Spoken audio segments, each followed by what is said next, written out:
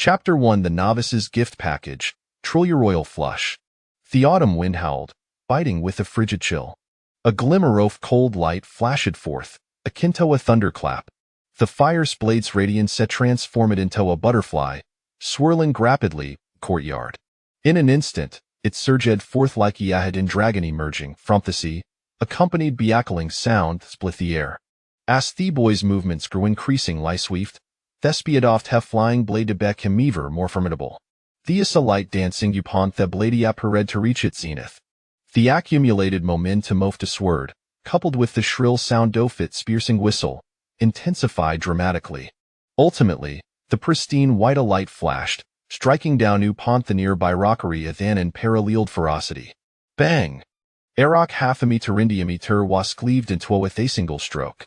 As debris scattered, the boy's blade, shimmering with cold light, performed a flourish before returning to its sheath. In ever imagined I wooed Beckamimumber off them Jinyiwei Ming Dynasty fata truli play strixenable. Bayugazet embroidered spring blade and hishand, his expression tinged with melancholy. Embroidered spring blade. Flying fish attire. The sewer reth standard equipment of Jinyiwei established during the Ming Dynasty. The blade measured 12 feet and 20 in length, with a handle of 7 inches, slightly longer than a Zinga Ejed sword, and featured dual blood grooves on either side, crafted exclusively for propelling. Paired with the black fabric hodder kned with silver embroidery. Thetty signed depicted flying fish, with adragon shed, fish body, and dual wings, enhancing the chilling Gao Ray tech suited. Bai, originally a student from Blue Star, hadn't anticipated waking up to find himself in Thibalidom and had just joined Jinyiwei. Upon assimilating Galthi memories, Bai could not contain his excitement and began tenants with Eble Dedo familiarize himself with everything. Thusen fold dead the sin just witnessed. However, these world was not the martial arts realm Bai recognized. No. It should be said that this world was a fusion of all the martial arts worlds Bai had ever known. In the River Sand Lakes, there were figures like Higuching, Thelerdorf Bayan City, the infallible Little Flying Dagger, and Shimin Chuezu from Wanmei Villa, among others. Within the Ming Dynasty, there existed both Eastern and Western workshops, as well as Jinyiwei. Yet, in comparison to the formidable figures of Eastern and Western workshops, such as Wei Zhongxian, Chao Jingchuan, Lu Shi, and Wang Zai of the Western workshop, the Jinyiwei appeared rather feeble. No tonlited they locked top-tier experts, but they had also been reduced Tomari cannon fodder under the powerful oppression of Eastern and Western workshops. From the high-ranking commanders to the ordinary captains, they had long been infiltrated by Eastern and Western workshops. Among them were loyal Zakifants to figures like Hui Zongxian and Yu Huayan. Bai had been exceptionally recruited, becoming Gaminer officer. However, amidst Chundred soft house and soft Jinyiwei, he was merely a larger piece of cannon fodder. Above it the ordinary Jinyi were a thieficer soft Baihu, with Twaki flags and 10 minor flags established. Abaved by Huer 14 Qianhu, each overseeing 10 Baihu, directly governed by the southern and northern Anfu Sea. Yet, this powerful and numerous Jinyiwei was suffocated bethunuk soft eastern and western workshops. This clearly indicated that Bayu's current situation was far from ordinary danger. Having thought the Tupon crossing gover, Hued Bibel Toro im the martial world Phissian vengeance. It no seemed that a misstep could cost him his feri life. Nevertheless, the thought of being in Telong desired martial arts world office past life, a dream come true. Baya was resolute he would not willing Lilith's life pass in vain, idly waiting jinth Baihu. Rather than facing Gaddendind, Baya was determined to carve out thy own path with the blade in hand. His gaze sharpened, becoming Gaspir Singh Gast Hatofa Hawk. Event the embroidered spring blade in his grasp seemed to resonate with this newfound resolve, emitting a faint whistle. Ding! The host's ambition surge, activating the demon blade system misbinding. Please wait. Ding! Congratulations to the host for receiving the novice gift package. A system? Bayupa said momentarily, the naglamuro fure swept across his face. Indeed, the system was a staple for traversers. If just a moment ago, Baya was concerned about how to navigate the path ahead.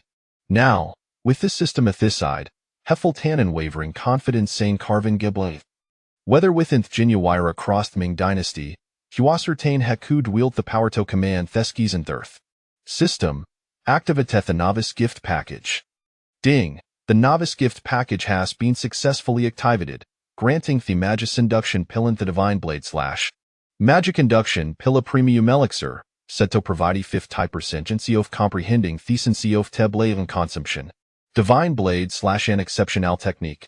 Renowned adast Hesignature Ding Pong, Master of Te Crescent Moonblade, claimed to ensure diathto aniuhofus the Demonic Blade.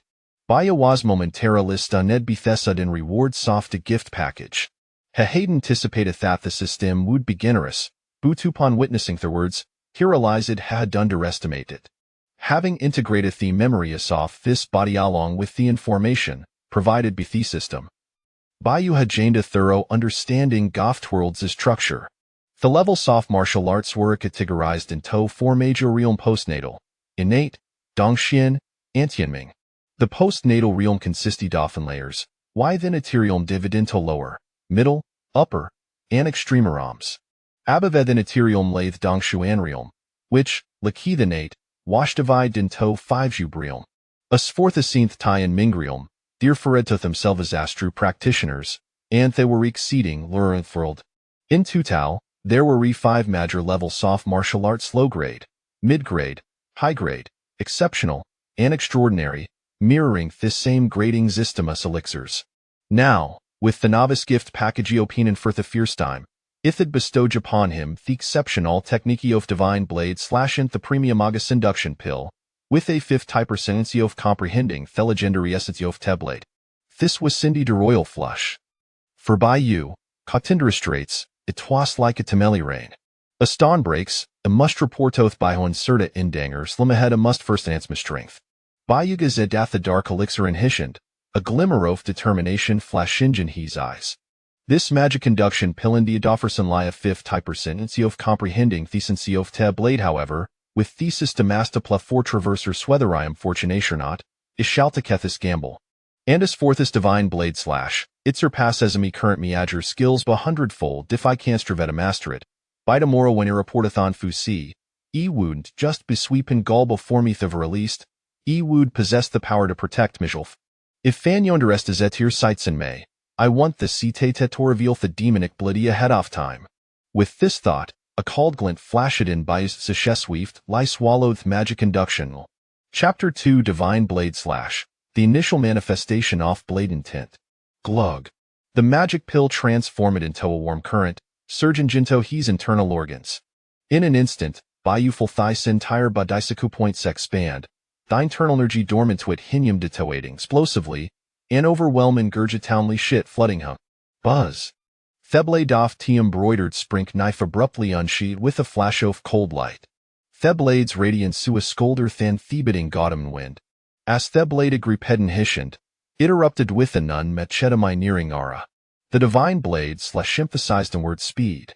Speed transforms, and transformation leads to understanding. In that moment, everything concerning the divine blade / poured into Bai's Mindla Karushing Griver. Suddenly, Bayu moved. The embroidered spring bladey danced, instant light transforming into cascade of cold light. The sound of Thuindak into fabric binked apart. Leaves fluttered in Thuinth wind. With each strike, the speed out possessed the last. Thepier sing gao reminating from the blade Sauridire and higher. The sharp sound of te blades whistler resonated like pack of wolf Sholangithaman, echo in Jinatheski. Thurasing gao recumulated toy zenith in an instant. The myriad of cold light hand blade shadows converged, releasing an indescribable essency of te blade like euphorious to the bursten firth. One estroke unleashed. The fallen leaves did seed in the gale, resembling gay giant dragoneth clawsbird. It transformed into a blade aura spanning 5 to 6 meters, crashing down upon Therakarya head. Boom! Therakarya exploded with a resounding crash, as the standabris erupted into the air. Event the tight lie shut door swerve forceful lighter nay part. A massive wave of Bladora swept back, instantly engulfing Theme Tyra courtyard. Amidst Theroin's Bayou stewed with Theblady in hand, his black hair billowing jint the wind, Hyzes like lightning, gazing at the horrifying / mark extending 7 to 8. The turbulent blood and energy within Yim still cooed not fully settle. Thunquenchable battle intent surged within Yimlai Karain Bopiersing the sun. Thatrevia stroke he indeed contained a rentoff bladientant. It was also benefit brought forth bith magic induction pill. However, Bayu understood clear light had hahadieto foolery finet magic induction pill, letalona manifest it.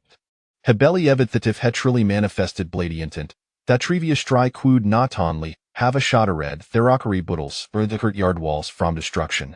With bladientant augment tingit, its spower wood have increased several fold. It seems thotamanifest bladientant, istalaxamething, by your marked, Luking Gathi embroidered spring bladian hishant. Whether it bet divine blade / or the magic induction pill, the Arab both diged with thesan seof to demonic. A blady eye zoppanoff murder could it be thate watilicus the intend to kill? If the tis the case, then a must kill. Bayus gazi turned as harpus lightning. Ha had been granted an exception to hoint he Jinyiwei and becomi minorificer, and Ashan swirl redis stained with blood. Leveraging advantagio fis fused memories, ha could swift lie adapto all these changes. It could be said that if there were Esimionity serving goff death, Bayawood undoubted lie strike without the citation this marks a transformation oft he hartandem metamorphosis oftal. Ding! Azure Jav murderous intent detected Darren demission has been activated bloodbath of Town Protector's office. Upon successful completion of the mission, rewards will be granted based on progress. The systems notification rang ut unexpectedly. Bayura is a Danebro, sheathing the embroidered spring blade with aswift motion. In his consciousness, a system panel quickly materialized. Host Bayu. Cultivation post-natal 5-fold realm. Technique breaking young skill inferior. Swordplay breaking army technique inferior. Divine sword / supreme. Weapon embroidered spring blade inferior. Intent initial glimpse seef sword intent. Gazing at Thesomi Watmiager panel, Bayu's alentless wedded away. Had it not been for the convenience afforded by the system and the acquisition of Fanavis gift pack, which provided him with Divine's word / and the demon transformation pill, Baywood Hopperla managed to reach the third retelevel. With the assistance of Divine's sword / and demon transformation pill, Bayawas no capable of stepping into Theralmov secondary masters. On suddenly a Sheeden fool, even a PX secondary master could be slain. As for straight masters, Bayu had nor collection of detailed combat experiences da draw upon. However, Hebeli evid the thwood not be fair off from an ordinary first-rate master. After all, only by reaching the postnatal 7-fold realm the true first-rate master. A figure of Samira noun within the martial world. The former Bayawud Havani Verderedto entertained such thoughts. Hogos there, skulking about? Bayu Arkadani brow, casting Isgazi towards the entrance. The embroidered springblady and Hishan emitted a crisp and melodious skim. A signo fimpending action. Lord Little Flag, I am Shin Lion off Jinyiwei, and I am Harito Gidiu Toth Town Protector's office. I hear the commotion here and was concerned that something might have a gonorrhea ant no harm berinjin. A figure emerged from the shadows. Upon witnessing the disarray off the courtyard, his pupils constricted slightly. Those who cold joint Town Protector's office mid-mission and become Jinyiwei possessed a certain degree of skill. Shinli and Wazel Rediowarif te presentio finally appointed Little Flag officer. And Hadelways considered higher ability as Stobasom comparable. Yet now, it appeared the disparity was not trifling gatal. Within the ranks of Jinyiwei, such prowess should not be confined to the position of famera Little Flag officer. Shinli in? Bayu was somewhat walking aback. If memory served, this dashing Jinyiwei a with sword-like brow sand starry eye sways indeed Shin Lion from the embroidered spring blade. A man perpetually caught tin sheams.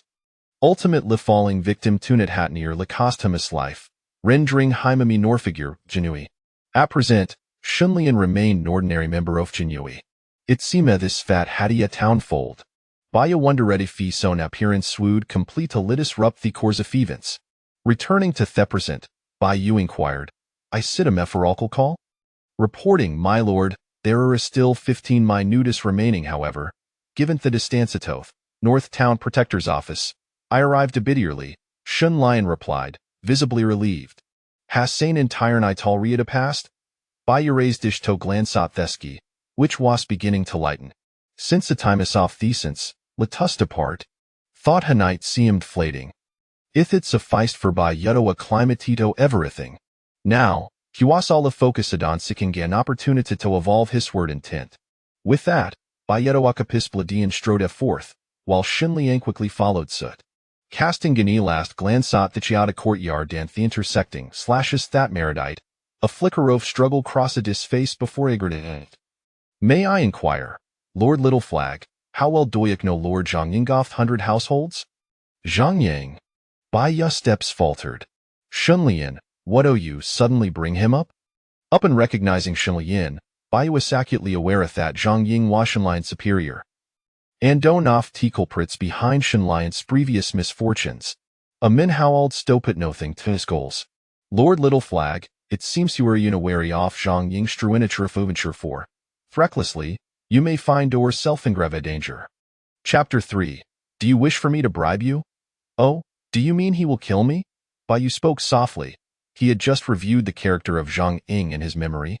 Yet he was more curious about what Shenlian intended to convey. Lord Xiaoqi, please do not misunderstand. The Jinyiwei is rife with internal strife, further infiltrated by the eastern and western factories. I merely wish to ensure that you do not inadvertently fall into their traps. Shenlian hurriedly explained, clasping his fists. Zhang Ying had always been one who relished in grandiosity, often resorting to coercion to extract benefits. Should he find himself deprived of sufficient gains, he would employ various underhanded tactics to create difficulties. If you are unprepared with the requisite silver, I have a small amount here to express my goodwill. Observing as Shenlian produced some silver coins, Baiyu did not accept them, but instead smiled and replied, Shenlian, are you not concerned that I might later accuse you of taking credit before Zhang Ying? Shenlian shuddered at the thought, recalling a scene from the courtyard, and gritted his teeth as he said, Lord Xiaoqi, I believe you are no ordinary individual. If I were to tell you that I wish to take a gamble on you, would you believe me? Both Shenlian and Baiyu had joined the Jinyiwei midway. In a system like the Southern and Northern Pacification Offices, which relied heavily on connections, background, and monetary grease, advancement was an endeavor more arduous than scaling the heavens. Tio gamble? Baiyu chuckled, patting Shenlian on the shoulder. That is an intriguing proposition, one that I find appealing. As for the silver, you may keep it, and if I, Baiyu, do not wish to give something, no one can seize it from me, neither Zhang Ying nor even the emperor himself. Now, I am eager to see whether Zhang Ying will indeed contrive to make things difficult for me. Let us go. The hour grows late. With that, Baiyu turned and departed. Shenlian stood there, momentarily stunned. He had encountered numerous newly appointed Xiaoqi officials, yet regardless of their renown in the martial world, upon entering the vast machinery of the pacification office, they must all yield to its authority. Baiyu, with his pride and lofty spirit, was truly a rarity. However, upon considering Zhang Ying's methods, a flicker of concern crossed Shenlian's mind as he hastened to follow, a quarter of an hour later. Under Shenlian's guidance, Baiyu finally arrived at the designated meeting place, the Northern Pacification Office of the Jinyiwei. The decline of the Ming Dynasty's imperial court, dominated by eunuchs, had rendered the sale of official positions and hereditary offices commonplace, serving as one of their means of amassing wealth. This corruption permeated not only the court, but also the Jinyiwei, leaving the over 100,000-strong Jinyiwei, including the 5 offices and 10 departments, largely devoid of genuine power. Yet, the Southern and Northern Pacification Offices stood as a notable exception. In the face of the eunuchs' control over the Eastern and Western factories, the Jinyiwei might merely be considered cannon fodder. However, the Southern and Northern Pacification Offices, one overseeing military craftsmen and the other managing criminal justice and internal supervision of the Jinyiwei, still held a fearsome reputation among the populace. Even the 5 offices of the Ministry of War regarded them with trepidation. It could be said that, had they possessed a genuine leader, their substantial numbers would have allowed them to contend with the Eastern and Western factories, perhaps even overpowering them. With the decline of the Ming Dynasty and persistent internal conflicts, for Baiyu to establish a firm foothold, the leaderless pacification office would undoubtedly be his first choice. However, putting this into practice would require considerable time and the formulation of various strategies.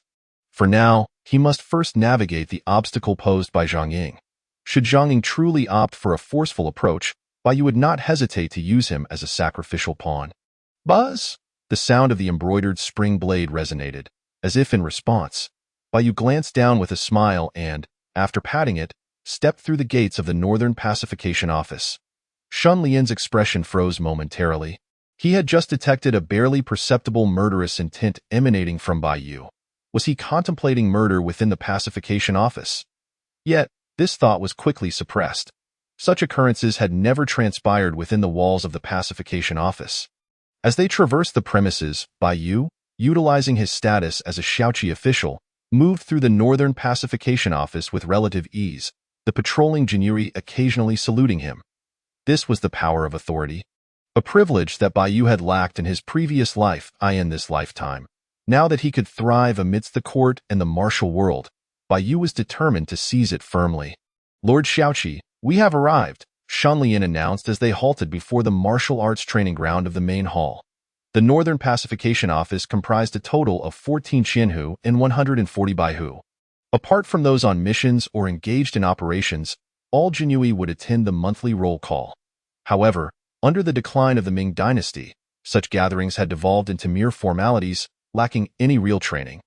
With many choosing to depart. Observing this lax and undisciplined atmosphere, Bai Yu paid it no mind and instead turned his gaze to the Baihu where Shun Lian was heading. He quickly spotted Zhang Ying, who stood out among the crowd with his corpulent figure. Zhang Ying squinted slightly as he too regarded Bai Yu. Hee, so this is the new Shaoqi Bai Yu who has joined our Baihu? Truly a remarkable talent, possessing both poise and charisma. Surely, you shall become an exceptional individual in the future. For some time now, our Baihu has adhered to an unwritten rule. Any newly appointed Shaoqi or Zongqi is afforded an opportunity to make a noteworthy impression. Currently, the Minister of War, Zhao Xinyuan, is scheming a rebellion, and the Eastern Factory's Jia Jingzhong is seeking to mobilize the Jinyiwei to assist in its suppression. This is a monumental merit. As he spoke, Zhang Ying rubbed his hands together, his two small mustaches quivering in anticipation. Shun Lian's expression shifted dramatically, and he quickly shot a warning glance at Bai Yu. This was a clear indication that Zhang Ying was seeking to extract benefits. Bai Yu, seemingly oblivious, smiled and replied, Lord Zhang, I accept this mission. If there are no further matters, I shall take my leave to prepare. With that, Bai Yu turned and walked away, his decisiveness leaving the onlookers momentarily stunned. Zhang Ying was taken aback as well. He had discussed so much in order to gain some benefits, and he had initially planned to apply pressure through the mission, never expecting Bai Yu to accept outright. Was this youth a fool? Please wait, Bai Shaoqi. Zhang Ying snapped back to reality, forcing a disingenuous smile. In truth, for a newcomer to undertake such a task is exceedingly perilous. A moment's carelessness could cost you your life. You may consider offering me a small sum to facilitate matters. Seeing Zhang Ying's true colors exposed, Bai Yu chuckled. If I recall correctly, both Zhao Xinyuan's rebellion and Jia Jingzhong's involvement stem from within the Jinyiwei. However, the Jinyiwei dispatched to assist were ultimately slain by Jia Jingzhong, and the leading Qianhu, Qinglong, was falsely accused of treason and hunted down for miles. Jia Jingzhong's conscription of the Jinyiwei was merely to lend an air of authenticity to the charade. Yet, what Bai Yu awaited was precisely this opportunity. Gazing at the warning and threatening demeanor of Zhang Ying, he merely smiled. Lord Zhang, do you wish for me to bribe you? Chapter 4. A single slash cuts 9. Blood spattering the pacification office. Gasps of shock reverberated through the crowd. Zhang Ying's face turned a shade of ashen fury. Such occurrences were all too common within the Jinyiwei, and indeed throughout the Ming Dynasty. Yet spoken from Bai Yu's lips, it took on an entirely different flavor. Beside him, Shun Lian's countenance shifted as well, utterly bewildered by Bai Yu's sudden turn. Zhang Ying, regaining his composure, darkly stated, Bai Shaoqi, what do you mean by this? Our Baihu merely wishes to assist you. However, since you have chosen to speak so brazenly, let us be frank. For a newcomer like you to undertake this mission is a path to certain death. I had intended to offer you a way out, but now it seems I shall have to teach you a lesson, stripping you of your wealth before sending you to your doom. With that, Zhang Ying lunged towards Bai Yu. Bai Yu laughed. Thank you, Lord Zhang, for this opportunity. Buzz! The sound of a blade's ringing echoed unexpectedly. In a flash of cold light, Bai Yu's embroidered spring blade unsheathed with startling swiftness. Poochie, blood splattered as Zhang Ying's left hand was severed cleanly from his wrist. The searing pain caused Zhang Ying to freeze momentarily before he erupted into a shriek of anguish. "You? How dare you sever my arm? You are courting death, me, courting death?" Baiyu retorted fearlessly, a smile gracing his lips, as a member of the Jinyiwei overseeing the law. Demanding bribes and extorting in public is a crime that warrants even greater punishment. As a Shaoqi officer, I possess the right to execute first and report later.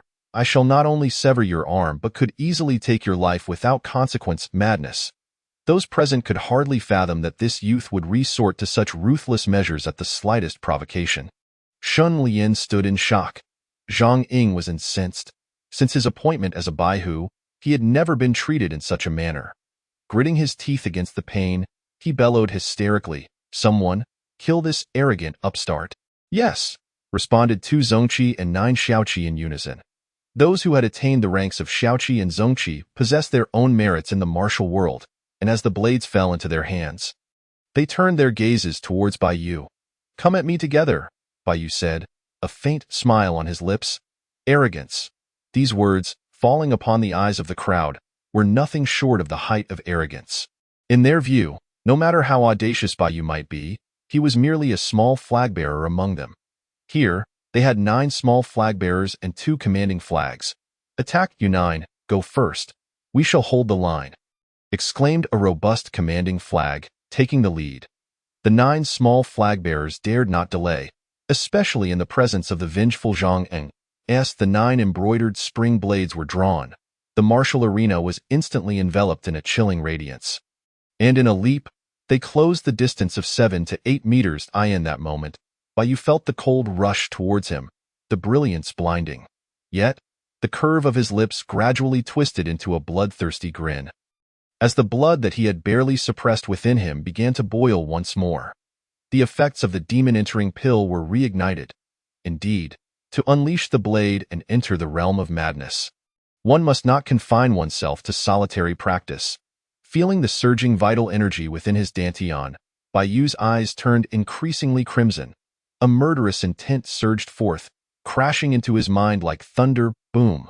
His mind erupted with a deafening roar, and everything around him seemed to slow, even the flow of air. No. This was the blade intent rapidly manifesting, heightening Baiyu's senses to an extraordinary sharpness. The onslaught before him appeared to be entirely within his control. Kill! Tia's dozens of Jinyiwei stepped through the grand gates of the 100 households. They raised their voices in unison.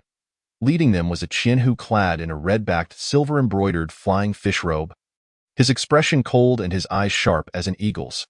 Following closely behind were the equally somber-faced Baihu, Zhu Ke, and Xuanwu, adorned in blue flying fish robes.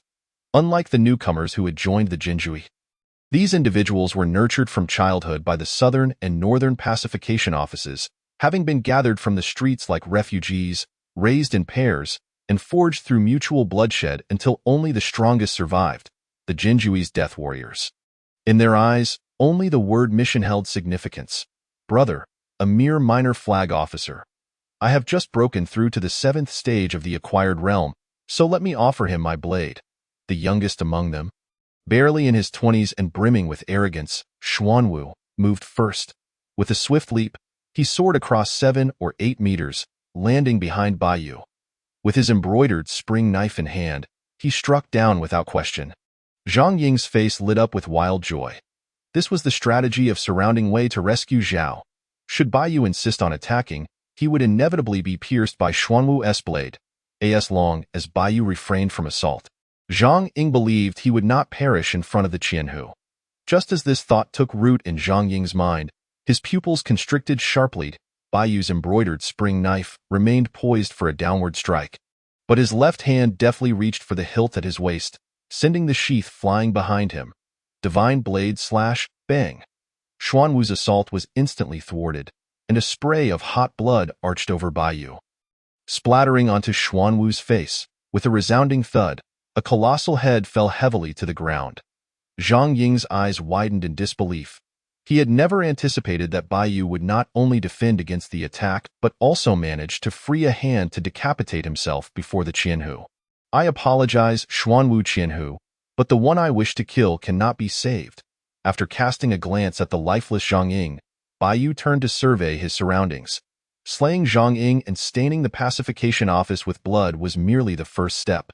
The true challenge lay ahead. If he could not stabilize the current situation, the days of the Jinyiwei would surely come to an end. Chapter 6. A Breakthrough in Battle. Acquired Realm 6th stage. The vast 100 households descended into an eerie silence. With disbelief etched on every face, including Shen Lian's, he had harbored doubts about Bai Yu's willingness to kill, but never imagined someone would dare to spill blood in the pacification office. This arrogant scoundrel dares to boast and murder in public. If I do not bring you down today, I shall relinquish my position as Qianhu. Xuanwu snapped back to reality, roaring as he raised his knife once more. Having just stepped into the 7th stage of the acquired realm, his overwhelming inner strength erupted forth, intending to suppress his opponent with sheer might. And Xuanwu's eyes, a mere flag officer, no matter how powerful, could never be his match.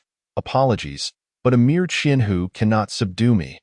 Bai Yu replied with a brazen smile, his embroidered spring knife flashing out like lightning in an instant. The sound of the blade echoed through the air, and the ferocious intent emanating from his knife caused the embroidered spring knives of over 100 Jinyiwei to emit a mournful wail as if bowing in submission. As the divine blade slash began, it descended with the brilliance of a full moon, carrying the weight of 1,000 Junbang. Xuanwu's face changed dramatically, his palms trembling as he unleashed a strike with the prowess of the 7th stage, only to find it met with equal force. The initial plan to suppress his opponent by sheer realm was instantly thwarted. Just as he prepared to retreat, Bai Yu's embroidered spring knife seemed to come alive in his hands, executing a flurry of strikes with fluid grace. Each slash, thrust, and sweep showcased the breathtaking speed and transformation of the divine blade slash. This moment crystallized into an unceasing tide of attacks, with Bai Yu's momentum surging with each strike. With the divine blade slash and the refinement of the demonic pill already pushing Bai Yu's inner strength to the threshold of the 6th stage, the continuous onslaught of his blade and the rapid ascent of his aura shattered the thin membrane that had held him back, officially propelling him into the 6th stage of the acquired realm. Divine blade slash. The crimson glow of Bai Yu's embroidered spring knife surged to its zenith, resembling a blood moon soaring through the sky. Descending with an unmatched ferocity, caught within the onslaught, the ever-defensive Xuanwu felt his pupils constrict as he prepared to clash head-on. Xuanwu, dodge quickly. You cannot withstand this blow. The thunderous warning echoed. A flicker of surprise crossed Xuanwu's face as he hastily sidestepped. Alas, the flash of bloodlight and the stunning blood moon surged forth, crashing down upon him. Boom! Xuanwu's embroidered spring knife shattered with a resounding crack, and he was hurled backward by the violent wind. Tumbling into the arms of the towering Bai Yu, his flying fish robe torn to tatters by the unleashed blade's energy. The aura of the once mighty Qianhu dissipated entirely as the dust settled. All gazes were fixed upon the martial platform, where a gash measuring 2 or 3 zhang lay etched in the granite, a material renowned for its resilience, far beyond that of ordinary substances. To carve such a deep groove into granite with a single strike was no small feat. Had Qinglong not provided timely warning, Xuanwu would surely have been cleaved in two. You have concealed your true strength. You are not merely a minor flag officer at the 5th stage, but at least at the 8th or even 9th stage. Xuanwu exclaimed, astonished. You possess the strength of a first-rate master yet choose to remain a minor flag officer. You must harbor some dark secret. Brother, second brother, let us join forces and subdue him. Xuanwu, his face gray and his broken knife in hand, shouted urgently. The burly Bai Yu exchanged glances with Zhu Ke before stepping forward. The situation had far exceeded their expectations, and if they did not act swiftly, it might become the laughingstock of their Qianhu office. As the three advanced, Bai Yu grinned bloodthirstily, his embroidered spring knife once again emitting a light chime. Having been able to sweep through the 6th stage at the 5th, now stepping into the 6th stage with the divine blade slash and blade intent, Bai Yu felt no fear against the 7th stage. As for the 8th stage, he was eager to test his mettle in an instant. As both sides faced off, the expansive 100 households were thick with an atmosphere of impending violence. The nerves of every Jinyiwei were taut, while Shun Lian beside them felt beads of sweat forming in his palms, anxious to see how Baiyu would conclude the matter. Enough. Everyone cease your actions. Qinglong, who had remained silent until now, suddenly spoke, his expression cold and resolute. Brother, what do you mean? This fellow harbors secrets that should warrant his capture and interrogation, Xuanwu retorted hastily. Baihu and Zhuke exchanged puzzled glances. Yet the authority of Qinglong compelled them to halt. Baiyu also relaxed his blade intent, sheathing his embroidered spring knife, fully aware that his objective had been achieved. Teoquella situation. One must possess enough merit to overshadow one's own faults and gain the upper hand. Baiyu's secondary objective had now been fulfilled. Chapter 7. A string of words, each piercing the heart as Baiyu sheathed his knife. Qinglong's indifferent gaze swept across the arena. Xuanwu, this newly appointed flag officer is indeed at the 5th stage of the acquired realm. To be precise, he has merely utilized his combat with you to hone his blade intent and techniques, leveraging that momentum to break through to the 6th stage. With his exquisite techniques and blade intent, his power now surpasses the 6th stage, making it difficult even for a first-rate master at the 7th stage to withstand his brilliance. You have just entered the 7th stage, and your strength is not yet solidified. Facing his techniques and blade intent, your defeat is hardly unjust. Who would have thought that this newly appointed flag officer would yield such a promising talent for the pacification office? A hushed murmur reverberated through the training grounds, and gasps of disbelief filled the air. Even Zhuke and Baihu, both masters of the 8th stage, displayed shock on their faces. The notion of a 6th stage triumphing over a 7th stage was a blatant disregard for the disparity in inner strength. Most astonishingly, this stoic elder brother, who rarely offered praise, had done so now. A rare occurrence indeed among their brethren. Brother, you say my defeat is not unjust? Xuanwu's expression stiffened, preparing to retort further, but Qinglong intercepted him. Enough, the farce ends here. Do not forget our forthcoming mission. This newly appointed flag officer, I now grant you an opportunity to explain why you committed murder within the pacification office. Your strength is commendable. Yet this is still the pacification office. Without sufficient justification, you may find it difficult to depart. As Qinglong's words fell, his cadre of Jinji stood at the ready, poised for action. Qianhu Qinglong, the Ming Dynasty is in disarray. With incessant conflicts in the martial world stirring up bloodshed, leading to the suffering of the common folk. Baiyu spoke with a smile. This is due to lax discipline and the failure to uphold the law. Our southern and northern pacification offices preside over criminal law and oversight, and the northern pacification office oversees the prisons. This is the hallmark of the realm, as Zhang Ying, serving as a 100 household, not only failed to set an example, but also resorted to coercion through tasks, extorting money and compelling others to engage in internal strife. This behavior is, for the North Town Pacification Office, nothing short of a blatant violation of the law, deserving of execution as a public deterrent. Otherwise, it will embolden lawlessness and disrupt the order of our southern and northern pacification offices, whether in the court or before the eastern and western factories.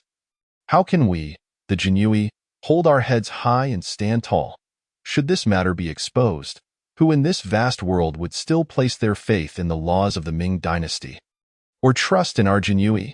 Such treachery, plunging us into the depths of immorality, renders it imperative that Zhang Ying be executed to quell the discontent. Now, I boldly ask my colleagues, should Zhang Ying be put to death? Each word spoken strikes at the heart. All Jinyiwei collectively gasped. They had considered that Baiyu might offer various excuses to evade responsibility, yet they were utterly unprepared for his resolute and unassailable stance, particularly in light of the pressures from the court and the eastern and western factories. Many Jinyiwei, far from standing tall, had been reduced to living like dogs. Baiyu's words struck a chord with them, igniting their former bloodlust. The phrase to hold one's head high and stand tall brought tears to their eyes, evoking a sense of resonance. Observing the impassioned response of his subordinates, Zhuke and Baihu exchanged glances, their expressions shifting subtly. In that fleeting moment, they too were ensnared by Baiyu's rhetoric, feeling a sense of discomfort as it unveiled the current predicament of the Southern and Northern pacification offices. Within the Jinyiwei, there had long been a deficiency of a resolute figure. Bai's recent display perfectly filled this void, eliciting a collective resonance among all present. Eldest brother, second brother, third brother, do not heed this fellow's nonsense. It is merely one-sided testimony, and who dares to vouch for him? If Lord Jia pursues this matter, how shall we respond?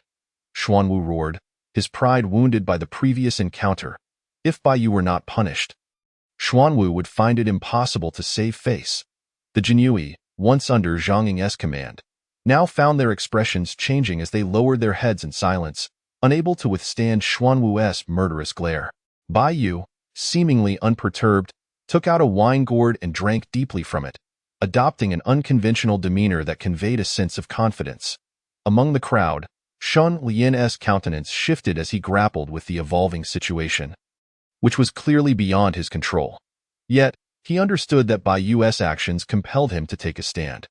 Reflecting on the recent events and his earlier resolve to gamble on this, Shun Lian ultimately gritted his teeth and stepped forward, declaring, "Esteemed lords, I, Shun Lian of the Jinyiwei, can testify on behalf of Lord Bai. Zhang Hundred household has exploited his authority for personal gain, openly threatening our colleagues to engage in mutual slaughter, casting a shadow over our ranks. After repeated warnings from Lord Bai proved ineffective, he was compelled to take action against Zhang Hundred household. I trust that my fellow colleagues can corroborate this.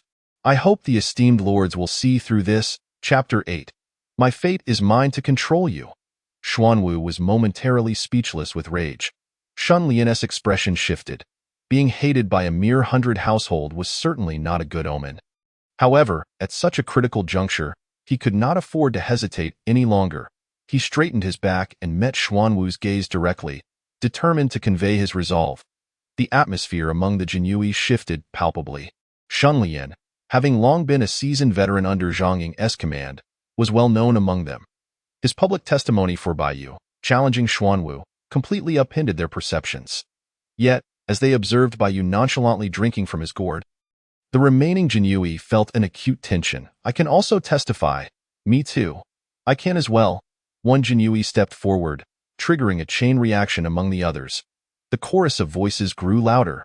Shun Lian's gamble, coupled with Zhang Ying's demise, had effectively breached the previously unassailable unity of Zhang Ying's faction. Aside from the 30-odd individuals who were on missions, the remaining 60 expressed their support. The 9 minor flags, who had just recovered from being struck down, along with the 2 major flags, instantly grasped the significance of the situation. Faced with Bai's calm demeanor, they could only grit their teeth in agreement. "We too can testify that Zhang Ying exploited his authority for personal gain, coercing us to act against Lord Bai. We are fortunate for Lord Bai's arrival. Otherwise, we would have continued to be oppressed and deprived by Zhang Ying. Indeed, that is the case. We thank Lord Bai for ridding the pacification office of this malignant tumor." The tide had turned decisively against Xuanwu, who found himself at a loss for words. Even Zhang Ying's closest confidants believed he deserved his fate. Continuing to confront this situation would surely lead to their own downfall. "Very well, since you all testify in unison that Zhang Ying deserves execution, I will set this matter aside for now and submit it to Lord Lu Wanzhao for review." Qinglong stated indifferently, "However, you should all be well aware of the purpose of my visit today. Half a day ago, Zhang Ying received the task of encircling the traitor Zhao Xinyuan, and your 100 household, like the others, must send a flag to provide support. Now that Zhang Ying is no longer with us, I shall temporarily delegate this authority to Bai Yu." Shun Lian and the others' expressions shifted as they realized the grim reality. Zhang Ying was indeed dead, yet the perilous mission could not be avoided. Nevertheless, Qinglong, as 1,000 household, had bypassed the 2 major flags, entrusting the selection of personnel to Bai Yu. This appeared to be a gesture of empowerment. Yet any misstep could deplete the authority Bai Yu had just accumulated.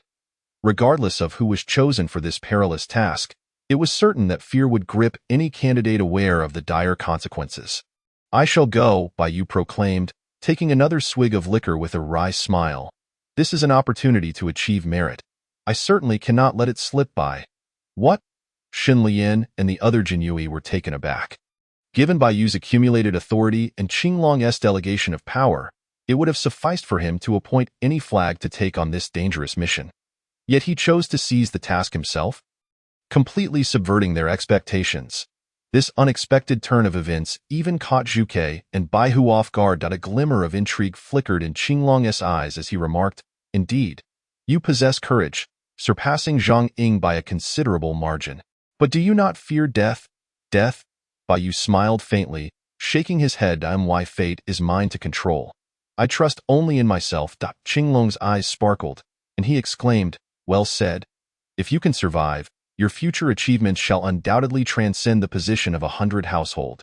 Tonight, at the second watch, assemble at the pacification office. I hope you will not disappoint me." With this parting remark, Qinglong cast one last scrutinizing glance at Bai Yu before turning to leave. Zhu Ke and Bai Hu hurriedly followed suit, while the others, including Xuanwu, glared at Bai Yu with darkened faces. After a prolonged silence, Xuanwu gritted his teeth, declaring, "Arrogant whelp, I shall remember you. I hope you see the sun rise tomorrow. Today's task is far from what you imagine."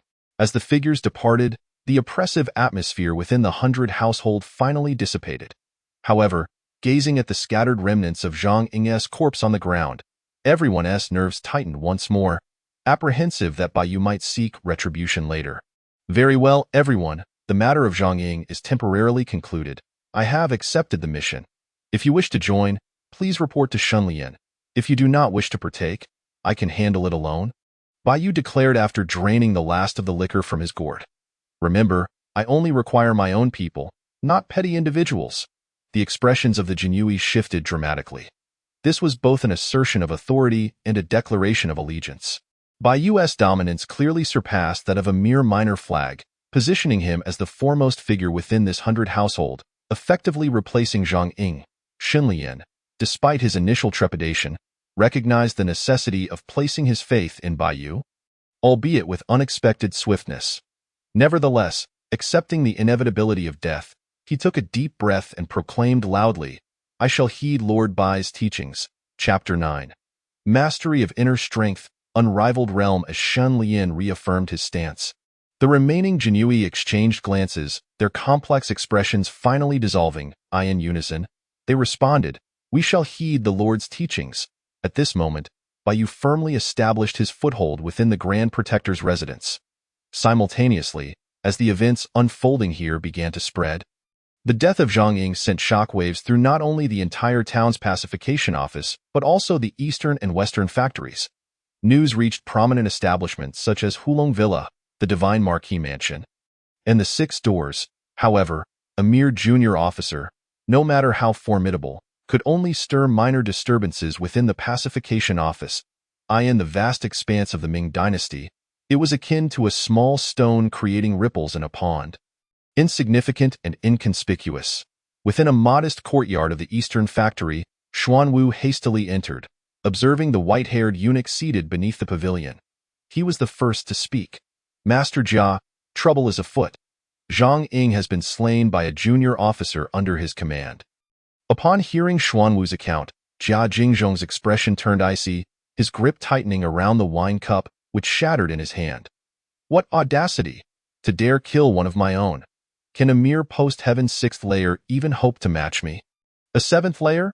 It appeared to be a promising talent, yet if he could not be of use to me, then he must be destroyed.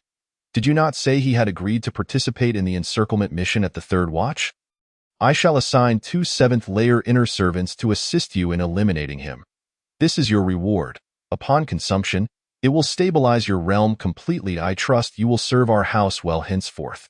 Xuanwu accepted the jade vial with elation, having long resented being overshadowed by Qinglong and others.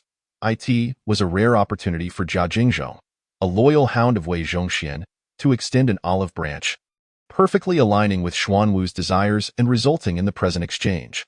"Rest assured, Master Jia, Xuanwu will handle this matter with utmost diligence. With this, I shall undoubtedly procure the head of that junior officer." "Very well, prepare thoroughly. Prince Qing has also dispatched assistants. I hope you won't bring shame upon our house." Jia Jingzhong waved his hand, signaling Xuanwu to depart. As Xuanwu disappeared from view, Jia Jingzhong turned his gaze toward another direction in the courtyard, where Hulong Villa and the Divine Marquis Mansion were located. Moreover, through intelligence reports, Jia Jingzhong had learned that Prince Qing had enlisted considerable support, and with the prowess of the Eastern Factory, he firmly believed this matter could be handled with ease. Meanwhile, after the morning assembly concluded, Bai Yu left the pacification office alone, surveying the ravaged courtyard and preparing to step inside. Ding, congratulations, host, for slaying Zhang Ying and completing the blood-soaked pacification office mission. Task completion rate, 100%. Ding, congratulations, host, for severely injuring Xuanwu. Blood-soaked pacification office mission completion rate, 150%. Due to the host's extraordinary accomplishment, a reward of the supreme profound art, Qingkuan Great Shift, has been granted. The ethereal notification echoed in succession. Bai Yu had been puzzled as to why the system had not responded after leaving the pacification office, never anticipating that slaying Zhang Ying and injuring Xuanwu would further enhance the task completion rate. If memory served, Qingkuan Great Shift was the treasured martial art of the Ming sect, historically reserved for the current sect master. It possessed the abilities to awaken potential, master martial principles, replicate opponent skills, exploit their vulnerabilities, accumulate strength, manipulate palm techniques, and shift the energies of yin and yang in the realm of martial arts. It was indeed a top-tier profound technique. With the aid of the demon transformation pill, Bai Yu had already transcended into a state of blade intent. And with the divine blade slash, he was further empowered. What he now lacked was a refined profound art to enhance the quality of his inner strength. The emergence of Qingkuan Great Shift undoubtedly alleviated Bai Yu's pressing concerns. Initially, Bai Yu had harbored considerable caution regarding tonight's operations. However, once he mastered the Qingkuan Great Shift and integrated it with the divine blade slash and blade intent, his power would undoubtedly ascend to new heights. At that point, not only would he dismiss the post-heaven 7th layer, but he would also regard the 8th layer with indifference. With a thought, all knowledge concerning Qingkuan Great Shift instantaneously filled Bai Yu's mind. Thanks to the system's convenience, what had once been a convoluted incantation now became clear and comprehensible in an instant. Bai Yu cultivated. His internal energy surged like a boiling torrent, roaring into action. Bai Yu dared not be negligent and immediately assumed a meditative posture. He was acutely aware that his previously possessed breaking yang art was a mere superficial technique. If he were to replace his inner power with the principles of Qingkuan Great Shift, not only would it awaken his potential, but it could also potentially open the long-closed Rin and Du meridians. When that time came, not only would his inner strength surge, but his overall prowess would rise dramatically. Once his profound art matured, he would be invincible within the same realm. The thundering internal energy surged forth like a wild stallion, racing towards Bai Yu's limbs. All 12 of his meridians were swiftly connected, and the impurities within his body were forcibly expelled by this torrent. Simultaneously, a sharp, stinging sensation engulfed him. Yet this pain paradoxically brought an inexplicable tingling sensation throughout his being, continuously cultivating new internal energy that rapidly replenished Bai Yu himself. Allowing his inner strength, which had only just reached the post-heaven 6th layer, to fill to the brim once more. If this progression continued, Bai Yu was confident that he would break through to the post-heaven 7th layer within a mere half-day. Officially stepping into the realm of top-tier masters, combined with the divine blade slash and blade intent, should he encounter Xuanwu again, Bai Yu was absolutely confident in his ability to defeat him in an instant. As time passed and the 12 meridians were quickly opened and stabilized, Bai Yu's internal energy surged towards the 8 extraordina. Bai Yu gazed ahead at the youth before him. A striking figure with red lips and white teeth, long hair adorned with a crown, a radiant visage, and a chest that rose slightly. He couldn't help but roll his eyes. If he was not mistaken, this must be one of the most cliché tropes in martial arts narratives. A girl disguised as a boy? Easily perceived by passers-by. Nevertheless, it must be said that the individual before him was indeed a girl in disguise, yet her beauty was still discernible. Her graceful figure and exquisite form could still be faintly observed beneath the guise of male attire. It was rare to encounter such a sight, even within the realm of the Ming Dynasty. "Who are you?" The youth snapped back to reality, suddenly hearing the cacophony of hurried footsteps behind him. "This is bad. You must let me in quickly. Someone is pursuing me. Chapter 11. Chivalrous heart, spirit of the Jianghu pursuing you. Bai Yu raised an eyebrow, quickly spotting a group of over 10 burly men emerging at the end of the street, brandishing gleaming weapons as they hastened toward them. Upon catching sight of the girl beside Bai Yu, the group's eyes gleamed with recognition. Yes, this fellow. How dare he enter the Yihong courtyard and order a top courtesan without paying? If we don't take him down today, we'll be the laughingstock of the capital. They must be accomplices. Capture him and drag him back to Chunfeng Tower. The leader, a man with a scarred face, tightened his grip on his sword and bellowed. In the next instant, the mob surged forward like a flood. The girl standing behind Bai Yu paled, quickly speaking up, "My friend, I apologize for dragging you into this. You should flee at once. I will hold them off, by the way. My name is Tai Xianan. We may meet again." With that, she dashed into the throng of attackers, engaging in combat. Visiting a brothel? Bai Yu arched an eyebrow, feeling a sense of helplessness. Here was a girl disguised as a boy, genuinely believing she had a handle on things, running to a brothel seeking a courtesan, of course. She would run away upon entering a room. Did she think she was studying music and playing the flute? However, the name Tai Xianan quickly brought to mind another name, Tai Xianlan, one of the 10 notorious villains of the Central Plains, known as the martial madman, the Iron Lion, Tai Zhan's daughter, Tai Xianlan. In terms of strength, she ranked among the top 10 villains. Likely having reached the innate realm. In the Jianghu, she was somewhat notable. The Tai Xianlan before him was probably out searching for her father, inadvertently ending up in the capital. As for why she had gone to Chunfeng Tower for illicit pleasures, Bai Yu was uncertain. Nevertheless, faced with an overwhelming danger, rather than fleeing, she had taken the initiative to stand up and create an opportunity for him to escape. This chivalrous heart and spirit of the Jianghu were not traits found in just anyone. She was indeed a rare and admirable girl. Crazy 108 strikes. A deliberately subdued shout rang out amidst the battlefield. Tai Xianlan weaved swiftly through the crowd, her fists raining down like a torrential storm upon those surrounding her. With each strike, she was able to repel the larger men who towered over her. Though her fighting style appeared unrefined, it was undeniably vigorous, perfectly embodying Tai Zhan's style, which contributed to Tai Xianlan's forthright and candid nature. In the Jianghu, she was a remarkable woman. However, such a disposition often led to challenges and misfortunes. Based on her aura, it seemed Tai Xianlan was merely at the 5th level of the innate realm, and against a dozen burly men, she would struggle. Once the scarred leader intervened, also at the 5th level, the disparity in combat experience and physical strength would likely lead to her swift defeat. Useless fools, clear out. Let me handle this. As the scarred man grew frustrated with the lack of progress, his expression darkened, and he charged forward, wielding his sword with a force that shook the ground. In mere moments, he closed the distance of several meters. With a swift motion, he brought his heavy blade crashing down toward Tai Xianlan. Her expression shifted dramatically as she hastily drew the willow leaf blade at her waist to block the attack. Bang! The tremendous force reverberated, and Tai Xianlan felt a jolt in her hands as her blade was forced downward. The burly man was relentless, his eyes flashing with ferocity as he swung his sword again and again. After a series of 5 strikes, the disparity in their physical builds became evident. Finally, Tai Xianlan's blade slipped from her grasp, clattering to the ground 3 to 4 meters away. Seeing this, the scarred man grinned wickedly, raising his sword for a final strike. Boy, you should just die quietly. Buzz! The sound of a blade slicing through the air erupted. A cold light like a shooting arrow struck the scarred man's chest. Bang!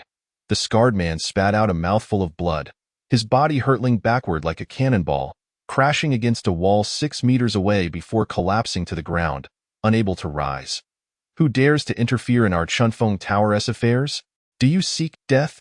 How dare you meddle in our business? The expressions of the burly men shifted dramatically as they shouted in alarm. Silence!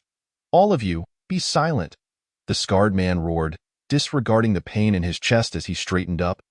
Glancing at the blade embedded in the ground, he quickly clasped his fists in a gesture of respect. This is the Xiuquan blade. This gentleman is from the Jinyiwei, if you value your lives. Step aside. We, The guards of Chunfeng Tower were unaware of your identity, and we apologize for any offense caused. I have some acquaintance with Lord Shanlian of the Jinyiwei. I hope you, sir, can show mercy and forgive us. Chapter 12. Mastering Authority, Winning Hearts. Shanlian. Baiyu was taken aback, but quickly came to terms with it. In this era, visiting brothels was entirely legal. Individuals like Shanlian, who risked their lives for a meager existence, were merely living for the moment. By day, they were bloodied warriors. By night, they indulged in debauchery. If Baiyu recalled correctly, Shanlian had encountered the courtesan Zhou Miaodong at a brothel, becoming her backup. In the end, he had expended considerable effort to raise the ransom for Zhou Miaodong's release, only to find that she regarded him as nothing more than an ATM, her affections elsewhere. A true embodiment of a historical femme fatale. Of course, this situation had its roots. During a mission, Shanlian had inadvertently wiped out Zhou Miaodong's family. Perhaps it was poetic justice. Sir, I truly did not recognize your identity earlier. I hope you will not take offense. As for this young gentleman's matter, I shall take it upon myself to let it go. Noticing Baiyu's silence, the scarred man, now visibly anxious, spoke again. His previous bravado completely vanished. Even a dying camel is larger than a horse. The Southern and Northern Pacification Commissioners were indeed overshadowed by the Eastern and Western factories in the court. Yet, in the common folks' eyes, they were still figures to be feared. Not only ordinary citizens but even officials dared not casually provoke or associate with them. Baiyu, immersed in his practice of the Qingkuan Dajiao, found his once elegant attire of flying fish now tattered and stained with the impurities of his inner turmoil, making him appear little better than a beggar. Otherwise, the scarred man would not have hesitated to confront him without the Shochuan blade being drawn. You are from the Jinyiwei? Tai Xine Lan couldn't help but be taken aback. Someone from the Jianghu? She had heard of the Jinyiwei, but witnessing Baiyu easily incapacitate a man at the 5th level of the innate realm was beyond her comprehension. Just making a living, Baiyu replied nonchalantly. Taking a sip of his drink. As for you, feeling Baiyu's gaze upon him, the scarred man shivered involuntarily. Unlike Tai Xine Lan, he was familiar with the capital and had some understanding of the Jinyiwei's prowess. The man before him was clearly far stronger than the Lord Shanlian he had known. Lord Bai Xiaoqi, what has transpired? Shanlian approached briskly from down the street, his brow furrowed. 18. What brings you here? Did you dare to offend Lord Bai Xiaoqi? How bold of you! Quickly, come over here and kneel in apology. The scarred man, upon seeing Shanlian, hurriedly prepared to kneel, understanding that this was Shanlian's attempt to defuse the situation. No need. It was merely a misunderstanding. Since you know Shanlian, let this matter be resolved here. Baiyu waved his hand. Everyone, leave. Thank you, my lord. The scarred man bowed in gratitude and swiftly retreated with his companions, casting a grateful glance at Shanlian as they left. Shanlian forced a smile, fully aware that Baiyu had seen through his ruse. Nevertheless, Baiyu's last remark, which implied he was doing this for Shanlian's sake, undoubtedly filled Shanlian with a sense of pride. A low-ranking member of the Jinyiwei, receiving such acknowledgement from a superior was indeed an honor. Now, what urgent matter brings you here at this hour? Baiyu took another swig of his drink and, cutting straight to the chase, remarked that he possessed some knowledge regarding the art of commanding subordinates. As for Shanlian, being the first member of his inner circle, he understood that sometimes maintaining face could be more effective in winning hearts than mere monetary incentives. Shanlian hastily regained his composure, producing an imperial edict token and presenting it to Baiyu. Lord Bai Xiaoqi, there has been a change in the mission. We need to depart early. The Qingsong Thousand household has ordered us to assemble immediately, and the task has been moved up to the first watch of the night. A change in the mission? Baiyu raised an eyebrow, appearing somewhat surprised.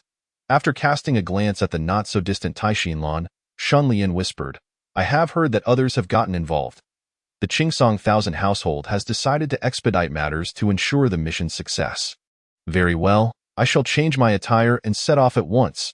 Baiyu had long anticipated that matters would not be so straightforward, and thus he was not taken aback by the urgency. Moreover, with the great cosmic shift nearing completion, he secretly hoped for some unwitting souls to come forth and test their mettle against him. By the way, I must thank you for your assistance earlier. May I know your name? Perhaps we could become friends. Tai Xinlan unexpectedly spoke up. Bai Yu turned to glance at her and replied, I am Bai Yu, a minor officer of the Jinyiwei. The notion of friendship is rather cliché. I enjoy soaking in hot springs. Perhaps we could meet up sometime for a bath. If anything arises in the future, do not hesitate to seek me out here. With that, Bai Yu turned and left. Shen Lian exchanged a meaningful glance with Tai Xinlan before hastily following suit. He, of course, remained oblivious to the fact that Tai Xinlan was disguised as a man. Having witnessed Bai Yu's capabilities, Shen Lian was convinced that Bai Yu would undoubtedly achieve great heights in the future. As for Tai Xinlan, it was entirely possible that she might one day find herself under Bai Yu's command. Chapter 13. The first mission, assembling the team. Did he just suggest bathing together? Tai Xinlan momentarily froze, then lowered her head to glance at herself, her cheeks flushing slightly in a way he couldn't possibly have seen through my disguise. My skills in masquerading are not easily penetrated, but if we were to bathe together next time, would that mean being unclothed and face-to-face? Ugh, Tai Xinlan, what are you thinking? The priority now is to figure out how to enlist this Jinyiwei's help in locating my father. The Northern and Southern pacification offices found themselves in a somewhat awkward position within the court, overshadowed by the Eastern and Western factories. However, in the realm of the Jianghu, the vast network of tens of thousands of Jinyiwei, coupled with numerous informants and intelligence agencies, was omnipresent throughout the Central Plains. Few could rival such a force in the Jianghu. Rather than searching for a needle in a haystack, it would be far more expedient to rely on the Jinyiwei. A flurry of chaotic thoughts raced through Tai Xinlan's mind. Blushing, she took one last glance in the direction Bai Yu had disappeared before swiftly departing. Bang, bang, bang. The air is dry. Be cautious of fire. A night watchman shouted hoarsely. Soon, however, a multitude of shadows emerged from the darkness, making their way toward the residence of Zhao Xinyuan, the Minister of War. Before the watchman could register what was happening, a shadowy hand swiftly knocked him unconscious. Lord Bai Xiaoqi, the time to convene has arrived. We should head over immediately. Shen Lian's voice rang out amidst the crowd, followed by a throng of Jinyiwei, numbering 30 to 40 men. According to the orders from the Eastern Factory, the Qingsong only needed to extract a small flag from each 100 household to form a larger force. However, when Shen Lian announced that Bai Yu would personally lead the upcoming mission, the Jinyiwei, who typically shunned such tasks, scrambled to join in. This fervor instantly made Shen Lian realize he had not miscalculated his choice. Not only he, but others too, were stirred by Bai Yu's audacity in the pacification office. As the first to pledge allegiance, Shen Lian was acutely aware that if anyone were to pursue charges against Bai Yu for the murder of Zhang Ying, he would be the first to suffer the consequences. Conversely, should Bai Yu rise to prominence, he would be among the first to receive protection. This was, in essence, a gamble with their lives. The forthcoming mission would serve to validate everything. Bai Yu took a swig of strong liquor, his brow furrowing as he scanned the crowd, clearly surprised by the turnout. It appears that none wished to be left out. Nevertheless, he reassured them, rest assured, as long as you follow me, Bai Yu, in executing this mission, I shall guarantee your safety. Unless I fall, none of you shall perish before me. Now, let us proceed. With that declaration, Bai Yu turned and made his way toward the residence of Zhao Xinyuan, the Minister of War. Sometimes, brevity in words suffices. Excessive chatter may come across as frivolous. The Jinyiwei present felt their faces flush. Had it not been for the circumstances, they would have undoubtedly cheered in unison. Regardless of whether Bai Yu would fulfill his promise, he had at least set a precedent in this perilous mission. At the end of the street lay the Minister of War's residence, where hundreds of Jinyiwei had already gathered, with the cold-faced Qingsong at the forefront. Brother, are we still waiting? It's nearly time, and that brat hasn't arrived yet. Could it be that he is unable to gather anyone and is too embarrassed to show up? The burly Bai Hu could no longer contain his impatience. Next to him, Zhu Ke nodded in silent agreement. As 100 household officer, watching his fourth brother Xian Wu defeated by a mere flag officer had undoubtedly fueled their resentment. However, just as the words left his mouth, a series of light, rapid footsteps echoed down the street. Bai Hu and Zhu Ke's pupils constricted in disbelief. Isn't there still a stick of incense left until the appointed time? We should have arrived early. Bai Yu took a swig from his gourd and surveyed the scene. Where is Xian Wu? He wouldn't still be brooding over what transpired during the day, would he? You, Bai Yu was momentarily speechless. Under normal circumstances, he would have slapped away a mere flag officer without hesitation. Yet, given Bai Yu's strength and the events of the day, it was evident that this newly appointed flag officer was no easy adversary. And provoking conflict here would be ill-advised. Enough? Everyone, let us keep our comments to a minimum, Qing Song interjected at the opportune moment. Earlier today, Eunuch Jia visited the Northern Pacification Office, and for the sake of the Eastern Factory's security, Xian Wu was reassigned there. He will not be participating in today's mission, so there is no need to worry about further conflict. In Qing Song's eyes, Bai Yu's mention of Xian Wu at such a critical juncture was merely a reflection of the earlier incident. With the mission imminent, it was crucial to pacify the crowd. Bai Yu's gaze flickered momentarily. As anticipated, he did not overly concern himself with Bai Hu and Zhu Quebec, however, possessing the status of 1,000 households and having intervened multiple times to smooth out tensions.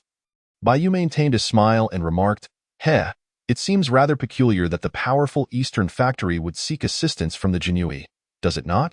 Chapter 14. Guests arrive. Shadows cross the expressions of the Jinyiwei shifted subtly. Anyone could discern the underlying implications of Bai Yu's words. Bai Yu's countenance darkened as he retorted, Bai Xiaoqi, are you attempting to sow discord among us brothers with that remark? If you do not provide me with an explanation, I shall not let this slide. With a forceful step forward, Bai Yu exuded an oppressive aura.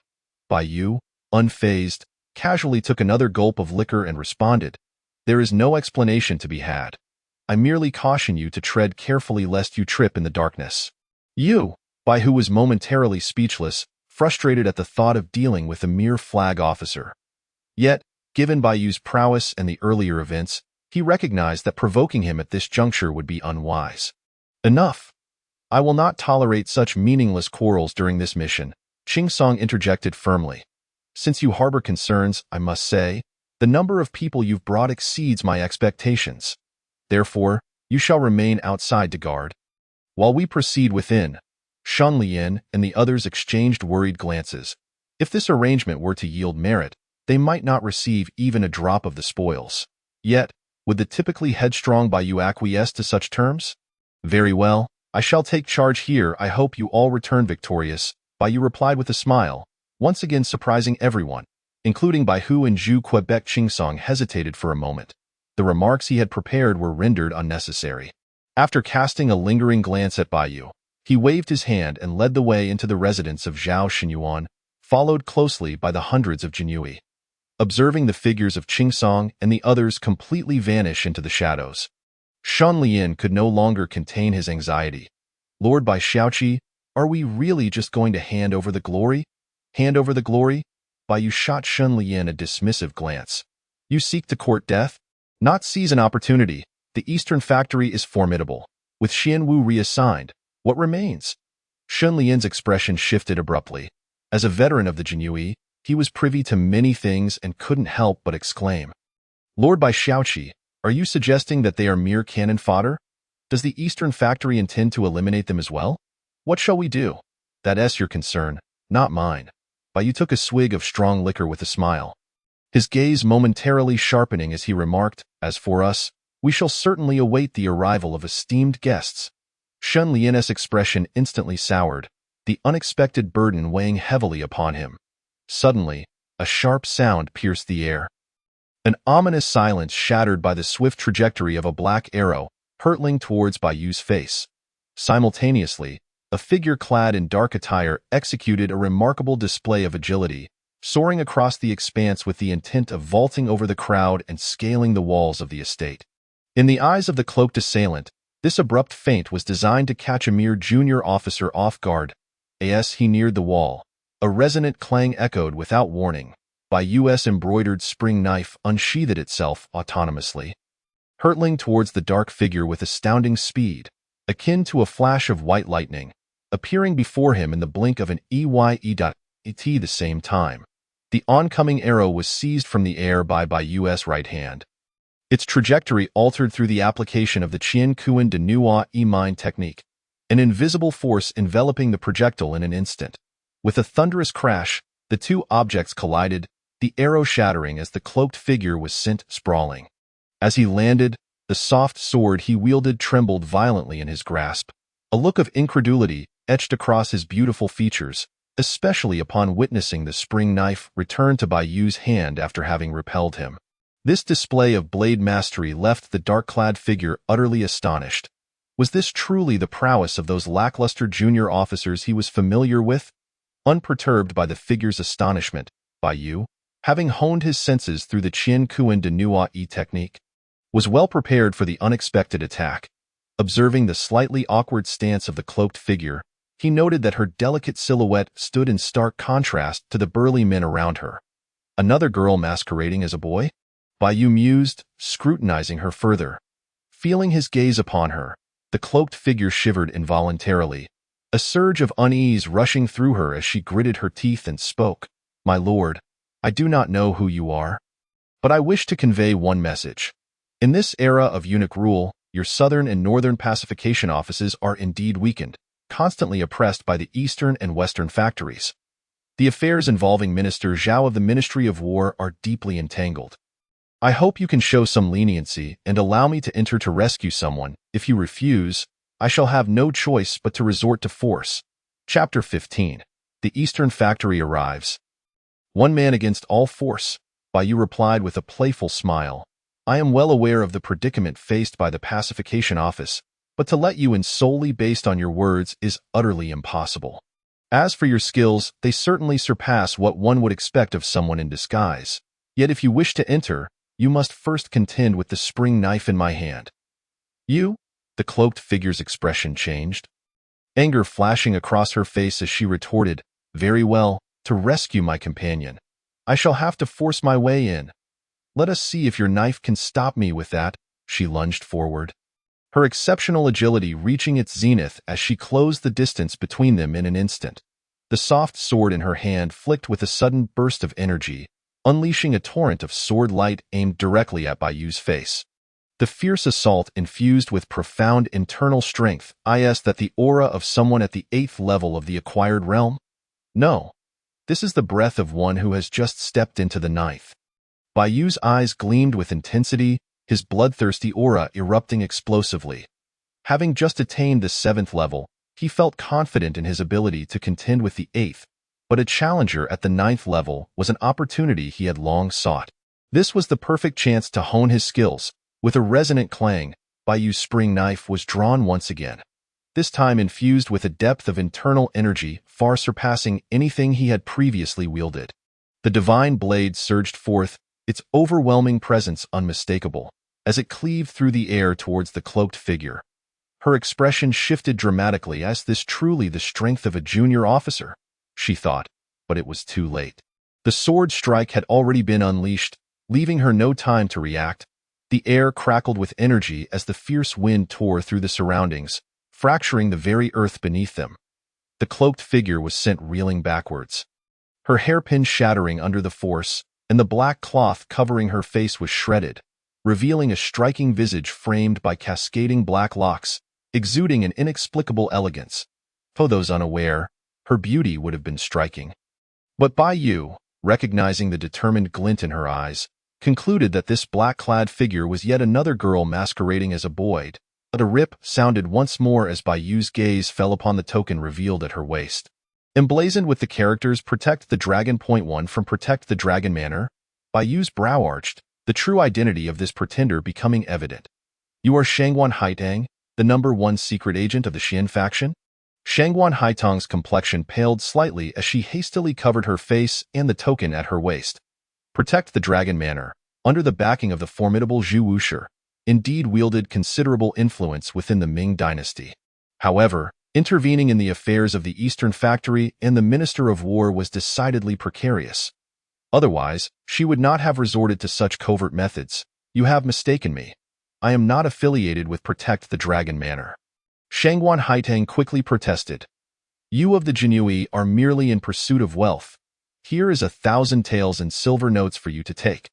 This matter is of great significance, and should you allow me to enter, I assure you, there will be rewards in the future." "Rewards?" Bai Yu replied with a nonchalant smile, I am fully aware of the magnitude of this affair, but I hold no interest in money. For now, we must first resolve the larger issue at hand. Shangguan Haitong's expression shifted as a contingent of men clad in identical black garb surged toward them, their intent unmistakably hostile. Leading the charge, a figure named Xuanwu flashed a sinister grin as he locked eyes with Bai Yu.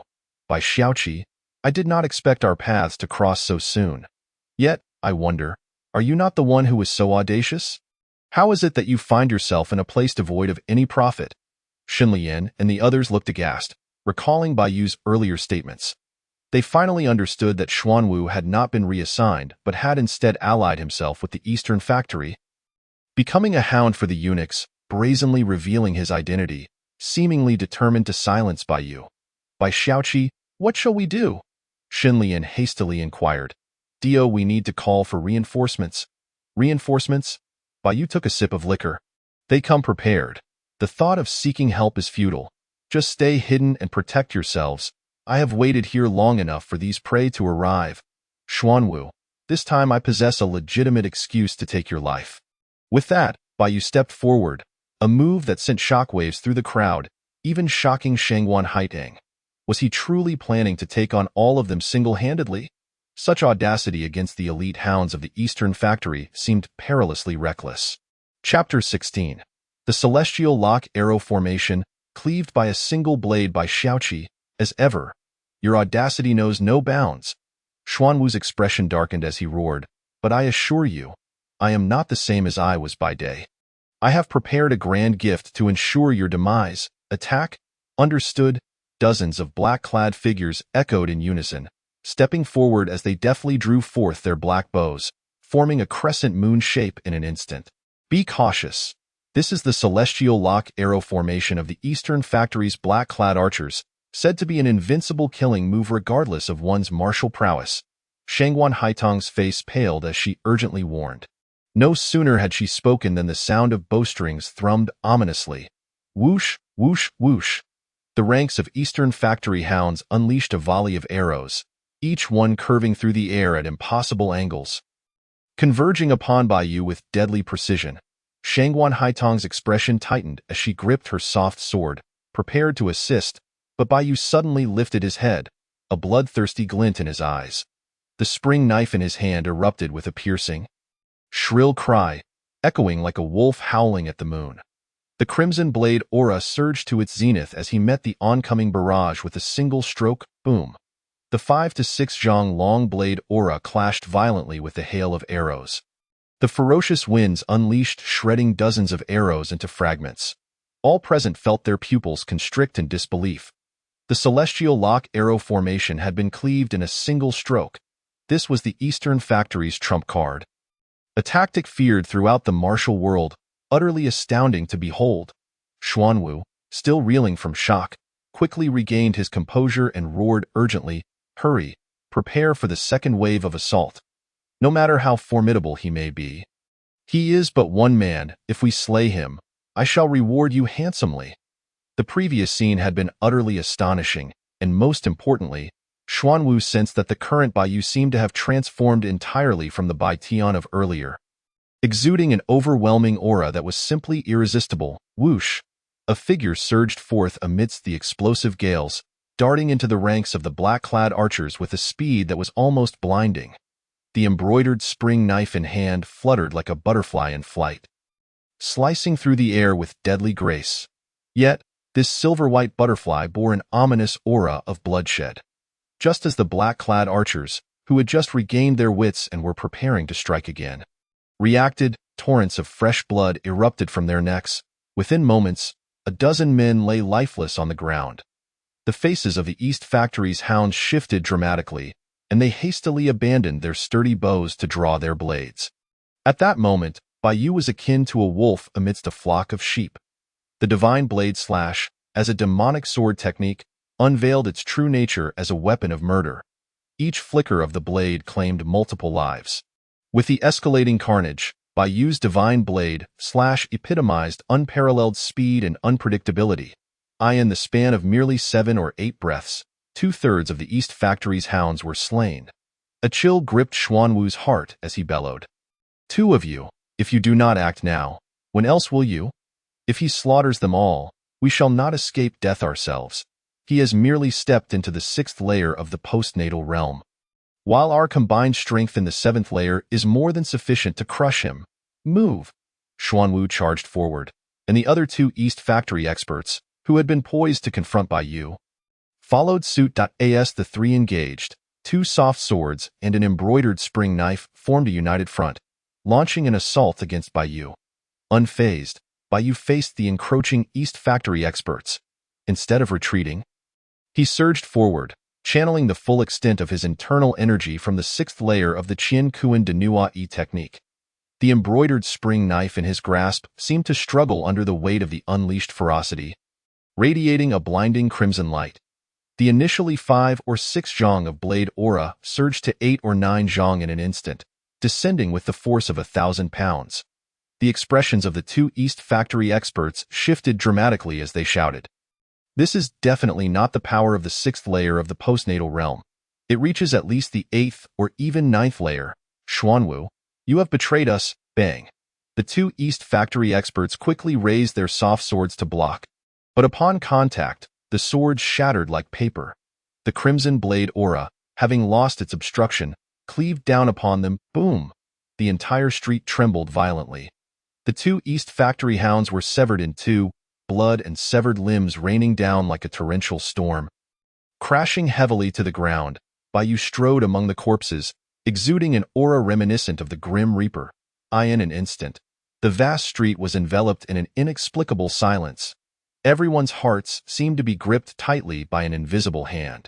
Flee, quickly escape. This person is beyond our capacity to confront. A terrified roar reverberated through the crowd. The remaining 20 or so East Factory hounds scattered in all directions. Xuanwu, propelled by the force of the blast, found his black attire in tatters, and even his mask lay shredded.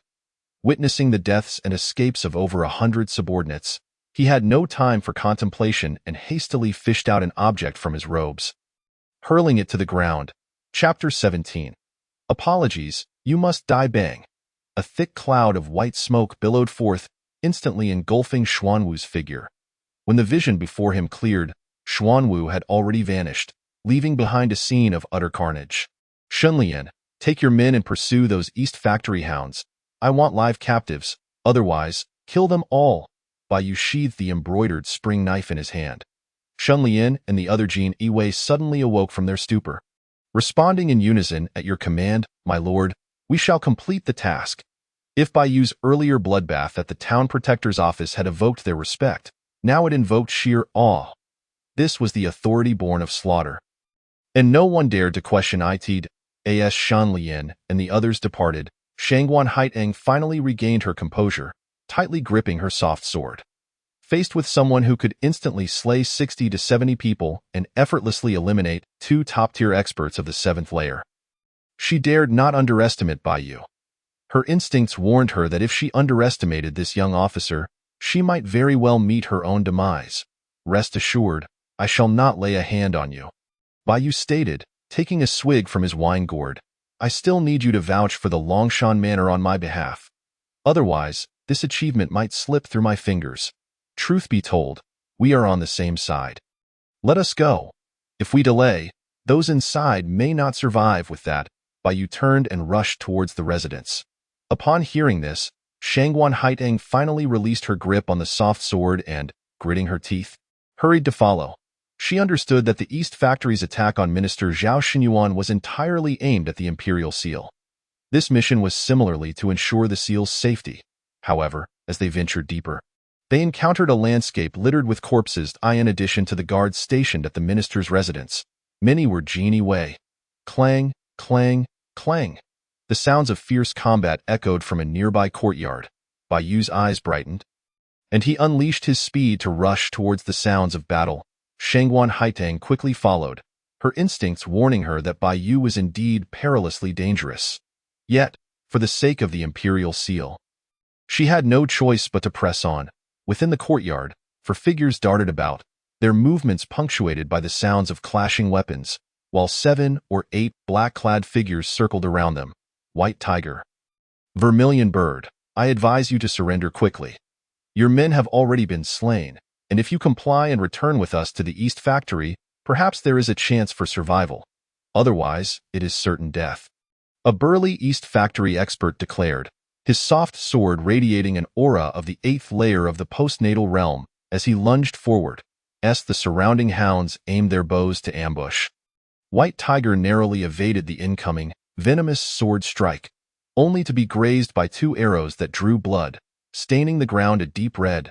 Beside him, Vermilion Bird was indeed more agile than White Tiger. But he too faced an East Factory expert of the 8th layer, with 7 or 8 archers lurking nearby, making the situation perilous. In a mere 7 or 8 breaths, both men bore several injuries. As time wore on, despair crept into their expressions. They understood that the sounds of battle were too loud. If their comrades had been nearby, they would have arrived to assist by now. The fact that their identities had been fully revealed indicated that the East Factory was resolute in silencing them. Recalling Bayou's earlier words, the two exchanged glances, their faces betraying a grim smile of resignation. "Even if we perish, we shall drag the East Factory's lackeys down with us," White Tiger and Vermilion Bird roared in unison.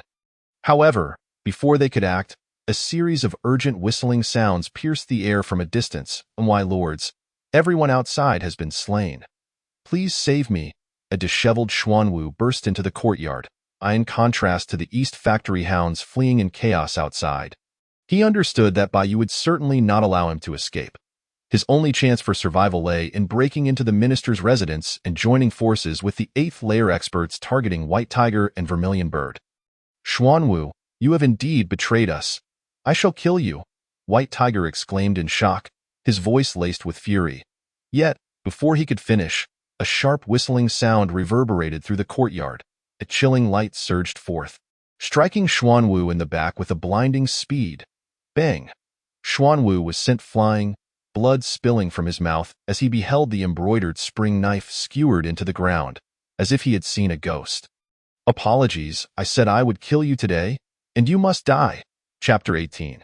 The 8th layer still cannot match a single strike. A figure stepped forth, and upon recognizing the newcomer, White Tiger and Vermilion Bird's pupils constricted. "It's you? How are you still alive?" "How am I still alive?" Bayu replied with a faint smile. "All who came are trash. Of course, I am still alive." Everyone's expressions shifted, disbelief etched across their faces at such audacity. The two East Factory experts' expressions darkened further, and one of them surged forward, charging at Bayu with his soft sword, which radiated blinding light like a torrential downpour. Yet, as he drew near, Bayu smiled playfully, extending his right hand to grasp the AI art. "Be careful, Buzz!" The sudden clang of blades resonated as the embroidered spring knife was thrust into the ground. Under the influence of the 6th level of the Chinkuan Great Transfer Technique, it soared into the air, moving with the swiftness of a thunderclap, directly slicing through the neck of the Eastern Depot Master. Splatter! Blood sprayed forth, and the massive head was sent flying, rolling onto the ground. The fierce sword strike instantly dissipated into nothingness, leaving behind a lifeless body that fell heavily to the ground. The vast courtyard was plunged into an eerie silence. To manipulate objects from afar. "Could you be a master of the innate realm?" The remaining Eastern Depot experts' expressions shifted dramatically. In the acquired realm, if one possesses considerable strength and internal energy, they could indeed launch attacks from a distance. However, such remote attacks are uncontrollable. Only those who have stepped into the innate realm and opened their energy channels can condense their internal energy and achieve the level of manipulating objects from afar. At this moment, Bayu's method of wielding the knife to kill from the air clearly surpassed their comprehension. "No, Lord Dong, he is merely at the 6th level of the acquired realm. This technique could be a result of a unique cultivation method." Xuanwu, recovering from his shock, urgently reminded, he must be hiding some martial arts secrets, perhaps even possessing a trace of knife intent. However, with Lord Dong's 8th level strength, he can certainly suppress him. Martial arts secrets? Knife intent? A flicker of greed flashed in Lord Dong's eyes, and he soon realized that Bayu did not exude the oppressive aura of the innate realm. His initial panic subsided, and he coldly commanded, "You little brat, daring to kill our Eastern Depot members? It seems you seek death. However, If you obediently hand over your cultivation methods, I may be able to secure you a better position within the Eastern Depot. In this merciless court and martial world, there were certainly instances of individuals fortuitously acquiring unparalleled scriptures and rapidly advancing in strength. Looking at the East and West depots, figures like Wei Zhongxian and other eunuchs were able to maintain their positions solely due to their overwhelming strength. Bai Yu's ability to exhibit innate realm techniques, while still at the 6th level of the acquired realm, was sufficient to indicate that the methods he had learned were extraordinary. As for the scene where Bai Yu had just slain an 8th level expert, in Chen Dong's eyes, it was merely a clever surprise attack. When it came to real combat, based on their realms, Chen Dong firmly believed he could easily subdue Bai Yu. You want my cultivation methods? That can certainly be arranged, Bai Yu replied with a faint smile. However, the prerequisite is that you trade your life for it. You seek death. Chen Dong's expression darkened as he roared angrily. The soft sword in his hand erupted with a flurry of sword energy, surging toward Bai Yu. Simultaneously, he swiftly closed the distance, believing that no matter how strange Bai Yu's techniques were, everything could be resolved with close combat. Don't approach him. His swordplay is no simple matter. Xuanwu's warning boomed unexpectedly. As soon as Chen Dong drew near, his nerves tightened to the extreme. A wave of chilling dread surged through his spine, and an indescribable sense of crisis enveloped him. With no time to think further, he attempted to retreat swiftly. However, as he moved, Bai Yu suddenly sprang into action. The 6th level of the Jinyiwei Great Transfer Technique had already begun to circulate. His stored power and condensed energy violently compressed onto the blade, erupting forth like a mountain torrent breaking through a dam. This strike propelled Bai Yu's strength to its zenith, causing even the veins in his arm to faintly throb with pain. Yet, thanks to the techniques of the Jinyiwei Great Transfer, the power unleashed was swifter, stronger, and more domineering than before. With a flash of blood-red light, a 10-meter blade aura surged forth, striking down upon Chen Dong with the might of an unstoppable force. No, Xuanwu, you have betrayed me. This is not the strength of a mere 6th level acquired expert. Chen Dong's face turned as pale as paper as he howled in despair. Unfortunately, against this strike, all his resistance seemed utterly futile. Boom! A powerful shockwave engulfed the courtyard. Chen Dong's body was likewise torn apart, transforming into a cloud of blood mist that scattered into the AI art. As the dust settled, the courtyard lay in utter disarray. The so-called 8th level expert had been annihilated, leaving not even a bone behind. Bai Hu and Zhu Kei's faces also turned pale. This level of power was enough to make anyone reconsider their previous actions. Reflecting on the recent events and their prior conflicts with Bai Yu, they realized that had that strike landed on them, their own limbs would likely have fared no better. Chapter 19. This matter must be addressed by the Beijing Fuzi. The vast courtyard was steeped in silence. All eyes turned toward Bai Yu, filled with disbelief and shock. It is impossible. A top-tier 7th level expert has been slain by you with a single blow. And even an 8th level expert could not withstand your strike. You are certainly not a mere 6th level junior officer. Who on earth are you? Xuanwu roared in terror. Fleeing was no longer an option, nor could they fight back. His frenzied inquiries became the only recourse available to him. I am indeed not a 6th level acquired expert. Half an hour ago, I broke through to the 7th level. Killing you trash with a single blow is merely a formality, Bai Yu replied nonchalantly. If you have said all you wish to say, then prepare to meet your end. Buzz. The blood-red blade light erupted in Bai Yu's hand, descending upon Xuanwu with lightning speed. The sudden turn of events caused everyone to change countenance. They had never expected Bai Yu to act so decisively. Wait, he still has value. Bang. The blade energy surged, and the blood-red radiance halted just an inch above Xuanwu's head, shattering the black cloth covering his crown. Ah! Xuanwu screamed, foaming at the mouth, his body convulsing as he collapsed, losing consciousness. The stench of excrement and urine filled the air, a testament to his utter terror. Indeed, trash. Bai Yu cast a glance, then turned to Shangguan Haitang, saying, This man is to be handed over to you for interrogation by the Hulong Villa. I trust you will provide me with a satisfactory response? Shangguan Haitang's expression shifted as she met Bai Yu's hawk-like gaze, which emanated an overwhelming sense of authority. causing her to instinctively nod and grit her teeth, saying, "By Xiaoqi, rest assured. You have stated that we share a common interest, and given the gravity of the matter, we will certainly provide you with a satisfactory response. However, the primary purpose of our Hulong Villa's mission is, rest assured, I will certainly retrieve the imperial seal." Bai Yu interjected calmly, "However, what I seek is not your response, but Zhu Wusher's promise. You will inform him that our Jinyiwei members cannot simply be killed without consequence. This matter must be addressed by the Beijing Fuzi." His words carried a tone of resolute finality. Bai Hu and Zhu Kei's expressions shifted dramatically. This assertiveness was something they had never felt even from the Qingsong leader, despite their status as Thousand House commanders. For a long time, they had been subjugated by the East and West depots, often swallowing their grievances during missions, not to mention facing the formidable Hulong Villa with Zhu Wusher at the helm. Now, Bai Yu's unyielding demeanor seemed to offer them a sense of vindication. However, what surprised them most was the revelation that the imperial seal, a treasure of paramount importance to the Ming Dynasty, was actually located within the residence of the Minister of War. They finally understood why Jia Jingzhong dared to eliminate them without hesitation.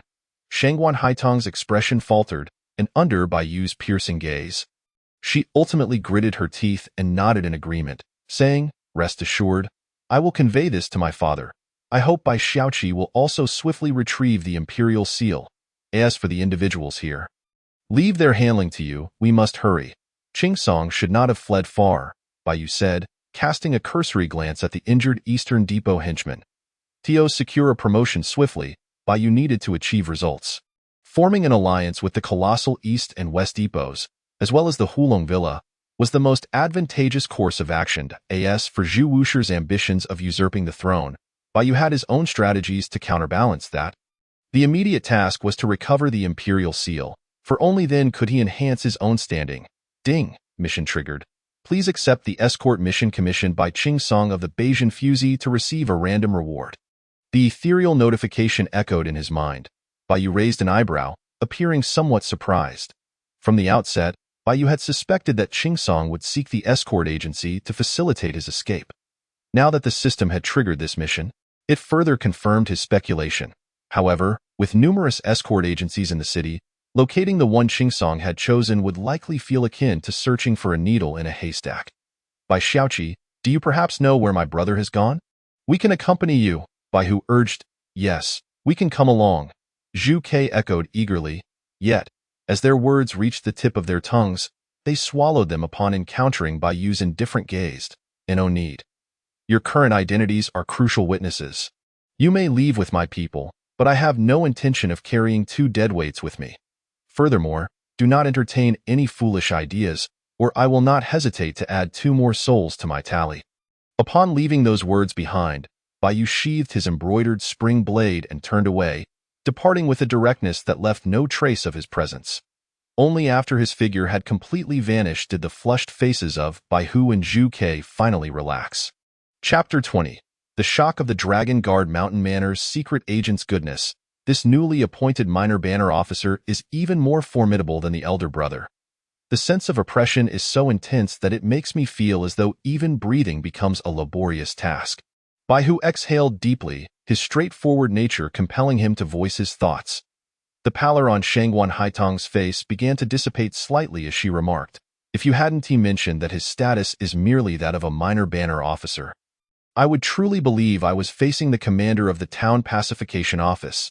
This individual possesses an aura that could rival my adoptive father.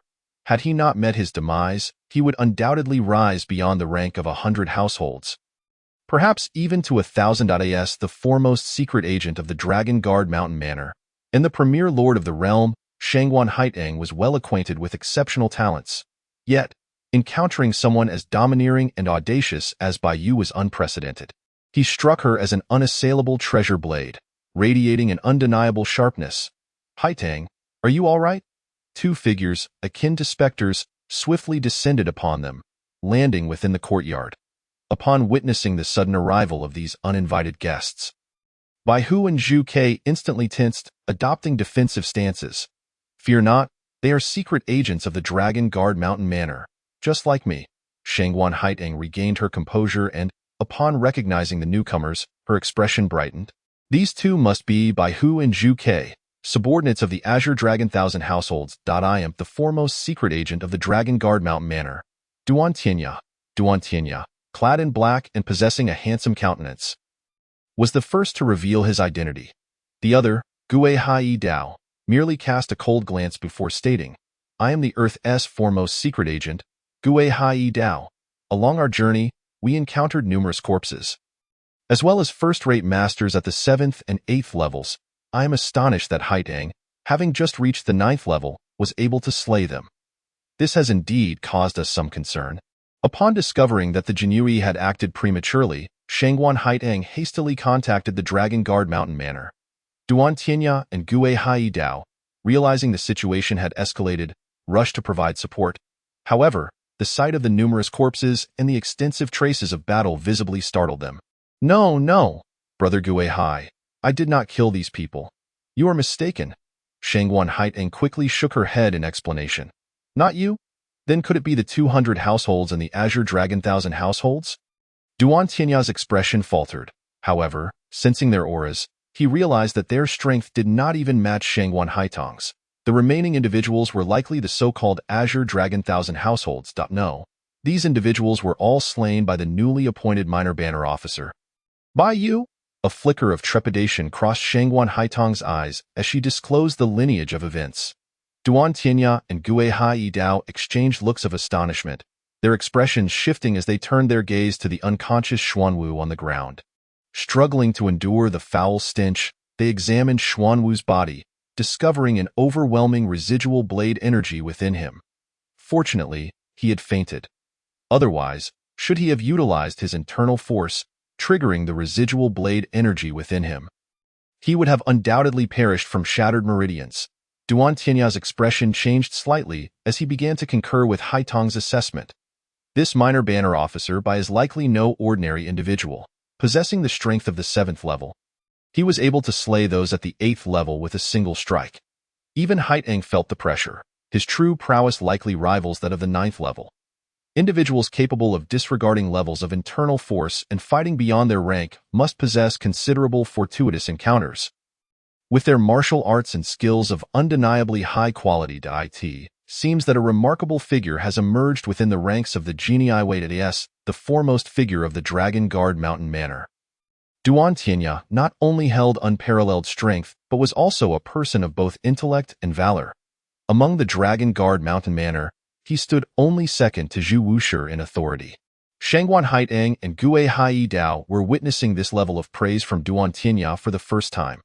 Meanwhile, Bai Hu and Zhu Ke, as 100 households of the North and South Town pacification offices, had dealings with the Dragon Guard Mountain Manor. They too were taken aback by such commendations, yet Bai Hu could not help but exclaim, "You three." The minor banner officer was only at the 5th level during the day. What? Shangguan Haitang's countenance shifted in shock, her face a mask of disbelief. Duan Tianya and Gue Hai Dao were equally astonished. To break through 2 levels in a single day is not unheard of in the martial world. Some practitioners of unique internal arts can achieve such feats. However, a minor banner officer like Bai Yu clearly could not be compared to such anomalies of the martial realm. With this realization, Duan Tianya and Gue Hai Dao exchanged glances, their prior dismissive attitudes swiftly concealed. This enigmatic individual, shrouded in endless mystery while exuding overwhelming dominance, prompted them to decide to inform Zhu Wushi at once before drawing any conclusions. They were equally unwilling to overlook the matter of the Imperial Seal. Chapter 21. With the blade in hand, I intercept the escort on another note, after departing from the residence of the Minister of War. Bai Yu met with Shan Lian, a local power and seasoned veteran of the Jinyiwei. Shan Lian had numerous small channels for intelligence gathering at his disposal in no time. He assisted Bai Yu in locating information on all the escort agencies within the capital. The escort agency before him was the target of Bai Yu's mission, the world's foremost escort agency, the Central Plains Escort Agency, founded by Zhao Tianhao, renowned as the first sword of the Central Plains. The agency was established with the 7-star sword technique at its core. If the Azure Dragon intended to dispatch the Imperial Seal, seeking the agency's assistance while evading the East Factory's surveillance was undoubtedly the best course of action.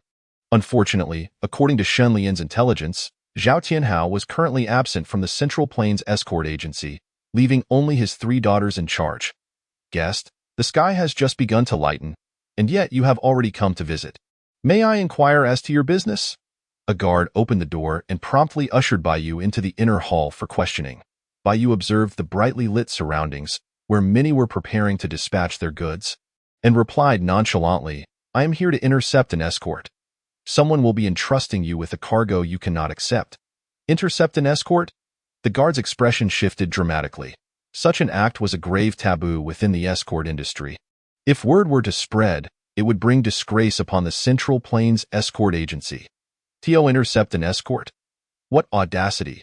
Who gives you the courage to act so presumptuously within the Central Plains Escort Agency? A sharp voice rang out from within the inner hall, and soon 3 young women rushed out.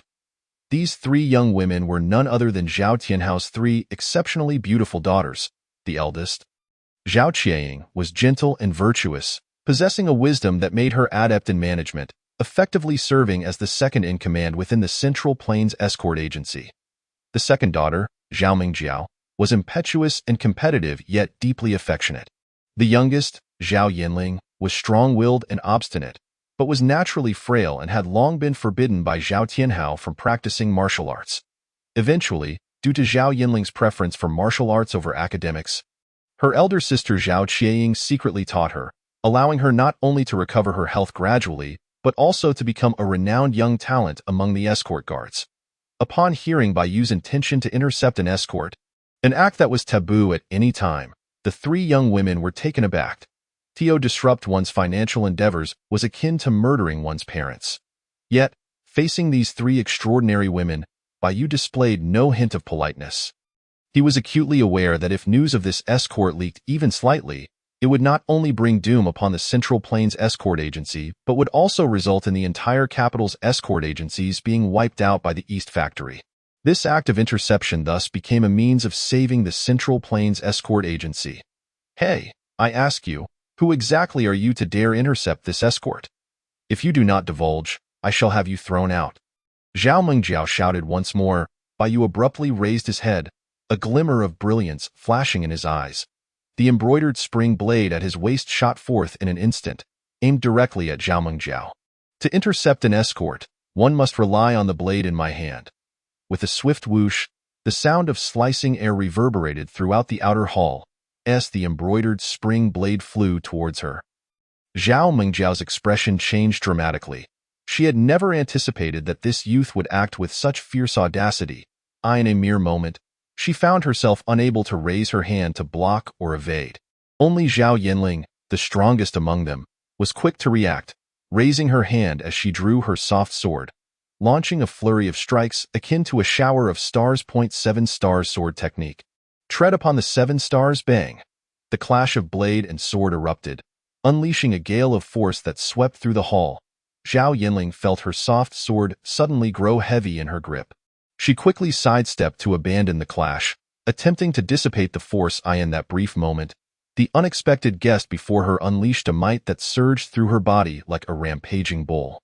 Regrettably, just as Zhao Yinling steadied her footing, a chilling sound of slicing air reached her ears once more. Baiyu seized the embroidered spring blade from the air, channeling a powerful aura as he swung it down in a fierce strike. Divine blade slash, boom. The blade's position throughout the outer hall emitted a series of urgent chimes, converging into a torrent that surged towards the heavens. Caught in the midst of the assault, Zhao Yinling's pupils constricted sharply as she summoned every ounce of her strength, pushing her 9th-level internal force to its limits, raising her hand to block the impending strike. Bang! The tempestuous gusts of wind cascaded backward, causing the soft sword to shatter into fragments. Zhao Yinling was propelled backward several meters, collapsing to the ground with her blood surging violently, her right sleeve, which gripped the blade, disintegrating into a flurry of fabric, revealing a delicate and fair arm. Her exquisite countenance, radiant and alluring, bore a trace of crimson as her gaze fell upon Baiyu. Filled with unyielding defiance, "Sister, are you unharmed? Let us join forces.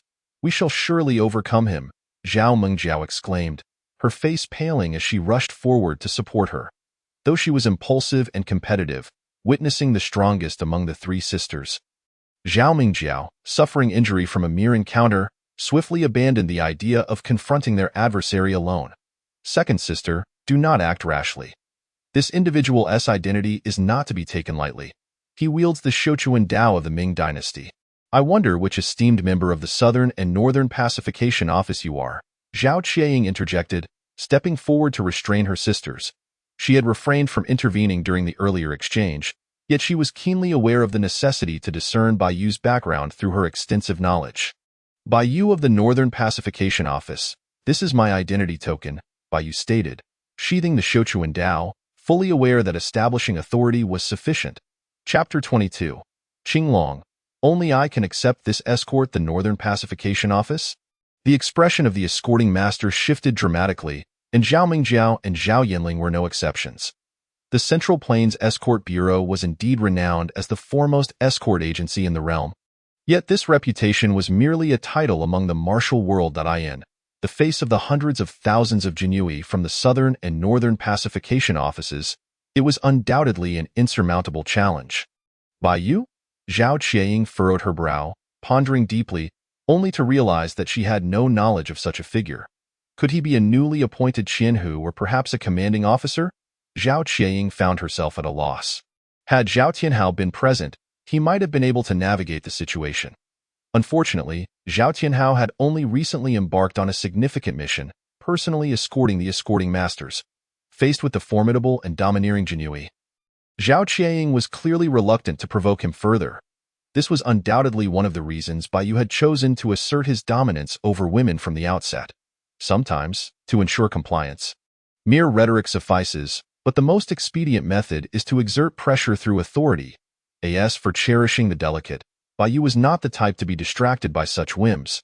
He was quite capable of distinguishing the appropriateness of the situation. Thud, thud.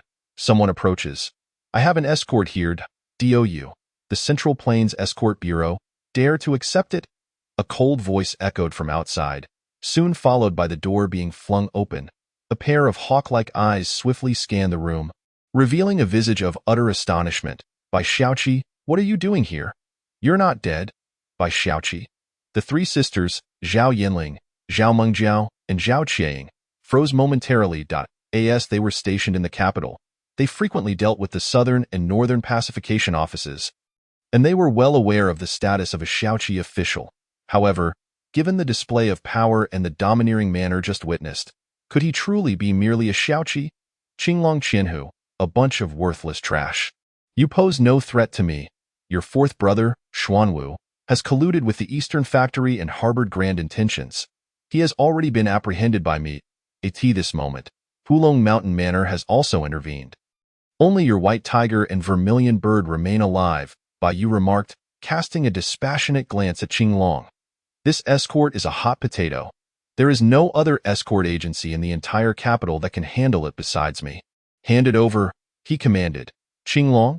The Qianhu of the Northern Pacification Office. What on earth has transpired to leave him in such a predicament? And the Eastern Factory and Hulong Mountain Manor are also involved? Zhao Mingjiao gasped in shock. Silence. Zhao Qianying's expression darkened as she quickly admonished, simultaneously signaling the two escort masters to shut the door. She understood that if anything were to go awry today, the Central Plains Escort Bureau would face catastrophic consequences. You killed all the members of the Eastern Factory? Qinglong's expression shifted as he recalled the events that transpired within the residence of the Minister of War. He was acutely aware that the forces dispatched by the Eastern Factory were specifically targeted. If Xuanwu had truly betrayed them and joined the Eastern Factory, they would undoubtedly turn against Bai Yu. At present, not only was Bai Yu alive, but he also exuded an aura of overwhelming power.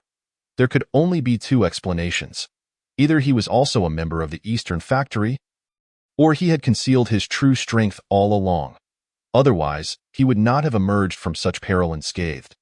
Qinglong Qianhu, I know you have many questions, but with Xuanwu's failure, the Eastern Factory will soon react. To clear your name, you must deliver the items out of the capital to Hulong Mountain Manor before they regain their senses. Bai Yu continued, his tone calm. I trust you managed to escape last night's battle, though I suspect you sustained significant injuries. Otherwise, you would not have sought the assistance of the Central Plains Escort Bureau to leave the city. Now, whether you believe it or not, what you can do is hand the items over to me.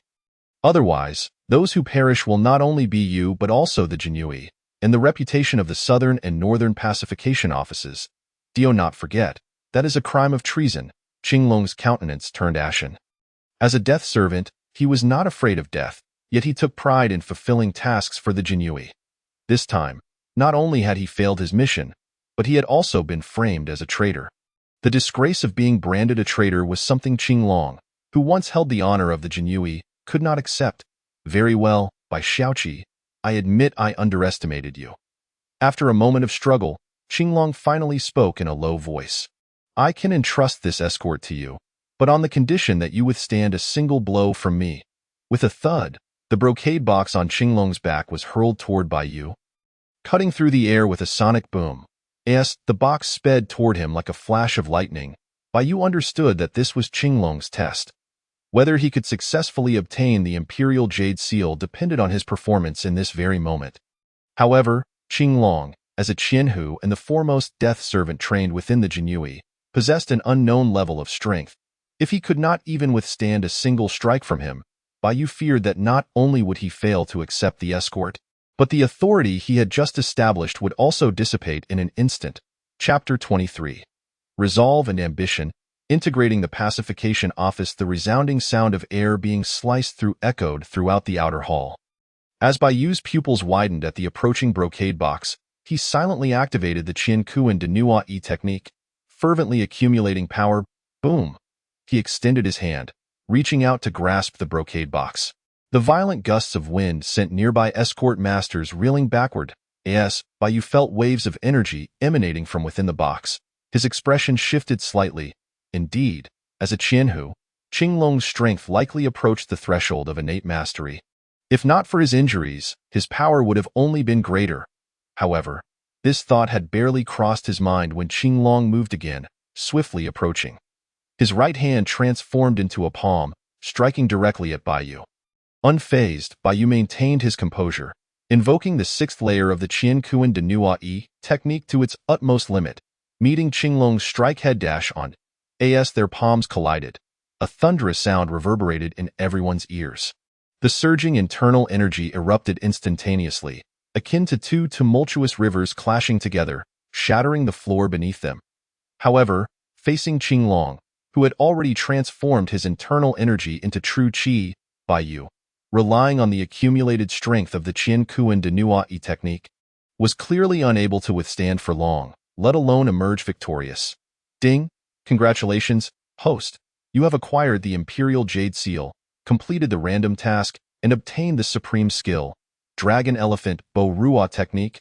Dragon Elephant Bo Rua Technique. Baiyu's expression changed as his mind was flooded with the teachings of the Dragon Elephant Bo Rua Technique. Under the influence of the system, his body began to autonomously activate the technique. What had previously been a suppressed force suddenly erupted like a volcano in response to the intervention of the Dragon Elephant Bo Rua technique.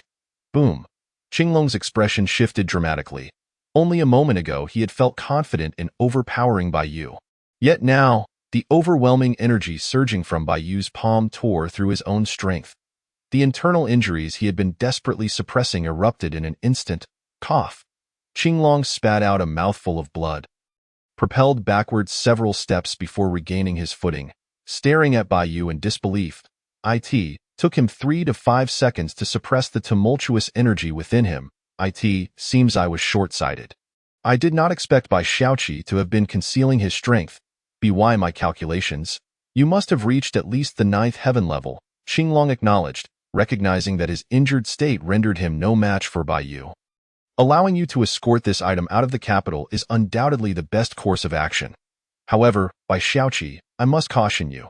Hulong Mountain Manor is not as simple as you might envision.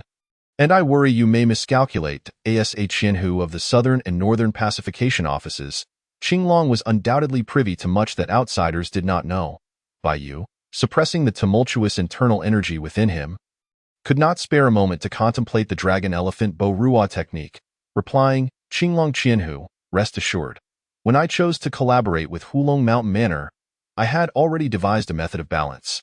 The pacification office has languished for far too long, with various factions infiltrating and acting independently. It is high time to consolidate them.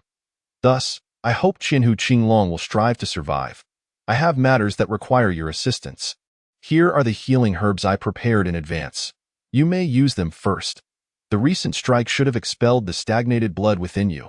With a couple of days' rest, you shall recover fully. If there are no further matters to attend to, I shall take my leave. Since the incident at the Minister of War's residence, 1 or 2 hours have already elapsed. The Eastern Depot is confident that they will eliminate all witnesses. However, the delay of Xuanwu and others in reporting back will surely arouse suspicion from the enemy. Baiyu's intention is to depart the capital for Hulong Mountain Villa before the Eastern Depot can react and seal the city. Otherwise, faced with a multitude of Eastern Depot's hounds, Baiyu would find himself in an insurmountable predicament. To consolidate the southern and northern pacification offices. Qinglong's expression shifted slightly before he composed himself and remarked, "By Xiaoqi, you indeed possess remarkable ambition and audacity." Were these words spoken by another, I might not have believed them, yet my instincts tell me that you are exceptional. I shall also leave the city shortly to divert some of the Eastern Depot's hounds, and will hire some escort agencies to create confusion. Your journey to Hulong Mountain Villa will take at least 3 days, so I hope for your safe passage, and we shall meet at the villa.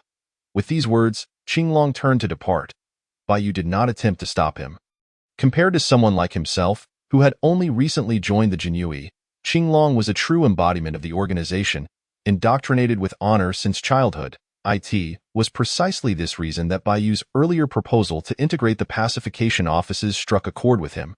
This time, the Eastern Depot had even sacrificed the Jinyiwei under his command, framing Qinglong with the treasonous label, which undoubtedly crossed a line for him. Here are 500 taels in silver notes.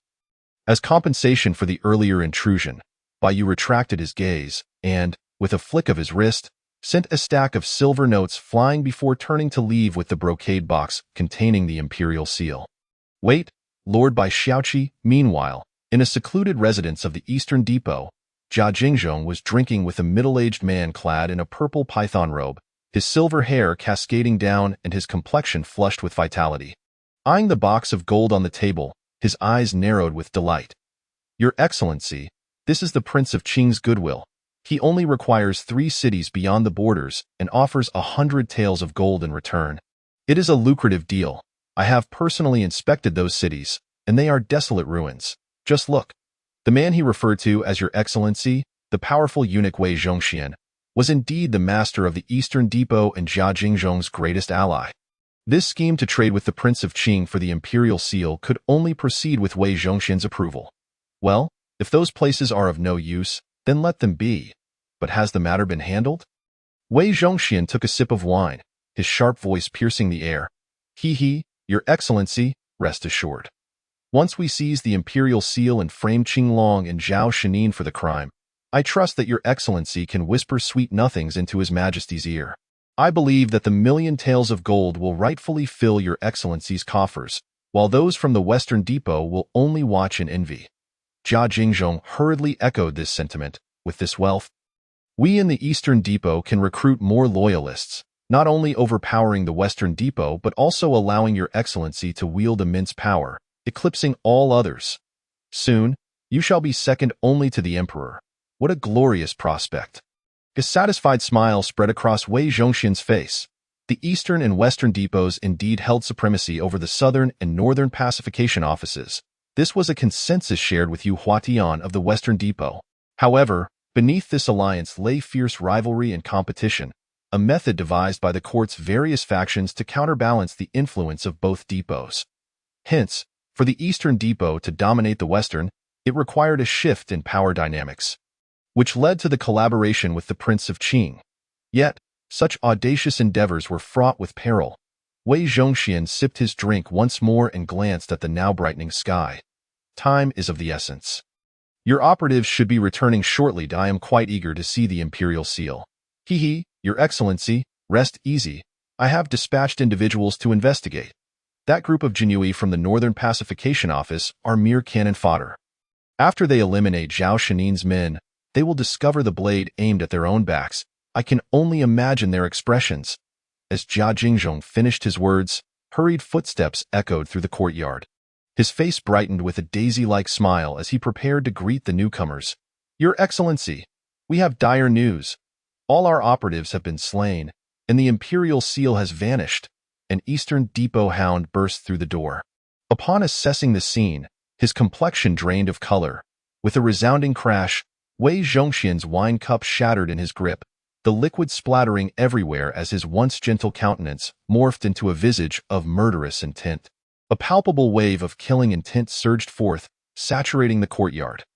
Jia Jingzhong's expression turned grim, acutely aware that Wei Zhongxian had been provoked to wrath.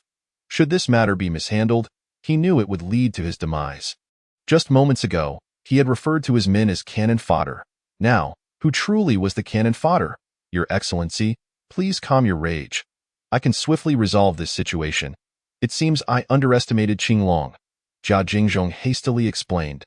"Xiao-san, quickly tell me what transpired. Was it Qinglong who slaughtered my men?" His gaze turned to the hurriedly arriving Xiao-san, the only variable he could think of within the Northern Pacification Office. Upon hearing this, even Wei Zhongxian's eyes fixed upon the approaching Xiao-san, an urgent curiosity igniting within him. As the de facto ruler of the Eastern Depot, he too was eager to know who dared to slay his subordinates. Such a loss was intolerable. No, it was not Qinglong. It was the new Jinyiwei, by you, who annihilated our operatives, Xiao-san stammered. "What?" Jia Jingzhong's face paled dramatically as he exclaimed. "You mean that fresh-faced newcomer targeting Shuangwu? He killed all my men? According to intelligence, he only possesses the strength of a mere 6th level. You imply that my men are utterly incompetent?" Xiao-san's expression shifted, hastily shaking his head. "No, Your Excellency. That was not my intention. However, according to our spies, it was indeed that young man who did it. He may have concealed his true strength, and the imperial seal has fallen into Qinglong's hands. Your Excellency, we must issue a command immediately to pursue them. If we allow them to escape the capital, the consequences could be dire." Jia Jingzhong's face turned a shade of iron. Xiao-san's words were difficult to fathom, yet the urgency of the situation outweighed disbelief. Jia Jingzhong instinctively glanced at Wei Zhongxian. Humph, a failure in the making, incapable of handling even a trivial matter. Take our insignia to seek assistance from Chao Zhangchun. Have Sun Yi personally intervene. If you cannot resolve this, return to me with your head. Wei Zhongxian tossed the insignia aside. Seeing this, Jia Jingzhong quickly retrieved it, urgently affirming, "Your Excellency, rest assured, a mere Jinyiwei, especially one who is half-step into the innate realm, will be effortlessly dealt with by Sun Gonggong. I will ensure that the head of that young man is presented to you for your inspection." With those words, Jia Jingzhong swiftly retreated. Wei Zhongxian watched him go, his expression growing increasingly grim. The martial world is in upheaval, and the imperial seal is paramount. Rumors abound of the Longxing Jew's whereabouts. Should I acquire it, whether for the emperor or for personal cultivation, it would present a tremendous opportunity for the Eastern Depot, potentially propelling me to the next level of innate mastery. At that point, not just the Eastern Depot, but the entire Ming Dynasty would be within my grasp. It appears I must act swiftly before other forces catch wind of this. With that thought, Wei Zhongxian too turned to leave, believing that even the Southern and Northern pacification offices would tremble before him.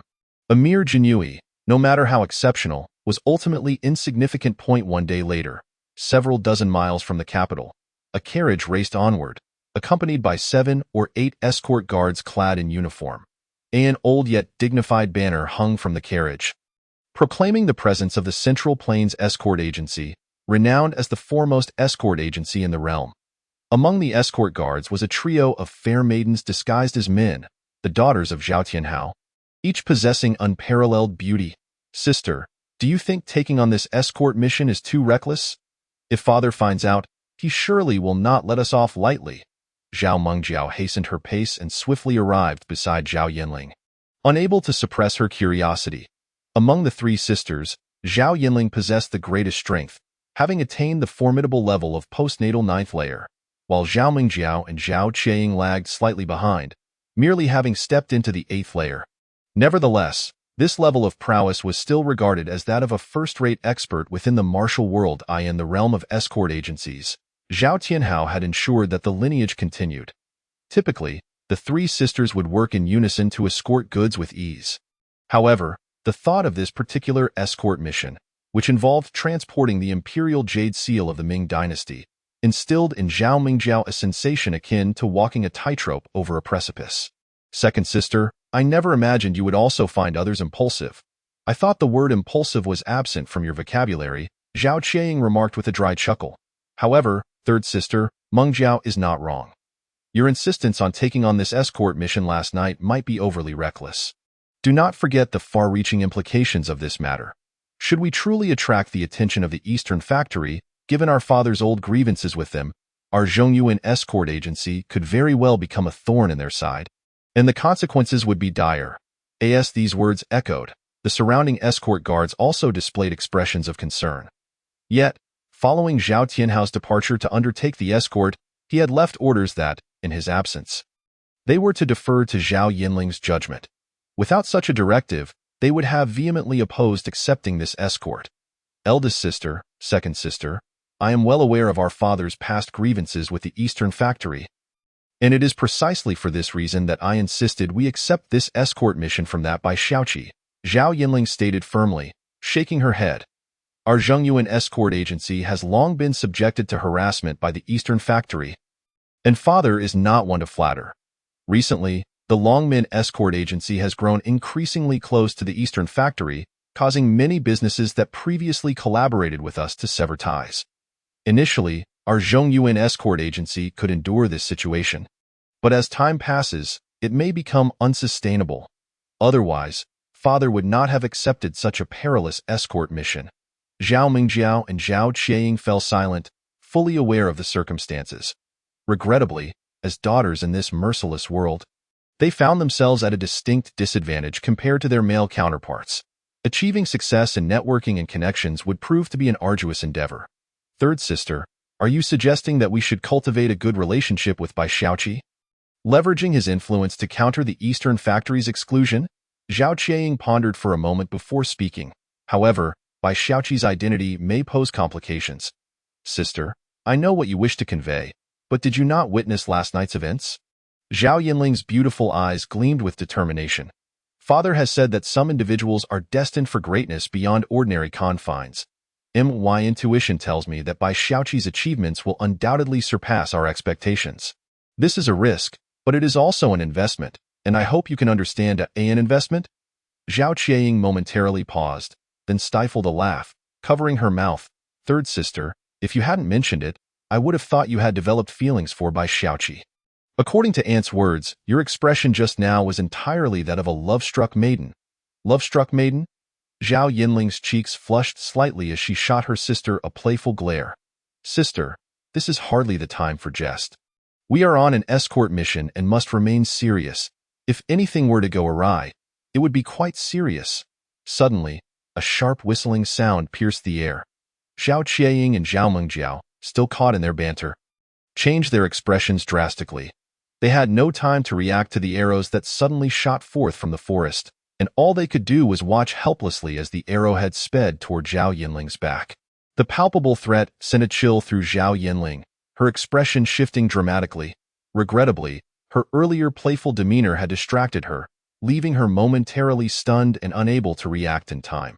She could only twist her body awkwardly in a desperate attempt to evade the attack. However, as Zhao Yinling shifted her slender waist, the gleaming arrow, propelled by an unseen force, made a sudden turn, aiming directly for her. Witnessing the strange trajectory, Zhao Yinling's face turned pale. Her previous dodging had consumed all her strength. Now, caught off guard by the arrow's unpredictable path, she found herself unable to maneuver or respond effectively, leaving her with no choice but to watch as the attack loomed closer in the nick of time. A large hand burst forth from within the carriage, striking the incoming arrow with astounding speed. With a powerful grip, golden light erupted from the hand, accompanied by a faint sound reminiscent of a dragon's roar. In the next moment, the arrow shattered into pieces. What tremendous internal strength! It must be from the Zhongyuan escort agency. A startled voice echoed from the forest as an Eastern Factory henchman quickly mounted his horse to flee. However, before he could comprehend the situation, a beautifully crafted spring knife shot through the air, pursuing him relentlessly. With a gruesome thud, the head of the fleeing man was sent soaring through the air, blood splattering as the decapitated body crashed to the ground. Baiyu emerged from the carriage.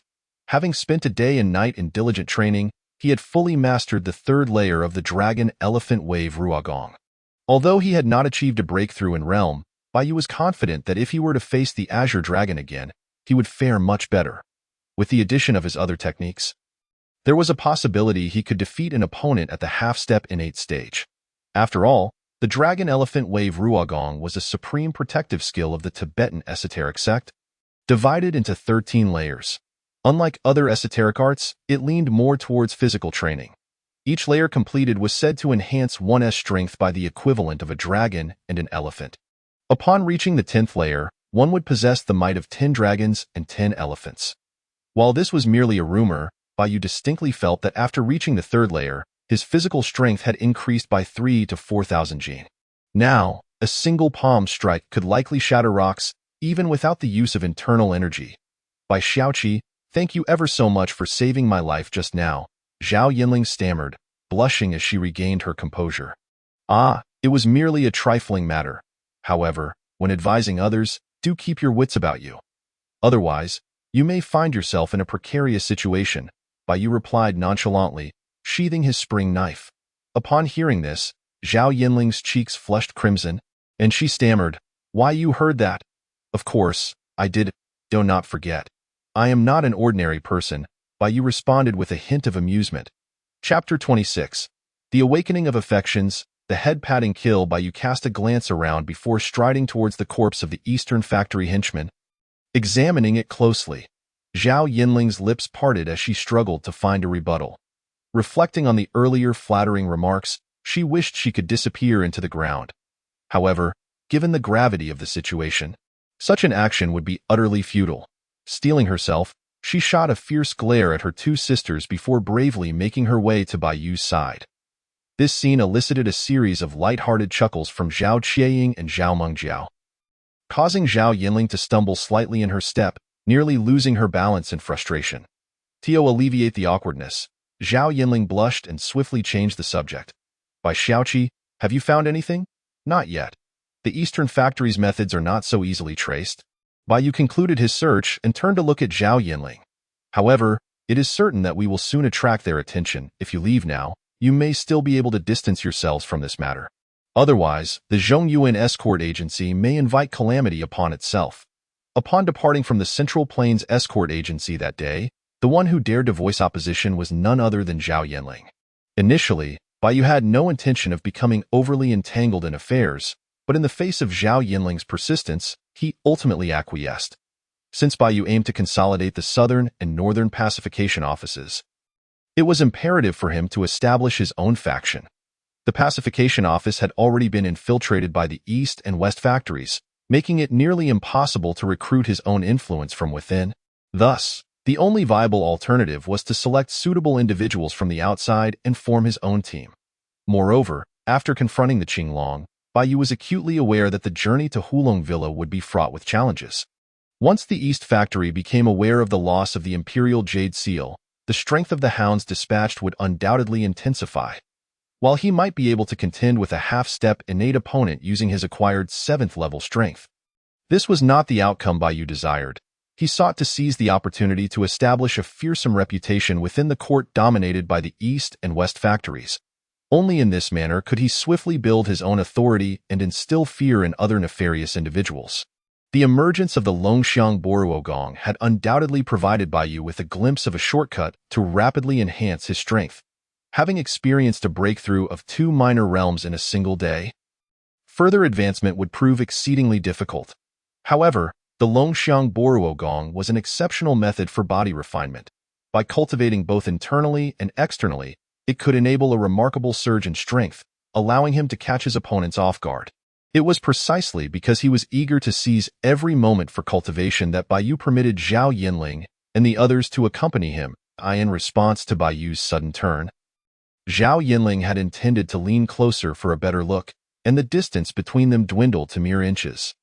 Even though she promptly withdrew, she could still feel the scalding breath emanating from Baiyu, causing her cheeks, already slightly flushed, to deepen in color to the roots of her ears, her heart racing like a startled fawn. Zhao Yinling had always been frail and sickly, having had little interaction with the outside world apart from her martial training and escorting duties. Especially in the company of her peers, she had always maintained an air of aloofness towards any male who fell short of her capabilities. After all, who among us does not harbor dreams of a heroic partner? If even a weak woman could not be bested, what worth was there in a suitor? Regrettably, when Baiyu had made his entrance the previous evening, he had unleashed a formidable display of power that shattered Zhao Yinling's pride in her own abilities. His subsequent domineering demeanor left her utterly astonished. In light of these myriad circumstances, she found herself grappling with an inexplicable sensation. However, confronted with Baiyu's scrutinizing gaze, Zhao Yinling, a person of resolve, quickly suppressed her unusual feelings and declared with determination, "By Xiaoqi, you heard that embarrassing remark just now, and I wish to place my bet on you.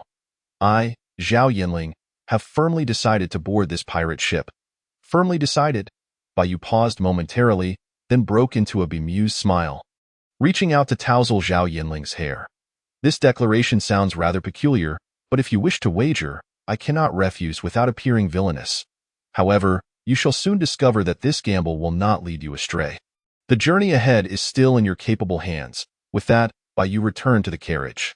Yet, barely seated, he realized something amiss. In ancient times, there seemed to be a custom of maintaining distance between men and women. Such an act as head-patting might have crossed a line. Nevertheless, this thought was fleeting and swiftly quelled. A man of great ambition must not be overly concerned with trifles. Surely, no one would take offense. Would they? Outside the carriage, those present stood momentarily stunned. Even Zhao Yinling found herself rooted to the spot, unable to regain her composure. Zhao Qiaying and Zhao Mengjiao exchanged glances before hastening to Zhao Yinling's side, whispering, "Third sister, could it be that Bai Xiaoqi has truly taken a liking to you? Did you not say he was not a man of ordinary caliber? Perhaps you should sacrifice a little and become his bride. I believe father would approve, as it would finally allow us to marry off this headstrong girl. Become his bride?" Zhao Yinling initially froze, then quickly glared at her sisters, pinching their arms fiercely as she bit her lip in frustration. "You two need to be quiet, always stoking the fires of chaos. We are in the midst of an escort mission, and Bai Xiaoqi just reminded us that we must not be distracted. Moreover, that head-patting must be a custom from his hometown. I never expected that fellow to smile." As she spoke the last words, Zhao Yinling's voice trailed off, barely perceptible. Even she found it hard to believe her own excuse. However, as members of the foremost escort agency in the Central Plains, Zhao Yinling and her companions soon gathered their wits. This small episode had certainly sparked a flurry of thoughts, but in the interest of extricating the Central Plains escort agency from its predicament, they resolved to press onward. After half a day's journey, the escort team led by Zhao Yinling finally arrived at an inn. Faced with the somewhat dilapidated and dusty establishment, the three sisters exchanged hesitant glances. The agency had a long-standing rule: never enter an inn, never pursue through the woods, especially when escorting a vital caravan. They had grown accustomed to sleeping outdoors. Now, with Baiyu urging them to do the opposite, it seemed to contradict their established customs. "Third sister, the dangers of this inn are unknown. We should consult with Bai Xiaoqi," Zhao Qiaying, ever cautious, suggested. Zhao Yinling hesitated but nodded in agreement, intending to approach the carriage when Baiyu had already emerged from within. After a brief period, Baiyu, aided by the system, had made significant strides in his cultivation of the Longxiang Boruo Gong, advancing to the 4th layer. Though he may not yet rival the legendary Jinyiwei Fawang, who had purportedly reached the 10th layer, Baiyu's current strength was formidable, boasting at least 5,000 pounds of power in a single palm strike.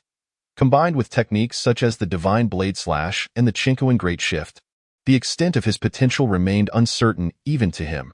Additionally, the Longxiang Boruo Gong, being a robust and domineering martial art, had further amplified Baiyu's aura, making him resemble a sharpened blade.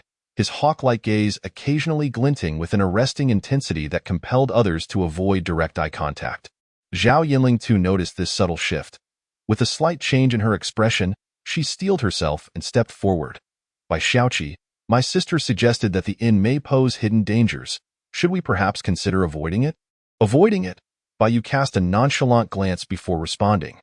There is no need to avoid. I anticipated the need for confrontation along this journey. Rather than exhausting ourselves fleeing, it is far better to await their arrival at our doorstep.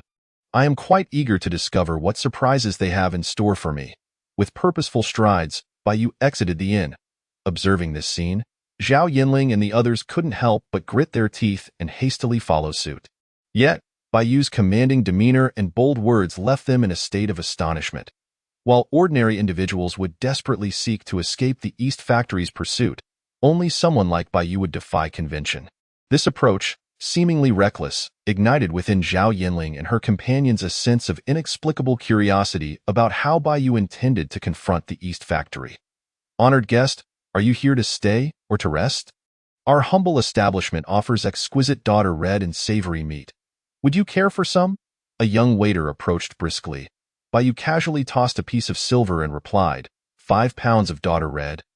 10 pounds of meat and a few meat buns will suffice. In ancient times, the alcoholic beverages were markedly different from those Baiyu had previously encountered. Their potency was remarkably low, which explained why one could often witness individuals consuming 3 to 5 pounds without issue. The flavor was merely a tad stronger than water. Certainly, esteemed guest. The waiter, recognizing the value of the silver coin in his hand, hurried off to prepare the order. Once seated, Baiyu quickly surveyed his surroundings.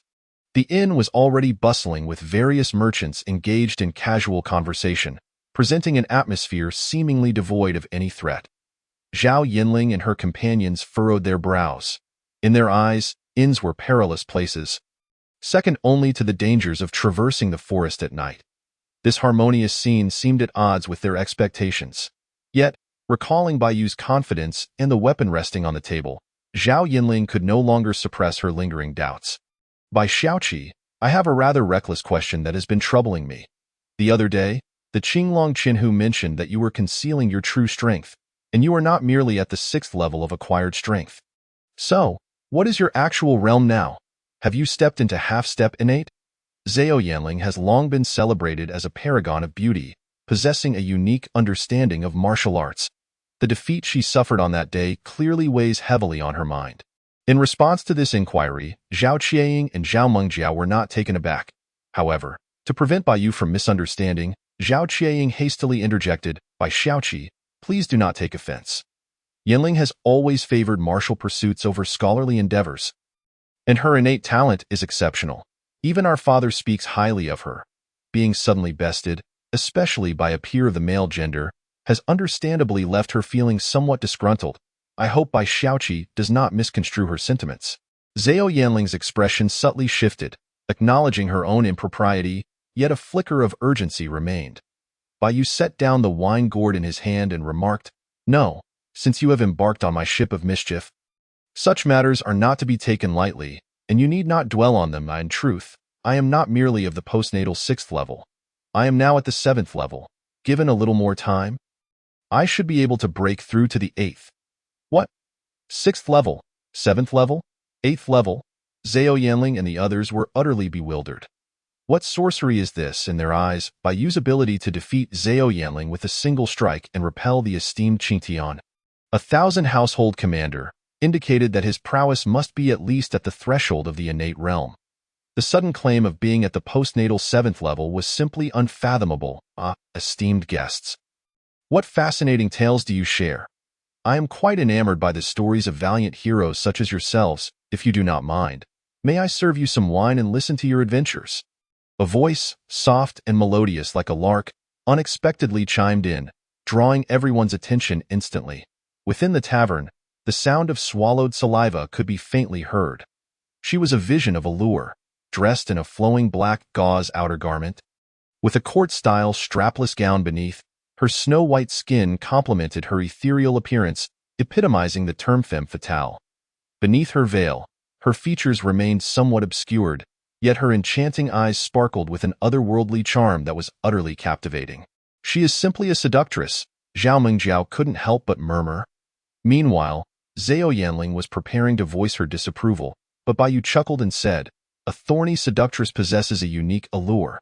If the innkeeper does not mind, she may comfortably perch on my lap, pouring me wine and sharing her tales." As he spoke, Baiyu reached out, seizing the innkeeper's delicate hand and drawing her onto his lap.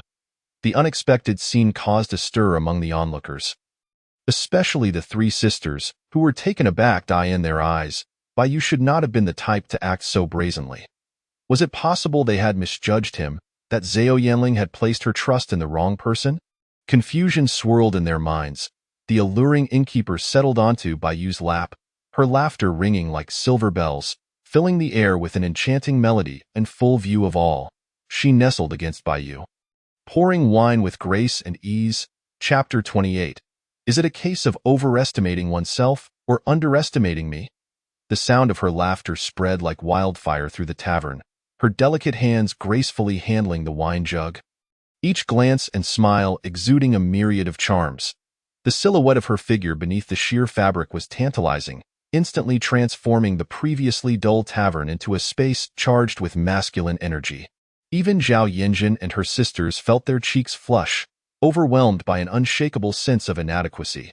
They considered themselves to be rare beauties in the world, yet when compared to the exotic woman before them, they felt devoid of the innate allure that seemed to emanate from her being.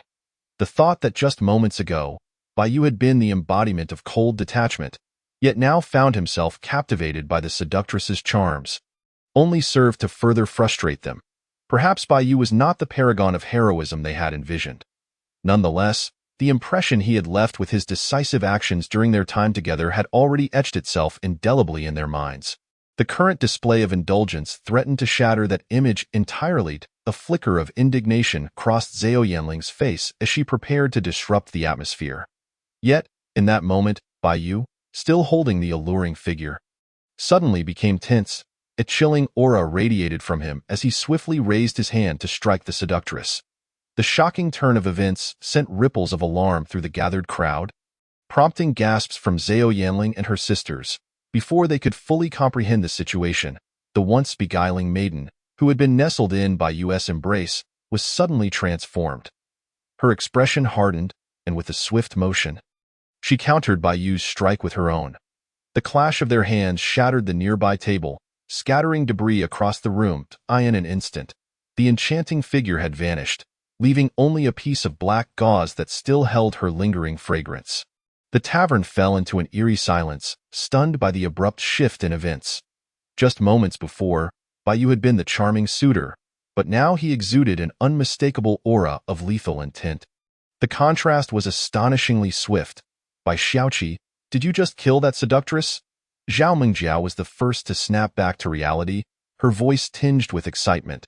"That was a well-deserved blow. I could see right through that seductress. I had my doubts about Bai Xiaoqi being a scoundrel, a lecherous man."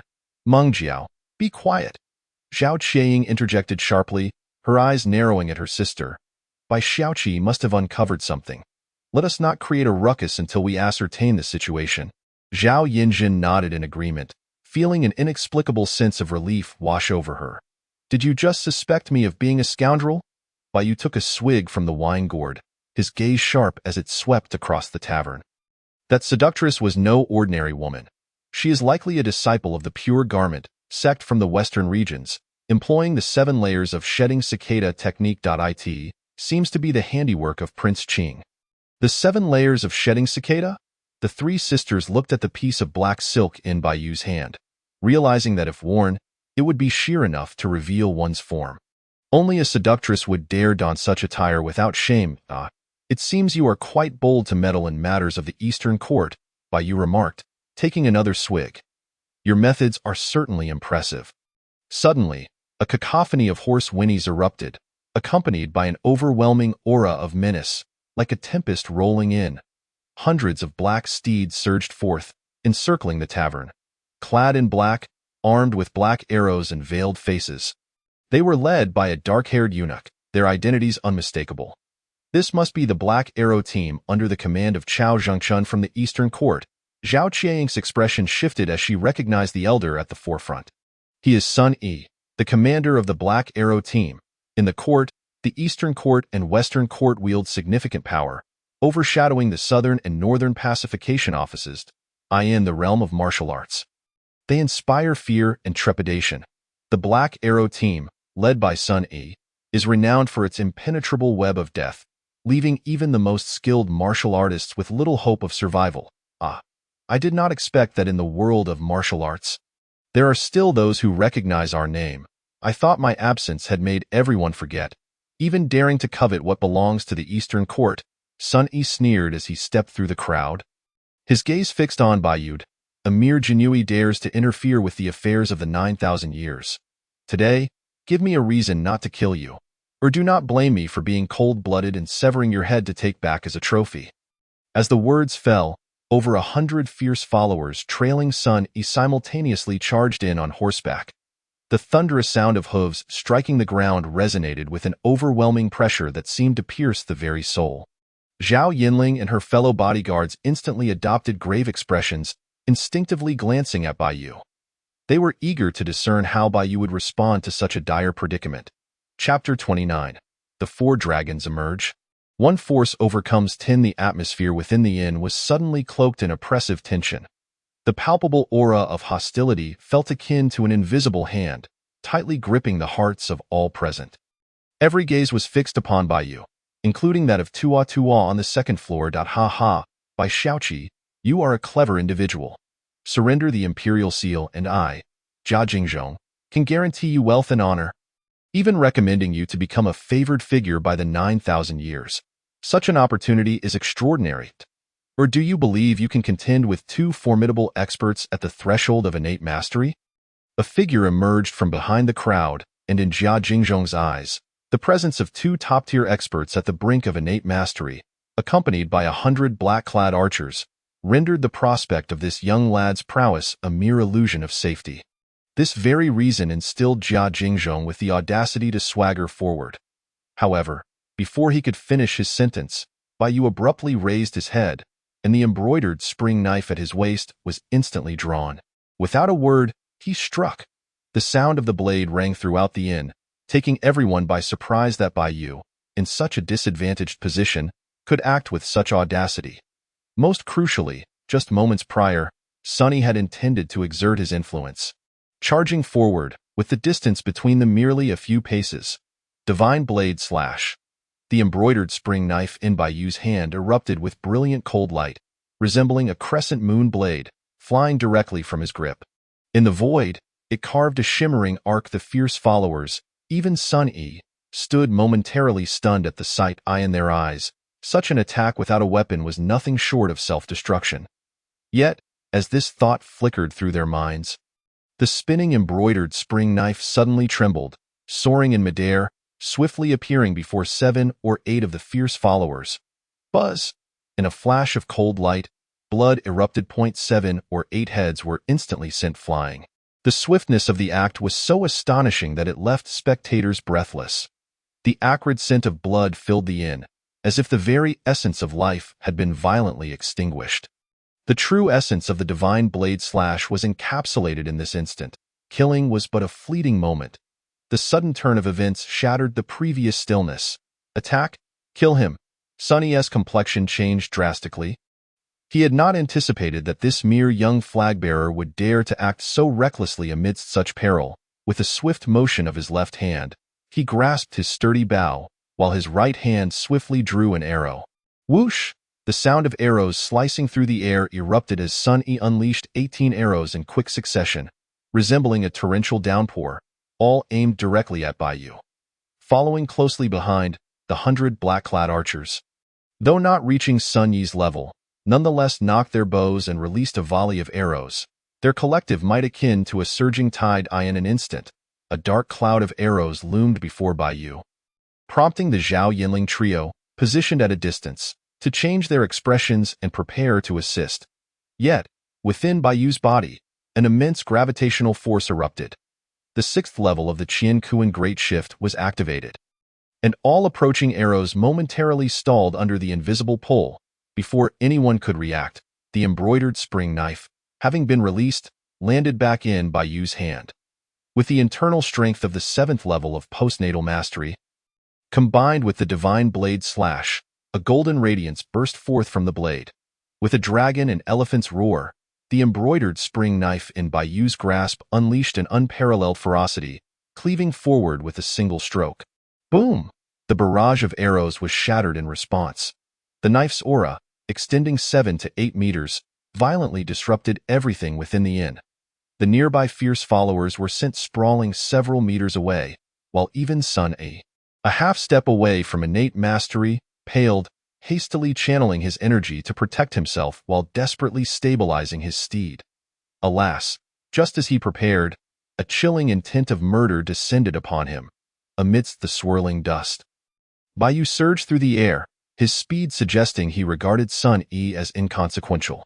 Sun Yi's expression shifted dramatically as he quickly drew his bow once more, aiming at Bai Yu. However, Bai Yu, drawing upon the 4th layer of the dragon elephant wave, unleashed his power to the utmost. With the 4 dragons and 4 elephants roaring in unison, golden dragons and elephants swirled around Bai Yu's form. The embroidered spring knife in his hand erupted with a piercing shriek, as if it could not withstand the overwhelming energy, and then it came crashing down. 1 force overcomes 10. This was Bai Yu's straightforward and brutal style of combat. Though Sun Yi was indeed a half-step innate master, he relied on ranged archery. In essence, he was akin to a mage confronted by a warrior in close quarters. The onslaught was unstoppable. Boom! Just as a dozen arrows were loosed, the surging energy ripped through them effortlessly. A 10-meter-long golden dragon knife aura reached its peak and swept past Sun Yi's body, cleaving downward. Bang! The ground exploded with a resounding crash, sending a dozen nearby fierce followers of the Eastern Factory flying. Even Jia Jingzhong, who had just emerged to show off, was no exception, crashing down several dozen meters away. Without a moment's respite, he spat a mouthful of blood, his internal energy in turmoil, and hurriedly glanced back at the battlefield. The inn had been transformed into a scene of devastation, corpses strewn about, while Bai Yu stood with his knife pointed downward, the blade glistening with blood that trickled down. Close at hand, Sun Yi, atop his black steed, maintained a stance of drawing his bow to defend, yet disbelief flickered across his previously haughty and feminine face. Bang! The sturdy bow snapped, a gash opening from his crown downwards. In the next instant, before anyone could react, Sun Yi, a half-step innate master, along with his steed, was torn asunder. Blood rained down like a torrential downpour, and amidst it all, Bai Yu raised his head, resembling a battle-hardened demon. Jia Jingzhong was utterly astounded. He felt as if he were on the verge of madness. This was a half-step innate master, an individual nearing the pinnacle of mastery. Yet, in a mere exchange, this newly risen flagbearer had publicly slain him in just 2 moves. Moreover, the brutality of the act was indescribable. Had he not witnessed it with his own eyes, no one would have believed the reality of it. How could one with such terrifying prowess and strength still be regarded as a mere individual of the 6th or 7th level of postnatal mastery? Was it possible that this time, he had not merely encountered an iron plate, but a steel one instead? Chapter 30. The man's desire to conquer women. The acrid scent of blood permeated the inn. Everyone gasped in shock, including Tuwa on the 2nd floor. The scene before her was simply too insane, especially when she reflected on her own half-step innate status. Could it be that she would fare no better than a single stroke against this individual? Quick, kill him. Whoever can slay him shall be rewarded with 100 taels of gold. No, 1,000 taels. Jia Jingzhong shouted frantically, witnessing the half-step innate master he had borrowed from Chao Zhangchun being effortlessly dispatched. He had completely abandoned any notion of wealth. His sole focus was on devising a way to eliminate the youth before him. However, as soon as he uttered those words, Bai Yu was already in motion, transforming into a specter of death as he plunged into the ranks of the Eastern Factory's fierce followers. Wherever he passed, the embroidered spring knife shimmered ominously, rising and falling with lethal grace. Be it human heads or horse heads, in the blink of an eye, they were severed from their bodies. In that moment, Bai became an indomitable blade, piercing straight for the heart of the enemy. With each step, 10 fell. With 10 steps, 100 perished. In the end, the fierce followers of the Eastern Factory, who had initially attempted to impede Bai, were utterly paralyzed by terror. Even their black steeds emitted panicked whinnies, uncontrollably bolting for safety. Jia Jingzhong, positioned at the rear, was so overwhelmed by the unstoppable tide of carnage that he lost control of his bodily functions, fleeing without a second thought. Yet, as soon as he moved, Bai's embroidered spring knife soared once more, resembling a crescent moon as it shot towards Jia Jingzhong's back. Feeling the chilling intent behind him, Jia Jingzhong turned pale, his heart nearly stopping. Whoosh! A sound of slicing air echoed as a black shadow darted forward, capturing Jia Jingzhong in its grasp and soaring into the air. The embroidered spring knife, originally intended to pierce Jia Jingzhong, instead skewered the black veil, embedding itself in a rock several dozen meters away, producing a sharp clang that resonated endlessly. By Xiaoqi, I did not foresee your strength to be so formidable. I underestimated you. However, next time, I will show no mercy. I will undoubtedly seize the imperial seal. The words, suffused with the chill of frost, reverberated throughout the heavens and the earth. Gazing at the delicate veil lingering on the embroidered spring knife, which was embedded diagonally in the rock, Bai suddenly comprehended that the person who had just rescued Jia Jingzhong was likely the elusive Bai Xiaoqi. Shall we pursue?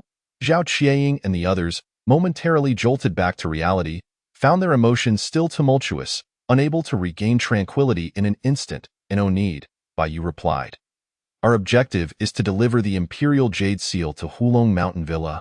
Given the arrogance of the Eastern Factory, the pursuers led by Sun E must be among the strongest.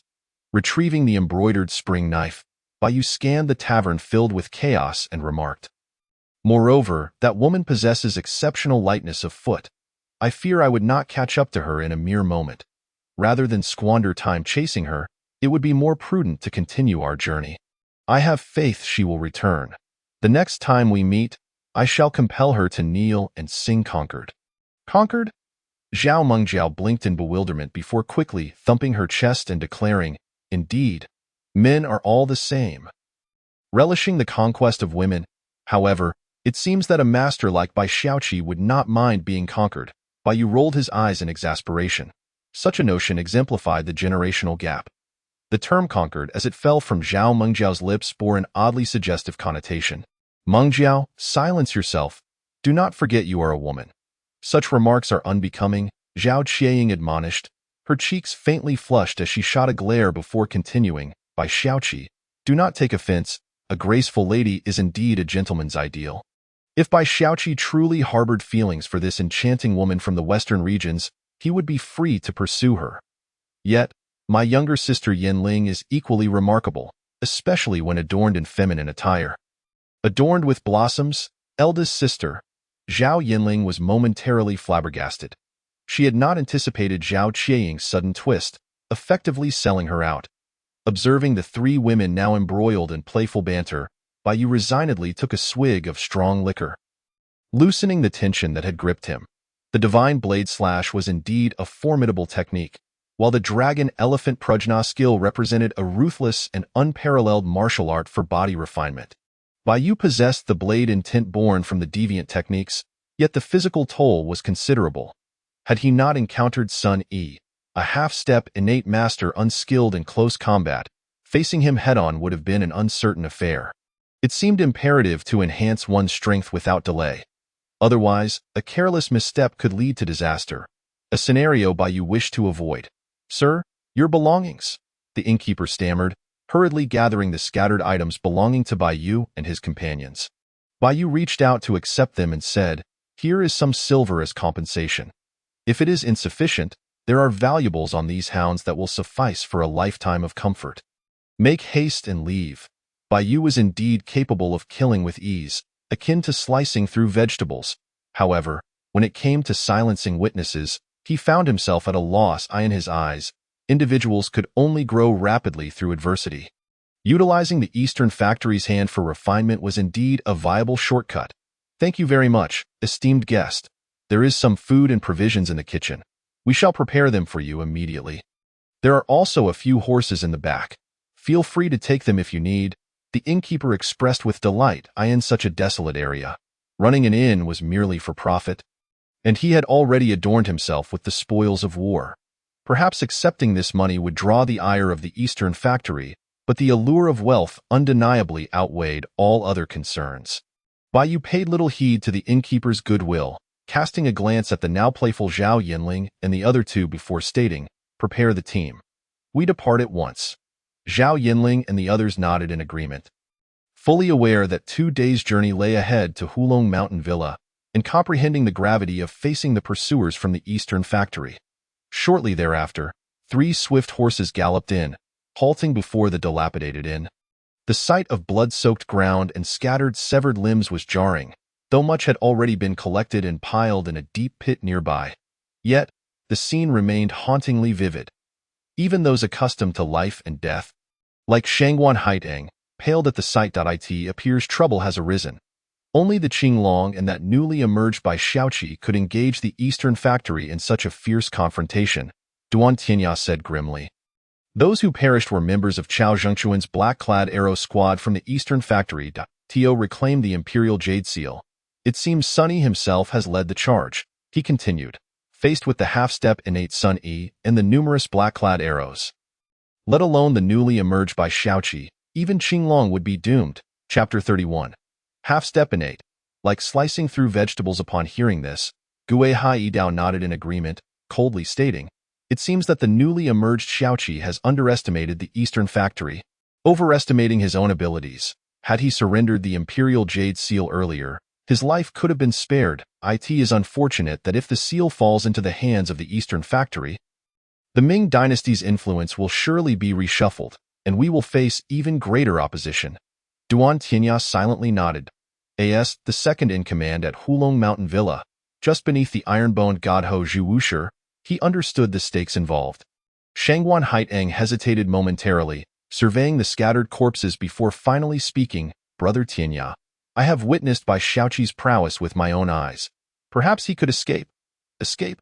Gue Haidao glanced around coldly, replying, "Haitang, you do not grasp the disparity between the postnatal ninth layer and half-step innate. Sometimes, a mere thread of difference in strength can become the straw that breaks the camel's back. Moreover, the inner energy of a half-step innate has begun to transform into true qi, that represents a qualitative change. While Sun Yi is indeed cunning, his underlings, the Locking Sky Arrow Formation and the Black-Clad Arrow Squad, even when of the same realm, must be avoided. That Bai Xiaoqi might possess some strength, but no matter how exceptional, he remains merely of the postnatal 7th layer. Now, with his corpse likely untraceable, he has probably fallen into the hands of the Eastern factory. The foremost spy of Hulong Mountain Villa, Gue Haidao, had recently broken through to the early innate stage. With his inner energy nearly entirely converted to true qi, compared to Shangguan Haitang, he was acutely aware of the severity of the situation. Shangguan Haitang fell silent, her lips parting as if to speak, only to be interrupted by Duan Tianya's hand. "Enough. This is not the time for debate. Since we cannot find Bai Xiaoqi's corpse or the Imperial Jade Seal, we should promptly inform our adoptive father of the events here so he can prepare countermeasures against the Eastern factory." With those words, Duan Tianya took the lead to mount his horse and depart. "Esteemed guest, please wait. I overheard you mention Bai Xiaoqi. Are you perhaps companions of the legendary killer?" The innkeeper, burdened with his pack, hurriedly emerged from the tavern. "Killer?" Duan Tianya and the others froze momentarily. Shangguan Haitang, unable to contain herself, produced a silver ingot and tossed it forward, urgently inquiring, "Innkeeper, the killer you mentioned, was he cold-faced, fond of alcohol, and wielding an embroidered spring knife? Where is he now? We are here to rescue him." "Rescue him?" the innkeeper mumbled, chewing on the silver before adding, "3. I do not know what blade he wields, but I only know that those around him call him Bai Xiaoqi." At that time, not only did a Western region enchantress intervene, but a high-ranking figure from the Eastern factory also sought to kill this Bai Xiaoqi. They clearly underestimated his power. With just 2 or 3 strikes, he severed the leader in 2, a scene that left everyone astounded. As he spoke, the innkeeper, clutching his pack and playing with the silver in his hand, hurriedly turned to leave, leaving Duan Tianya and the others in a state of stunned disbelief. Just moments ago, they were firmly convinced that this mere Xiaoqi would stand no chance against a half-step innate master, facing only a dead end. Now, the outcome they received felt like an invisible slap across their faces. Leaving them with a stinging sensation, Shangguan Haiteng regained her composure and hastily began searching through the scattered corpses, soon revealing a face of shock. "Brother Tianya, come quickly. This is Sun Yi's corpse. He has truly been killed." The innkeeper did not lie. Bai Xiaoqi has indeed fought his way out and has not fallen into the hands of the Eastern Factory.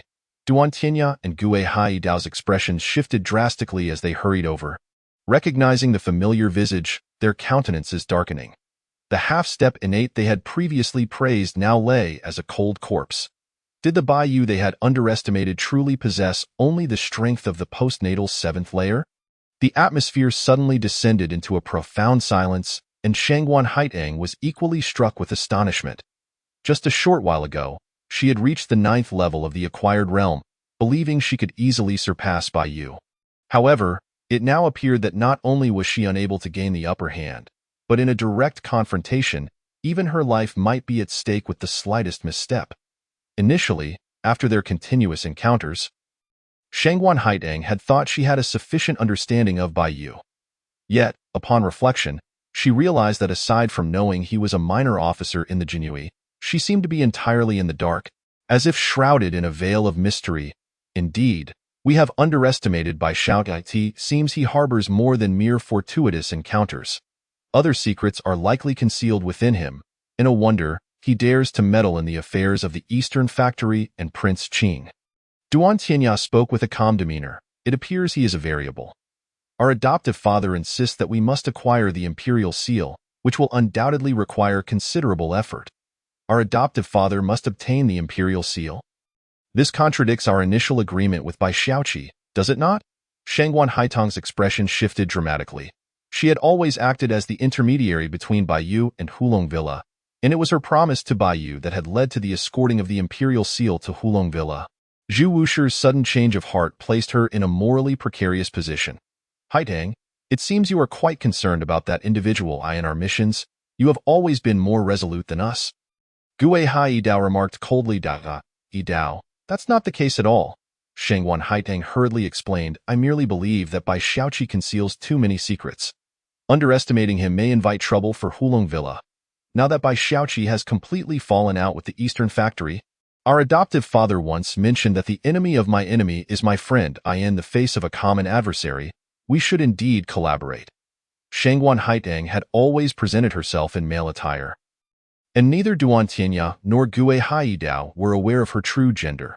However, in the presence of her adoptive brother, Duan Tianya, she had always harbored feelings for him, often aligning her words with his. This time, she noticed her own behavior had become somewhat peculiar. "Idao, Haiteng, you both make valid points. However, regarding Bai Xiaoqi's identity, when confronted with the formidable Eastern Factory, he is likely still lacking. Our adoptive father's actions are also meant to protect him." Duan Tianya interjected, attempting to mediate.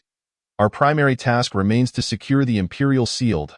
As for matters of collaboration, we shall discuss them later." "Later?" Shangguan Haiteng's expression faltered momentarily, and just as she intended to voice further thoughts, Duan Tianya and Gue Haidao had already spurred their horses onward. Watching their rapidly departing figures, Shangguan Haiteng's emotions were a tumult of conflicting feelings. Both Duan Tianya and Gue Haidao had always been individuals she admired. Yet, after witnessing Baiyu's assertive demeanor, she instinctively began to compare the three of them. Indeed, Baiyu, despite being a minor officer, acted with a reckless dominance that elicited a sense of trust in Shangguan Haiteng. Contrasting sharply with the duplicitous nature of Duan Tianya and Gue Haidao, which felt discordant. "Could it be that I have truly changed? Nonsense. I have not." Shangguan Haiteng shook off her thoughts and hurriedly pursued them. Meanwhile, several miles away from the inn, a swift horse galloped past, and as it emerged from the dense forest, Jia Jingzhong, lying on the horse's back with a face ashen, suddenly awoke. "The factory chief. We are saved. Quickly, let us go." The factory chief. Tuo's expression shifted, as she beheld the sudden appearance of a large group emerging from the pathway.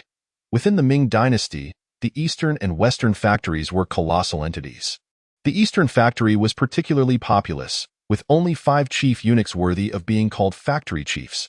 Aside from Wei Zhongxian, who cooperated with Prince Qing on this occasion, the other 4 were all figures of innate mastery. Typically, these 5 seldom ventured out of the Eastern factory, making their sudden emergence all the more intriguing. However, considering that the imperial seal was still in the possession of a minor officer, Tuato assessed that if it were an ordinary minor officer or an opponent of equal standing, she might still have the advantage with her 7 layers of Tua Chan skill. Unfortunately, after witnessing Bai Yu's fierce and domineering methods, Tua felt a rare sense of uncertainty. If she could indeed summon a factory chief from the Eastern factory to act, it would be a tremendous stroke of fortune for her. Who dares to disturb the chariot of the supervisor? A hawk-eyed attendant barked first. The swiftly advancing convoy came to an immediate halt. The curtain of the carriage was slightly pulled aside, revealing a face etched with cold frost, causing Jia Jingzhong's expression to dramatically shift. This individual was indeed known for his capricious temperament, yet Jia Jingzhong understood that his prowess was of the highest caliber in the martial world. Should he be persuaded to act, not only could they reclaim the imperial seal, but they might also rid themselves of the detestable Bai Xiaoqi. Supervisor Chao Xiaoqin, I am Jia Jingzhong. A matter of utmost importance regarding the survival of the Eastern factory necessitates your assistance. Jia Jingzhong hastily dismounted and knelt in supplication. Oh, so you are one of the dogs under my adoptive father? Chao Xiaoqin raised an eyebrow coldly. On behalf of my adoptive father, speak your piece. As for that woman over there, she seems rather appealing. Standing at a distance, Tua felt her demeanor shift as she sensed his gaze upon her. Her nature was one of pride and aloofness. Yet being scrutinized by a chief eunuch of innate mastery sent shivers down her spine. Upon hearing this, Jia Jingzhong's face brightened with hope, disregarding Chao Xiaoqin's words. Supervisor Chao, this individual is a top-tier expert sent by Prince Qing from beyond the borders to assist us in seizing the imperial seal. Having already reached the threshold of innate mastery, not long ago, under the directive of Jinyiwei, we intended to use the Jinyiwei's Qinglong as a scapegoat to seize the imperial seal from Zhao Xinyuan. But regrettably, it was unexpectedly snatched away by a minor officer. We suspect he has colluded with Hulong Villa, and if the imperial seal falls into their hands, it would be exceedingly detrimental to our Eastern factory. In the Eastern factory, since all members were eunuchs, they had no descendants. The only means of establishing a legacy was through adopting sons. Chao Xiaoqin, having achieved innate mastery at such a young age and becoming one of the 5 factory chiefs, owed a significant part of his success to being Wei Zhongxian's adopted son. This was precisely why Wei Zhongxian could maintain his dominant position within the Eastern factory. The imperial seal, a glimmer of intrigue flashed in Chao Xiaoqin's eyes. As expected of my adoptive father, even the schemes he devises surpass my own. However, can a mere minor officer truly be beyond the capabilities of a woman at half-step innate mastery? Or is she merely a decorative vase? Tuo's breath caught in her throat. Under normal circumstances, had it been anyone else, she would have already erupted. Yet, the individual before her was one of the 5 factory chiefs, and also Wei Zhongxian's adopted son. She gritted her teeth and endured for the greater good. No, it is not as such. Supervisor Chao, that minor officer possesses extraordinary strength and may very well be a pawn placed by Hulong Villa within the Southern and Northern pacification offices.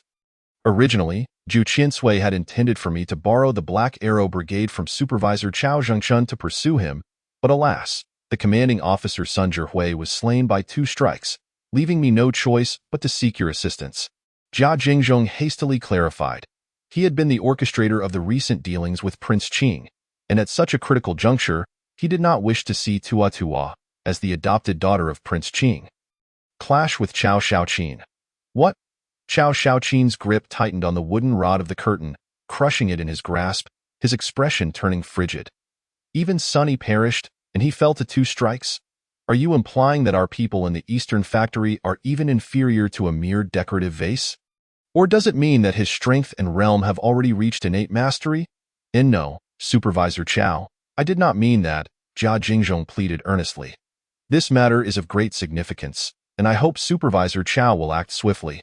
Once we obtain the Imperial Seal, we shall gain the upper hand over the Western Factory, and at that point, the entire Southern and Northern Pacification offices will fall under our control, making the Grand Court our Eastern Factory's domain.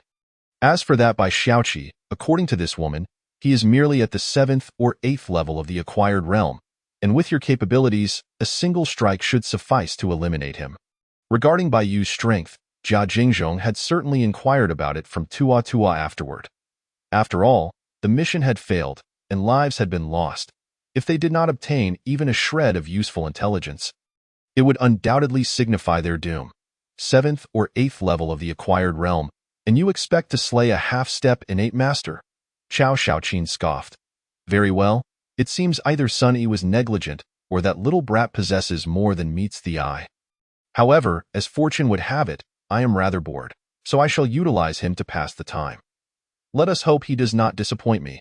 Chapter 33. Signs of a breakthrough, the arrival of the Great Sui a little over half a day later. The night quickly descended. A horse-drawn carriage sped through the forest path under the escort of Zhao Yinling and her companions. Leading the way, Zhao Yinling frequently glanced back, ensuring that no pursuers were on their trail. By Xiaoqi, we have already traveled for 2 days, and fought a fierce battle during the day. Continuing on this path may not only exhaust our stamina, but also tire the horses beyond their limits. The distance from the forbidden city of the Ming Dynasty to Hulong Villa was easily over 100 miles. To reach it within 3 days required relentless urgency. The individuals and horses present still had the capacity to proceed. Yet if they maintained such a high-pressure pace, they would push their physical and mental endurance to the brink. Should they encounter an ambush again, they would be utterly defenseless. By Xiaoqi, Yinling is correct. The Eastern Factory has only recently faced a defeat. Organizing their forces for a pursuit will require some time to recuperate. We are quite familiar with the vicinity of the Central Plains Escort Bureau, and few travelers pass through here. It would be wise for us to rest for half the night before continuing our journey. Zhao Qiaying interjected. Zhao Yinling could not help but explain. When we accepted this escort mission, we anticipated that it would be anything but easy. While we may endure, without our horses, our progress will surely be hindered. Rest? Bai Yu pushed open the carriage door and looked up at the darkening sky. Rest assured, I am not an autocrat. You are right. Let us take a moment to recuperate. I also need some time to break through to the 8th layer of the acquired realm. The 8th layer? Zhao Yinling and the other 2 women were momentarily taken aback, recalling the earlier day when Bai Yu had displayed his formidable prowess by decisively slaying the half-step innate expert Sun Yi. They could hardly believe their ears. Now, he suddenly claimed he was on the verge of breaking through to the 8th layer. Was this a jest? If true, it was utterly absurd that Bai Yu, with his acquired 7th layer cultivation, could slay a top-tier expert at the half-step innate level. What did that imply for them, who were already at the acquired 8th or 9th layer? Were their own efforts mere facades? By Xiaoqi, it seems you are indeed extraordinary. Go slay a half-step innate with just the acquired 7th layer. It would undoubtedly shock the martial world if this were to spread, if we had not witnessed it ourselves. My sisters and I would hardly have believed it, Zhao Qiaying remarked with a wry smile, while Zhao Mengjiao nodded in agreement. My third sister often boasts of her exceptional talent and martial prowess, claiming that her future husband must first defeat her. By Xiaoqi, you have successfully passed the first test. Should you consider my sister's hand? Zhao Yinling was momentarily confused. What was this? A forced proposal? She shot a disapproving glare at Zhao Mengjiao and gave her a sharp pinch at the waist. By Xiaoqi, don't pay their nonsense any mind. However, if you can slay a half-step innate with your acquired 7th layer, would you not be able to defeat a top-tier expert just stepping into the early innate stage if you were to break through to the 8th layer? This question captured everyone's attention. Not only Zhao Yinling, but even Zhao Mengjiao was keenly intrigued. Bai Yu took a sip of his drink and shook his head. You are underestimating the innate realm. My victory over Sun Yi was largely due to luck and his carelessness. If the one pursuing me were not Sun Yi and practiced extraordinary martial arts and techniques, then winning that battle would not have been easy. Do not underestimate the Eastern Factory's hounds. They possess resources surpassing those of the major sects in the martial world. Nonetheless, if I can break through to the 8th layer, I would still have confidence in defeating him. Zhao Yinling and the others were momentarily stunned. They certainly did not underestimate the formidable force of the Eastern Factory. Yet, knowing its complexities, Baiyu still dared to challenge them, even claiming confidence in his ability to triumph over a half-step innate expert after reaching the 8th layer. This was a testament to his extraordinary intellect, tactics, and martial arts. If he were to survive this encounter with the Eastern Factory, Zhao Yinling and the others understood that his rise to prominence would be inevitable. Enough with idle chatter. The watch for the night is now in your hands. I will strive to break through as swiftly as possible. If I can achieve the 8th layer before reaching Hulong Villa, it would provide me with a significant advantage. Baiyu was unaware of the thoughts swirling in the minds of the three women. However, at this critical juncture, he was primarily focused on seizing the initiative to survive amid the looming threats of both the Eastern Factory and Hulong Villa. Enhancing his strength was undoubtedly the most crucial path forward. By Xiaoqi, you can rest easy. We will guard well and ensure there are no lapses, Zhao Yinling assured him repeatedly. After Baiyu acknowledged their commitment, he returned to the carriage, resuming his meditative practice of the dragon-elephant wave technique. Following the battle earlier that day, Baiyu sensed a flicker of a breakthrough on the horizon. He finally grasped the source of Jimozi's audacity to stir trouble in the Central Plains. With just one layer, one could inexplicably augment their strength by over 1,000 pounds. Achieving the 13th layer would potentially elevate one's power by at least 20,000 pounds. Such a dramatic enhancement would enable him to effortlessly dispatch even a massive elephant, let alone a mere human. Presently, Baiyu had yet to fully comprehend the 7th layer of the Qinkuan Great Shift. To achieve a breakthrough in such a short span and elevate his power significantly, the dragon-elephant wave technique was undoubtedly his best option. More importantly, as he interchanged between the two techniques, he discovered that his internal energy became increasingly refined, displaying a resilience that surpassed that of an ordinary person's internal strength. This was the foundation of Baiyu's confidence in his ability to slay a half-step innate expert upon reaching the 8th layer. Suddenly, a loud crash echoed from outside, shattering the tension. Instantly, chaos erupted. Baiyu, initially planning to continue his meditation, furrowed his brow and dashed out of the carriage. He had long anticipated the erratic nature of the Eastern Factory's hounds. However, to organize another pursuit in such a short time frame seemed highly improbable. A flurry of thoughts raced through Baiyu's mind as he spotted 7 or 8 figures cloaked in black darting towards him from all directions. Zhao Yinling and her companions swiftly intervened, intercepting 3 of the attackers. The remaining 4 were immediately locked onto by Baiyu. The Great Sway is here to apprehend fugitives. All irrelevant personnel, withdraw immediately or face death without mercy. The 4 assailants shouted in unison. Yet, their blades did not falter and instead lunged at Baiyu. They were acutely aware that anyone who could remain inside the carriage was undoubtedly the leader of this convoy. Chapter 34. The Ice Beauty of Goryo. Mother of the twin dragons, 4 glistening blades erupted with a fierce aura, and the 4 assailants immediately formed a converging attack pattern, sealing off Baiyu's escape routes. This was the work of seasoned killers. Baiyu was perplexed as to why individuals from the Great Sway would appear within the realm of the Ming Dynasty. However, confronted by a group of menacing figures claiming to be irrelevant personnel while simultaneously exhibiting lethal intent, Baiyu showed no mercy. Witnessing the swiftly approaching assault, Baiyu flipped his right hand, drawing the embroidered spring knife from his waist. Divine blade slash. With a single sweep, the blade flashed like a crescent moon in the night, severing the cold, glinting blades of the attackers with a resounding crack. The pupils of the 4 assassins dilated in shock as they attempted to retreat, but alas, the blade's light had already enveloped them, and their heads were sent flying into the air. Thud, thud, thud. The 4 corpses crashed to the ground, their warm blood splattering across the earth. The expressions of everyone present shifted dramatically, particularly the trembling assassins alongside Zhao Yinling, who were etched with disbelief. The targets of their pursuit this time were anything but ordinary. They prided themselves on their formidable strength, each having reached the acquired 7th or 8th layer. Yet, they had just witnessed 4 of their own killed in an instant. This shattered their understanding of reality. Retreat! Quickly! The 3 black-clad figures shouted in urgency as they hastily fell back. Zhao Yinling intended to step in and halt their escape, but Bayu's embroidered spring knife had already soared through the air again. Its speed was akin to thunder, slicing through the air before circling back and, in an instant, beheading the three retreating figures before they could react, as the sounds of three heavy thuds echoed. The 7 sudden assassins from the Great Sway were swiftly eradicated. This spectacle left Zhao Yinling and her companions utterly dumbfounded. What on earth just happened? Why are there assassins from the Great Sway? Bayu furrowed his brow involuntarily as he sheathed the embroidered spring blade. During this period, with the aid of the blade, he had executed the divine blade / numerous times, and it had indeed proven to be quite handy. However, as time passed, Bayu also realized that to fully unleash the power of the divine blade / he would likely need a curved sword. According to his conjecture, if he were to replace the embroidered spring blade with a curved sword, the resultant speed of attack and the variability of the sword techniques would undoubtedly be swifter and more precise.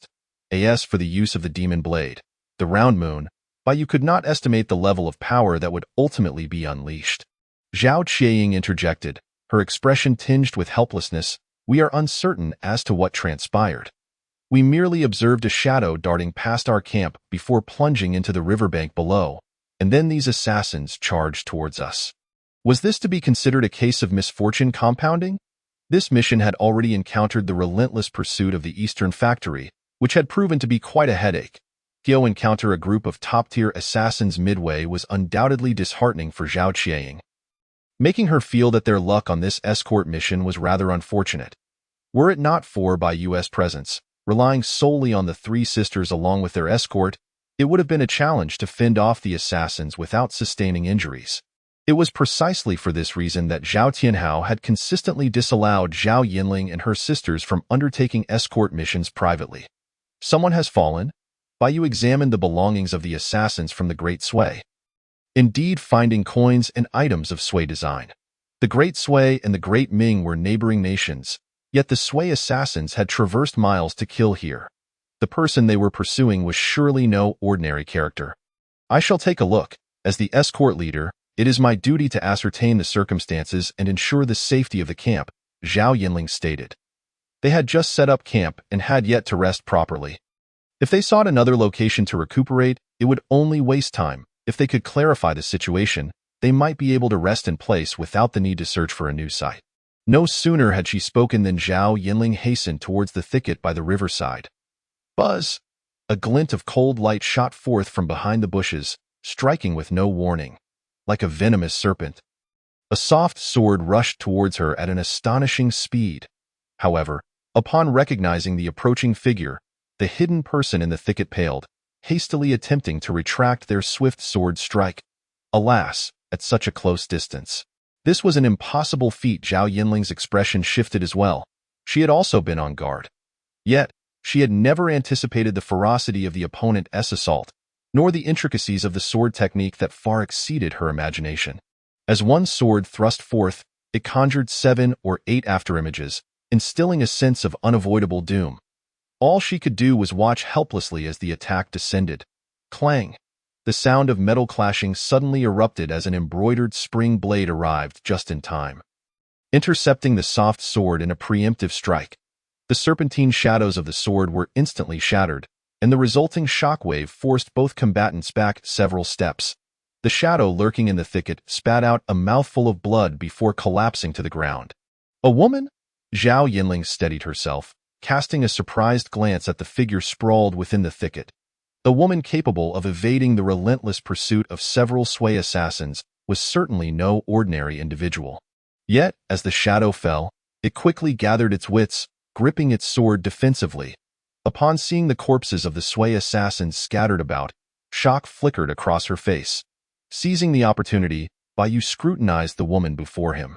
Her beauty was on par with the 3 Zhao sisters, and the haughty elegance between her brows added a few more layers to her icy allure. Adorned in attire reminiscent of Goryeo, she was undoubtedly a striking beauty. Bayu sighed, taking a swig of liquor.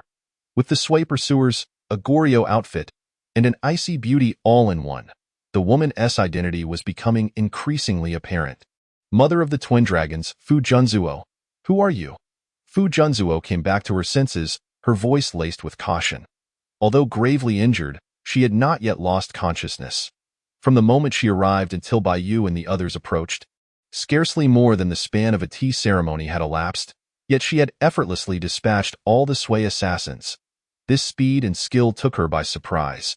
Seeing that Bai Yu remained silent, Zhao Yinling hesitated before cupping her fists. I am Zhao Yinling, the escort leader of the Central Plains Escort Agency.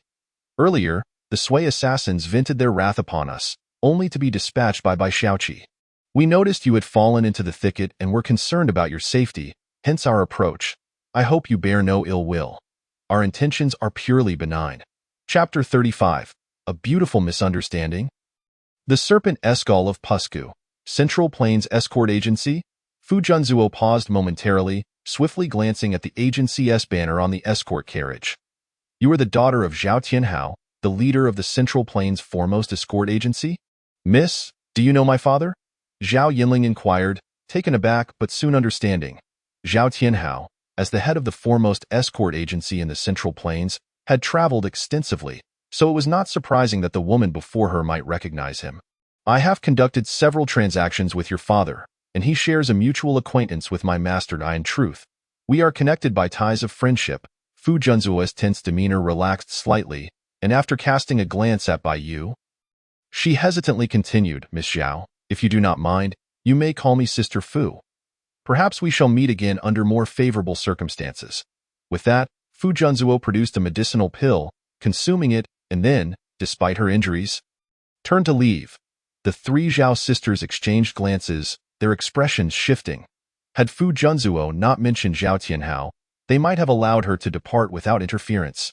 Now, with the term sister thrown into the mix, it would seem remiss to let her leave in her current state. If Zhao Tianhao were to learn of their inaction, they could expect his ire. Sister Fu, wait. Your injuries are severe. If you must leave, it would be better to rest for a moment before departing, Zhao Yinling implored, casting a questioning look at Bai Yu. Bai Yu sighed, taking another swig of liquor. As the escort leader, you have already made your decision. Why seek my counsel, however? Do not forget that we may soon face the Eastern Factory's hounds, and the Sui assassins are no ordinary foes. Exercise caution. Watching Bai Yu turn away, Zhao Yinling exhaled a quiet sigh of relief. Beside her, Zhao Qiaying shot her a glare. Third sister, you have been excessively reckless. This escort mission is unlike any other. Dealing with the Eastern Factory's pursuers is perilous enough, and you have taken it upon yourself to make decisions. This violates the agency's regulations, and should father find out, you will undoubtedly face severe punishment. Fortunately, Bai Xiaoqi is magnanimous and does not hold it against you. Otherwise, if this were to spread, your standing in the escort industry would be untenable. Eldest sister, I acknowledge my rashness. Zhao Yinling's expression faltered as she comprehended the gravity of the situation.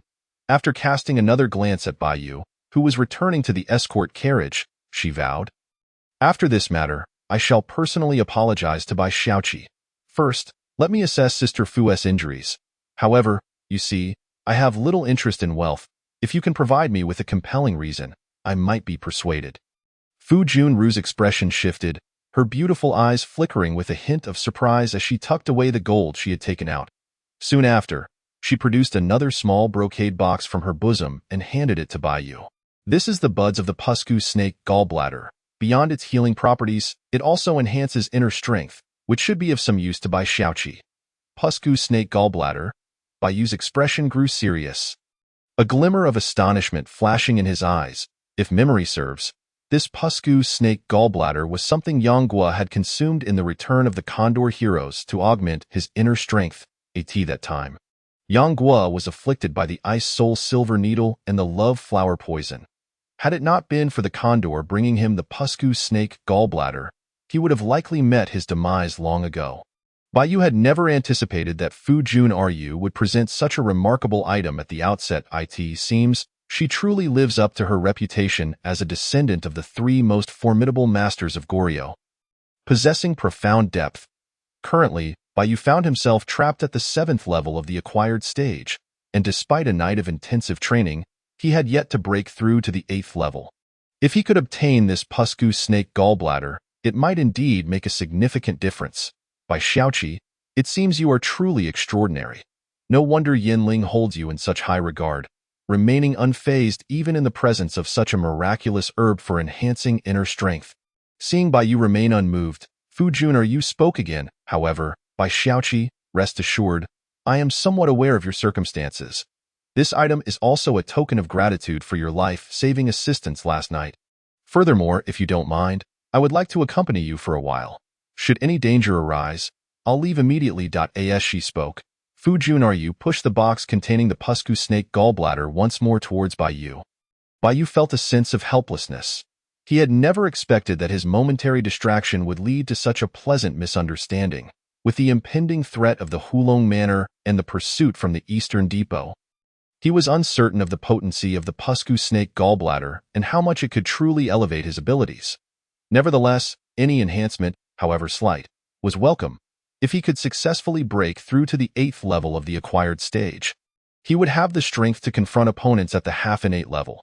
Very well, I shall accept your kindness, but as the saying goes, to accept money is to avert disaster. Regardless of the enemies we encounter, I will shield you until you depart. Bai Yu received the brocade box and turned towards the carriage. Chapter 36. Changes in Inner Strength. Arrival of distinguished guest Sister Fu. Are you all right? I mentioned that Bai Xiaoqi might appear a bit aloof. Yet he is quite amiable. Please, let us look out for one another. Zhao Yinling breathed a sigh of relief as Bai Yu returned to the carriage, quickly stepping forward. Beside her, Zhao Qieying and Zhao Mengjiao nodded in agreement. Through their conversations last night, the three of them had confirmed through Fu Jun'er that her connection with the Central Plains Escort Bureau was genuine, not merely a long-standing patron of Zhao Tianhao, but also a relationship akin to that of old friends.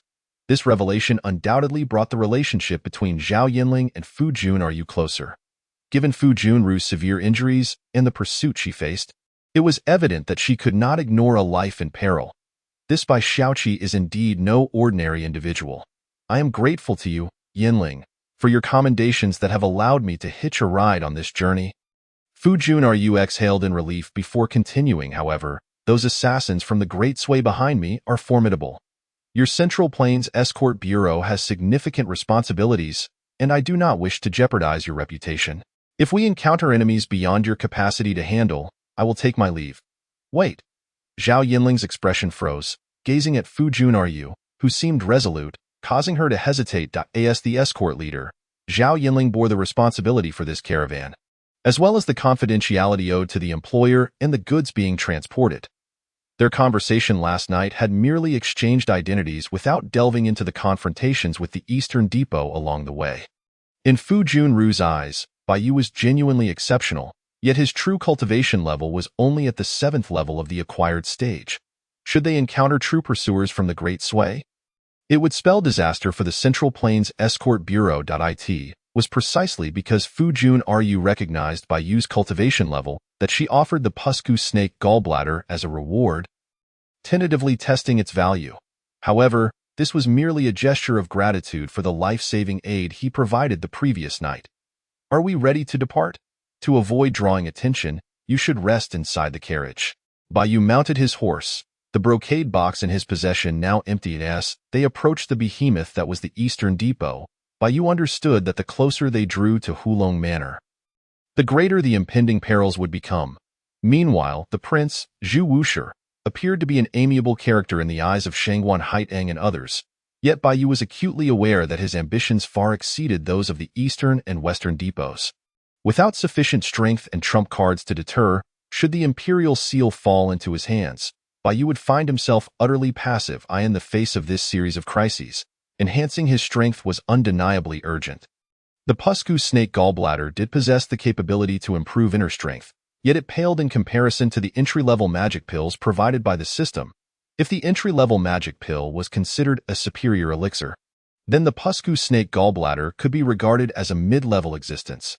To fully refine it for the purpose of enhancing inner strength would require a process. By Xiaoqi, we are all prepared. Let us set off immediately. Zhao Mengjiao waved her hand eagerly, adding, I did not expect you to be so considerate, By Xiaoqi, even offering the carriage to Sister Fu. Whoever marries you will undoubtedly be fortunate. Be quiet. Zhao Yinling shot her a glare, fully aware that this boisterous and impulsive second sister would seize any opportunity to drag her into mischief. Observing Zhao Qianying, who remained silent with a smile, Fu Junryu felt somewhat surprised. Having traveled extensively, she recognized that the beauty and character of Zhao Yinling and her sisters would certainly stand out in the martial world. A mere flag-bearer from the southern and northern garrison could attract the attention of three stunning women. Perhaps Bai Xiaoqi held some undiscovered facets. With these inquiries in mind, Fu Junryu sat cross-legged inside the carriage, continuing her recovery. Led by Zhao Yinling, the escort caravan resumed its journey, with Bai Yu notably positioned in the middle of the ranks. Aside from a portion of his focus devoted to riding, the rest of his thoughts were concentrated on refining the Pusku snake gallbladder. As they traveled, after a short while, they finally passed through a thicket. Bai Yu, who had been immersed in refining the Pusku snake gallbladder, suddenly felt a surge of energy within him, akin to a tide, rushing towards the already loosened 8th meridian, which represented the 8th level of the acquired stage. Having endured numerous life and death battles and trials, the 8th meridian had long since been loosened. Now, aided by the Pusku snake gallbladder, his already superior inner strength surged even further. Under normal circumstances, such a slight increase might not hold much significance. However, with the momentum of the tide, his inner strength rapidly expanded, surging toward the 8th meridian with a force that felt unstoppable. Bang! The 8th meridian resonated as it connected. His inner strength surged rapidly, and to Bai Yu's astonishment, he sensed a sharp, murderous intent intertwined within his inner energy, a fusion of the killing blade intent and his inner strength. If one were to liken the inner energy of an ordinary person to a still pond, then Bai Yu's inner energy now resembled sulfuric acid, imbued with a far more aggressive potency than that of an ordinary individual. Such a phenomenon could only be achieved by cultivating one's techniques to an advanced level, reaching a state of seamless integration. Typically, it would require ascending to the innate realm to accomplish this. However, due to Bai Yu's possession of the system, combined with the entry-level magic pills and his comprehension of the divine blade slash, he had evidently taken a step ahead, reaching this level. Simultaneously, Bai Yu discovered that the exceptionally refined inner strength within him had begun to manifest as true energy. Moreover, the momentum of this breakthrough continued unabated. Could it be that he was on the verge of breaking through two minor realms consecutively, perhaps even penetrating the 9th meridian that represented the 9th level? Bai Xiaoqi, what is happening? Have you sensed something? Zhao Yinling's voice rang out. Bai Yu returned to his senses, preparing to respond, yet his brow furrowed as he raised his hand to signal everyone to halt. Everyone, stop. We have distinguished guests arriving. Distinguished guests? Zhao Yinling and the others tensed immediately. They soon spotted three swift horses galloping towards them, none other than Duan Tianya and Shangwan Haitang. Bai Xiaoqi, are these individuals from the Eastern Depot? They appear quite different. Zhao Mingjiao, driven by her impulsive nature, quickly inquired. Inside the carriage, Fu Junryu could not help but lift the curtain, her expression shifting upon seeing the situation before her. Bai Xiaoqi, the aura emanating from these three is formidable. One has reached the 9th level of the acquired stage, while the other two are likely at the innate realm. Innate? Zhao Yinling and the others' expressions changed dramatically. The three before them were not much older than her sisters. If all of them were at the 9th level of the acquired stage, they might have been able to accept it. But now, two had even surpassed into the innate realm. If they were enemies, what hope would they have? Chapter 37. I'm sorry, did I allow you to leave? Do not be alarmed. They can only be considered half-enemies. Bai Yu took a swig of strong liquor, temporarily suppressing the surging inner strength within him. The Hu Long Villa was a place of great significance, and the three foremost spies emerged in unison. If there were no ulterior motives, Bai Yu could hardly believe that Bai Xiaoqi could meet you here. What a delightful surprise. I thought you had already reached the town of Wusu ahead. Shangwan Haitang displayed a hint of joy and hurriedly prepared to spur her horse forward. Haitang, Duan Tianya suddenly interjected, instantly halting Shangwan Haitang's movements. After casting a hesitant glance at Bai Yu, she fell into silence. Observing this scene, Bai Yu quickly surmised the underlying tension. From the very beginning of his collaboration with Shangwan Haitang, he had never believed that this matter would proceed smoothly. After all, His identity was at stake. As a minor official from the Northern and Southern Pacification Office, he was still far inferior compared to the formidable Hu Longvilla. Are you Bai Shaoqi? Duan Tianya reined in his black steed and declared, I am Duan Tianya, the first-rank spy of Hu Longvilla. I have come here under the orders of the iron-boned god Marquis to escort the imperial seal. May I ask if the seal is in your possession? The journey ahead may be perilous. I hope you can prioritize the greater good. His somewhat pedantic tone instantly rendered the atmosphere tense and charged. Zhao Yinling and the others exchanged glances, their expressions shifting. As members of the capital's escort agency, they were well aware of Hu Longvilla's formidable reputation. They also understood that this official rhetoric concealed a more sinister intent. The road ahead is fraught with danger. And you lack the qualifications to escort the imperial seal. Hand it over promptly. However, would Bai Shaoqi truly comply? Fu Junju was equally astonished, her gaze towards Bai Yu now tinged with disbelief. It was evident to any rational being the importance of the imperial seal. Initially, she had assumed Bai Yu was merely a somewhat notable minor official, never anticipating that he would be embroiled in such grand affairs. A slight misstep could indeed topple a dynasty. Yet, precisely because the imperial seal carried such weight, Fu Junju's curiosity about Bai Yu's choice intensified. Bai Yu chuckled, took another gulp of liquor, and shook his head. I have heard of Hu Longvilla's tapas PYAS for the perilous nature of the road ahead. I anticipated this when I became involved in this matter. However, upon departure, I also vowed that regardless of the dangers I face, I will ensure the imperial seal reaches its destination. Or do you intend to seize it from me now? Everyone's hearts tightened, taken aback by Bai Yu's boldness in cutting through the ambiguous dialogue. Gue Hai Dao's expression darkened as he prepared to speak, only to be halted by Duan Tianya's hand. Bai Shaoqi, do not misunderstand.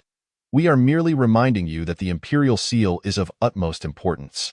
Just earlier, we observed a formidable figure from the Great Sway, one who has reached the threshold of innate power, searching for the woman in the carriage behind you. My instincts tell me he exudes the aura of one who has thrived in the heat of battle. Likely a seasoned killer. You are currently being hunted by the Eastern Depot, and entangling yourself with such trouble is precarious, to say the least. A half-step innate assassin from the Great Sway. Zhao Yinling and her companions paled. Fu Junju was no exception. They had long suspected that those pursuing Fu Junju would not relent. However, the emergence of an even stronger group of assassins so swiftly left them little room to breathe. Bai Shaoqi, we have heard of your battle with Sun Yi. However, the assassins from the Great Sway are different. Like you, they are close combat experts, and they are already nearby. With your abilities, it will be difficult to find a way out this time. Gue Hai Dao said coldly, hand over the imperial seal, and your contributions will not be forgotten. This is the only viable path.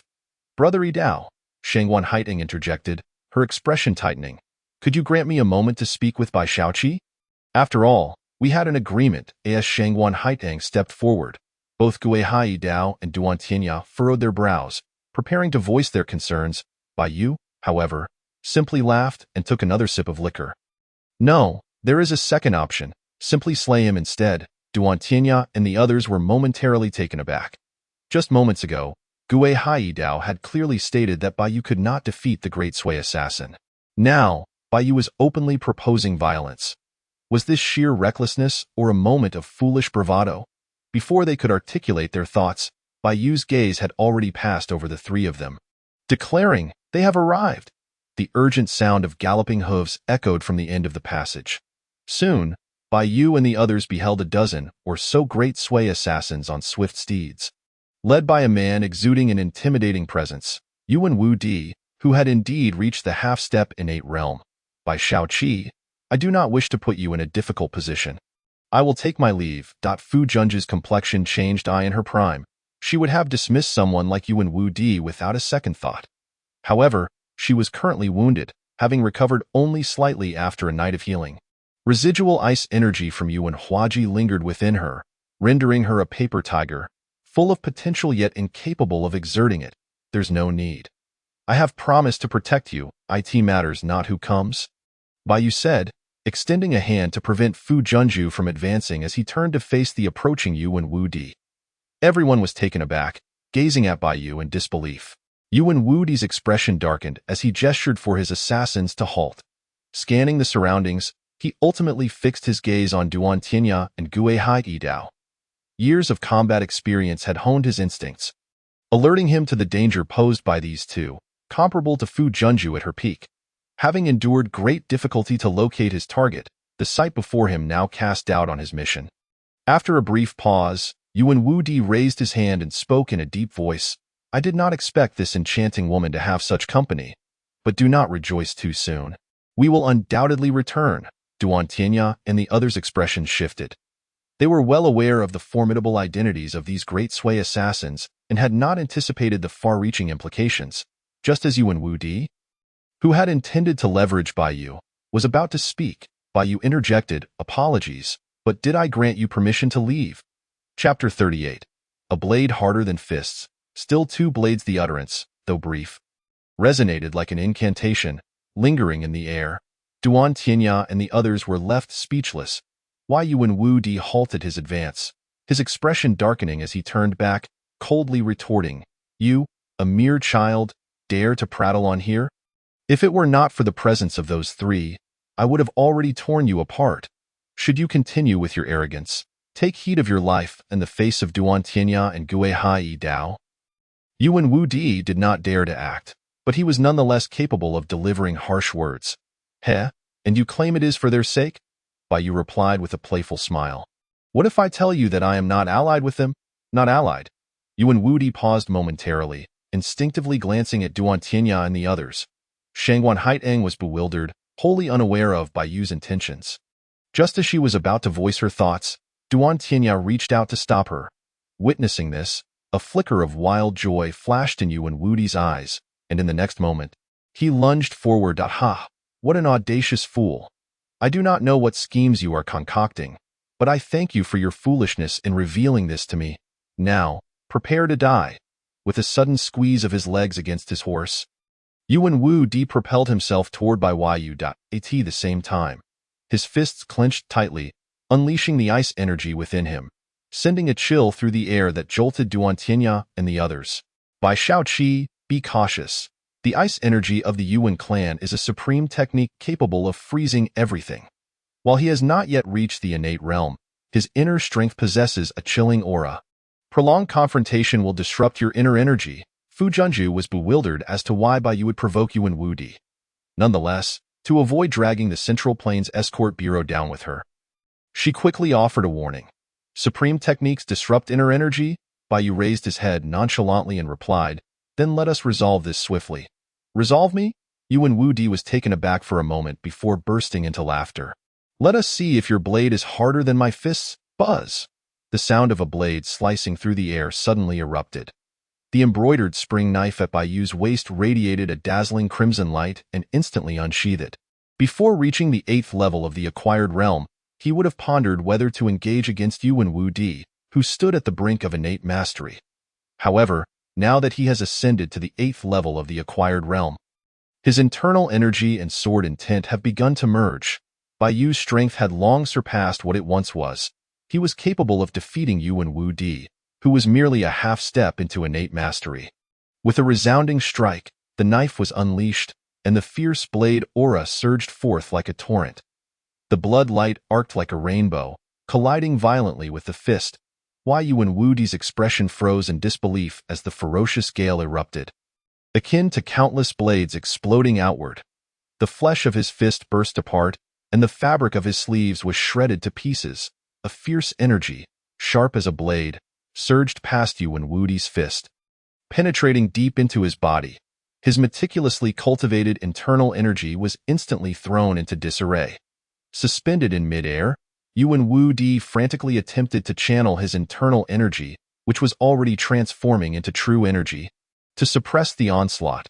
Alas, just as this thought crossed his mind, the divine blade struck. The blinding crimson light zipped past, and the blade aura erupted to its zenith, with the Zhao Mengjiao and others nodded in agreement, further asserting that this was a once-in-a-lifetime opportunity. Baiyu, gazing at the note in his hand, fell into a contemplative silence. The internal energy that had previously settled within him suddenly erupted without warning, roaring to life in an instant. Following the recent battle, the internal force that had been stirred up rapidly intensified, transforming into an unstoppable torrent. In the next moment, it surged towards the meridian that represented the nine heavens with a thunderous impact. In that fleeting moment, Bai felt a resounding tumult within his mind, as the previously obstructed ninth meridian was seamlessly open. That instant, the meridians symbolizing the nine minor realms were all unlocked. It could be said that Bai was now merely a step away from the innate realm. Once he crossed this threshold, he would truly become a formidable practitioner of the innate level. In the future, when confronting the Hulong Mountain Villa and various other factions, Bai would possess greater confidence and command more initiative. However, as this thought began to take root, Bai sensed that the internal energy within him not only failed to subside but surged violently towards the vacant space adjacent to the ninth meridian. The slight stinging sensation emanating from within caused Bai to momentarily freeze, and an exceedingly absurd notion flashed through his mind. It was rumored that the postnatal realm was referred to as the foundation building stage, signifying the necessity of solidifying one's foundation like the base of a towering edifice. It was said that one possessed a total of 10 meridians, which were heralded as perfect. Unfortunately, as time passed, the lore surrounding the 10th meridian gradually faded into obscurity. Regardless of how diligent individuals were in seeking the elusive 10th meridian within themselves, it remained an enigma, ultimately evolving into the standard of merely 9 meridians corresponding to the 9 heavens. At present, Bai's internal energy was relentlessly colliding into the vacant area beside the 9th meridian. Amidst this piercing discomfort, he joyfully discovered that a faint hidden meridian had unexpectedly manifested in the once blank area. In an instant, Bai comprehended that the rumored perfect postnatal realm was likely true. Yet, as time progressed, no matter how he attempted to control the impact of his internal energy, the 10th meridian stubbornly refused to reveal itself. Bai grew anxious. Through the recent experiment, he gradually discerned that each impact on this hidden meridian would diminish his internal energy by a fraction. Though this fraction appeared minuscule, over an extended period, his internal energy would be swiftly depleted. In the end, not only would he be left questioning the feasibility of manifesting the 10th meridian, but whether he could even maintain his current strength was uncertain. If he truly wished to unveil the 10th meridian, Bai would need to seek greater external assistance. Drawing from the recent methods of breakthrough, an exceedingly audacious thought flashed through Bai's mind. If utilized appropriately, he could not only evade the pursuit of the Eastern Factory, but also successfully propel himself into the perfect postnatal realm. At that juncture, even when facing the early stages of the innate realm, Bai would possess the confidence to potentially overpower his adversary with the advantage of an additional meridian. Chapter 40. I have a bold idea. By Xiaoqi. Your complexion appears somewhat off. Are you unwell? Zhao Yinling couldn't help but inquire.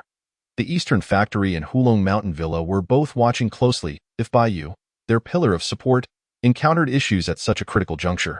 It would undoubtedly not be what they wished to see. No, I am fine. Bai snapped back to reality, directing his gaze towards the box in Zhao Yinling's hand. However, what is that you are holding? This item, I just found on Yuan Wudi. It should be a box for storing weapons. Zhao Yinling opened the ornate box, revealing a silver-white curved blade that immediately caught the eye.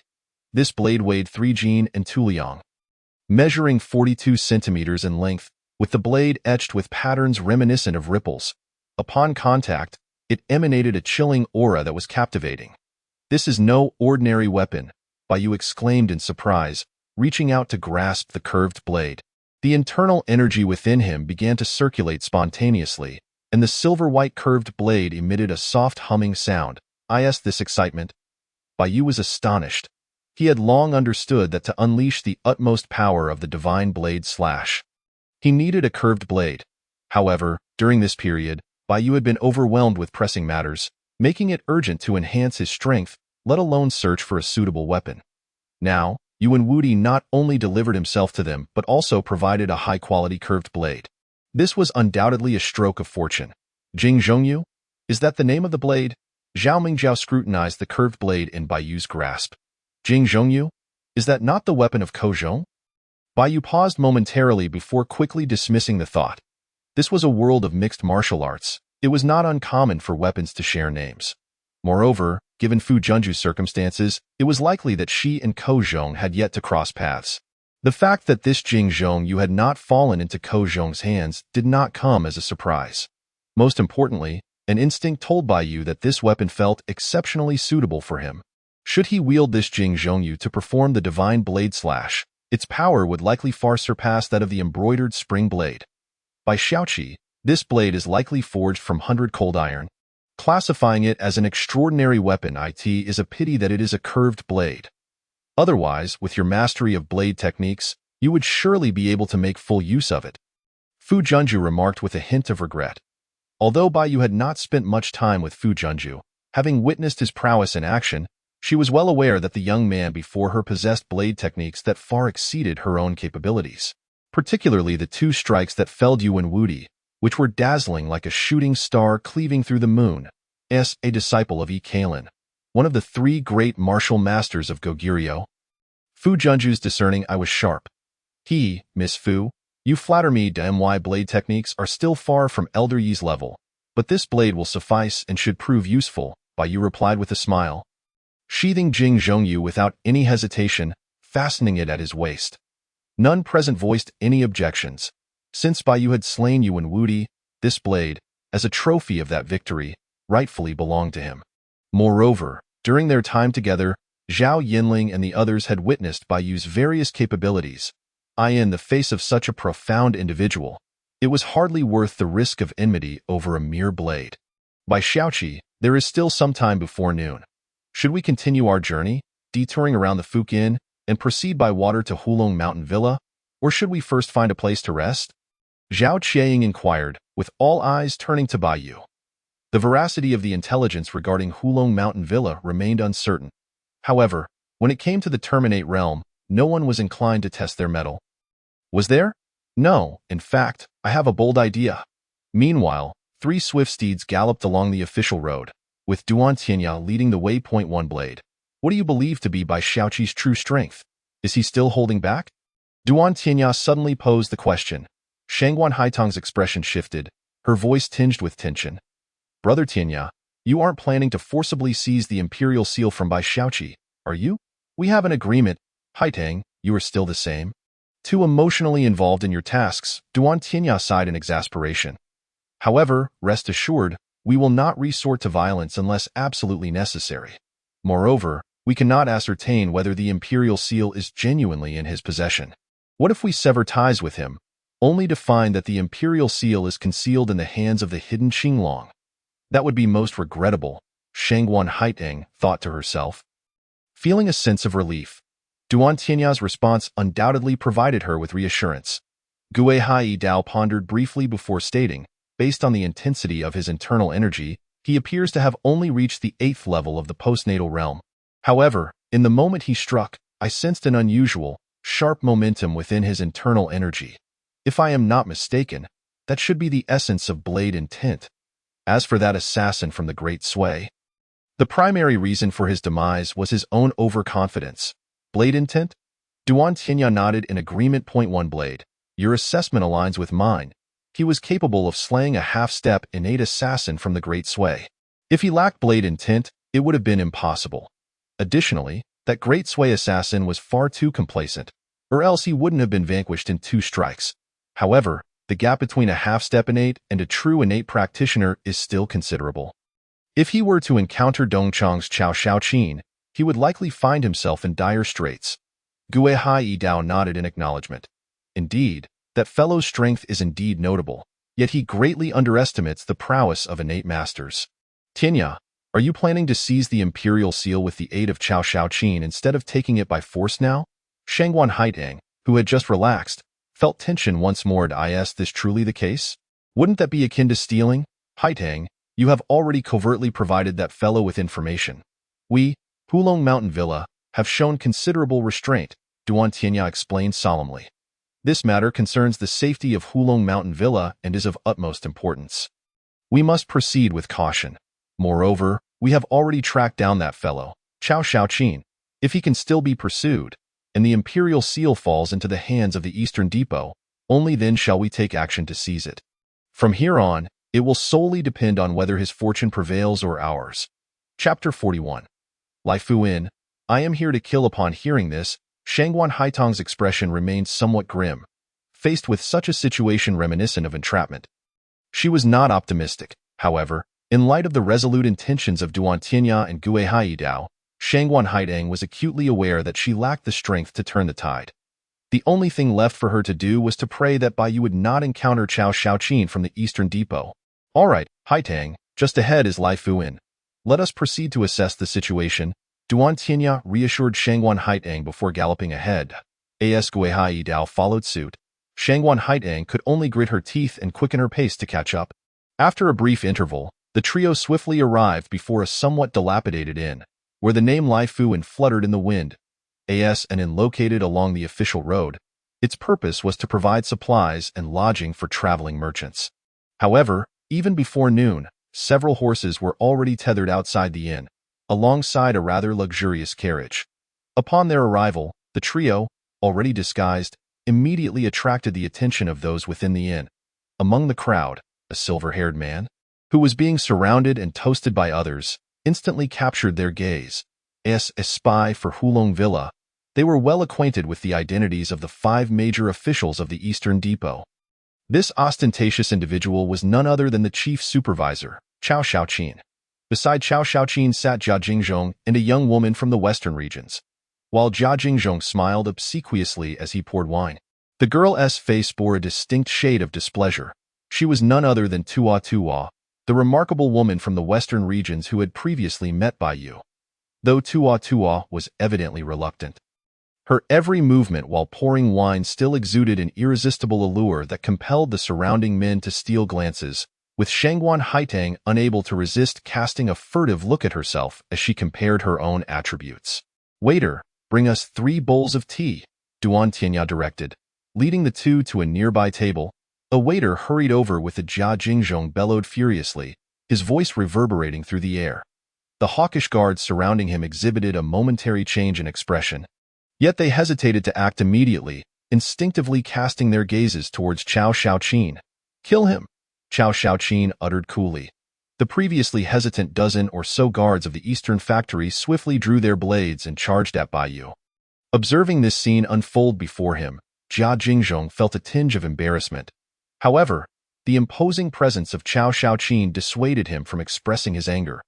All he could do was eagerly anticipate the swift capture of Bai Yu, who had willingly walked into a trap. "Indeed, I have been underestimated. Do you truly believe that such lowly minions could subdue me, master?" Bai Yu chuckled lightly, causing the wine bottle in his hand to shatter under the force of his internal energy. In the next instant, propelled by his overwhelming power, the splintered remnants and splashed liquor cascaded down upon the approaching guards like a torrential downpour. Bang, bang, bang. 7 or 8 of the rushing Eastern Factory guards were instantly sent sprawling.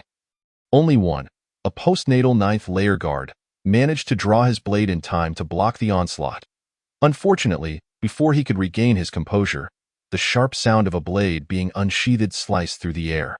Bai Yu's embroidered spring knife soared from his waist, and in the blink of an eye, he had brushed past the 9th layer guard, a searing pain piercing his throat, swiftly engulfing his entire being. With a spurt of blood, the first arrow of crimson shot forth, quickly followed by a second and a third. In that fleeting moment, Bai Yu exuded an aura akin to a wolf unleashed within a flock of sheep. Utterly unstoppable.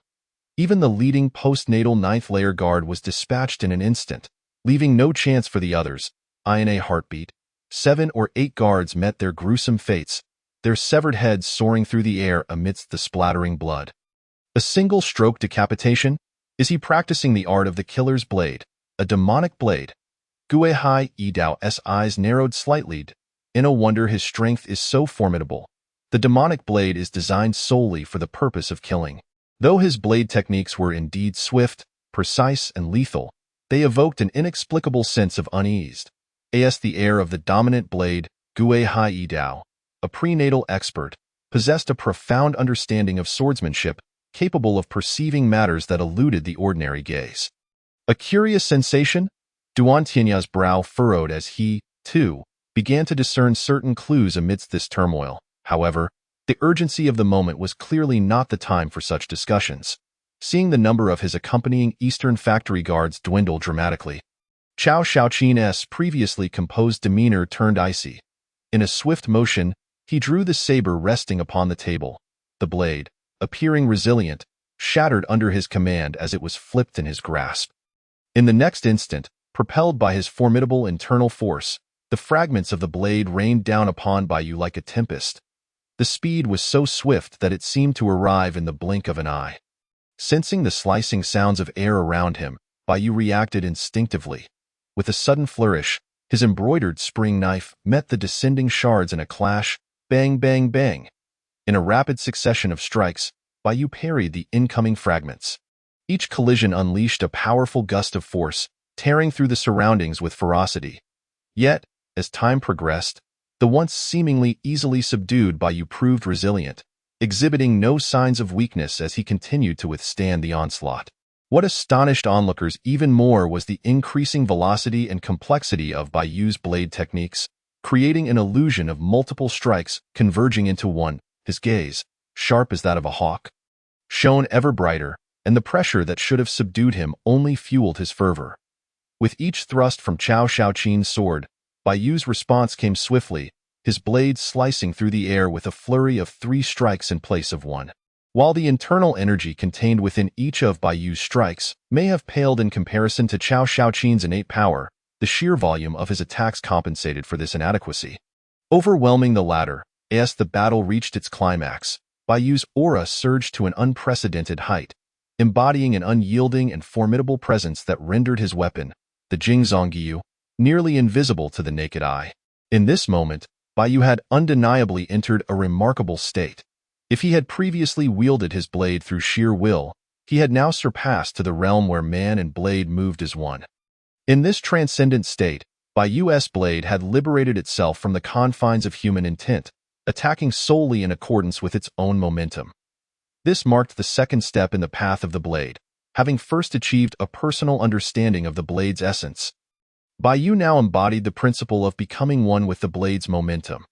This is a relinquishment of the confines of thought, engaging in combat entirely in accordance with the momentum of the blade. Compressing the time for contemplation, allowing the strikes to manifest with swiftness and ferocity akin to a lightning bolt, rendering the opponent utterly defenseless, it can be said that the current Chao Shaoqin embodies this sense of frustration. Despite possessing formidable inner strength, he finds himself relentlessly suppressed under an unending barrage of rapid and lethal blade techniques, leading to a sense of being overwhelmed. From the perspective of onlookers, it appears as though Chao Shaoqin and Baiyu are locked in a stalemate. However, upon closer examination, Chao Shaoqin is gradually succumbing to Baiyu's onslaught. The only recourse left for him is to endure blow after blow. Moreover, as time progresses, this situation seems to intensify. Chao Shaoqin becomes increasingly alarmed. He is acutely aware that if he continues to remain on the defensive, he will soon find himself unable to utilize his inner strength, utterly exhausted. Chaotic thoughts flicker through his mind, and in the next moment, a glint of cold killing intent flashes in his eyes as he angrily exclaims, "What a little imp! You truly possess some skill, but before absolute mastery, you remain but a fragile opponent."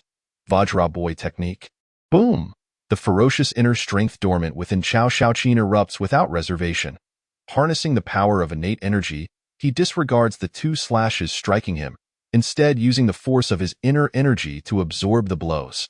Simultaneously, the soft sword in his hand releases a formidable sword aura, thrusting toward Baiyu's face. Bang!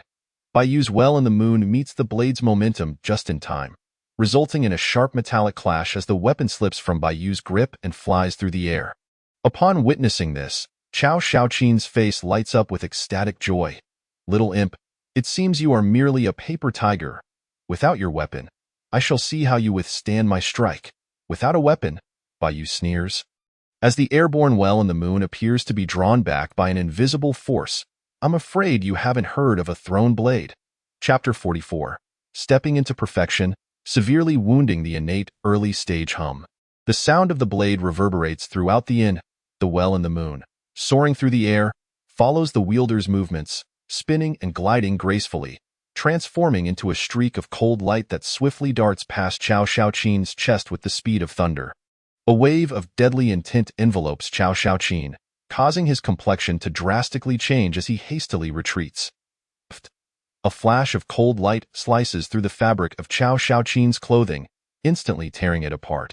A torrent of blood spills forth, akin to a dam breaking, cascading out in a gruesome display.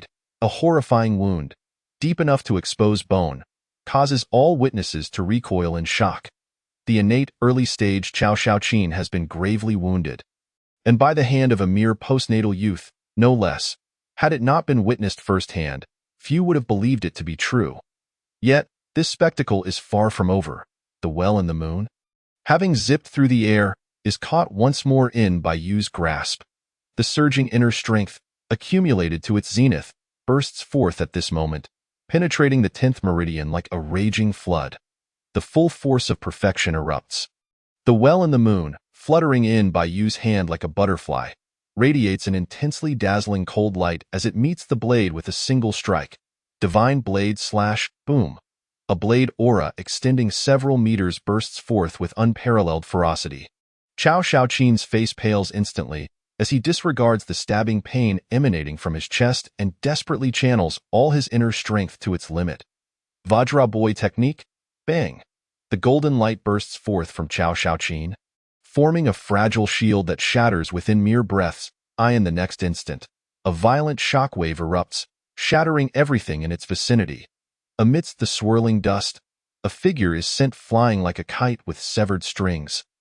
Crashing into the horses tethered outside the inn, the immense force unleashed sends the horses soaring, while Qiao Shaoqin himself crashes heavily against the thick rocks at the entrance. The fallen horses struggle briefly before spewing forth blood. Succumbing to the violent impact, Qiao Shaoqin, now drenched in blood and disheveled, has lost all semblance of the dignified East Factory inspector he once was. After casting a disbelieving glance at Bai Yu, he forces down the blood welling in his throat and hastily mounts a nearby horse, fleeing at full speed. This swift action leaves all onlookers aghast, particularly Jia Jingzhong and Tuya in their eyes. The innate power of Qiao Shaoqin was their greatest assurance in reclaiming the imperial seal. With their formidable ally fleeing, what hope do they have? Let us go. Jia Jingzhong cries out frantically, leading the remaining henchmen out the back door of the inn. Tuya, his face ashen, glances at Bai Yu, his expression rife with reluctance. Ultimately, he grits his teeth and turns to escape. By Shaoqi, how could he have wounded the innate early-stage East Factory Inspector Qiao Shaoqin? Has he been hiding his true abilities all along? Zhao Mengjiao murmurs in disbelief. Beside her, Zhao Yinling, equally astonished, quickly regains her composure and urgently asks, by Shaoqi, should we pursue? The opportunity to chase is undoubtedly optimal, given that even the innate realm pursuers have been gravely injured by Bai Yu. Though not pursue a desperate foe, they are no longer a threat. Bai Yu sheathes the well in the moon. Feeling the tumultuous inner strength within him gradually subside, he senses the newly opened 10th meridian, as the inner energy circulates, forming an unending cycle. To his astonishment, with each complete circuit, his inner strength expands further while independently transforming into true energy. It feels as though he has activated a perpetual enhancement. For others, this inner strength is akin to an insurmountable chasm, nearly impossible to refine. Yet, at this moment, everything seems to flow seamlessly. If this trend continues, Bai Yu believes that while others may require a year or more to make the leap into innate territory, he need not pause at all. Moreover, the true energy he has refined possesses a strength that likely surpasses that of ordinary individuals by several degrees. Truly, the perfection of the postnatal realm sets him apart. Bai Yu reflects with a touch of nostalgia. Indeed, he currently stands at the 10th level of the postnatal realm. However, with inner strength that rivals others, combined with blade intent and the divine blade slash, he is confident in his ability to contend with those in the innate early stage. Once he truly steps into the innate realm, with his inner strength transforming into true energy and the solid foundation he has built, he is certain he could easily dominate his peers and slay Qiao Shaoqin in their next encounter. As for those in the mid-innate stage, Bai Yu is equally unafraid to confront them. What he now requires is sufficient time to further enhance his strength. Once he ascends to the innate realm, while he may not be the foremost figure in the court, with various trump cards, self-preservation should not be an insurmountable task. A flurry of thoughts race through Bayu's mind, and after exhaling a deep breath, he sheathes the well in the moon and gazes toward the three individuals not far away. The spies from Hulong Mountain Villa, it is a pleasure to see you again. I hope my earlier actions did not disturb your meal. Duan Tianya and Gue Haidao's expressions change involuntarily. The recent events, though seemingly complex, transpired in a matter of mere moments. Reflecting on all that has occurred, along with the earlier warnings exchanged between both parties, Bayu's earlier dominance and his current revelation of their identities feel like a resounding slap to their faces. It is indeed a remarkable occurrence for a postnatal youth to defeat an early-stage innate inspector of the East Factory. Such an event, were it to take place in the court or among the martial community, would undoubtedly cause a sensation. By Xiaoqi, it is truly wonderful to see you here. Shangguan Haitang quickly intervenes, attempting to smooth over the situation. We came here to gather intelligence on the East Factory's movements, and I did not expect to see you here as well. However, I must say, I had no idea you were concealing your true capabilities. It seems I was overly concerned, offering you misguided advice. Shangguan Haitang is equally astonished by the events that have unfolded. Yet, witnessing Bayu's astonishing prowess makes her realize that now is not the time to sever ties. However, before she can continue, the sound of galloping hooves suddenly pierces the air. Chapter 45. Iron Will Divine Marquis Zhu Wushi. The urgent sound of horse hooves draws the attention of everyone outside the inn. Upon discerning the source, their expressions shift dramatically. The approaching carriage is not only luxurious in appearance, but also adorned with a purple embroidered python on its door curtains, in the Ming Dynasty. Such a symbol signifies an identity second only to that of the emperor. Within the court, it wields immense power. At the carriage of Hulong Mountain Villa. Could it be that my adoptive father has come in person? Shangguan Haitang was the first to speak, and Bayu furrowed his brows, though he quickly regained his composure. This was the imperial seal, an object that held the very essence of the Ming Dynasty's majesty and existence. For the long-suppressed Hulong Villa, this was a once-in-a-lifetime opportunity for retaliation. In order to completely turn the tide against the oppression from the East and West factories, Zhu Wushi would undoubtedly seize the chance to obtain the imperial seal. Suddenly, a horse-drawn carriage came rushing in and came to a halt outside the inn. Apart from the elderly driver, 2 to 3 dozen guards from Hulong Villa emerged from the surroundings. Before Shangguan Haitang and the others could approach, the curtain of the door was already lifted. A middle-aged man with a stern visage and a square jaw stepped out from within. Clad in resplendent attire, he emanated an aura of authority without the need for anger. Was this the iron-willed god of war, Zhu Wushi? Bayu snapped back to reality and turned his gaze towards the scene unfolding around him. As the group found themselves encircled, Zhao Yinling and the others felt their nerves tighten. Quickly gathering around Bayu, "By Xiaoqi, what should we do?" Zhao Mengjiao inquired anxiously. Their instincts warned them that the newcomers bore ill intentions. "Don't worry, I have a plan," Bayu reassured them, meeting Zhu Wushi's gaze. "Adoptive father, what brings you here?" "This is Bayu, the newly appointed Xiaoqi from the North-South Pacification Office, who has uncovered the conspiracy of Jia Jingzhong from the East Factory. Not only has he escorted the imperial seal here, but he has also dealt a heavy blow to the East Factory's supervisor, Chao Xiaoqin." Shangguan Haitang hurriedly reported to Zhu Wushi. If not long ago, she had been quite concerned about the stances of Duan Tianya and Gue Haidao. Now the arrival of the iron-willed god of war Zhu Wushi, leading a formidable force, undoubtedly became the key to this collaboration. "You heavily injured Chao Xiaoqin." Zhu Wushi's eyes narrowed slightly, revealing his surprise. Hulong Villa and the East Factory were rivals, engaged in covert and overt conflicts. Zhu Wushi was well aware of Chao Xiaoqin's strength. Among the 5 major factories, Chao Xiaoqin was indeed at the bottom. However, within the realm of innate martial arts, he still possessed remarkable abilities. After all, the techniques passed down in the East Factory, such as the Tiangang Tong Zigong, were of superior quality, even at the top tier. The fact that he had not only been severely wounded by a mere Xiaoqi from the Jinyiwei, but also by someone of a postnatal level was unprecedented. The only explanation for this was that this Xiaoqi's martial arts and techniques were certainly extraordinary, possibly hiding some secrets. A flurry of thoughts raced through Zhu Wusher's mind when Shangguan Haitang opened her mouth, intending to say more, but Zhu Wusher preempted her. With a sudden movement, Zhu Wusher vanished like a specter. By the time everyone regained their senses, he had already appeared before Baiyu. With a swift motion of his right hand, 2 fingers converged, accompanied by a formidable gust of energy directed at Baiyu. Flower finger. The sudden turn of events jolted everyone's nerves.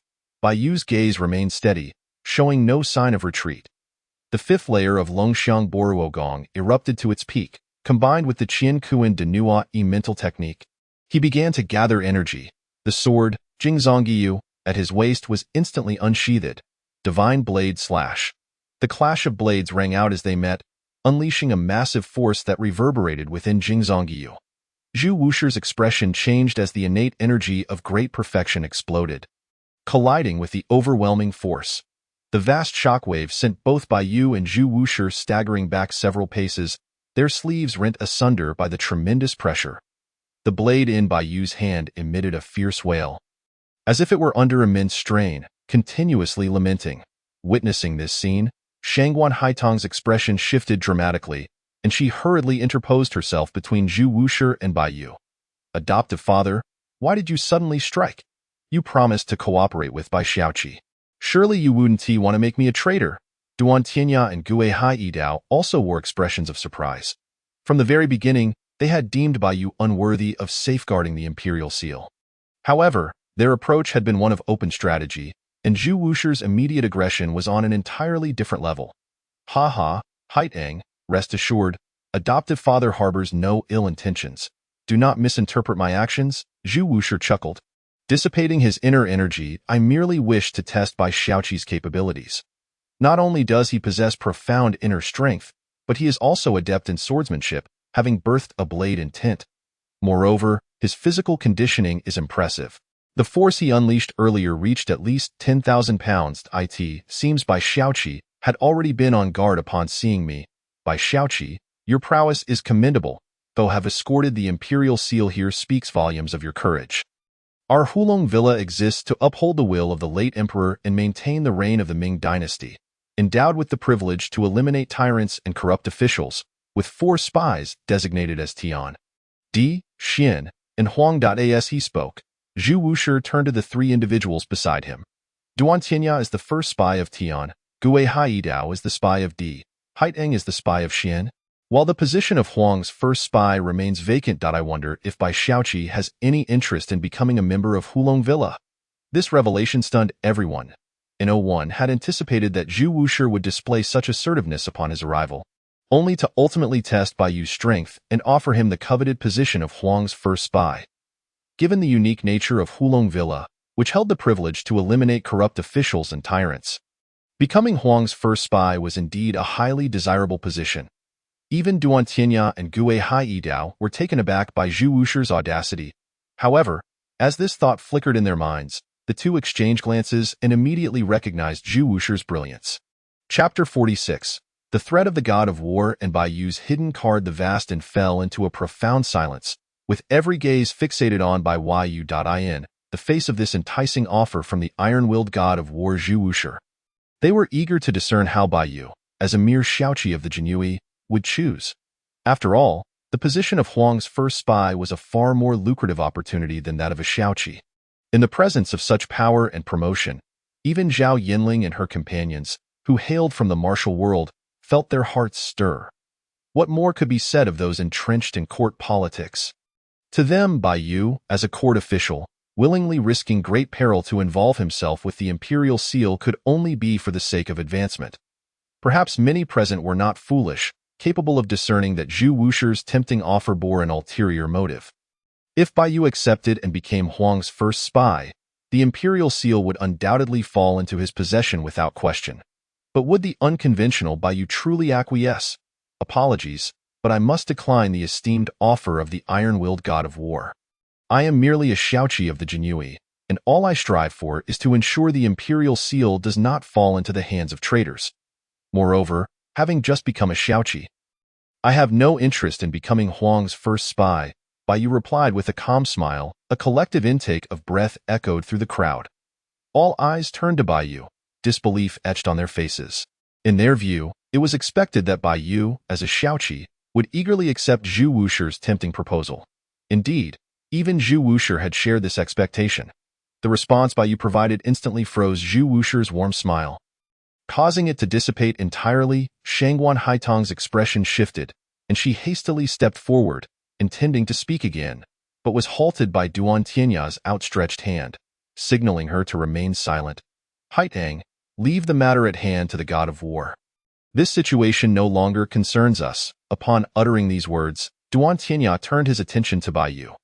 The rejection he had just witnessed was indeed unexpected, yet it only served to heighten his curiosity regarding how Bai Yu would safeguard the imperial seal from the iron-willed god of war Zhu Wusher's grasp. As Shangguan Haitang cast a complex, apologetic glance at Bai Yu, the atmosphere in the room grew palpably tense. Zhao Yinling and the others, standing behind Bai Yu, also felt their nerves tighten, as martial artists. They were reluctant to involve themselves in court affairs. However, after spending time together, Zhao Yinling had come to recognize Bai Yu as a trustworthy ally, and they were now inextricably linked in their perilous situation. In the face of the iron-willed god of war, whose willingness to resort to violence remained uncertain, the only recourse was to steadfastly support Bai Yu. By Xiaoqi, you claim to have no desire to become Huang's first spy? Zhu Wusher spoke again, but this time his tone was eerily calm. You must understand that many would go to great lengths to secure such a position. Indeed, humanity is an ambitious existence. However, it is essential to maintain a balance between ambition and reality. The Eastern Depot has issued a notification claiming that you and Qinglong have infiltrated the residence of the Grand Tutor, Zhao Xinyang, and absconded with the imperial seal. If it were not for our protection at Longshan Villa serving as a witness, this would indeed be a capital offense. By Xiaoqi, you may believe that merely delivering the imperial seal to His Majesty will garner you greater rewards. However, your status is rather lowly, and whether you can successfully meet His Majesty remains uncertain. Therefore, I hope you will entrust the imperial seal to me, and I will ensure it is delivered to His Majesty. In doing so, not only will arrangements be made for you to meet His Majesty, but you will also be able to demand rewards. I wonder what your thoughts are on this, by Xiaoqi. Otherwise, on your own, you cannot hope to contend with the Eastern Depot. The somewhat oppressive words reverberated through the air, causing the expressions of everyone present to shift. Anyone could discern the veiled threat hidden within Zhu Wusher's seemingly benevolent remarks. If the imperial seal is handed over to me, you will gain everything. Should you refuse to surrender it, not only will you be unable to meet His Majesty, but you may also find yourself branded a criminal in the eyes of the Eastern Depot. Such manipulative rhetoric even caused Zhao Yinling and others to exhibit grave expressions, instinctively glancing at Bai Yu, eager to discern his decision. Even Shangguan Haitong's eyes revealed a hint of worry, sensing the gazes directed at him. Bai Yu smiled and shook his head, saying, Your Excellency, I must respectfully decline. I am under the orders of Qinglong Qianhu to protect the imperial seal, and I cannot comply with your request. As for your assertion that I alone cannot contend with the Eastern Depot, rest assured, I am not without allies. Even should things escalate, I would advise you to inquire about the blade in my hand first. Such boldness. As Bai Yu's words resonated, Duan Tianya and the others felt a sense of surprise. Stepping forward from behind Bai Yu, Fu Junju hesitated before ultimately declaring, Bai Xiaoqi has saved my life. If any troubles arise, I am willing to lend my assistance. As her voice trailed off, a palpable aura of innate mid-stage energy emanated from Fu Junju. Intentionally or not, this scene caused Duan Tianya and the others to exchange apprehensive glances. They were well aware that the woman beside Bai Yu was exceptional, yet they had not anticipated her to be of innate mid-stage caliber. A power that could rival Duan Tianya himself. Zhu Wusher's expression darkened as he spoke in a grave tone. By Xiaoqi, I did not expect not only your extraordinary prowess, but also the presence of such remarkable individuals by your side. However, you underestimate the depth of the Eastern Depot. Should they resort to force, with only your pseudo-innate state and a mid-stage innate being, you would be no match for Wei Zhongxian. If you possess no other trump cards, you may not even be able to set foot in the capital. Zhu Wushi fixed his gaze upon Baiyu, his own innate perfected aura swirling within him. Observing the tense atmosphere and Fu Juanzhu's sudden declaration, Baiyu was taken aback but remained unperturbed, smiling as he responded, "Thank you for your reminder, Your Excellency. However, rest assured, I have made ample preparations to ensure the smooth return of the imperial seal to His Majesty. Qinglong Qianhu, you should make your presence known." Sitting idly by is hardly prudent. "Ha, by Xiaoqi, indeed, your courage is commendable. I never imagined you would so casually dismiss the position of the top spy in Huangji." A hearty laughter echoed from the woods behind. As Qinglong strode forth with great strides, a carriage followed closely behind. The sudden turn of events captured the attention of all present in a swift motion. Qinglong landed beside Baiyu, the aura he exuded causing many to shift uneasily, particularly upon noticing the carriage behind him, which even made Zhu Wushi's expression darken slightly. Baiyu, taken aback, inquired, "Qinglong Qianhu, have you reached the mid-stage of innate cultivation?" Previously, at the Central Plains Escort Agency, Baiyu had engaged in a friendly contest with Qinglong, and while he had suspected Qinglong's prowess, he had not anticipated that Qinglong's current aura would reach such a level. "Ha, by Xiaoqi, this is a blessing in disguise. Had I not faced numerous threats and danced on the brink of death during this time, I may never have accumulated enough strength to break through to the mid-stage of innate cultivation." Qinglong laughed heartily. "However, by Xiaoqi, this is not the time for nostalgia. Let us first resolve the matter of the imperial seal. I did not expect you would bring him along as well, Your Excellency. If you deem me unworthy, then surely he possesses the qualifications to be involved in this matter." As he spoke, Qinglong turned to glance at the seemingly unremarkable carriage, which once again drew everyone's attention. Faced with the formidable iron-blooded god envoy, not only Zhao Yinling but even Duan Tianya and Gue Hai Yidao were eager to discover the identity of Baiyu's ally, one bold enough to confront the iron-blooded god envoy directly. The carriage raced toward Baiyu before coming to a halt before him. "By Xiaoqi, the task you entrusted to me has been successfully accomplished," said Shun Lian, who had driven the carriage, as he dismounted. A hint of nervousness evident in his gesture. He was indeed a seasoned member of the Jinyiwei, and upon hearing that Baiyu intended to intervene in the matter of the imperial seal against the Eastern Depot, he was equally taken aback. In his eyes, this was utterly audacious. However, the intelligence he had gathered during the journey, coupled with the earlier conversation, sent shockwaves through Shun Lian's mind. The fact that even the Eastern Depot's deputy chief, Cao Shaoqin, had been severely injured indicated a level of power that surpassed that of mere Qi and Baihu. Even some Qianhu would likely struggle to match his strength.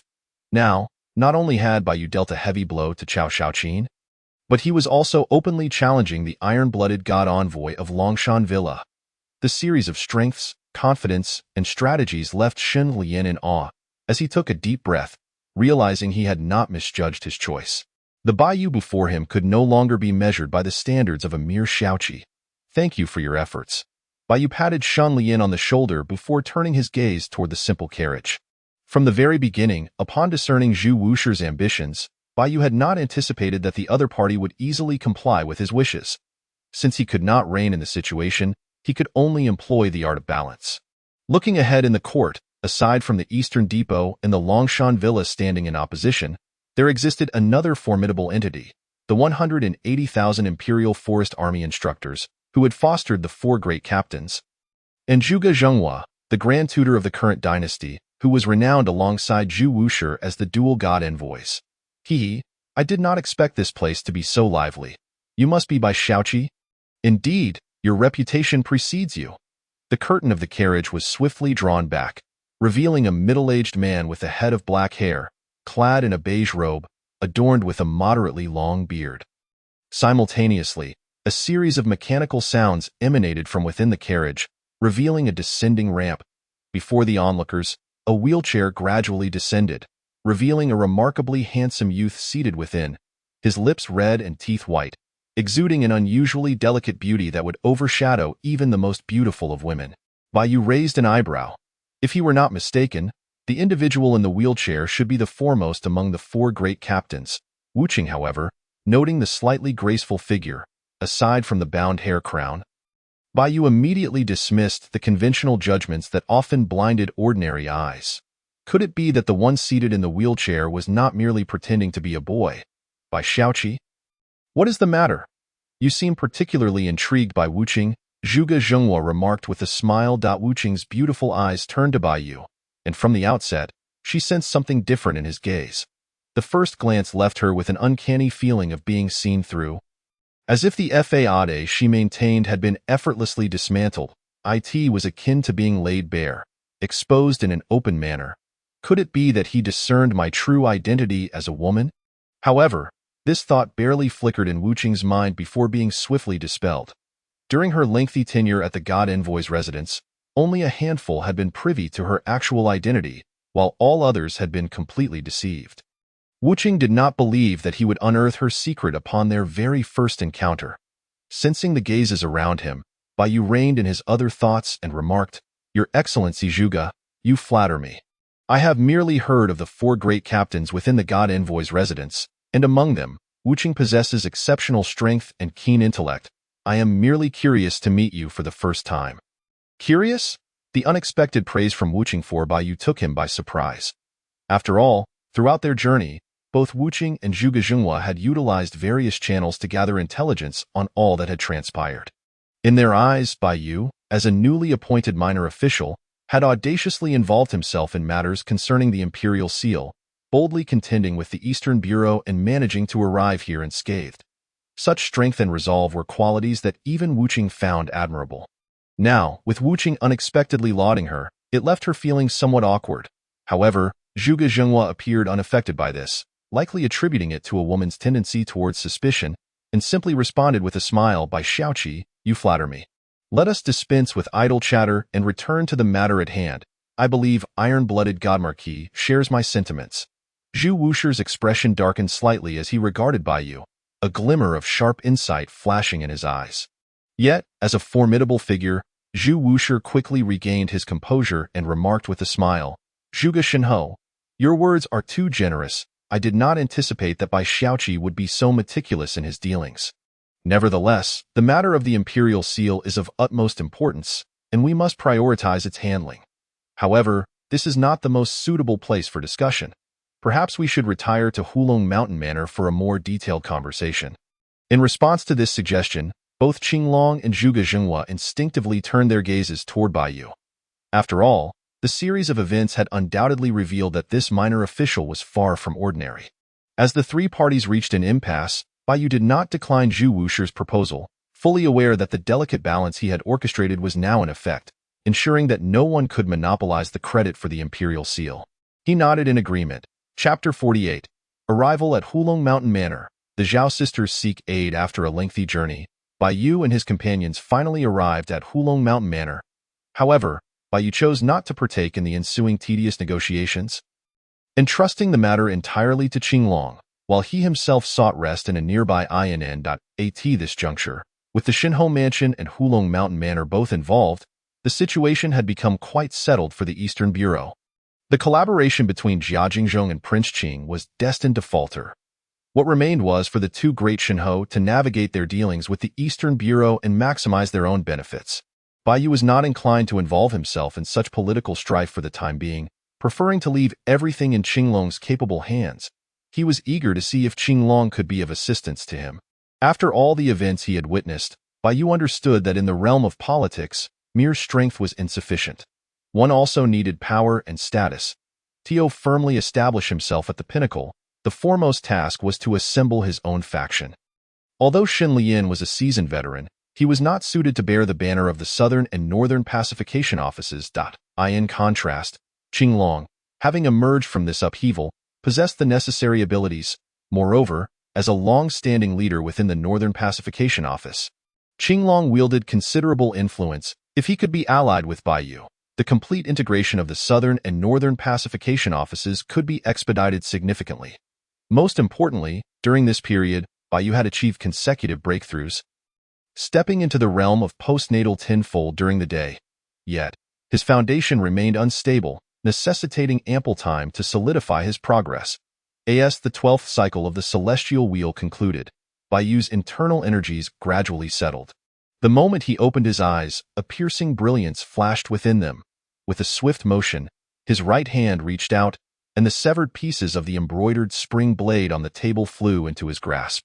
Observing the severely damaged blade, Baiyu could not help but rub his nose in resignation. The Jingzongyu was indeed a formidable weapon, a true divine armament. However, the embroidered spring blade was a symbol of the Jinyiwei, the very essence of their identity. If a Jinyiwei did not possess an embroidered spring blade at their waist, but instead wielded a curved saber, it would undoubtedly feel out of place. It seemed that should time permit, he would need to forge a new blade, as for why he did not return to the Southern and Northern pacification offices to claim one. The primary reason was that the martial arts and swordsmanship he practiced were unparalleled. In future encounters, he would undoubtedly face formidable opponents, and ordinary weapons would clearly not withstand the intensity of such battles. In life and death confrontations, the destruction of one's weapon was a grave misfortune. Most importantly, there were countless renowned swordsmiths and forges in the martial world. Asa Jinyiwei, Baiyu still bore the responsibility of collecting protection fees. By Xiaoqi, Miss Zhao Yinling seeks an audience. Shunlian's voice suddenly interrupted his thoughts. Zhao Yinling? Baiyu was somewhat taken aback. Upon their arrival here, the Zhao sisters had brought their escort to the Central Plains Escort Agency's resting station, thus completing their mission. Now, their unexpected visit raised concerns. Had the Eastern Bureau turned against them? Let her in, Baiyu instructed calmly. Moments later, the door swung open. The first to enter was Zhao Yinling, now clad in her female martial artist attire, her long hair elegantly tied back. After exchanging a discreet glance with Baiyu, Shunlian closed the door behind them, transforming the cramped guest room into an atmosphere laden with unspoken tension, causing Zhao Yinling's cheeks to flush slightly. Regardless of whether Zhao Yinling was a woman of the martial world or merely a tomboy in disguise, she remained a lady of status in this era, and the mere act of sharing a room with a man was difficult for her to navigate. If word were to spread, it would surely be considered improper. Baiyu furrowed his brow, acutely aware of Zhao Yinling's discomfort, and remarked, Shunlian, cease your antics. Miss Zhao and I are merely friends. Please open the door. Standing outside, Shunlian chuckled helplessly and pushed the door open. Zhao Yinling paused, momentarily taken aback, before breaking into a radiant smile. The trace of awkwardness that had lingered in her heart dissipated instantly. Ha! Bai Xiaoqi is indeed a paragon of virtue. Only my silly third sister would be so careless as to come alone. Zhao Qiaying entered with a light laugh, closely followed by the boisterous Zhao Mengjiao. Observing this scene, Baiyu couldn't help but roll his eyes, realizing he had almost fallen victim to Shunlian and the Zhao sisters' playful schemes. However, he brushed aside such trivialities. After all, throughout their journey, the Zhao sisters had remained steadfast in the face of danger, and Shunlian had even risked assassination by the Eastern Bureau to seek Zhuge Zhenhua's assistance. They had all become comrades forged in the crucible of adversity, and Baiyu's heart was not so narrow. Only Zhao Qiaying would be so eager to expose her friends, Baiyu remarked as he approached the table to pour 3 cups of tea. Your unexpected visit. What brings you here? Has the Eastern Bureau troubled you? Given the current involvement of the Shinhou Mansion and Hulong Mountain Manor, they should be preoccupied, unable to target the Central Plains Escort Agency. He mused. While the Eastern Bureau is indeed formidable, there are still many in the court who wish to see their downfall. With Zhuge Zhenhua and iron-blooded Godmarquis both in play, the Eastern Bureau ought to be stretched thin. Zhao Qiaying replied with a chuckle. However, our reason for coming here is a somewhat audacious request, and I hope you will not take offense at it. Baiyu's gaze was drawn to the flower Zhao Qiaying proffered, his brows arching in curiosity as he temporarily set aside thoughts of the Eastern Bureau. Observing the dark jade-colored flower, various thoughts flashed through his mind before he remarked in surprise, It appears your escort agency has taken on a rather challenging task. The Zhao sisters exchanged wry smiles. By Xiaoqi, please do not jest. Why should women complicate matters for one another? Upon seeing this token, we were disinclined to accept this escort mission. However, the party requesting our assistance has ties to our father and is a figure of significance in court, compelling us to take on this task. Yet, you must have realized that this token signifies a formidable presence in the martial world. Had our father been here, we might have negotiated our way out of this. But alas, it is only the 3 of us, and we lack the means to succeed, we cannot tarnish the reputation of the Central Plains Escort Agency. Thus, we are left with no choice but to take a risk and seek your help. By Xiaoqi, Chapter 49. The Flower Transferring Palace, annihilating all heartless men by you fell into a profound silence. This obsidian-hued white jade flower was the renowned token of the Flower Transferring Palace in the martial world. The Flower Transferring Palace was a hidden sect predominantly composed of women, led by two mistresses, Yao Yu and Lian Xing, who were rumored to have attained the pinnacle of innate perfection, making them formidable figures within the realm of martial arts. However, the chief mistress, Yao Yu, had long been consumed by an unrequited love for Jiang Feng, leading her to develop an exceptionally dark demeanor and harbor a deep-seated animosity towards men. Consequently, the Flower Transferring Palace gradually became a forbidden ground in the martial world. A veritable no-man's land. They resorted to any means necessary to eradicate heartless individuals. Whenever a woman from the common folk approached the palace to voice her grievances, if the mistresses confirmed her claims, they would dispatch their subordinates to either capture the scornful man or execute him on the spot. This approach, although seemingly cruel, provided a sense of cathartic satisfaction to women. The existence of such a palace rule garnered considerable support for the Flower Transferring Palace. By Xiaoqi, if you are in trouble, we will not make things difficult for you. Observing Bai Yu lost in thought, Zhao Qianying could not help but speak again. As women, the trio understood all too well the abhorrence of heartless men, which was why they had previously remarked that there was no need for women to trouble one another. They were acutely aware that since the Flower Transferring Palace had disseminated this information and cast aside the token, the man's guilt was likely irrevocably established. The thought of the three sisters intervening to rescue a heartless man was indeed difficult for them to accept. Yet, out of gratitude for the past debts owed by the Central Plains Escort Agency, Zhao Qianying and her sisters could only reluctantly acquiesce. However, rumors indicated that the Flower Transferring Palace was dispatching its most esteemed disciple to personally handle the capture of the heartless man, Hu Jun. They had no knowledge of this esteemed disciple's identity, but one could surmise that anyone able to become the chief disciple of the Flower Transferring Palace and a disciple of a peerless master at the pinnacle of innate perfection would undoubtedly possess formidable strength. Among the Zhao sisters, Zhao Yinling's prowess indeed surpassed that of her two companions, reaching the 9th level of postnatal cultivation. Nevertheless, Zhao Yinling was not a lifelong practitioner of martial arts. Achieving the 9th level of postnatal cultivation in just a few short years was remarkable. Regrettably, relying solely on her postnatal 9th level strength would be insufficient against the chief disciple of the Flower Transferring Palace, hence the initial scene. Bai Yu regained his composure and shook his head, saying, "No," regardless of sentiment or reason. "You three are my friends, and I will certainly assist you. As for the timing, we have only just received the commission for this escort mission, but it seems the wedding ceremony has already commenced. If we hurry, we should still make it in time." Zhao Yinling seized Bai Yu's hand and dashed towards the door. Among the three sisters, she was the de facto leader in the absence of Zhao Tianhao. It was precisely because of this role that Zhao Yinling was particularly anxious about any potential issues with this escort mission at such a crucial juncture. Yet, after taking just a few steps, Zhao Yinling abruptly sensed that the gazes around her felt somewhat amiss. She instinctively slowed her pace, glancing down at her hand clasping Bai Yu's, her cheeks flushing with a hint of crimson. "Third sister, if we didn't know any better, we might think you were rushing to a wedding. The carriage is already prepared outside. Let us depart immediately," Zhao Qianying teased. Zhao Yinling shot her a glare before hastily releasing Bai Yu's hand and scurrying out with her tail between her legs. Watching the three women resume their playful banter, Bai Yu helplessly took a sip from his cup before hastening to follow. He was still quite curious about who might come from the Flower Transferring Palace. After a brief interval, the speeding carriage finally came to a halt. As Bai Yu and his companions exited the vehicle, they were immediately greeted by a mansion bustling with guests. The groom in this wedding was the martial world figure Hu Jun, while the bride was Fu Yuhua, the daughter of one of the reigning grand tutors, Fu Zhong. However, according to Shun Lian's account, Fu Yuhua held another significant identity as the goddaughter of Lu Shi, one of the 5 chief eunuchs of the Eastern Depot. Fu Zhong was even Lu Shi's sworn brother.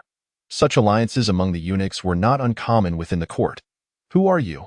If you lack an invitation, be gone at once. A few guards stationed at the entrance barked coldly. Bai Yu furrowed his brow, while Zhao Qianying quickly produced the escort agency's token. We are from the Central Plains Escort Agency. We recently received a commission to protect today's wedding gifts. Central Plains Escort Agency? One of the guards cast a glance at them, preparing to say something, but soon a richly adorned elder emerged from the crowd.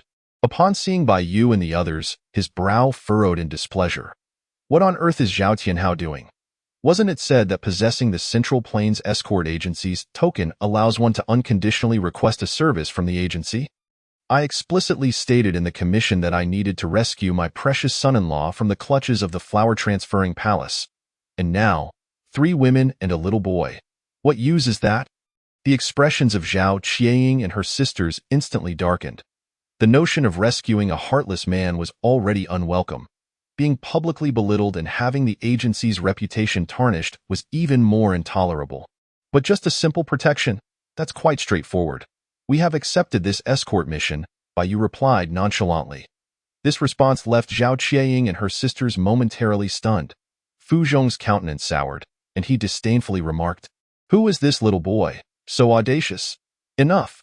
Having the chief of the Eastern Depot here to negotiate with the second chief should suffice to handle a mere flower-transferring palace issue. You may leave." With that, Fu Zhong turned and strode back toward the mansion. Only the 2 eunuchs flanking him paused instinctively, casting puzzled glances at Bai Yu, who evoked an inexplicable sense of familiarity in them.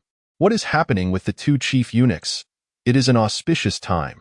We should enter now, Fu Zhong inquired, turning back with a frown. Hu Jun, who was following closely, displayed an anxious expression. He had gone to great lengths, even hiring someone to eliminate his former lover, all to secure a favorable position. Now, if he could just complete the wedding ceremony, everything would fall into place. Even the flower-transferring palace would pose no threat. No need. The people from the flower-transferring palace have already arrived, Bai Yu stated coolly. The next moment, a rush of air filled the space as a figure clad in white descended swiftly, immediately capturing everyone's attention. Chapter 50. Xiao Yuer and Hua Wuck. The flower-transferring palace is here to execute justice, annihilating all heartless men. Any idle bystanders must retreat at once. The figure in white floated down, and with a swift snap of the folding fan in hand, he exuded an air of elegance and refinement, complemented by his calm and indifferent demeanor, undoubtedly deserving the title of a handsome man. Heavens, what a striking youth! He looks incredibly handsome. Handsome? This is hardly the time for such discussions. Is he truly from the flower-transferring palace? How can there be a man in the flower-transferring palace? The crowd erupted into a flurry of excitement. The flower-transferring palace had always proclaimed that it consisted solely of female disciples.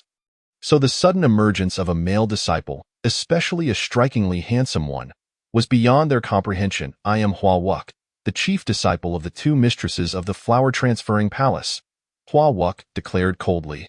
Hu Jun not only abandoned his beloved for wealth and status, but has also been implicated in hiring a killer. The evidence is irrefutable. You must come with me to the flower-transferring palace, or face death. His authoritative words, laced with undeniable conviction, caused many in the crowd to change color. They had anticipated that the flower-transferring palace would take action against Hu Jun, knowing him to be a heartless man. However, they never imagined he would resort to hiring a killer. Future father-in-law, save me. The flower-transferring palace is framing me. I am wholly devoted to Yu Hua and have never hired a killer. Hu Jun's expression turned exceedingly grim. These were his secrets, now publicly exposed, leaving him utterly humiliated. Yet, more pressing was the question of how to survive the grasp of the flower-transferring palace. Fu Zhong's countenance darkened, and he instinctively glanced at the 2 chief eunuchs beside him. What shall we do now? What to do? This is the Central Plains Escort Agency, isn't it? Let them have a word with her. Otherwise, why would they have taken on this escort mission? Tantian scoffed. The expressions of Zhao Qianying and her sisters instantly became awkward. Facing Tantian's bluntness, they would have preferred not to accept this escort mission if not for the agency's reputation. However, Zhao Qianying could only steel herself and step forward. This young master, I am Zhao Qianying from the Central Plains Escort Agency. Might I request that you show us some leniency? The Central Plains Escort Agency? Huawok frowned and replied, I apologize, but I have never heard of such a name. Furthermore, today this heartless man has only two options. Either accompany me or face certain death. No one can save him, bang. As the last words faded, Hua Wuqie stepped forward, employing his lightness skill to rush directly towards Hu Jun. Zhao Yinling's expression transformed, utterly unprepared for the unexpected response that followed Zhao Qiang's mention of the Central Plains Escort Bureau, leading to an immediate escalation into conflict. Just as Hua Wuqie was about to confront Hu Jun, Zhao Yinling swiftly leaped into action, her soft sword thrusting forward with precision. 7 star sword. Post-heaven 9th layer. Hua Wuqie raised an eyebrow, his folding fan suddenly darting out. If your strength is merely at the post-heaven 9th layer, you will find it impossible to stop me. A formidable force erupted from the fan, colliding with the soft sword. Bang! Zhao Yinling felt her soft sword shatter under an overwhelming power, her countenance drastically changing. You are a pre-heaven being. Indeed, I investigated prior to my arrival. Not a single pre-heaven expert resides here. It is utterly impossible for you to hinder me, Hua Wuqie stated coldly, the fan in his hand once again soaring towards Zhao Yinling. Simultaneously, Tan Tian, who had been standing beside Fu Zhong, abruptly dashed out, drawing a soft sword and aiming it at Zhao Yinling's back. His intention was clear, to exploit the chaos of their duel to fatally wound Zhao Yinling, thereby severely injuring Hua Wuqie. Hua Wuqie's expression shifted. He had not anticipated Tan Tian's treachery. Unfortunately, with his assault already unleashed, there was no recourse. Caught between the two, Zhao Yinling turned pale, realizing she had unwittingly become a pawn. The residual force from Hua Wuqie's previous strike still lingered within her, rendering her unable to recover in time. She could only watch helplessly as the attacks converged upon her. Whoosh! A sudden sound of air being sliced through echoed. Bai Yu appeared next to Zhao Yinling like a specter, reaching out to pull her into his embrace. Simultaneously, his hands erupted with a dragon's roar as he countered the assaults directed at them. Bang! The folding fan was instantly blocked by a surge of inner strength, while the soft sword was forcibly resisted by the gale. The seemingly lethal trap was abruptly shattered in Bai Yu's arms. Zhao Yinling was momentarily dazed. She had never imagined she would be saved in a classic hero rescues damsel scenario, and never expected it to happen so swiftly. However, as these fleeting thoughts crossed her mind, her cheeks flushed, and she hurriedly extricated herself from Bai Yu's embrace.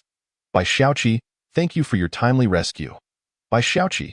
Tan Tian's expression changed dramatically as he exclaimed, You are the newly appointed Bai Xiaoqi of the Jinyiwei. The recent machinations of Wei Zhongxian's confidant, Jia Jingzhong, to seize the imperial seal had already stirred considerable commotion. The underlying cause of this turmoil was the emergence of a young figure named Bai Yu within the Jinyiwei. Though Tan Tian was not fully aware of the detailed circumstances, he never anticipated encountering him here. Since you recognize me, why not all come at once, including that one hiding on the rooftop? Bai Yu said nonchalantly, causing the expressions of everyone present to shift. Tan Tian's earlier ambush had been disdained, but Bai Yu's words had provoked both sides in the arena, bordering on arrogance. Moreover, the mention of a third party caught everyone by surprise. I must eliminate this ungrateful scoundrel now that my presence has been revealed. A disheveled figure leaped down from the rooftop, prompting a collective shift in expression as everyone turned their attention towards Bai Yu, eager to see how he would respond. You are at the pre-heaven realm? Hua Wuqie's expression shifted as he scrutinized Bai Yu, quickly shaking his head. No, your inner strength has yet to transform into true energy. You are not a pre-heaven being.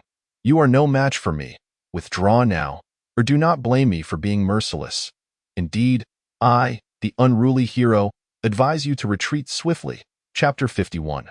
One strike, one youngster. The brash youth echoed in agreement. Upon seeing this unexpected arrival, Bai Yu immediately recognized him as the disciple known as Xiao Yuer from the 10 evildoers of Evil Island. Like Hua Wuqie, he was also the son of Jiang Feng. But due to the selfish machinations of Yao Yu, the brothers had been separated. One entrusted to Yin Nantian for upbringing, while the other remained in Yihua Palace, destined to later confront each other in a deadly clash as a means of revenge for Jiang Feng's unrequited love. However, none of this mattered to Bai Yu.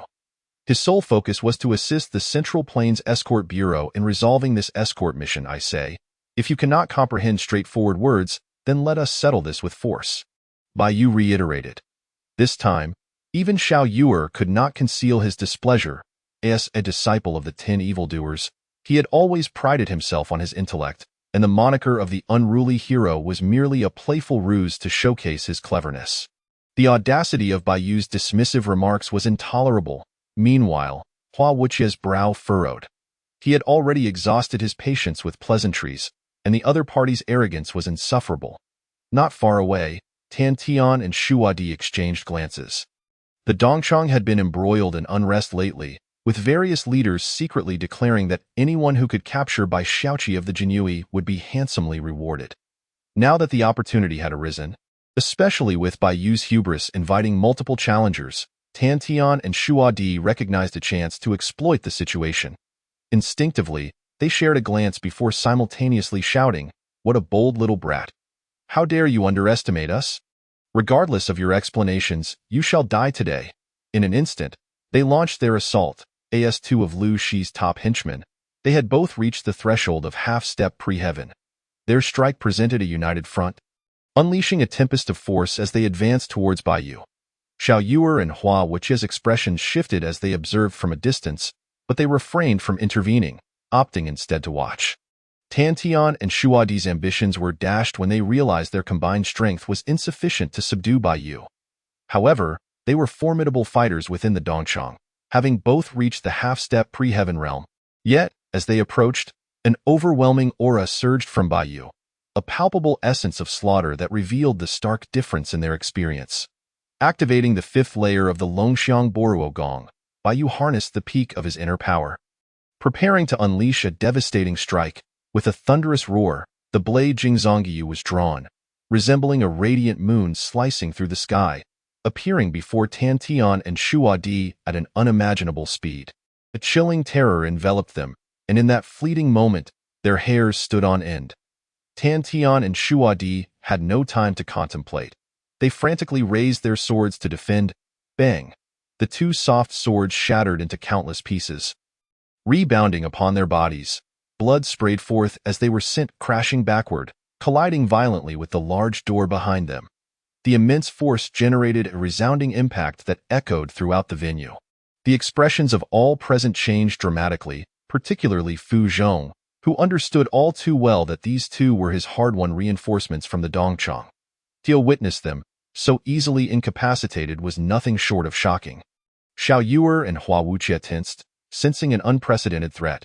Yet, in their eyes, both opponents were at the pre-heaven realm, having just stepped into that level.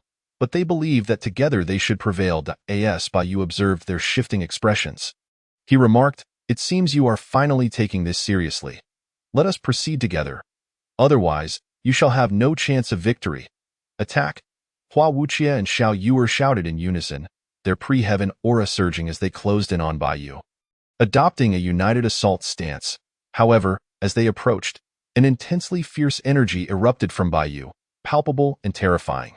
This was the scent of slaughter, a sensation that the inexperienced newcomers lacked entirely. With the 5th layer of the Longxiang Boruo Gong in full effect, Bai Yu unleashed the might of his blade, channeling all his energy into a singular, devastating strike that cleaved down upon the two. Boom. A formidable and thunderous strike instantly shattered the protective energy surrounding the two, sending the swirling blade aura cascading in all directions. The floor beneath them, unable to withstand the force, erupted with a resounding blast.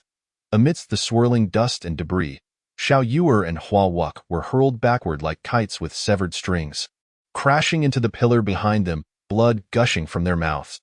Their gaze turned toward Bai Yu, filled with disbelief.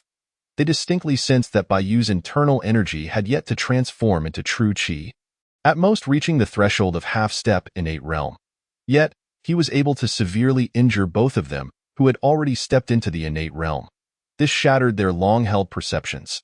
Truly, Bai Xiaoqi lived up to his reputation for ferocity.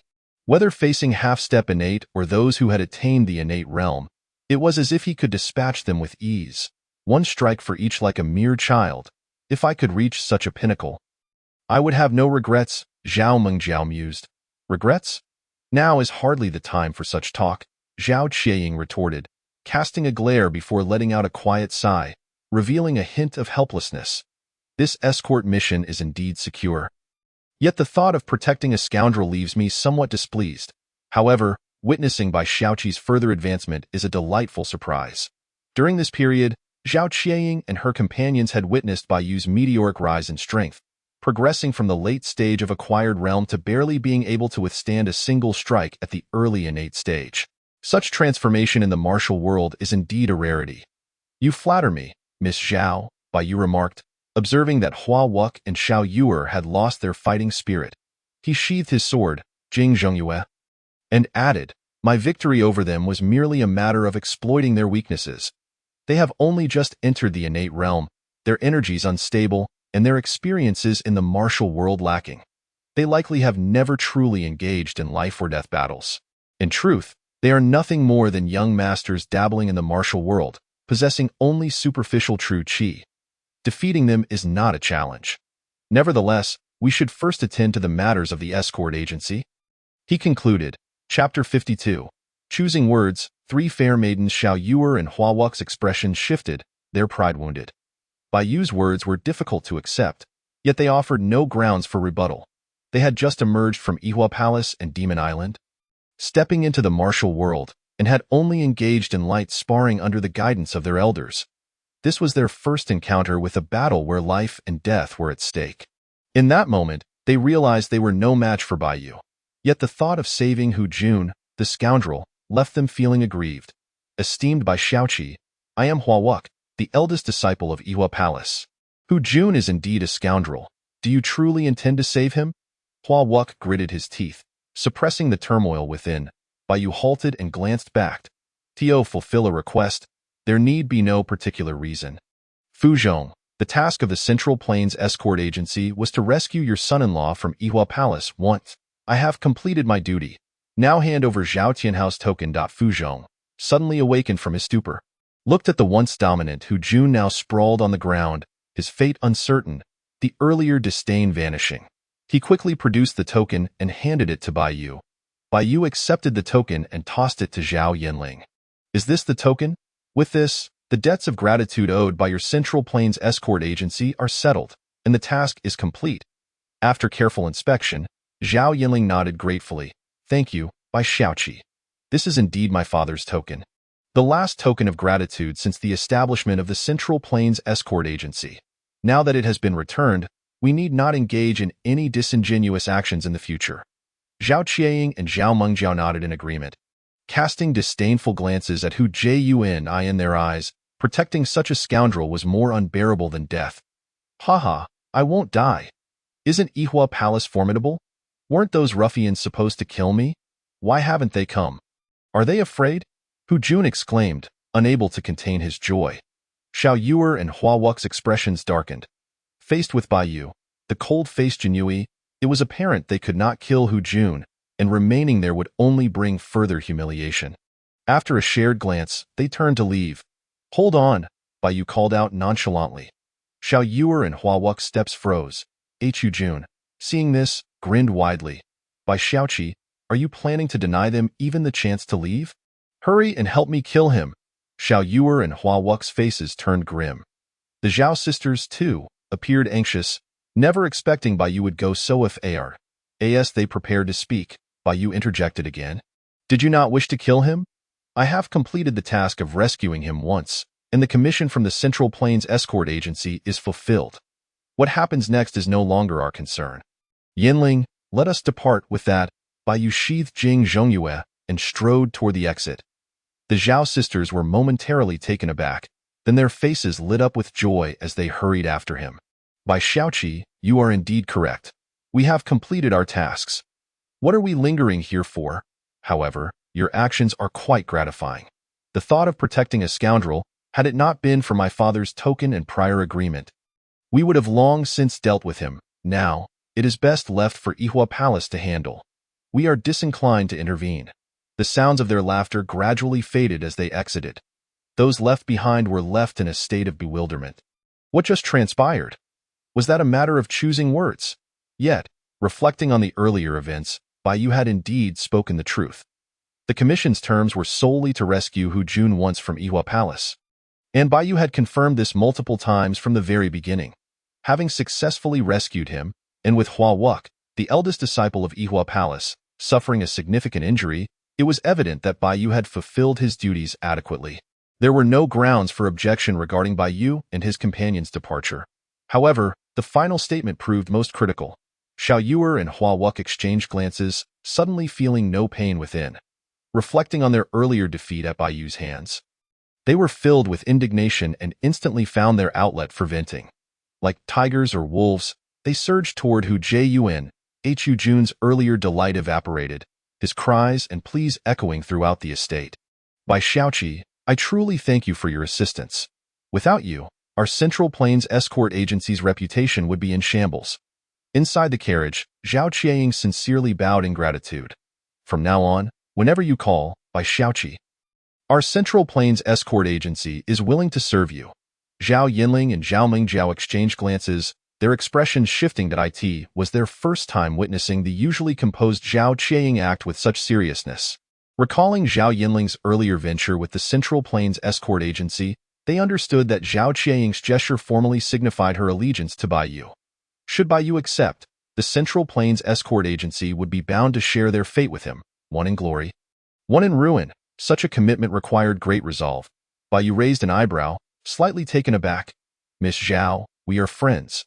There is no need for such formality. In escorting the Imperial Seal, the Central Plains escort agency had indeed faced few opportunities to act. However, for Bai Yu, taking action was secondary. The attitude was paramount. The unwavering stance of the Zhao sisters, regardless of the dangers they faced, undoubtedly earned Bai Yu's respect. After all, in this world of the survival of the fittest, betrayal was all too common. Otherwise, Bai Yu would not have entrusted the subsequent discussions regarding the Imperial Seal solely to Qinglong. This was, in essence, a test of Qinglong's loyalty. By Xiaoqi, that is splendid. You mentioned we are friends. Henceforth, do not address us with such formality. It feels distant, Zhao Qianying said with a rare mischievous smile. From now on, we shall call you Brother Bai, and you may simply address us by our names. Indeed, sister is right. How delightful it would be to call you Yinling. Zhao Mengjiao eagerly chimed in, prompting a fierce glare from Zhao Yinling. What had initially been a serious atmosphere suddenly shifted. Bai Yu helplessly rubbed his nose, realizing he had unwittingly boarded the ship of these three sisters. Nevertheless, his intuition told him that Zhao Qianying and her sisters were genuinely sincere. It seemed this journey had not only involved escorting the Imperial Seal, but had also fortuitously garnered him 3 lovely confidants. Ding! Random mission triggered. Stir up trouble at the Eastern Factory's Punishment Hall. Chapter 53. A letter from Qinglong. 4 commanders. Ding! Random mission triggered. Stir up trouble at the Eastern Factory's Punishment Hall. Rewards will be based on the mission's completion progress. The ethereal chime of the system resonated, causing Bai Yu to raise an eyebrow in surprised. It seemed that the Dragon Guard Villa and the Divine Marquis Manor had reached a conclusive agreement. Otherwise, the system would not have triggered a random quest. However, in the face of this pack of wolves, Bai Yu was eager to discern their next moves. Brother Bai, you seem preoccupied. Are you worried about the Eastern Bureau? Zhao Yinling inquired, unable to suppress her curiosity as she observed Bai Yu lost in thought. Why apologies for the trouble caused by the Central Plains Escort Agency's commission, which led you to offend one of the 5 lords of the Eastern Bureau. Lu Shi, Zhao Qianying and Zhao Mengjiao chimed in, their expressions heavy with guilt. They had hastily accepted the commission and had only just learned of the bond between Fu Zhong and Lu Shi, the chief of the Eastern Bureau. The events that had transpired felt like a fleeting spectacle, and Bai Yu's actions had drawn applause, causing them to entirely overlook this matter. Originally, Bai Yu had already fallen out with Wei Zhongxian of the Eastern Bureau over the matter of the Imperial Seal and had severely injured his foster son, Chao Shaoqin. Now, having also incurred Lu Shi's ire, and considering that the Black Arrow team belonged to Chao Jingchun, he had inadvertently offended 4 of the 5 lords. Yinling, you exaggerate. When the Imperial Seal fell into my hands, I had already mentally prepared myself for a complete rupture with the Eastern Bureau. Bai Yu, regaining his composure, affectionately ruffled Zhao Yinling's hair before leaping down from the carriage. It's getting late. You three should return to rest. I still need to prepare for tomorrow's affairs. As Bai disappeared into the inn, a peculiar atmosphere enveloped the carriage. Zhao Qiaying and Zhao Mengjiao stared intently at the blushing Zhao Yinling.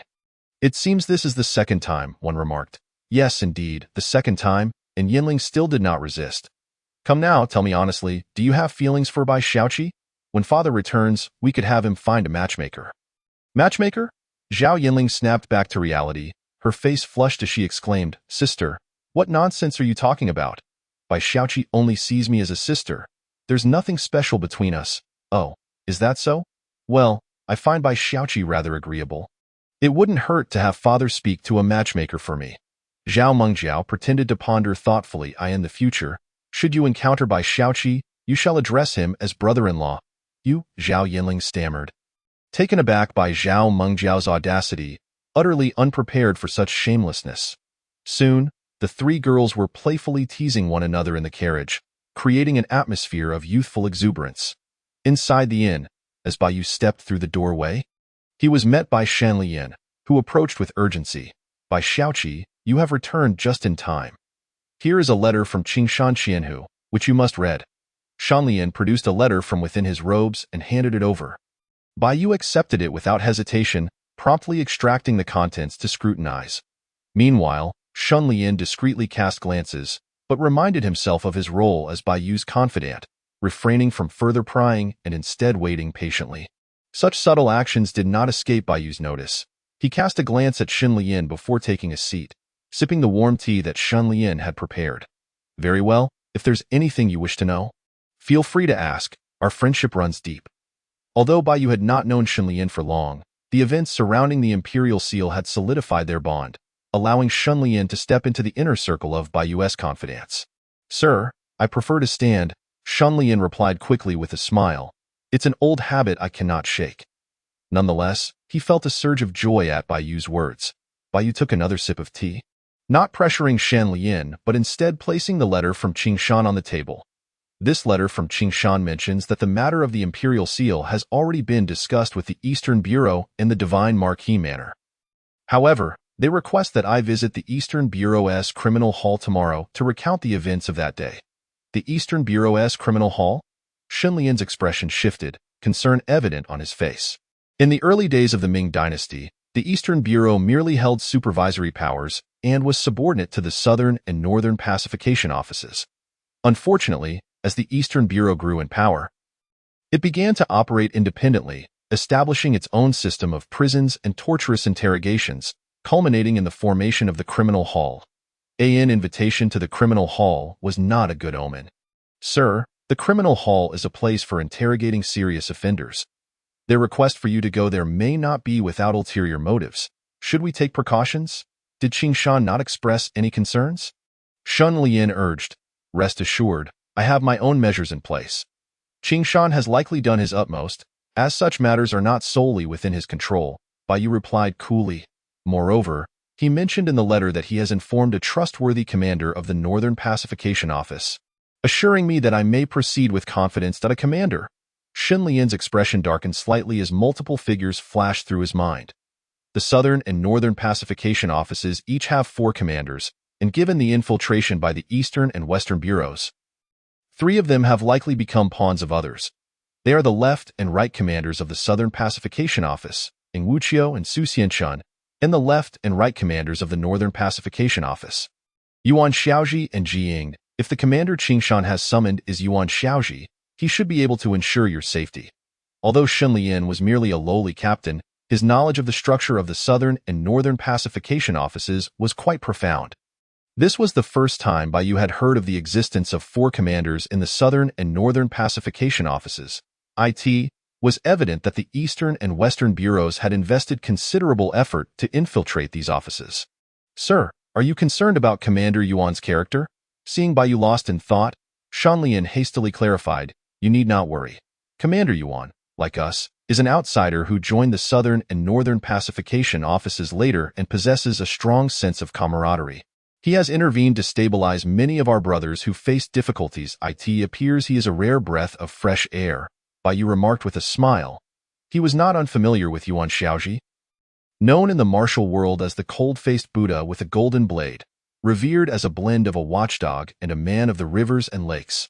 However, Baiyu had not anticipated that he would find himself in such a position.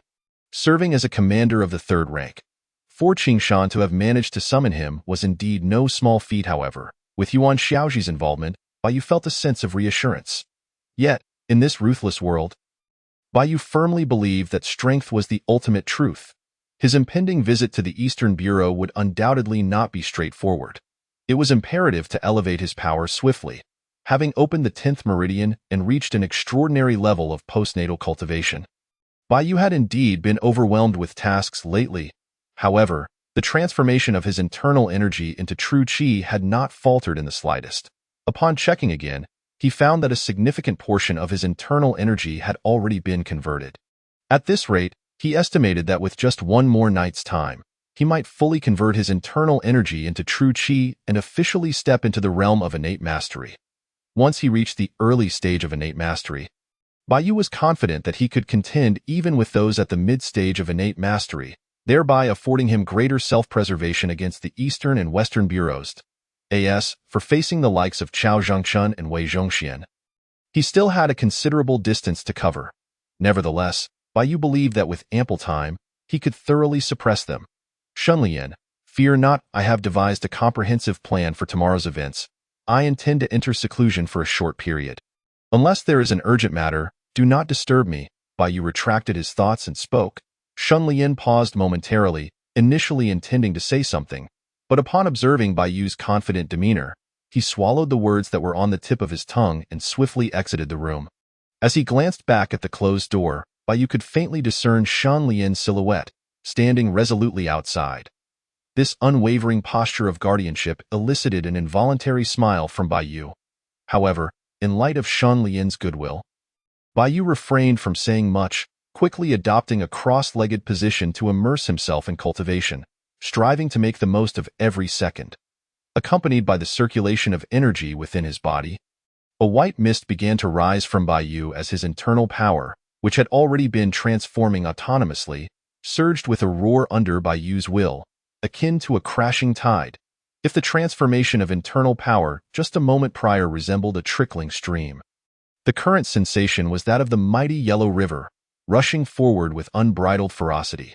Most astonishing to Baiyu was that the dragon-elephant prajna skill, which had stagnated at the 5th level, began to loosen its stubborn bottleneck under the pressure of this roaring transformation of internal power. If this trend continued, Baiyu might not only surpass the innate realm but could also facilitate the breakthrough of the dragon-elephant prajna skill to the 6th level. This would be a double blessing.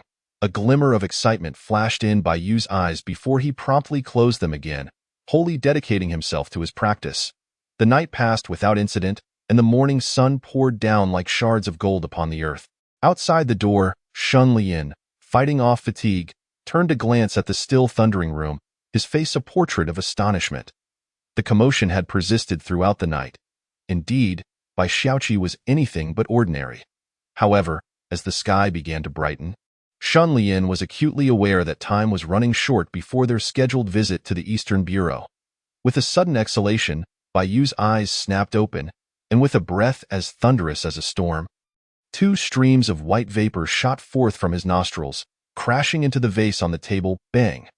The vase shattered with a resounding crash, fragments scattering in all directions. As he felt the surge of power within him, Baiyu suppressed a flicker of exhilaration deep in his gaze. This was the manifestation of true energy, a hallmark of the innate realm. The earlier scene, though seemingly simple, undeniably confirmed that Baiyu had thoroughly stepped into the early innate stage. What Baiyu had not anticipated was that due to his substantial foundation from the postnatal 10th layer, his internal strength had already surpassed that of typical individuals, having just entered the early innate stage. He had directly bypassed the awkwardness of unstable energy fluctuations, achieving a level of perfection in the early innate stage, merely a step away from the mid-innate stage. Simultaneously, the dragon-elephant prajna skill had also advanced from the 5th layer to the 6th layer, endowing him with an additional 1,000 pounds of strength. Feeling this immense energy within him, Baiyu was confident that he could fell a wild bull with a single punch. No, everyone, Could you wait here for a moment?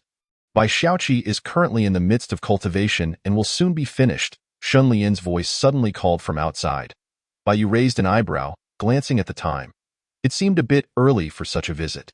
Nevertheless, with everything prepared, Bai Yu was also eager to discover what schemes the Eastern Bureau had in store for him, particularly regarding the random tasks triggered by the system that he was reluctant to overlook. The door swung open, and Bai Yu stepped out to face the gathered Imperial guards outside. However, the sight of a woman at the forefront caused Bai Yu to raise an eyebrow. A female? Within the North and South Pacification Office, there had been no explicit prohibition against women serving as Imperial guards. Yet, among the hundreds of thousands of them, females were virtually non-existent. The sudden appearance of one indeed took Bai Yu by surprise. More importantly, the woman before him possessed a radiant and valiant countenance, her black hair tied up, accentuated by a flying fish outfit that enhanced her aura of bravery, if Bai Yu was not mistaken. This young lady held a rank above his own, reaching the level of a chief officer. Sir, you have finally emerged. If you had not come out soon, I would have been unable to hold them back any longer. Shin Lian said with a wry smile. In previous times, he would have already been bowing and scraping before the presence of 100 households, obediently following orders. However, reflecting on Bai Yu's recent actions had undoubtedly emboldened Shin Lian, allowing him to stand his ground and prevent them from interfering with Bai Yu's cultivation. Bai Yu's emergence was akin to a lifeline for him. Are you Bai Xiaoqi Bai Yu? A youth with orange hair stepped forward. Scanning Bai Yu with keen interest. I am Yuan Xiaotang, a junior officer from the North Pacification Office. This is Fang Yuding, the chief officer from the North Pacification Office, making her your superior, I suppose. As a junior officer of the North Pacification Office, the influx of information regarding the imperial seal of the dynasty in recent days had been overwhelming. Not only had it shaken the entire North and South Pacification offices, but it had also sent ripples through the Eastern Bureau and the Imperial Court. It could be said that the name Bai Xiaoqi Bai Yu had finally made a resounding impact in the court. Xiaotang, you mustn't be rude, Fang Yuding admonished as she stepped forward, casting a disapproving glance at Yuan Xiaotang. This time, Bai Xiaoqi has achieved a significant accomplishment and will soon be promoted, becoming our superior in the future. You would do well to refrain from your petty tricks. Bai Xiaoqi, Xiaotang can be quite mischievous. I hope you won't take offense. Yuan Xiaotang retreated slightly, muttering, he doesn't seem all that impressive, about the same age as me. Why does my father value him so highly? This slight grumbling did not escape Fang Yuding's ears, and after giving Yuan Xiaotang another glare, she continued, Bai Xiaoqi, please do not misunderstand. We did not intend to intrude. We are here under the command of Qing Eling, the captain, to escort you to the Eastern Bureau's prison hall. However, we received word en route that it seems the Eastern Bureau has also dispatched someone to invite you. And we were concerned there might be an unexpected encounter, which is why we had to force our way through. The Eastern Bureau? Bai Yu frowned, having already anticipated that the Eastern Bureau's personnel would not relent easily. Their so-called invitation appeared quite polite, yet Bai Yu understood that the process would likely be somewhat forceful. Looking at Fang Yuding, who wore a sincere expression, Bai Yu smiled and replied, Chief Fang, you flatter me. It is I who has brought you trouble due to my past grievances with the Eastern Bureau. However, the sound of rain is intoxicating, and the sight of rain resembles a myriad of silken threads. Rainy pavilions capture travelers in the rain, allowing one to fully appreciate the blossoms in the rain. Chief Fang's name indeed carries poetic elegance, Bai Yu complimented. Shan Lian was momentarily taken aback, struggling to comprehend what he had just witnessed. As one of the few female Imperial guards in the North and South Pacification Office, Fang Yuding's approach had always been exceptionally efficient, leaving no room for doubt. Particularly, her iron-fisted methods even instilled fear in some men. At this first meeting, Bai Yu had directly engaged Fang Yuding in such a manner. What was more surprising was that Bai Yu, known for his decisiveness and domineering nature, had composed poetry. This poem about the rainy pavilion was utterly flawless, leaving no room for criticism. What initially seemed like the actions of a reckless scion only served to enhance Bai Yu's scholarly aura, contrasting sharply with the rumors of him being a ruthless killer. Fang Yuding's expression faltered slightly. Throughout her career, her manner of conduct had led most people to avoid her eye in the face of such an unexpected topic. A hint of blush crept onto her cheeks as she responded. Thank you for your praise, by Xiaoqi. This name was given to me by my adoptive father, and I have never really delved deeply into its meaning. I just did not expect Bai Xiaoqi to be somewhat different from the rumors. However, this is not the time for idle chatter. To avoid encountering the Eastern Bureau's personnel, we should depart promptly, she stated. The Imperial Guards present exchanged surprised glances, having not anticipated that Fang Yuding would not lose her temper. Even Yuan Xiaotang was momentarily taken aback, muttering, a reckless scion. Yet he is merely a junior officer like me. If I were to learn of the Imperial Seal's whereabouts, I could achieve similar feats. Be silent. Fang Yuding shot him a glare, and after collecting her scattered thoughts, she gestured for Bai Yu to follow, saying, Bai Xiaoqi, let us go. The swift horses outside are ready, and we shall soon reach the Eastern Bureau. With that, Fang Yuding turned to lead the way. However, after taking just a few steps, Bai Yu reached out and halted her, saying, Chief Fang, it seems we may need to linger a while longer. There's a palpable aura of hostility in the air. It appears that those approaching do not come with good intentions. The Eastern Bureau's people have also arrived.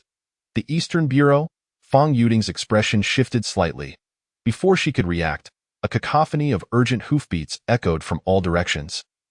Swiftly surrounding the entire inn, Bai Yu, come out at once. You are implicated in the incident regarding the Imperial Seal. We are acting under the orders of the Ninth Prince and demand your cooperation in the investigation. Bang! The tightly shut door of the inn was kicked open with a resounding crash, and two grim-faced men strode in hastily, followed closely by Cao Xiaoqin, someone Bai Yu had encountered before. What is he doing here? Yuan Xiaotang's expression suddenly changed. This individual was one of the 5 major officials of the Eastern Depot, holding a status that could easily be compared to that of the commander. For these minor flag-bearers, it was customary to keep their distance when encountering him. Now, in order to invite Bai Yu, they had sent the supervisor personally to make the trip. The implications behind this were surely significant. In an instant, all the Jinyiwei turned their attention towards the leading Fang Yuding, whose countenance had also darkened. However, she was here under the orders of Yuan Xiaoji and steeled herself to step forward, saying, I am Fang Yuding, here to pay my respects to Supervisor Cao Xiao. This time, we, as humble subordinates, are here on the command of Commander Yuan to invite Bai Xiaoqi to the Eastern Depot's torture hall. Such a trivial matter ought not to trouble Supervisor Cao Xiao. Initially, Fang Yuding and her companions had anticipated that the Eastern Depot would intervene in this matter, but they could hardly have imagined that the person sent was none other than the early-stage innate supervisor Cao Xiaoqin. The only recourse left was to invoke Yuan Xiaoji's name, hoping it would compel Cao Xiaoqin to withdraw voluntarily. Yuan Xiaoji? Cao Xiaoqin's expression darkened as he coldly scoffed. If he had come in person, I might have granted him some courtesy, but to think a mere flag-bearer could demand my retreat is to underestimate me, Cao Xiaoqin. Today, this arrogant individual must come with me, and if he refuses, I shall take him by force. Get out of my way. With that, Cao Xiaoqin moved first, his figure darting towards Fang Yuding with astonishing speed. The innate aura he exuded was palpable, striking towards Fang Yuding with unparalleled ferocity. The sudden turn of events caused every face to pale in shock. Fang Yuding had not anticipated that Cao Xiaoqin would act without regard for his status. Although she possessed the strength of a flag-bearer and had trained in martial arts since childhood, earning praise even from Yuan Xiaoji for her innate talent, she had only reached the 9th level of the acquired realm, preparing to convert her internal energy into true qi, thereby stepping into the realm of early-stage innate. Facing such a fierce onslaught from Cao Xiaoqin was akin to scaling the heavens. Chapter 56. Bring the Eastern Depot supervisor here and bind him. The piercing sound of air splitting resonated throughout the inn. The menacing aura fixating on Fang Yuding. Nearby, Yuan Xiaotang's face revealed a flicker of panic. His strength was slightly inferior to Fang Yuding's. Confronted with Cao Xiaoqin's explosive attack, he found himself utterly powerless to react. Helplessly watching as Cao Xiaoqin's ferocious palm descended upon Fang Yuding, Bang, a hand, like a bolt of lightning, arrived first, colliding violently with Cao Xiaoqin's palm. The tremendous force unleashed transformed Cao Xiaoqin's countenance, tearing his sleeve apart with a shockwave. A sharp pain surged through his arm as he was thrust backward, each step crushing the floor beneath him. Only after retreating 7 or 8 steps did he manage to come to a halt, raising his head in disbelief at the figure standing before Fang Yuding. "You are that little wretch, Bai Yu? It is impossible for you to possess such strength," Chao Shaoqin ground out through clenched teeth. Fang Yuding and her companions were equally astounded. As a faction within Yuan Xiaoji's lineage, known for its integrity amidst the Southern and Northern Pacification Commission, they frequently interacted with the Eastern Depot and had some understanding of Chao Shaoqin's abilities. Although he was indeed the weakest among the 5 major officials, relying on his status as the adopted son of Wei Zhongxian to ascend to his position, he remained a formidable innate warrior. Yet, he had just been forced back by Bai Yu with a single punch. This scene instantaneously recalled another rumor, that Bai Yu had once faced numerous assassins from the Eastern Depot while escorting the Imperial Seal. Not only slaying the Black Arrow Brigade led by Sunny, but also severely injuring Chao Shaoqin in the process. However, considering Chao Shaoqin's innate strength and status as one of the 5 major officials, many had dismissed the rumor with a laugh. Even Fang Yuding and her companions had paid it little mind. Yet now, the unfolding events shattered their previous perceptions. The Bai Xiaoqi before them was likely far more formidable than the rumors suggested. "Supervisor Xiao, let us take action," 2 burly men following Chao Shaoqin exclaimed in unison. Their innate energies erupted simultaneously, enveloping the inn with an overwhelming force that made everyone's expressions change dramatically. Tio mobilized 3 innate warriors at once. Even if they were merely early stage, was a maneuver only the Eastern Depot could afford. It was evident that the Eastern Depot had gone to great lengths to capture Bai Yu this time. Fang Yuding's expression grew grim as she realized the situation had exceeded their expectations. Observing the 2 hulking figures blocking Chao Shaoqin's path, she understood they were martial artists forcibly captured and trained by the Eastern Depot. Once engaged, their combat prowess, fueled by their mindset, would be even more terrifying if paired with Chao Shaoqin. Escape would be nearly impossible. "By Xiaoqi, it seems we have misjudged the situation," Fang Yuding gritted her teeth and said. "Wait a moment. Xiaotang and I will engage them to buy you time to escape to the Pacification Commission and meet with Commander. He will surely ensure your safety. Xiaotang, you must also be cautious. Everyone, follow orders to give Bai Xiaoqi time." With these commands, the tension among the group reached its peak. Yet, before they could react, Bai Yu stepped forward with a smile, saying, "Fang, I appreciate your goodwill. I, Bai Yu, may not be a paragon of virtue, but I cannot abandon a woman and flee alone. Chao Shaoqin, your Eastern Depot has sent 3 early-stage innate warriors, and I presume your intentions are not merely to invite me but rather to capture me. Since you refuse to show me the courtesy I deserve, I shall indeed accompany you to the Eastern Depot's torture hall. However, it is you who shall be bound." Roar. The 6th layer of the dragon elephant power erupted, and the innate aura surged from within by Yu Dai in an instant. He pounced forward like a tiger or leopard, appearing before Chao Shaoqin in the blink of an eye. With a swift motion, he drew the blade at his waist, the Jinyiwei, unleashing a sharp cry as he slashed downwards with blinding speed. The overwhelming force he exuded was unmistakable. Chao Shaoqin's expression shifted dramatically. He had not anticipated that. Upon their second encounter, Bai Yu would demonstrate even greater strength in front of 3 innate warriors, showing no regard for him or the Eastern Depot. As he sensed the impending danger, Chao Shaoqin bellowed, "Dongling, Shidu, stop him at once." The 2 men suddenly reacted, drawing long spears and thrusting them towards Bai Yu. Bang! The spears clashed violently with Bai Yu's Jinyiwei. The force generated by the 6th layer of the dragon elephant power was at least 6,000 to 7,000 pounds. The tremendous impact caused Dongling and Shidu to feel excruciating pain in their hands, and the spears nearly slipped from their grasp. Yet, this was merely the beginning. The saber technique of the divine blade emphasizes speed, precision, and lethality, with each strike capable of transforming unpredictably. As the first blow made contact, Bai Yu's Jinyiwei soared gracefully like a butterfly. The second and third strikes followed in rapid succession, their swiftness creating a series of afterimages. When all the afterimages converged, the power unleashed exceeded 6,000 or 7,000 pounds, reaching over 10,000.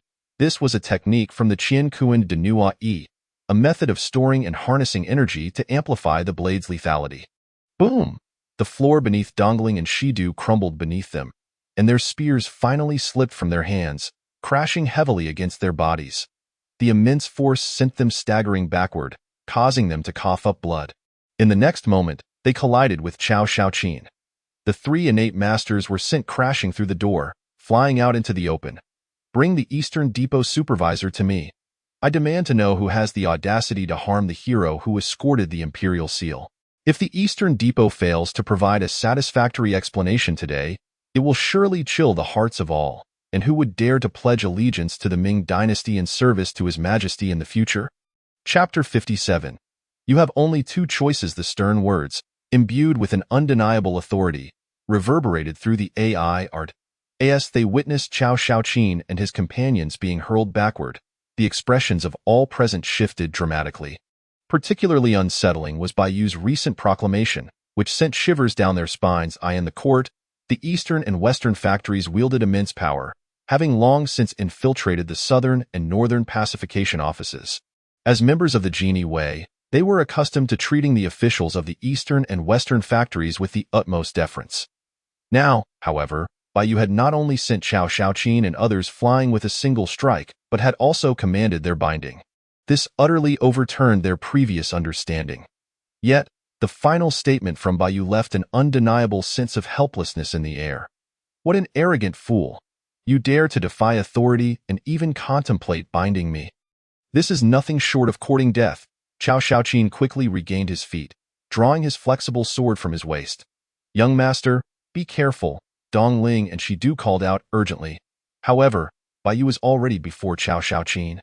His weapon, the Jingzongyu, emanating a fierce blade aura once more. The dragon elephant wave technique reached its zenith, creating sonic booms that echoed throughout the inn like a dragon's roar. Faced with this onslaught, Cao Shaoqin's face paled as he hurriedly raised his. Bayu was somewhat taken aback. Observing the three individuals before him, a thought swiftly emerged, and he smiled as he remarked, "I deeply appreciate the loyalty you three exhibit. However, there are indeed some matters at hand that require your assistance. Regrettably, this task carries a degree of peril." Simultaneously, within the East Factory's punishment hall, a notorious place designated for the trial of serious offenders, a multitude of prisoners had been incarcerated for years. It also served as a crucial site for torture and interrogation. Rumors circulated in the martial world that anyone daring to defy the orders of the East Factory, be they martial artists or high-ranking court officials, were imprisoned within the punishment hall. The East Factory's dungeons were divided into 9 levels, with descending levels indicating increasingly severe crimes. It was said that the formidable martial artists and influential court figures were confined to the 6th and 7th levels, while the 8th level housed the missing leaders and elders of various sects. As for the mysterious 9th level, the identities of those held within remained shrouded in secrecy. Once one was brought into the punishment hall, regardless of their status, escape was an impossibility. After all, adhering to the East Factory's ruthless modus operandi, coercing confessions was but a commonplace occurrence. Should one encounter a factory official in a foul mood, even petty theft could be escalated into a grave offense. This grim reality birthed the saying in the martial world, "One cannot enter the punishment hall alive, nor can one find peace in death." This time, the East Factory chose to convene within the punishment hall, lending a peculiar sense of foreboding to the occasion. It was evident to all that this was a prelude to malice. "Foster father, are we to proceed inside? Should we wait for Bai Xiaoqi?" Outside the imposing gates of the punishment hall, Shangguan Haiteng observed the strict security, her countenance tinged with seriousness. The sight of prisoners along the way, some already sun-baked into mummies or charred to cinders, coupled with the array of torture devices on display, rendered the atmosphere palpably oppressive, as though one were standing upon an execution ground. "No need," Zhu Wushi replied coolly. "Since that young rascal has chosen not to cooperate with me, we need not overly involve ourselves. The East Factory's choice to negotiate here is merely a lesson for him. He has only his arrogance to blame for failing to discern the gravity of the situation. Of course, should he ultimately come to recognize his errors, I may extend a helping hand." As the master of Hulong Villa, Zhu Wushi harbored grand ambitions in light of the lost imperial seal. He understood that possessing the seal would bring him a step closer to seizing the throne. Unfortunately, Bai Yu's prior connections with Qinglong and Zhuge Zhengma had shattered his meticulously crafted plans, compelling Zhu Wushi to seek a secondary approach by joining the negotiations in pursuit of sufficient benefits. Shangguan Haitang held reservations regarding Zhu Wushi's assessment, yet upon hearing that he might offer assistance, her expression softened slightly. Beside her, Duan Tianya furrowed his brow and remarked, "Haitang, why have you become so sentimental lately? Is it because of that Bai Xiaoqi? Do you fancy him? Do you wish to form a brotherhood?" And no. Hearing the initial part of his statement, Shangguan Haitang's cheeks flushed crimson. The only solace she found was that, aside from Zhu Wushi, neither Duan Tianya nor Gue Haidao were aware of her true gender. Stealing a glance at Zhu Wushi, who remained impassive, she hastily clarified, "Isn't Hulong Villa still in need of a top-notch spy? I see that foster father values Bai Xiaoqi highly and does not wish for him to squander his hopes." Duan Tianya nodded in agreement. Indeed, it is a crucial time for recruitment. Bai Xiaoqi's temperament may be somewhat rash, but he is undoubtedly a commendable candidate. If he could be persuaded to join Hulong Villa, it would be quite advantageous. With his abilities, serving as the top spy would be more than sufficient. Gue Haidao interjected abruptly. "As for aspiring to take my position, he would have to pass through my blade first." As a swordsman, particularly one skilled in the art of the dominant blade, Gue Haidao relished the prospect of identifying worthy adversaries to challenge. The prowess Bai Yu had demonstrated over the past period was indeed commendable. However, in Gue Haidao's eyes, it was evidently still lacking. It appears that the iron-willed god of war has also taken an interest in Bai Xiaoqi. However, it is unfortunate that Commander Yuan will likely not let him go easily. Zhuge Zhengma's laughter echoed from a distance. Soon, he was seen approaching alongside the emotionless Wu Qing, accompanied by two robust men clad in silver flying fish attire. Aside from the familiar Qinglong, the gazes of Shangguan Haitang and the others fell upon another middle-aged man. This individual was tall, adorned with a golden-handled embroidered spring knife at his waist, his facial features sharply defined, and an air of authority emanating from him, unmistakably revealing his identity as the cold-faced Golden Blade Buddha. Yuan Xiaozi of the Northern Town Enforcement. I hear he is also an adept swordsman. I would love to challenge him, Gue Haidao mused softly. Shangguan Haitang, however, paid no heed to Gue Haidao's obsession with blades. Instead, furrowing her brow and inquiring, "Qinglong, might I ask why Bai Xiaoqi has not accompanied you? Is he perhaps abstaining from today's trial meeting?" Chapter 59. The captured one is Chao Xiaodu master. Upon hearing this, all attention was drawn to the matter at hand. This time, the East Factory had chosen to hold the trial meeting within the punishment hall, and it was evident to all that this was intended to restore their reputation and instill fear.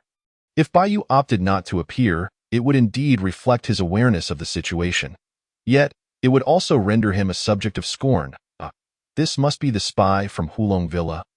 As Bai Xiaoqi is a key contributor to the retrieval of the Imperial Seal, he would undoubtedly not miss this trial meeting. Yuan Xiaozi proclaimed with a smile, "Dispatched someone this morning to escort Bai Xiaoqi. Considering the time, he should be arriving shortly, as the commander of the Northern Town Enforcement. I am only now becoming aware of such a significant occurrence, and I hope you will not find this amusing. As for your interest in Bai Xiaoqi, I shall not meddle too much. Should he seek other opportunities, I will certainly not obstruct him." Such courteous remarks were hardly taken to heart by those present. Qinglong's decision to summon Yuan Xiaozi at this critical juncture was undoubtedly to bolster Bai Yu's position. The fact that he had sent someone to escort Bai Xiaoqi from the outset only served to highlight Yuan Xiaozi's regard for him. Before anyone could respond, a soft voice resonated within the vast arena of the punishment hall. "Oh, it seems Commander Yuan has already sent someone to fetch him. I was worried for nothing. Bai Xiaoqi is an important witness in the case of the missing Imperial Seal, and it seems you have taken the initiative to ensure his safe arrival." At this juncture, it became apparent that the commander had indeed engaged in fruitless efforts on his part. However, it was perhaps for the best. "With both our forces present, I am confident that Bai Xiaoqi will not vanish en route." "What?" Qinglong's expression shifted dramatically as he hastily turned towards the source of the voice.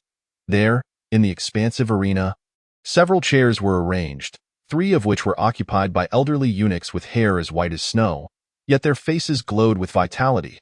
Those with discernment would instantly recognize that these three were none other than the three great lords of the East Factory, the venerable Wei Zhongxian, the Grand Eunuch Lu Shi, and the commander Chao Zhengshun. These three were notorious for their internal strife and factionalism within the East Factory, rarely coming together unless in the face of a significant event. Their sudden appearance in unison was indeed shocking. Qinglong, remain composed. These three are not to be trifled with, Yuan Xiaozi signaled discreetly. Although his strength was commendable, confronting all three simultaneously would likely prove beyond his capabilities. Given that Baiyu's fate remained uncertain, Yuan Xiaozi evidently had no intention of openly clashing with them. Unexpectedly, the three lords have gathered together. However, Bai Xiaoqi's testimony holds great significance. I have personally sent my son Xiaodang and my adopted daughter Yuding to escort him. I am curious as to what arrangements the three lords have made. Yuan Xiaozi stated straightforwardly, I have even sent my son and daughter, he emphasized. If your people are sent with the intent to silence him, and should anything happen to my precious son and daughter, I assure you, this matter will not be easily overlooked. Son? Adopted daughter? Lu Shi, seated to the left, inquired with a smile that did not reach his eyes. It seems that both Commander Yuan and Lord Wei are quite concerned about Bai Xiaoqi's safety. In fact, Lord Wei has gone to great lengths to ensure that his adopted son Xiaoqin personally accompanies him to the East Factory. Commander Yuan, rest assured, all three of them are formidable fighters. They will ensure Bai Xiaoqi's safety, even if he is to be captured. The old man is indeed eager to discern the identity of this Bai Xiaoqi, who dares to inflict a grievous injury upon one under my command. The events that transpired at the residence of Fu Zhong yesterday were swiftly relayed to Lu Shi on the same night.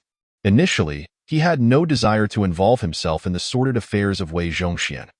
However, the convening of such a tribunal undoubtedly presents an opportunity for him to reclaim some semblance of dignity. Ensuring that this arrogant individual comprehends the gravity of provoking certain individuals. Lu Duzhu is not mistaken. I too am curious to discover who it was that murdered Sun Yi and decimated the majority of my black-clad arrow brigade. Chao Zhengshun interjected with a cold smirk. In an instant, the vast martial arts arena was suffused with a sinister atmosphere. The expressions of Shangguan Haiteng and her companions shifted dramatically.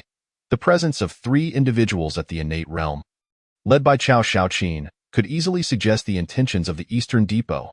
Commander, allow me to go and investigate. Qinglong could no longer contain himself. Qinglong, do not act impulsively. It is likely too late to rush over now. Yuan Xiaoji remarked, his countenance reflecting unease. It seems I have overlooked this matter. I should have gone personally. I never anticipated that the Eastern Depot would act so brazenly.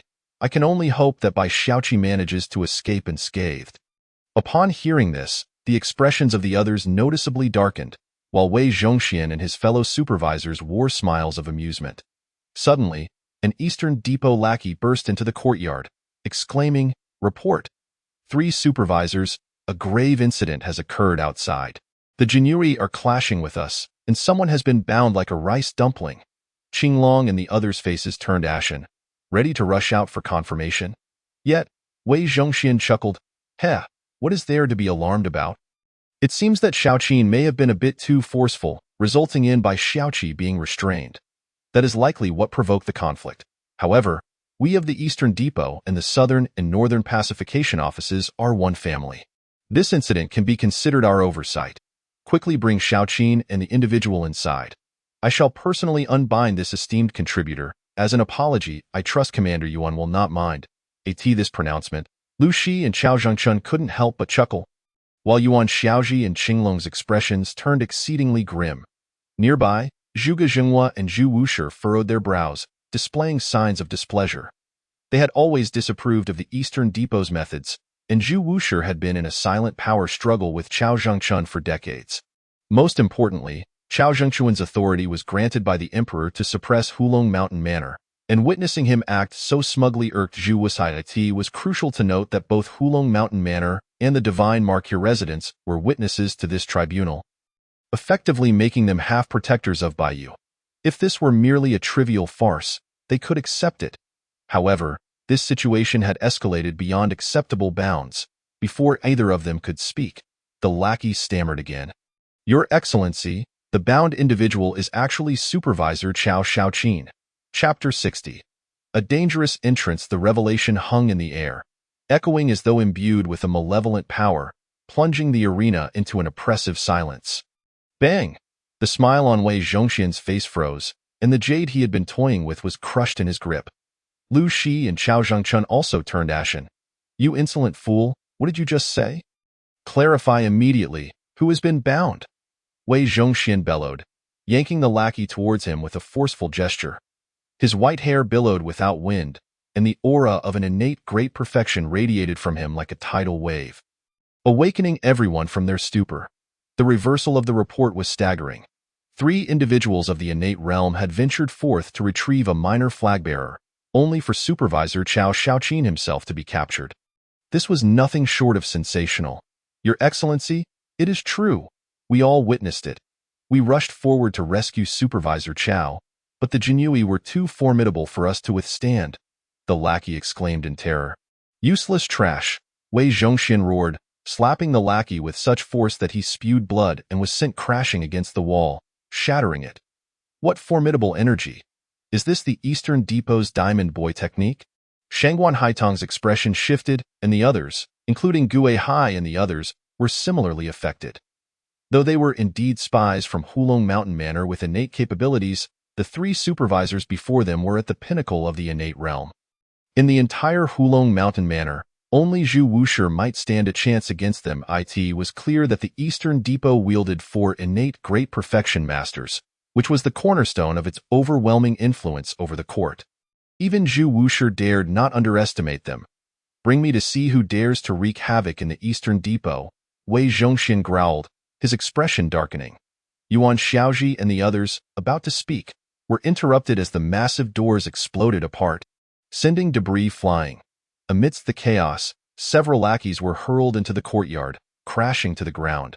Through the swirling dust, Baiyu strode in, flanked by Yuan Xiaotang, Fang Yuding, and others. Their expressions were a mixture of disbelief and triumph. Never expecting that the Eastern Depot, usually oppressive, would find itself so directly confronted. You insolent fools, how dare you repeatedly target the contributors tasked with safeguarding the imperial seal? Do you intend to condemn the supervisors of the Eastern Depot to infamy? If news of this spreads, who would ever dare serve the throne loyally again? Bai Xiaoqi's voice boomed, commanding attention.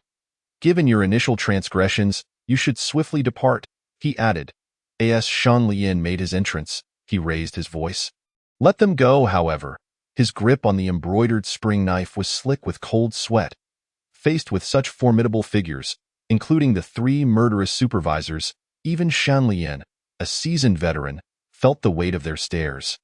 Yet, he understood that he was in the same boat as Baiyu, and whether they could navigate this perilous situation was crucial. What a clever little rascal, Zhuge Zhenghua remarked, visibly impressed. Beside him, Wu Qing's expression mirrored surprise, her eyes sparkling as she cast an additional glance at Baiyu.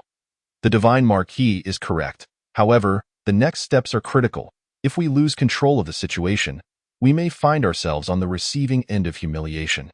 Should we intervene if necessary? As the strategist among the 4 great captains, Wu Qing's foresight was notably acute. Zhuge Zhenghua closed his fan, a hint of seriousness crossing his features. We must act judiciously. This young rascal may prove to be a variable. Regardless of whether he can be integrated into the Divine Marquis residence, he may yet be of assistance in the future.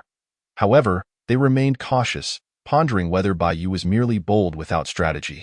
Zhu Wushi and the others fell into contemplative silence. As Zhuge Zhenghua pointed out, this entrance was truly unexpected. However, this was the Eastern Depot, the stronghold of Chao Shaoqin, if Baiyu lacked additional trump cards. Such an entrance might indeed be perilously reckless. Commander Yuan, Qinglong suddenly grew anxious. The incident surrounding the imperial seal had been ignited by him. Had Baiyu not intervened, he might have perished outside. Moreover, Baiyu had not only avenged him but also saved both the white tiger and the vermilion bird. Allow this to transpire without taking action was unthinkable. Fear not. I know what must be done. Especially since my foolish children are also involved, Yuan Xiaozhi replied solemnly. He quickly stepped forward, raising his voice. Xiaotang, Yuding, what manner of conduct is this? Release them immediately. No, Supervisor Wei has already stated that this is merely a youthful misunderstanding. Even if it is true that one was bound, as commander, it is my duty to personally unbind Supervisor Chao as an apology. Do not interfere. Allow me to assist Supervisor Sao. As he spoke, Yuan Xiaoji advanced towards Bai Yu and his companions. However, before he could proceed, Lu Shi swiftly stepped in front of him, while Chao Zhengchun intuitively blocked the path of Zhu Wushi and Zhuge Zhenghua, effectively obstructing their advance. Seeing this, Wei Zhongxian roared in fury, his innate great perfection aura erupting. You little rascal, dare to disrupt the Eastern Depot, and even if the King of Hell were to arrive today, you will not escape. Prepare to meet your end. Bang. With a single stride, Wei Zhongxian surged forth like an arrow, charging directly towards Bai Yu. His formidable true qi descended like a tempest, bearing an overwhelming force that shattered the ground beneath him. As he advanced, the terrain crumbled, and the immense energy he gathered in his hands erupted with an unstoppable momentum. Witnessing Wei Zhongxian's lethal intent from the very outset, the expressions of all present shifted dramatically. Qinglong and Yuan Xiaoji hastily sought to intervene, yet Lu Shi, who also possessed the prowess of innate perfection, launched his own counterattack. In that moment, every gaze turned towards Bai Yu, laden with an odd mixture of scrutiny and apprehension. This strike? Surely, it would spell certain death. Chapter 61. Confrontation with Wei Zhongxian. What a ruthless young scoundrel! The chilling sound of air being sliced resonated throughout the martial arena. The impending assault magnified in his vision. Bai Yu's eyes gleamed with a fierce intensity, akin to that of a hawk. His battle spirit, having reached its zenith, erupted forth without reservation.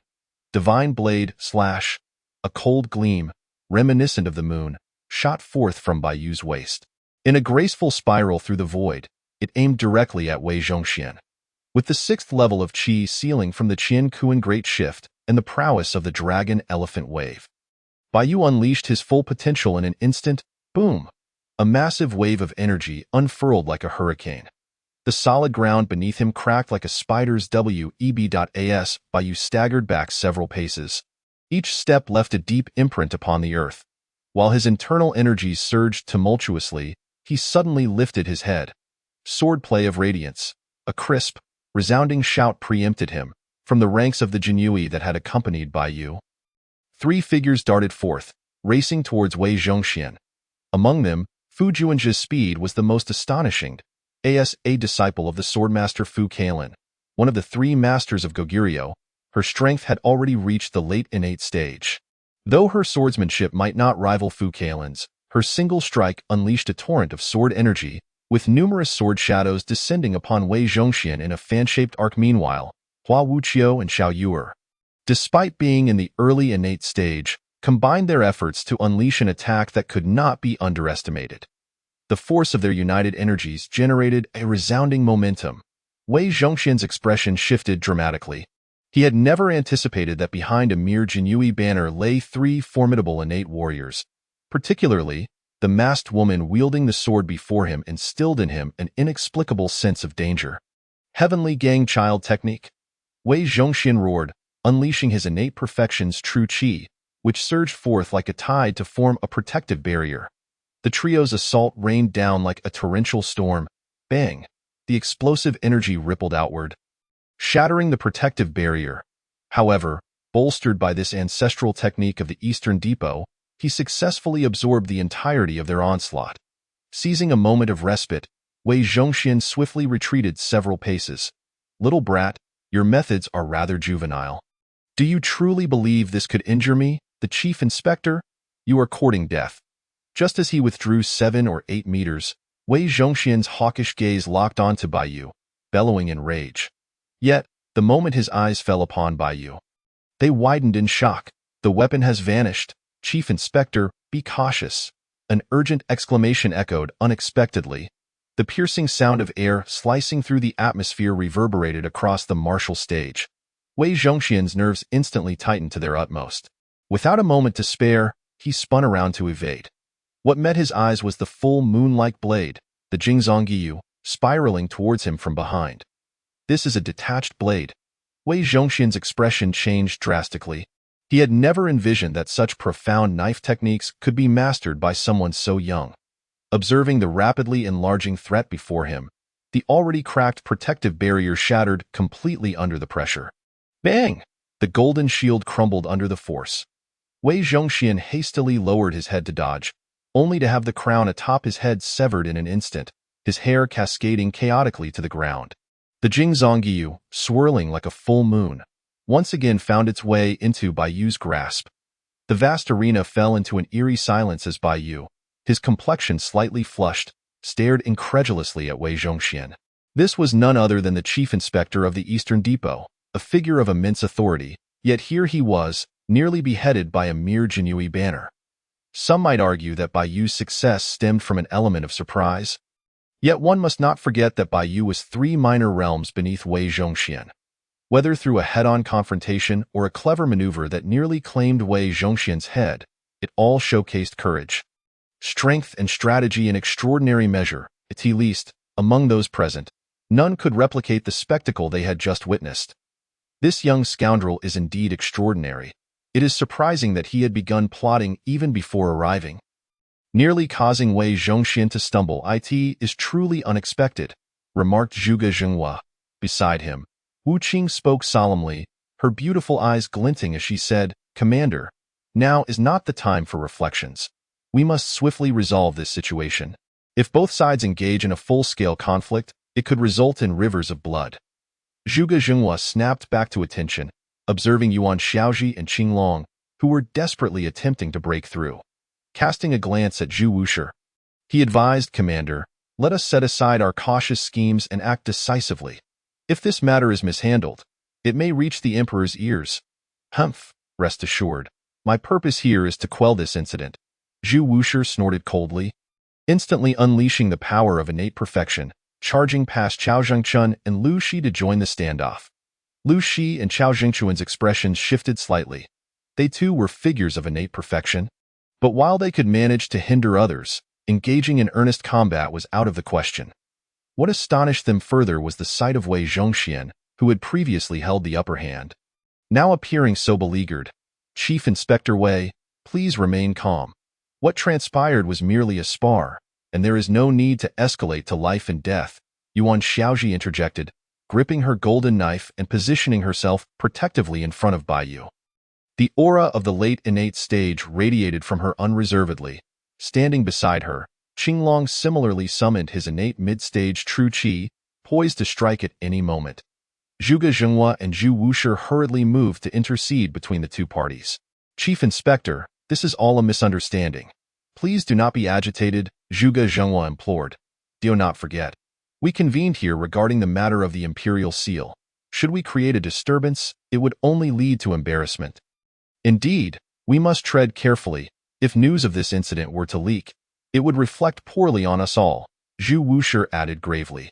Yet, observing the once dominant Wei Zhongxian now reduced to such a state of disarray, Zhu Wushi could not entirely dismiss Bai Yu's capabilities.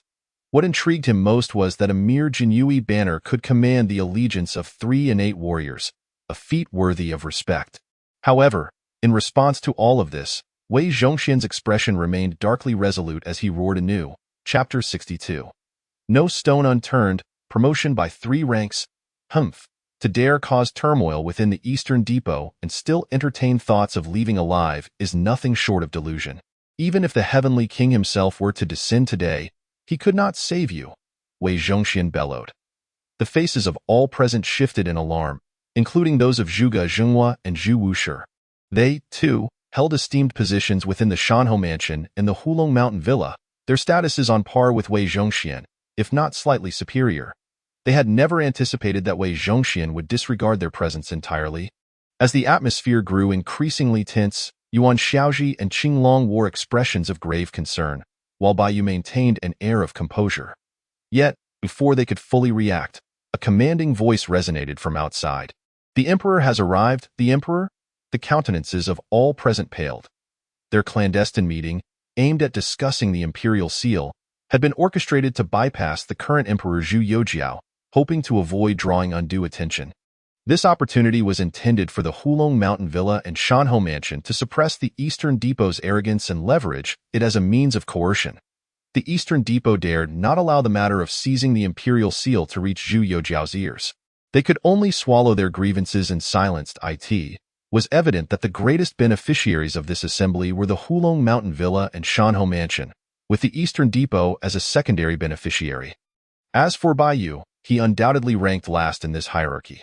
Now, with the emperor's arrival, would this farce come to a swift conclusion? Minister Yang, the ninth princess, has also arrived. Zhuge Zhenghua and Zhu Wushi exchanged subtle glances, their expressions shifting as they observed the two individuals closely trailing behind Zhu Youjiao. In that instant, they comprehended the gravity of the situation. The matter of the imperial seal could no longer be concealed. Yuding, was it you who summoned the ninth princess? Yuan Xiaozhi paused, his expression momentarily frozen as he regarded Fang Yuding, who had approached his side, with a hint of remorse on her delicate visage.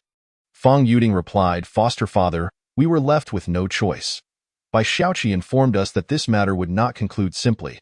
It may even cost your life. Thus, I had to seek the ninth princess's assistance to relay the situation to His Majesty." Fortuitously encountering Minister Yang in the process, Yuan Xiaozhi rubbed his slightly throbbing head, gazing in astonishment at the seemingly unflappable Bai Yu. The passage of time had been but a few tea brews yet. To Yuan Xiaozhi, it felt as if Bai Yu had orchestrated every detail of the unfolding events. Such meticulous control was not merely overlooked by him, but also by Zhu Wushi and other formidable figures present. At that moment, they finally grasped that Bai Xiaoqi was anything but ordinary. Yuding, the ninth princess Zhu Yinrong, made her entrance, her large, jewel-like eyes sparkling as they flitted towards Fang Yuding. Despite her desire to remain inconspicuous, Fang Yuding felt a tinge of bitterness. In such a grand gathering, her modest position as a mere flag-bearer could hardly stir the waters. Should she stand out too much, she risked attracting the attention of powerful individuals. A perilous endeavor indeed. Unfortunately, the circumstances were contrary to her expectations, as her name echoed loudly, significantly amplifying her presence. In response to Zhu Yinrong's greeting, Fang Yuding could only force a smile and hastily bow. "This humble servant pays respects to your majesty. Long live, and long live the ninth princess." Once these words left her lips, a torrent of thoughts surged within everyone present. Yet, they could only momentarily set aside their personal musings and hurriedly kneel in reverence. "All rise," Zhu Youjiao commanded, taking his seat at the front of the training ground and surveying the gathering. "I did not expect so many ministers to converge here. It seems only I, the emperor, remained unaware of the troubles surrounding the imperial seal. You have all done well to keep this hidden." His voice, though not loud, carried an air of authority that caused the expressions of all present to shift dramatically. Seizing the opportunity, Bai Yu scrutinized the emperor of the Ming Dynasty, Zhu Youjiao. He had gleaned much about this sovereign from Shenlian, though mitigate the threats posed by the Longwu Mountain Villa established by the late emperor. Zhu Youjiao had supported the Eastern Depot's Wei Zhongxian and the Western Depot's Yu Huatian to counter Zhu Wushi and Zhuge Zhenghua. This division of power was intended to navigate the complexities of court politics effectively. However, Zhu Youjiao's countenance suggested his health was far from robust, and he appeared to be ensnared by indulgences. His accomplishments in governance were scant, rendering him a figure of limited efficacy. Nonetheless, as the emperor, he commanded respect, and despite their disdain, Zhu Wushi and the others could only stand at attention and deference. "Your Majesty, you overstate the matter. Given your ill health, it is unwise to overexert yourself. We have gathered here merely to discuss the loss of the imperial seal and to report our findings to your Majesty." Wei Zhongxian interjected urgently, as a favored advisor to the emperor. His words bore greater weight than those of others. "Is that so?" Zhu Youjiao raised an eyebrow, stifling a yawn before continuing, "Very well. I do not wish to delve too deeply into the intricacies of this affair. However, I have learned from Yinrong and Minister Yang that this incident was orchestrated by your Eastern Depot. If it were not for a certain Bai Yu, a minor officer of the Jinyiwei, timely intervening, the imperial seal would have fallen into the hands of Wang Shu, which would have left me restless. Here is what I propose. Apprehend all those responsible and execute them. As for Bai Yu, who has successfully recovered the imperial seal. I shall reward him with the rank of Qinhu of the 4th grade and grant him 1,000 taels of gold. Qinhu? Bai Yu's brow furrowed in surprise. He had anticipated that offending various factions would limit his promotion to at most 100 households. Receiving a rank of Qinhu, a leap of 3 levels, was unexpected. Qinhu Bai, do not hesitate to express your gratitude for the emperor's generous favor. Yuan Xiaoji, also taken aback, quickly reminded him. Bai Yu, regaining his composure, stepped forward and bowed. I thank you for your benevolence, your majesty. Long live. You are Bai Yu indeed. You possess an extraordinary presence. It seems the Nanfang and Beifang pacification offices have produced a remarkable talent. You must serve the court and me well in the future, Zhu Youjiao remarked, appraising Bai Yu with a smile. Yanrong has spoken highly of you, so be sure to thank her appropriately. Nevertheless, let this farce conclude here. No one shall pursue this matter any further. I do not wish to witness infighting among my ministers. Should anyone dare to scheme behind my back, they shall face my wrath. With these words, laden with undeniable authority, the expressions of Wei Zhongxian and his associates soured considerably. Yet, they could only lower their heads in compliance. They understood that Zhu Youjiao sought to swiftly resolve the matter. Favoring the Eastern Depot, as a thorough investigation could bear severe repercussions for the very faction he had nurtured. Zhu Wusher's countenance darkened instantly. He had long suspected Zhu Youjiao's apprehension towards him. However, he had never anticipated that, in a bid to maintain the Eastern Depot's advantage, Zhu Youjiao would neglect the Imperial Seal's crisis. Had he known the situation would devolve to this extent, yielding no benefit to himself, he would have ensured Bai Yu was excluded from his plans, allowing Wei Zhongxian to exploit the opportunity, leading to this chaos slipping from his control. This was truly akin to shooting oneself in the foot. Beside him, Zhuge Zhenghua discerned Zhu Youjiao's intentions as well. However, unlike Zhu Wusher, he harbored no ambitions for the throne. The resolution of this matter sufficed to fulfill his purpose for intervening. Yet, following this farce, Bai Yu's presence had firmly captured Zhuge Zhenghua's attention. This young man, capable of manipulating the dynamics among various factions, would undoubtedly rise beyond the rank of Qinhu in the future. Facing a once fragmented court, now invigorated by the emergence of such a figure from the suppressed Nanfang and Beifang pacification offices, Zhuge Zhenghua perceived the potential for monumental change. This notion was not confined to his mind alone. It resonated with Zhu Wusher and others as well. Meanwhile, Bai Yu remained puzzled, as he had hardly interacted with Zhu Yanrong. Why had she spoken favorably of him, and what precisely had she said? Cough, by Xiaoqi. No, it should be by Qinhu. I informed the 9th princess of your circumstances, Fang Yuding murmured, her gaze downcast, her voice barely audible. Ultimately, I conveyed to the 9th princess that you agreed to take her out of the palace for leisure. Hence, thus, I have found myself embroiled in this predicament, sold out. Bai Yu rolled his eyes, never expecting that amidst his meticulous calculations, he would be outmaneuvered by a mere girl. Nonetheless, he recognized that Fang Yuding had contributed significantly to his elevation to the rank of Qinhu. A favor he would not soon forget. Why do you stare at me? Is there something wrong with my appearance? Fang Yuding's cheeks flushed slightly. Bai Yu smiled, returning to the moment. I merely find that Yuding is quite beautiful. Whoever wins your heart shall be truly fortunate. Ah, Fang Yuding was taken aback. What was this? Was he flirting with her out of nowhere? Such overt words felt far too forward. Well then, esteemed ministers, if there are no further matters, please take your leave. I am weary and in need of rest. After exchanging a few whispered words with Wei Zhongxian, Zhu Youjiao finally rose and turned to exit. The 9th princess Zhu Yanrong mischievously winked at Bai Yu before hastily following. This playful demeanor, reminiscent of a neighborly sister, seemed utterly reliant on Bai Yu. He was left feeling a mixture of helplessness and bewilderment. Beside them, the veiled Fu Junju remarked indifferently, it seems Bai Qinhu is indeed exceptional. Your charm with women is quite commendable. However, be cautious. Fickle-hearted men often meet unfortunate ends. If there are no other matters, we shall take our leave. Observing Zhu Youjiao's departure, Fu Junju and Hua Wuqing began to plan their exit. As individuals from the martial world, courtly intrigues were ill-suited to their nature. Hearing these barbed remarks, Bai Yu could only manage a wry smile. Miss Fu, You truly jest. I am but a minor official. How could the ninth princess possibly take an interest in me? I merely stumbled into this situation. However, it is indeed unwise to linger here. I shall see you off first. Leaving these words behind, Bai Yu exchanged a glance with Yuan Shaoji before turning to lead the group away. Is Bai Qianhu truly planning to depart just like this? Wei Zhongxian suddenly interjected.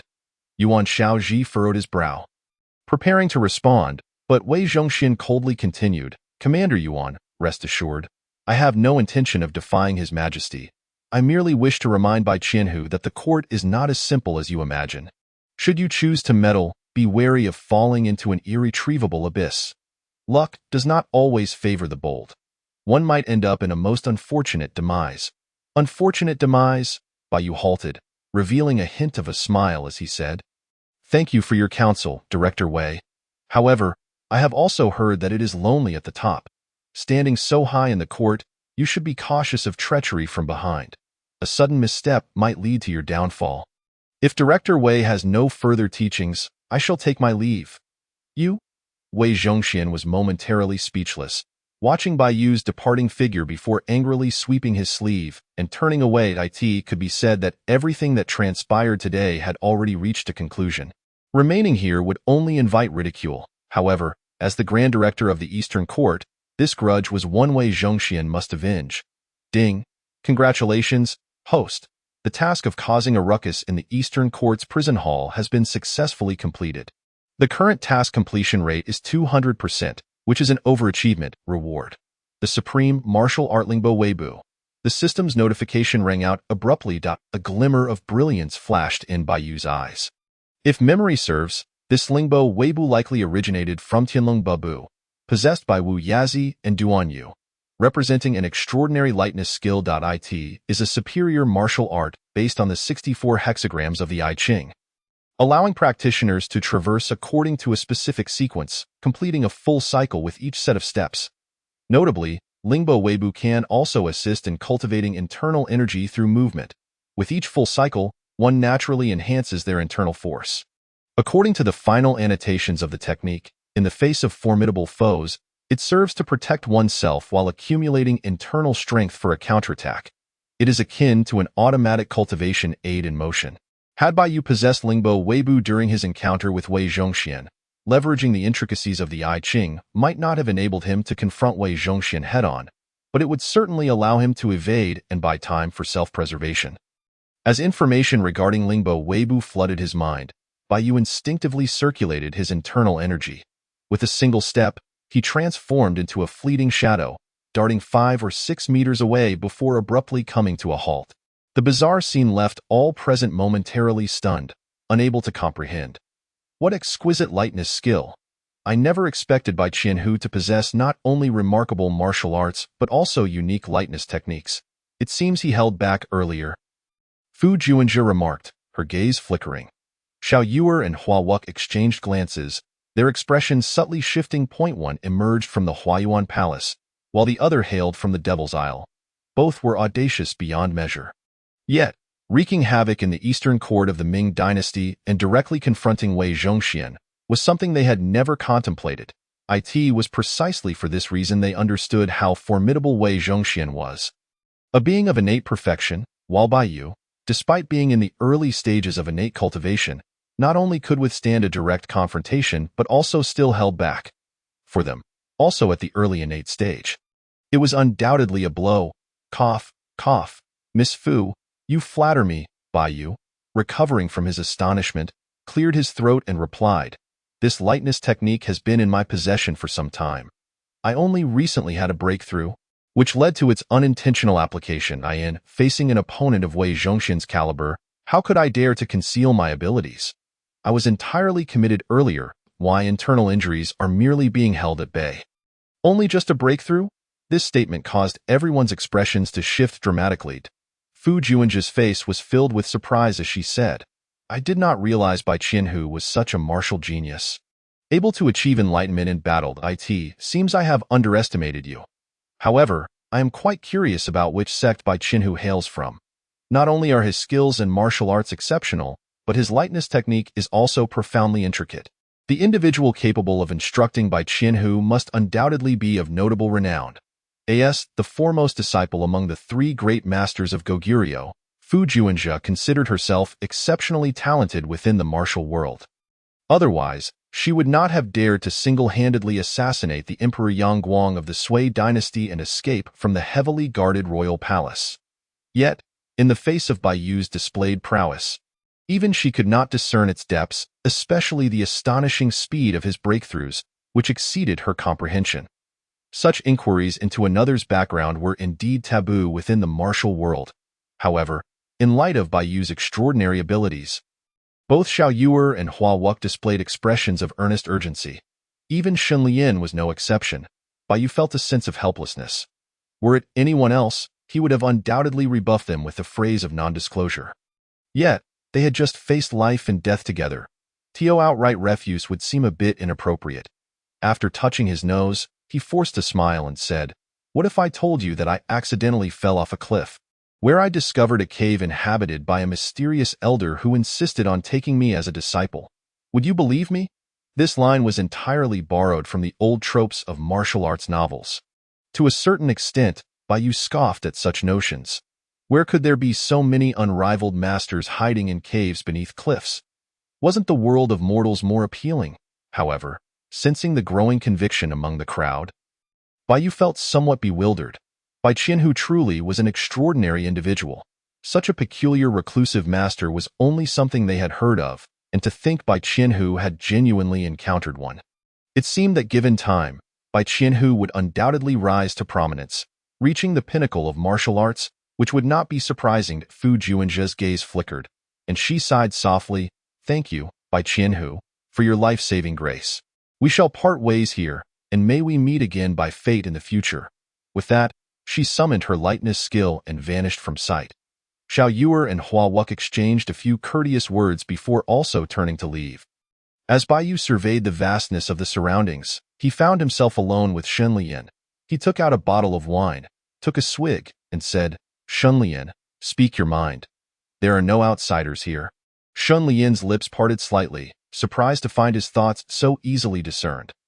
After hesitating for a moment, he said, "Bai Qianhu, why did you not retain them to join the Northern Town Pacification Office? With their assistance, you would quickly establish a solid foothold there." The earlier confrontation with Wei Zhongxian remained vivid in Shun Lian's memory.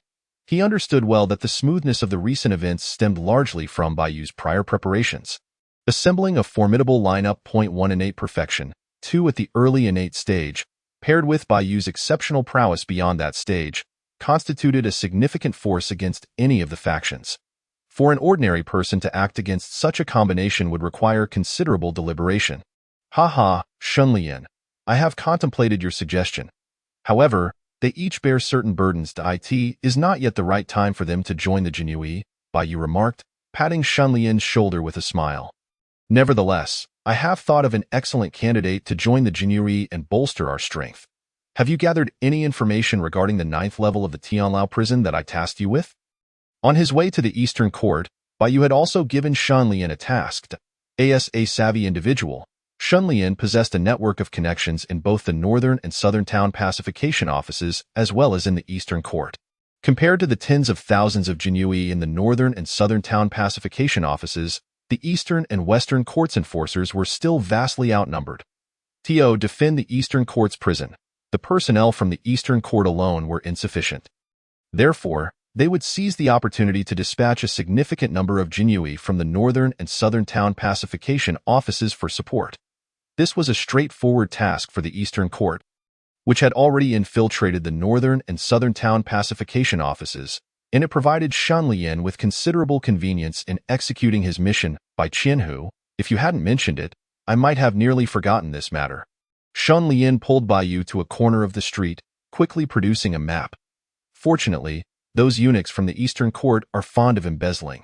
Upon seeing silver, their eyes lit up. I only had to expend a little effort to obtain the map. However, I have yet to ascertain details regarding the 9th level of the Tianlao prison. Chapter 65.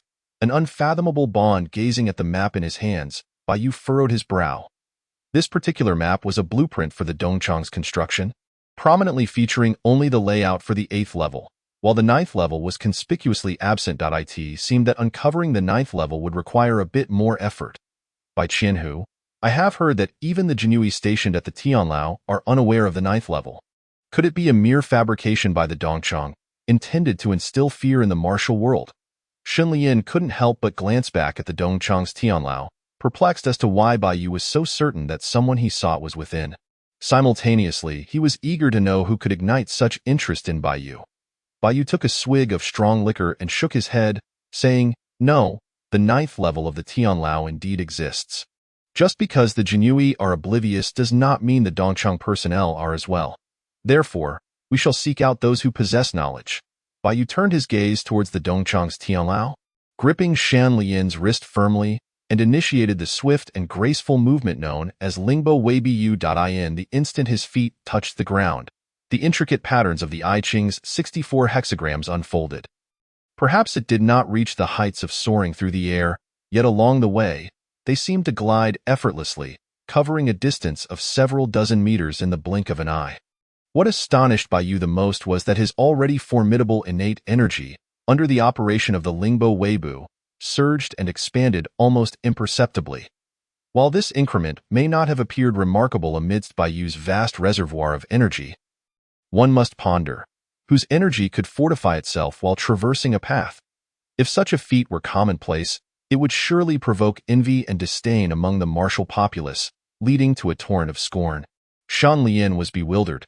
He understood the art of lightness as well, yet feeling the fierce wind rushing past his ears and witnessing the swiftly blurring scenery around him, he realized that his skills paled in comparison to Bai Yu's. At that moment, Shan Lian became increasingly convinced that Bai Yu's astonishing prowess stemmed from an extraordinary encounter with the legendary figures of the martial world. Suddenly, Bai Yu halted in a secluded corner. Shan Lian, snapping back to reality, beheld the formidable inner city wall before them, alongside the sole entrance bearing the 4 characters Dongchang Tianlao. Unable to contain himself, he inquired, "By Qianhu, your lightness skill is indeed extraordinary, far surpassing those I have witnessed among the martial artists. If opportunity permits, I hope you might introduce me to the esteemed masters beneath the cliffs, should they take a liking to me and impart even a few techniques. I would not disgrace your name during future missions. However, Bai Qianhu, what shall our next step be? Shall we leverage my connections to gain entry?" Shen Lian's expression turned hesitant. This method was indeed feasible. A brief exploration of a floor or two could be conducted with the help of connections. However, Bai Yu's objective was to meet the rumored master of the elusive ninth level. If the guards of the Dongchang Tianlao were to catch wind of their intentions, it was likely they would sell the information to Wei Zhongxian for a price. "We're here to rescue someone from prison, and we certainly cannot let them discover our purpose," Bai Yu declared, taking another swig of liquor. "Nevertheless, it appears fortune is on our side. As we have encountered an old acquaintance, we shall breach the premises." "Breach the premises?" Shen Lian's complexion turned pale. The Dongchang Tianlao was notorious for imprisoning martial artists and members of the Green Forest faction, instilling terror in all who heard of it. Even those in the court steered clear of its shadow. Bai Yu's suggestion to break in seemed utterly reckless. "I said him." Shen Lian peered around the corner, quickly discerning the identity of Bai Yu's so-called old acquaintance, Jia Jingzhong, the mastermind behind the plot to seize the imperial seal and a trusted confidant of Wei Zhongxian. Strikingly, Jia Jingzhong, who had committed heinous crimes, was not only unconfined but was also brazenly entering and exiting the Dongchang Tianlao, flanked by a group of sycophants bearing food and drink, exuding an air of carefree extravagance. Upon entering the main gate of the Tianlao, Jia Jingzhong plopped down onto a chair, his shrill voice cutting through the air. "Humph, that wretched Jinyiwei has not only ruined my plans but has forced me to hide in this dismal place. Yet, he could not possibly fathom that despite all my machinations, I remain at large. Once that scapegoat is publicly executed, I shall assume a new identity and reappear before that Jinyiwei brat. I can only imagine the look on his face when that day arrives. By the way, have you found the Western demoness that Lord Chao tasked you with locating? She is the key to absolving Wei Zhongxian, and we cannot afford to let her escape. This time, Jia Jingzhong had indeed conspired with Prince Qing to seize the imperial seal. Yet, due to his status as Wei Zhongxian's confidant, The matter had been deftly suppressed. The so-called execution was merely a ruse, with Jia Jingzhong hiding here to evade scrutiny. Once the storm passed and he adopted a new guise, he would continue to bask in glory and power, a testament to the Dongchang's influence. Hey, I am inquiring about the whereabouts of that Western demoness. After taking a sip of hot liquor, Jia Jingzhong glanced at his subordinates, who had yet to respond, and his expression soured. Just as he lifted his gaze, an unforeseen sight caught his eye. Jia Gonggong, we are bound by fate, Bai Yu chuckled, his tone laced with amusement. Did you not say that when we meet again, you would wonder what my expression might be? It is, of course, a delight to see you once more. What brings you here? This is the Dongchang Tianlao, a place where you ought not to act so brazenly. Jia Jingzhong's countenance shifted dramatically as he roared, urgently signaling his henchmen, quickly, light the signal fire and alert Jiqinsu. Someone has intruded upon the Dongchang Tianlao, a grave crime indeed. We can use this opportunity to rid ourselves of this detestable brat. The surrounding henchmen snapped back to attention. They were all too familiar with the Jinyiwei brat who had thwarted Jia Jingzhong at every turn. However, as Jia Jingzhong had pointed out, this was the Dongchang Tianlao, their domain. The audacity of Bai Yu and Shan Lian to venture here was akin to walking into a trap. Jia Gonggong, rest assured. I shall ignite the signal fire at once, ensuring these two arrogant fools pay with their lives. One of the henchmen volunteered, hastily retrieving a fire taper and heading towards the signal tower. The remaining henchmen displayed expressions of urgency, eager to join eye in their eyes. Bai Yu and Shan Lian's reckless intrusion was an opportunity too good to miss. Whoever could ignite the signal fire first would undoubtedly claim the greatest glory. Observing his subordinates' fervor, Jia Jingzhong wore an intrigued expression, especially as he watched the fire taper poised to fall into the signal tower. He could almost envision Bai Yu's face pleading for mercy. However, just as this thought flickered in Jia Jingzhong's mind, the sharp sound of a blade slicing through the air pierced the atmosphere. Swish! A crescent moon of cold light flashed from Bai Yu's waist, effortlessly severing the hand of the henchman holding the fire taper. Bang! The signal tower was instantly cleaved in two. The severed limb and splattering blood caused all present to recoil in shock. Is this truly a murder within the Dongchang? Jia Jingzhong's face drained of color, and he cried out, "Someone, kill him. Whoever slays him shall be rewarded with 1,000 taels of gold." 1,000 taels of gold? The eyes of the 7 or 8 henchmen brightened instantaneously. As mere lackeys of the Dongchang, they were accustomed to risking their lives, earning a meager 100 taels of silver a year. This sum of gold could equate to decades of bloodshed, promising them a life of luxury. Faced with the rising star of the Jinyiwei, they were largely unaware of Bai Yu's true capabilities. However, the allure of riches ignited their courage, and they were blinded by greed. Kill! Unbeknownst to anyone, a sudden roar reverberated, instantly igniting a commotion in the surroundings. 7 or 8 henchmen swiftly drew their blades and charged towards Bai Yu. Witnessing this scene, Jia Jingzhong immediately turned to flee. Having personally witnessed Bai Yu's terrifying prowess, the latter had dared to commit murder within the Eastern Bureau's prison. These mere henchmen were utterly incapable of obstructing him. His actions were a desperate attempt to seize a fleeting chance for survival. Yet, the moment he attempted to advance, a sight that unfolded before him caused his pupils to constrict abruptly, as if they might burst from their sockets. With a swish, Bai Yu stepped forth, executing the ethereal steps of the Lingbo Weibo. Gliding through the throng of henchmen like a specter, by the time Bai Yu landed next to Jia Jingzhong, 7 heads had already been severed and sent soaring, their lifeless bodies crashing heavily to the ground. Jia Jingzhong's body turned to jelly, collapsing to the floor as he begged in abject terror. "No, please don't kill me. I can offer you all my wealth. Just spare my life. What I said earlier was all a lie. Please? Don't take it to heart. By Xiaoqi, no, by Qianhu, I beseech you to spare me." As he spoke, Jia Jingzhong repeatedly bowed his head in supplication. And no matter how he pondered, he could never have anticipated that Bai Yu would dare to invade the Eastern Bureau's prison, which they regarded as the safest of havens. "Rest assured, you will still have your uses," Bai Yu said, nonchalantly taking a swig of liquor before sheathing his sword. "Jingzongyu. However, I have a question for you.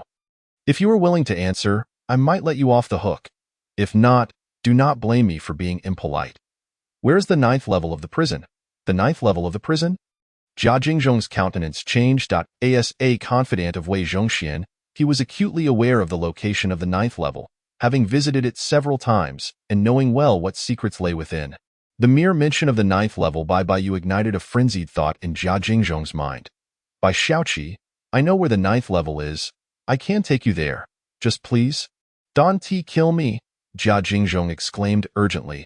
Shun Lian observed the swift slaughter of the henchman, his heart shaken, yet he felt no sympathy or compassion. In this ruthless world, the cycle of killing and being killed was altogether commonplace. Moreover, Shun Lian understood that their reckless invasion of the Eastern Bureau's prison would undoubtedly lead to a frenzied retaliation. Therefore, it was imperative that no witnesses remained. By Qianhu, could it be a trap? Shun Lian voiced gravely. Jia Jingzhong's nerves tensed, his peripheral vision involuntarily darting towards Baiyu. Have no fear. I know my limits. I trust he lacks the audacity to scheme against us, Baiyu replied calmly. Now, do not delay. Lead the way. Jia Jingzhong's expression shifted, a glimmer of wild joy flashing in his eyes. By Xiaoqi, no, it should now be by Qianhu. Very few know of the ninth level within the Eastern Bureau. You have indeed chosen the right person this time. To access the ninth level, one must enter through a hidden door right here. Jia Jingzhong hurried to an inconspicuous corner and pressed a mechanism stone. With a low rumble, the heavy stone wall thunderously opened, revealing a tunnel several people wide, extending downward. Torches along the way were swiftly ignited by a special mechanism. However, the tunnel was so deep that its end was obscured, casting an eerie gloom. By Qianhu, Shun Lian's expression tightened involuntarily as he let out a soft exclamation. Jia Jingzhong instantly grasped Shun Lian's meaning and hurriedly smiled. By Qianhu, rest assured, I will lead the way. I guarantee there are no traps along the route. As he spoke, Jia Jingzhong stepped into the tunnel. Observing this, Baiyu made no hesitation, signaling Shun Lian to follow suit, and swiftly entered as well. The tunnel was deep, with nothing but stone walls and torches lining the path.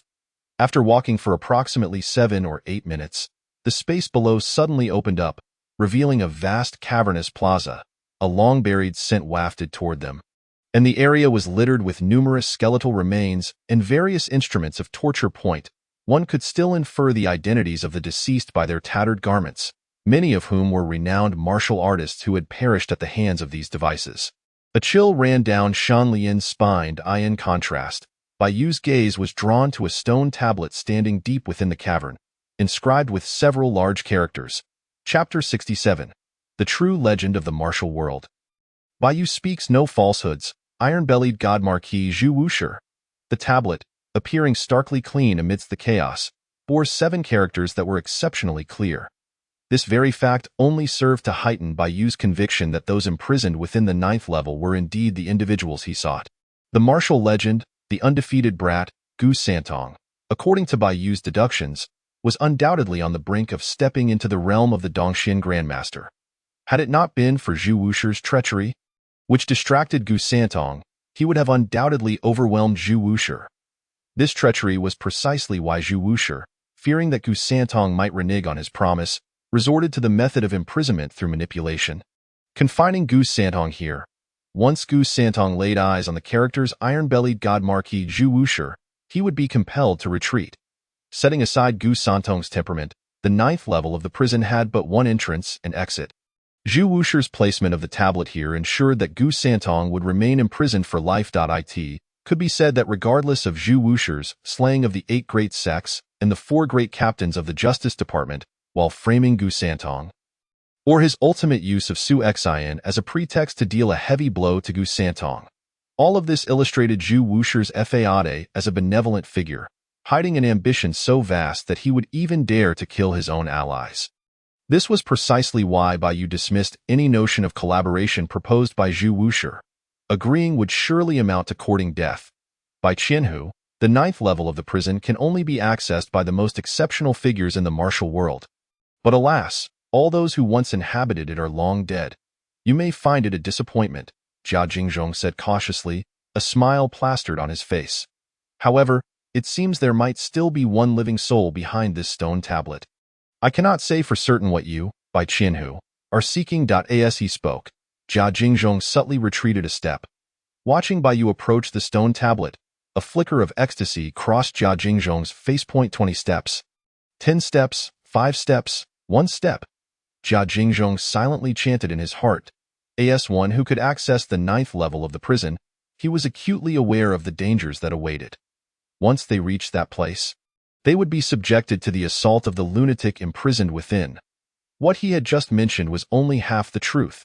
The martial experts thrown into this realm had indeed perished. But their deaths were not due to torture. Instead, they had been slain by the madman imprisoned deep within. To eliminate this madman, the Eastern Bureau had cast the masters of the 8 great sects into this abyss. Unfortunately, the madman remained alive.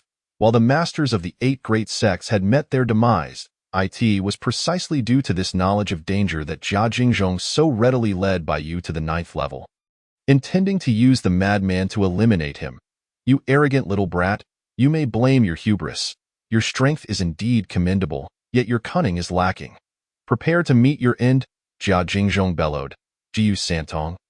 Kill him. If you do, I shall reward you with flesh to feast upon. Shun Lian's expression shifted dramatically as the ominous sound of chains clanking echoed suddenly in an instant.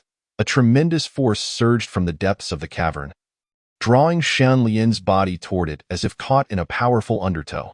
Simultaneously, a figure, clad in tattered rags and resembling a beggar gone mad, burst forth from the depths of the cavern with chains piercing through its peepa bone. Lunging towards Bai Yu, ha ha, it has been ages since I encountered a living person. Little brat, come to me, Gu Santong laughed uproariously, his claws exuding immense pulling force as they enveloped Bai Yu, as he beheld the rapidly enlarging figure in his vision. Bai Yu had already been on guard since Jia Jingzhong's agreement. Sensing the invisible pressure surrounding him, he tightened his body, displaying no hint of panic. His blade, containing stored energy, surged forth once more at its zenith. Divine blade slash, bang. The fierce edge of the blade momentarily halted Gu Santong. Shock flashing across his face. Golden light surged forth onto Bai Yu's hand. He unleashed the indestructible body technique, striking at the well in the moonlight. Boom! The two forces erupted, unleashing a violent wind that swept through the entire cavern. The invisible force enveloping Bai Yu experienced a momentary pause as he executed the Lingbo Weibu, gliding past Gu Santong's golden hand with the grace of a fish swimming through water, creating an illusion of instant teleportation. Jiyu Santong's expression shifted dramatically. No. Standing not far away, waiting for Bai Yu and the other masters of the 8 great sects to perish, Jia Jingzhong's eyes were nearly bulging out of their sockets. He had never anticipated that, faced with the madman Gu Santong from the 9th level, such a trifling figure from the Jinyiwei could emerge unscathed. This was entirely contrary to his carefully laid plans. No, it is impossible. You cannot escape, Jiyu Santong. Kill him for me. As long as you eliminate him, I will grant you your freedom, Jia Jingzhong roared in despair. However, gazing at the chains binding Gu Santong, he could only halt 7 or 8 meters away from the stone tablet. Capturing Bai Yu, who was over 10 meters distant, was nothing but a delusion. This scene instantaneously rendered Jia Jingzhong limp. He understood that with his schemes thwarted, a dead end awaited him. Let me kill him? Gu Santong paused for a moment, then burst into laughter. No, I precisely do not wish to. I have taken a liking to this little brat. Little brat, I am unaware of your reasons for being here, but I greatly admire the demonic blade and lightness skill you just exhibited. They are extraordinary in the martial world. I have lived here for 20 years, waiting for a successor. Indeed, it has been 2 decades since I entered here. Yet I believe you, little brat, must have heard of the undefeated trickster Gu Santong in the martial realm. If you are willing to kneel before me and bow 3 times, I will impart all my lifelong skills to you. Do not be deceived by my appearance. I am the heir of the legendary Tianqi monster from Tianshan, a true master of Dongxian. Once you receive my true teachings, you will undoubtedly stand unrivaled in the world. Allowing Gu Santong's reputation to echo once more within the martial realm, the resounding words reverberated throughout the cavern. Shan Lian was bewildered, his face filled with incredulity. Not long ago, He had heard from Bai Yu about the martial legends, the possibility of acquiring peerless martial arts by falling from a cliff. Now, having come to the 9th level of the Eastern Bureau, he was presented with the chance to be chosen by an unparalleled master, to be imparted with divine martial arts. It turned out that the legends were indeed true. Bai Yu had not deceived him. Chapter 68. Even the legacy of the martial arts was rejected. Shen Lian's face was a canvas of shock, soon laden with bitterness. Observing the scene before him, he finally comprehended the meaning of same person, different fate. They had both arrived at the 9th level of the heavenly prison, yet this extraordinary master had not even glanced in his direction. Shen Lian was indeed envious of this unparalleled legacy, yet he could not shamelessly approach to kneel and bow. Setting aside whether the master would agree, Shen Lian could not surpass Bai Yu's scrutiny. However, these thoughts were swiftly suppressed, replaced by a sense of relief. He was fortunate that this time, the gambler was Bai Yu. To encounter 2 instances of the martial world's chosen legacy was enough to indicate Bai Yu's extraordinary fortune. Provided no unforeseen circumstances arose, his future accomplishments would undoubtedly surpass those of ordinary people. In that moment, Shen Lian gazed at Bai Yu with eager anticipation, desperately wishing to see the expression that would cross Bai Yu's face when confronted with such a legendary martial inheritance. Apologies, but I cannot accept you as my master, Bai Yu spoke coolly. Both Shen Lian and Jia Jingzhong displayed expressions of disbelief, and Gu Santong, too, was momentarily taken aback. After so much exposition on his formidable strength and various backstories, he had hoped to feel the long-lost reverence from a junior before his demise. He never expected Bai Yu's immediate refusal upon speaking. Little brat, are you jesting with me? This is a divine art that could establish you as the pinnacle of the martial world. If you receive my teachings, given time, you will become the supreme master of the martial realm, commanding riches and beauty in abundance. Gu Santong could not help but persuade. He had always been the one to refuse others. Never had anyone dared to reject him. Little brat, do you already have a master, and thus do not wish to accept me? It makes sense. I see potential in you, so having a master is normal. But skills are never excessive. I do not require you to be my disciple. Just learn directly, not let my lifelong teachings vanish away. Moreover, if you agree, I can also impart the ultimate skills of the 8 great sects to you. The muscles in Shen Lian's face twitched uncontrollably.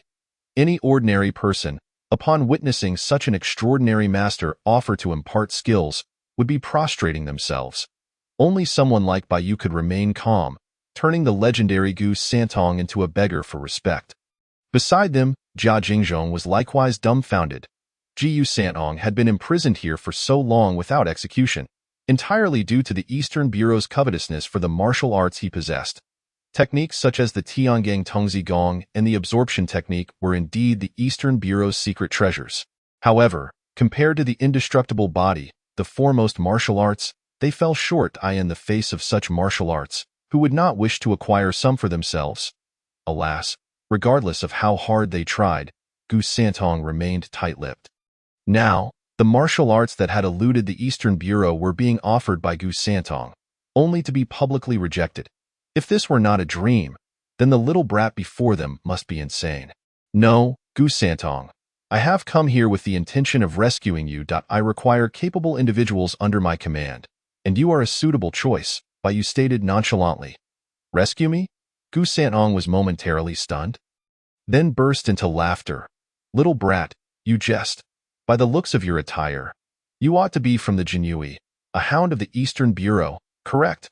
Hasn't your Eastern Bureau long coveted my lifelong teachings? Now that I am offering them to you, you refuse. Are you mocking me, or do you believe I am jesting? Moreover, those from the Eastern Bureau should be aware of my bet with the iron-willed God Marquis. Upon seeing his name, I must retreat 3 paces and withdraw. Otherwise, this stone tablet would not have remained unscathed here for 20 years. Little brat, I advise you to be content.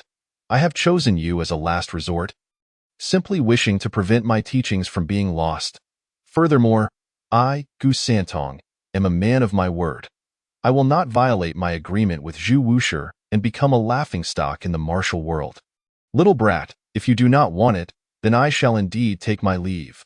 With that, Gu Santong turned as if to depart. In truth, faced with such a tempting offer from Gu Santong, Bai Yu had also felt a stir of desire. However, Bai Yu had already consulted the system. Such external power could indeed expedite one's growth, but due to its mixed nature, fully integrating it with his own cultivation would require a lengthy process. Moreover, during combat, executing it could be awkward, and sometimes even lead to repulsion in life-and-death battles. Such flaws could be fatal. A moment of carelessness could cost him his life.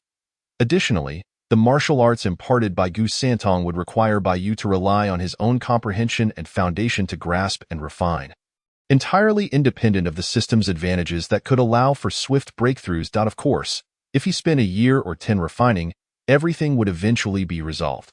However, given the treacherous court and the ever-looming threat from the Second Bureau and Hulong Villa, Bai Yu had no intention of waiting for such gains. It would be far better to recruit a ready-made enforcer. Bai Yu believed that with the system as his superlative aid, reaching or even surpassing Gu Santong's level would soon be within his grasp. Seeing that Bai Yu showed no intention of retaining him, Gu Santong's playful demeanor vanished in an instant. "Little brat, it seems you are not one of the Eastern Bureau's lackeys. To refuse such temptations is commendable. Had you been one of those eunuchs from the Eastern Bureau, you would have eagerly accepted by now. However, it is regrettable. If you wish for me to leave this place, I cannot oblige. I, Gu Santong, absolutely refuse to become a laughingstock in the martial world, a man without honor. I do not wish to be looked down upon by Zhu Wushi. Unless there is something else, I shall return to my slumber." With that, Gu Santong turned and departed in solitude. Witnessing this scene, Shan Lian felt his heart leap into his throat. If not for Bai Yu, he would have longed to kneel and plead for the teachings. Especially since Gu Santong had not even cast a glance his way. Shan Lian now fervently wished to rush over and kneel to beg for the legacy. It could be said that Shan Lian was now filled with urgency, hoping Bai Yu had a plan in mind. Otherwise, to watch the unparalleled martial legacy slip away would be a grievous waste. Chapter 69.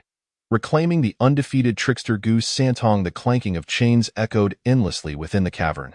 Observing the somewhat desolate figure of the elderly man, both Shen Lian and Jia Jingzhong felt an overwhelming urge to rush forward and kneel to beg for teachings. Yet, seeing Bai Yu's composed expression, they were even more eager to discover the source of this tranquility. "Gu Santong, do you not wish to take a glance at your son with Su Xian? He has indeed grown into adulthood." Bai Yu spoke calmly. "Could it be that your pride holds more significance than witnessing your own flesh and blood? Moreover, your beloved woman, Su Xian, lies in an icy coffin, resembling a living corpse for the past 20 years. Never once awakening, she suffered for you, slipping into a coma from which she has yet to emerge. Your son, whom you have consistently ignored, has been left to wander alone, without your aid or care. Does all of this truly matter so little to you? If it does not, then I must have misjudged you." With these words, Bai Yu turned to leave. Clang! For immense chains instantly tightened. Gu Santong dashed forward in the blink of an eye, his hands gripping Bai Yu's shoulders like iron claws. "What are you saying? Su Xian remains in a coma, and our son has truly been born. Zhu Wushi has deceived me." Boom! A violent surge of internal power erupted, shaking the entire cavern with a thunderous roar. Feeling this terrifying aura, Shen Lian and Jia Jingzhong were violently thrown back, crashing against the sheer cliff behind them. The immense force caused Jia Jingzhong to spit out a mouthful of blood, his face a mask of horror and disbelief. He had long been aware that the prisoner on the 9th level of the dungeon was an unparalleled martial arts master. However, he never imagined that Gu Santong would be this formidable. If such a monstrous figure fell into Bai Yu's hands, it would surely spell doom for the Eastern Factory, and for him as well. By the way, there are self-destruction traps here. A flicker of delight crossed Jia Jingzhong's face as he hurried to a nearby corner and pressed a concealed mechanism. "Little ghost, you are indeed formidable, but this is the 9th level of the Eastern Factory's dungeon, our territory, and no matter how powerful you are, you will obediently be buried here." Boom! The entire 9th level of the dungeon erupted with a deafening roar. A shocking fissure tore open in the cavern's ceiling, a precursor to collapse. Watching Jia Jingzhong turn to flee, Bai Yu excitedly urged Gu Santong, Now it's your turn to act. I hope you can show me some worth. Otherwise, not only will you fail to see your son, but you will also be unable to rescue Su Xian, allowing Zhu Wushi to deceive you for a lifetime, just as he framed you for the deaths of the 8 great sects. Ah! Gu Santong roared like a raging lion. With a swift motion of his right hand, the roaring internal power surged, activating the absorption technique to its utmost limit. Jia Jingzhong, who had been hastily fleeing, suddenly felt his body tighten, being pulled towards Gu Santong against his will as he beheld his uncontrollable form. A look of horror washed over his face. Unfortunately, before he could break free, a gleaming blade had already swept across his neck. His massive head was sent flying. The disbelief in Jia Jingzhong's wide-open eyes was palpable. Even in death, he could not fathom that a mere junior officer of the Jinyiwei dared to confront him head-on, let alone slay him. By Qianhu, what shall we do now? The entrance is sealed. Shen Lian's face paled slightly. This was indeed the 9th level of the dungeon, where the entrance and exit were limited for the sake of guard efficiency. With the entrance destroyed, it seemed they faced a dead end to Yu Santong. You must have prepared other secret passages, right? Bai Yu remained unperturbed, turning to Gu Santong as the moon in the well in his hand erupted with dazzling light. Striking the 4 chains binding Gu Santong's limbs, with a clang, the chains snapped apart. Simultaneously, Bai Yu swung his hand toward a stone tablet inscribed with the name of Zhu Wushi, smashing it with a palm. Boom! The tablet shattered in response. I have destroyed the item for you. Can you now leave with me? A flicker of struggle crossed Gu Santong's face, which ultimately transformed into determination as he gritted his teeth and said, Fine, to hell with any agreements. Zhu Wushi dared to scheme against me. I shall set aside my dignity to seek revenge. I am Gu Santong, the undefeated brat. Such a place cannot contain me. I have long prepared a secret passage. So follow me, by the way. During my years here, I have amassed quite a fortune.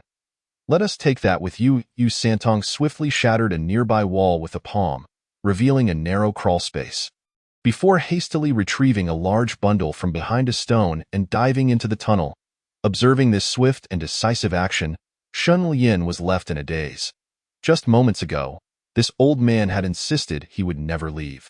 Now, with the escape route and bundle prepared, it seemed he had long harbored the intent to flee but had hesitated to make the decision. The thought that Bai Yu would now gain a legendary martial artist as an ally filled Shen Lian with apprehension, as it posed a significant threat to him. However, this notion was quickly dismissed from his mind, for he had already discerned that Bai Yu was not a person who forgot old ties. Let us go.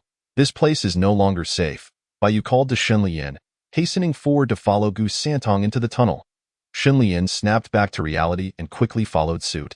Outside, before the Eastern Factory's prison, a large group was approaching. At the forefront were Cao Shaoqin and Wei Zhongxian, sitting atop a bridge. Both wore exceptionally grim expressions. Yifu, are we truly going to let that little ghost go? Cao Shaoqin seethed, his grip on the jade stone in his hand, tightening to the point of shattering it. Reflecting on the humiliating events of the morning, he was consumed with indignation. If he could, he would gladly crush the jade stone as if it were Bai Yu's head. Shaoqin, a person destined for greatness, must learn to remain calm. Your adoptive father has reached this position by mastering patience. Wei Zhongxian replied coolly. Our primary goal this time is to ensure Jia Jingzhong's survival. That alone is the greatest face for our Eastern Factory. I believe no one would suspect that I have hidden him in the Eastern Factory's dungeon. Chapter 70. Haitang, do you know about the beauty trap? Boom! The deafening sound of collapse erupted without warning. The ground trembled violently, causing Wei Zhongxian, who had just moments ago appeared composed, to stiffen in shock.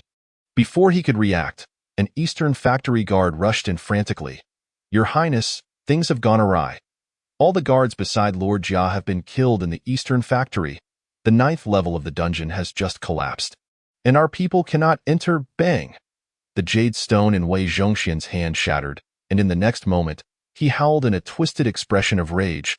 Who dares to underestimate us in the Eastern Factory? Breaking into the dungeon? I will kill him. The roaring sound reverberated through the heavens and earth. Beside him, Cao Shaoqin stood in shock.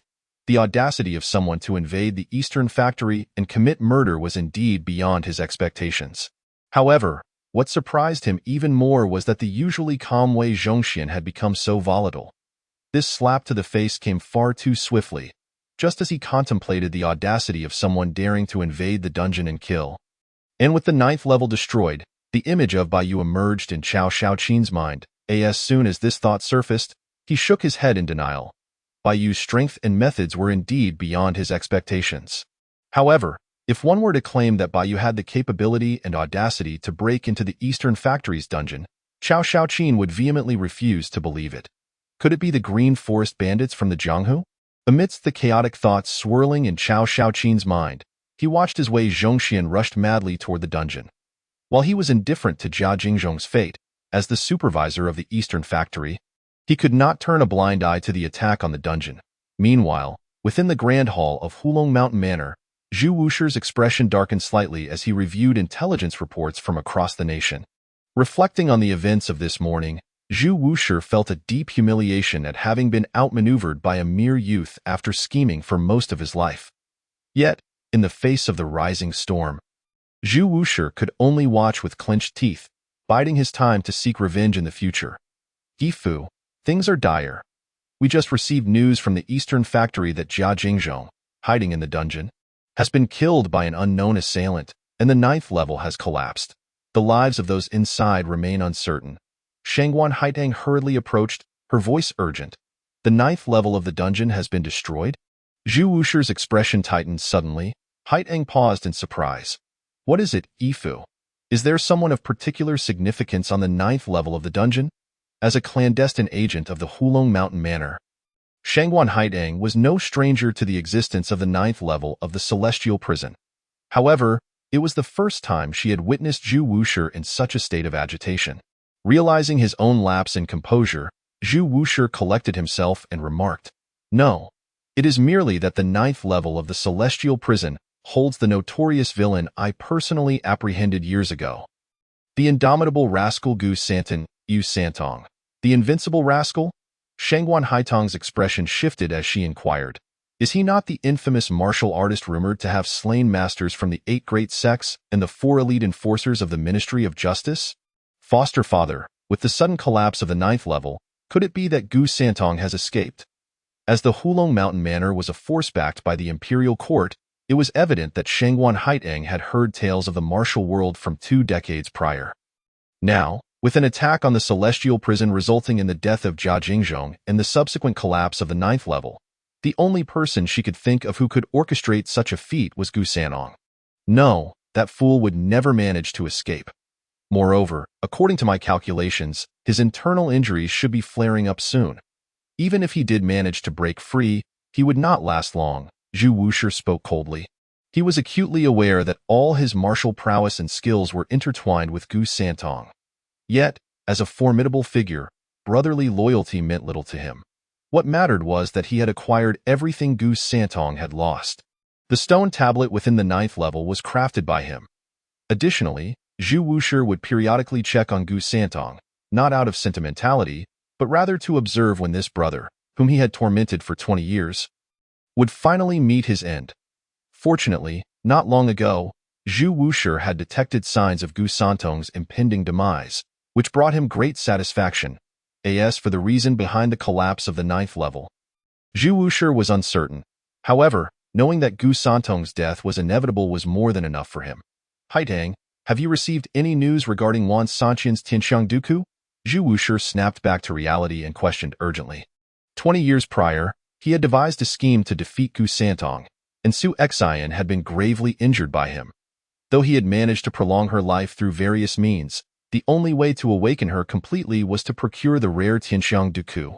Yet, despite the immense power of the Hulong Mountain Manor, Zhu Wusher had been unable to locate any Dai in the end. He could only pin his hopes on the immensely wealthy Wan Sanqian. Regrettably, although the illustrious Wan Sanqian had gathered many extraordinary talents in his renowned manor, after years of effort, there was still no sign of the Tianxiang Duku. Foster father, Wan Sanqian has said that there are currently no leads on the Tianxiang Duku, Shangguan Haitang replied, shaking her head. Zhu Wusher's expression darkened slightly. and after clenching his fists tightly before letting them go, he said, "Very well. If it is not to be, then so be it.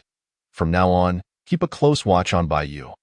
Recently, several factions have surfaced in Daming City, and I worry that something unexpected may occur at such a critical juncture. If nothing arises, you may withdraw for now." Shangguan Haiteng parted her lips slightly. Yet upon seeing Zhu Wusher's retreating figure, she fell into silence. Just as she was about to leave, Zhu Wusher suddenly turned back and said, "Haiteng, I have a bold idea that I hope you will agree to." As my foster daughter had a bold idea? Shangguan Haiteng was momentarily taken aback, utterly unprepared for Zhu Wusher's unexpected return.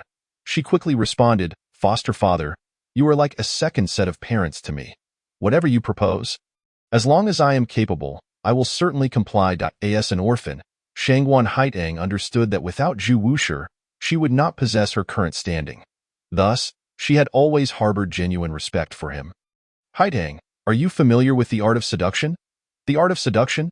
Shangguan Haiteng was momentarily stunned, stammering, "Foster father, did you not instruct me to maintain a masculine guise for the sake of convenience? What do you mean by suddenly discussing the art of seduction? You cannot possibly be suggesting that I should." As her words trailed off, an utterly absurd thought flashed through Shangguan Haiteng's mind. Causing her cheeks to redden, Zhu Wusher nodded solemnly, "Haiteng, you are truly a clever strategist, for indeed, I intend for you to reclaim your femininity to approach Baiyu. That young rascal gives me an impression of hidden depths. If he were not concealing his capabilities from the outset, he must possess some extraordinary martial encounter. Otherwise, his strength could not have ascended so rapidly in such a short time. He harbors significant wariness towards our Hulong mountain manor. Yet he appears to hold you in high regard. You would be the best candidate to gather intelligence on him. Furthermore, for men, women are their most vulnerable weakness."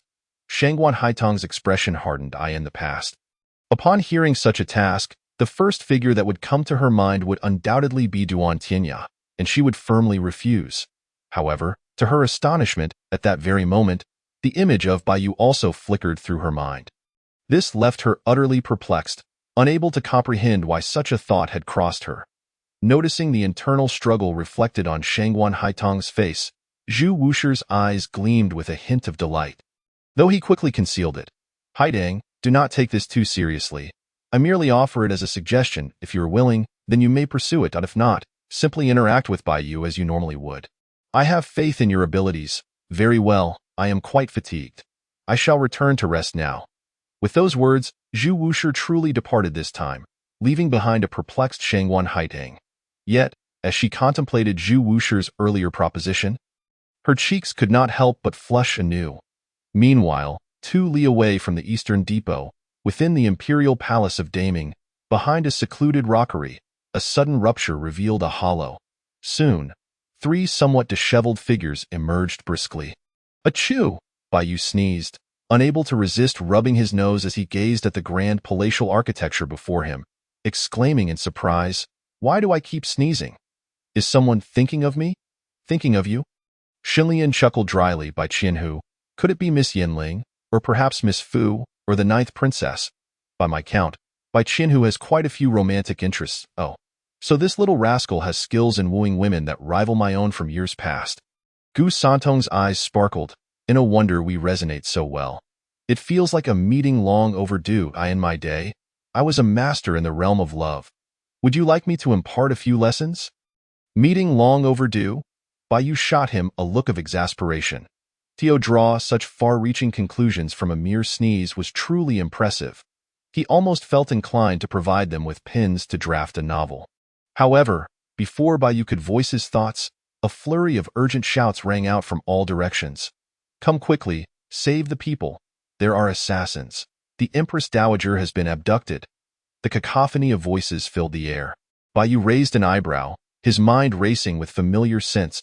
If he recalled correctly, he knew precisely who was behind the assassination and abduction of the Empress Dowager. "Little rascal, this is an excellent opportunity to earn merit.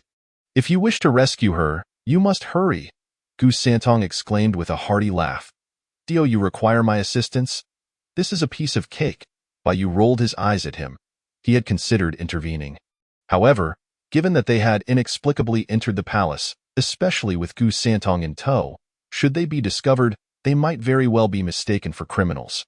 Most importantly, Bai Yu was keenly aware of who had taken the Empress Dowager. It was better to devise a plan and rescue her later, perhaps even garnering greater credit in the process. Little rascal, what are you waiting for? Make a decision quickly. My internal energy is itching to be unleashed. Gu Santong urged again. Yet this time, his complexion suddenly flushed, and he staggered, spitting out a mouthful of blood, nearly collapsing to the ground. Bai Yu's eyes widened. He reacted swiftly, catching Gu Santong just in time. Shun Lian's expression soured as he quickly scanned their surroundings. By Qianhu, was it an assassin's sneak attack? This is Gu Santong, the invincible rascal. In Shun Lian's eyes, Gu Santong was a legendary figure in the martial world. A top-tier powerhouse. If someone could sneak up on him undetected, who could that be? No, it was Gu Santong's old affliction. This was truly an inopportune moment. Bai Yu quickly deduced the situation. With chaos reigning in the palace and the Jinyiwei searching everywhere, they could not afford to be discovered without proper registration. We need to find a place to hide, he concluded. Find a place to hide? Shun Lian glanced around, then sighed in resignation. By Qianhu, this is the palace. Where can we possibly hide? In that fleeting moment, Shun Lian contemplated the possibility of returning to the secret passage to temporarily conceal himself. However, they had just expressed concerns about someone discovering the passage, which had already been destroyed, leaving them utterly devoid of an escape route. Bai Yu, upon hearing this, furrowed his brow but soon found his eyes alight with mischief. Smiling wryly, he had been pondering how to devise a means of escape when, to his astonishment, 2 water fish swam into view. What the devil is happening? I had meticulously prepared for this, intending to sneak out of the palace for a bit of diversion.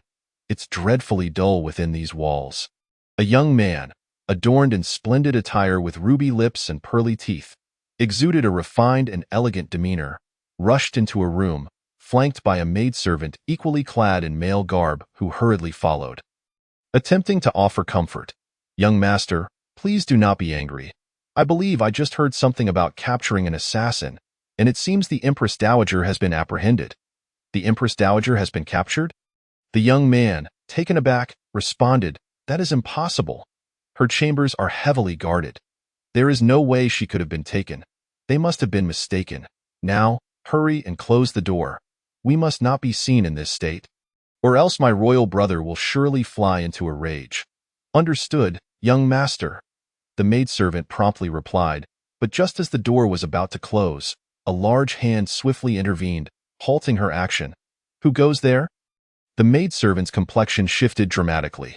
Just moments ago, news of an assassin had spread outside, and now, the sudden appearance of an individual startled her. "I, on the contrary, would like to inquire as to who you two are." Bai Yu remarked, feigning ignorance. "I am Bai Yu, a captain of the Jinyiwei of the northern town, currently tasked with searching for assassins. You two appear rather suspicious. I urge you to submit to a search." "A captain of the Jinyiwei?"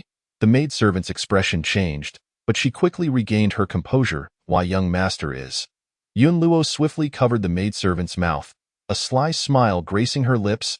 "Humph, a mere captain of the Jinyiwei dares to obstruct me? I shall show you what true invincibility looks like." As a princess and the emperor's sister, Yun Luo was fearless within the palace. A martial arts enthusiast, she delighted in sparring with the skilled eunuchs and the Jinyiwei. Even Chao Zhangchun would indulge her in a performance in the bustling city of Ming, who did not recognize Princess Yun Luo. Seizing the opportunity presented by this brash young man, she would not let it slip away. Dragon capture technique? Yun Luo deftly pulled the maidservant aside. Her right hand transformed into a claw as it lunged toward Bai Yu's chest, with a forceful grip capable of felling 10 ordinary individuals. Yun Luo was confident in her abilities. Yet, for Bai Yu, such an attack posed no need for evasion. As he stood his ground, Yun Luo's eyes sparkled with excitement. "What's wrong? Are you unable to evade? It seems I truly am invincible." Bang! Her claws struck down, momentarily halting Yun Luo, who was taken aback by the hardness of his chest. "How can you show no reaction? I cannot believe you are unafraid." Regaining her composure, she unleashed the twin dragons emerge from the sea technique. However, before she could fully execute it, Bai Yu's hand, swift as lightning, darted between her hands and targeted her chest. Indeed, Yun Luo and the maidservant had not been mistaken. This was the same dragon capture technique, yet applied to Yun Luo, it felt distinctly different. Particularly, Bai Yu's attack was so rapid that there was no opportunity for retreat. She screamed as his hand descended, the sensation overwhelming her senses and leaving her dizzy. Such soft muscles. It seems your invincibility is greatly exaggerated. Bai Yu responded nonchalantly, squeezing once more before swiftly pulling Yun Luo into his embrace, covering her mouth and simultaneously signaling to Shun Lian behind the door to quickly carry Gu Santong inside. You? The maidservant was now flustered. Bai Yu frowned. Do not worry. We mean you no harm and are not assassins. We merely seek your assistance in diverting the attention of those outside. You have no objections, do you? The maidservant opened her mouth but found herself at a loss for words. This was the first time she had encountered such a situation. Instinctively glancing at Princess Yun Luo, she saw that the latter's cheeks were flushed crimson, still reeling from the earlier encounter. Bai Yu's arm encircled her once more, pressing against her, feeling the warmth of her breath, which rendered Yun Luo's mind utterly blank. Hearing Bai Yu's request, she nodded in agreement without a second thought.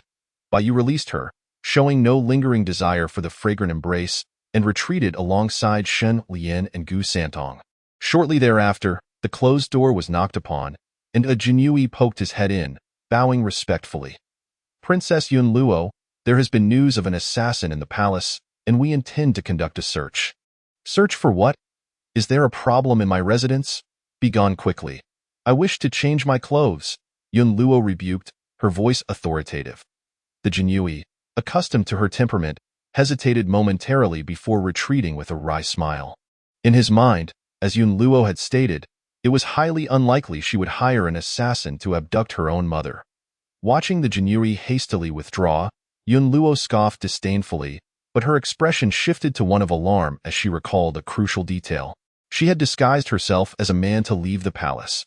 However, the earlier encounter had not only made the Jinyiwei suspicious of her identity, but also led them to address her as princess.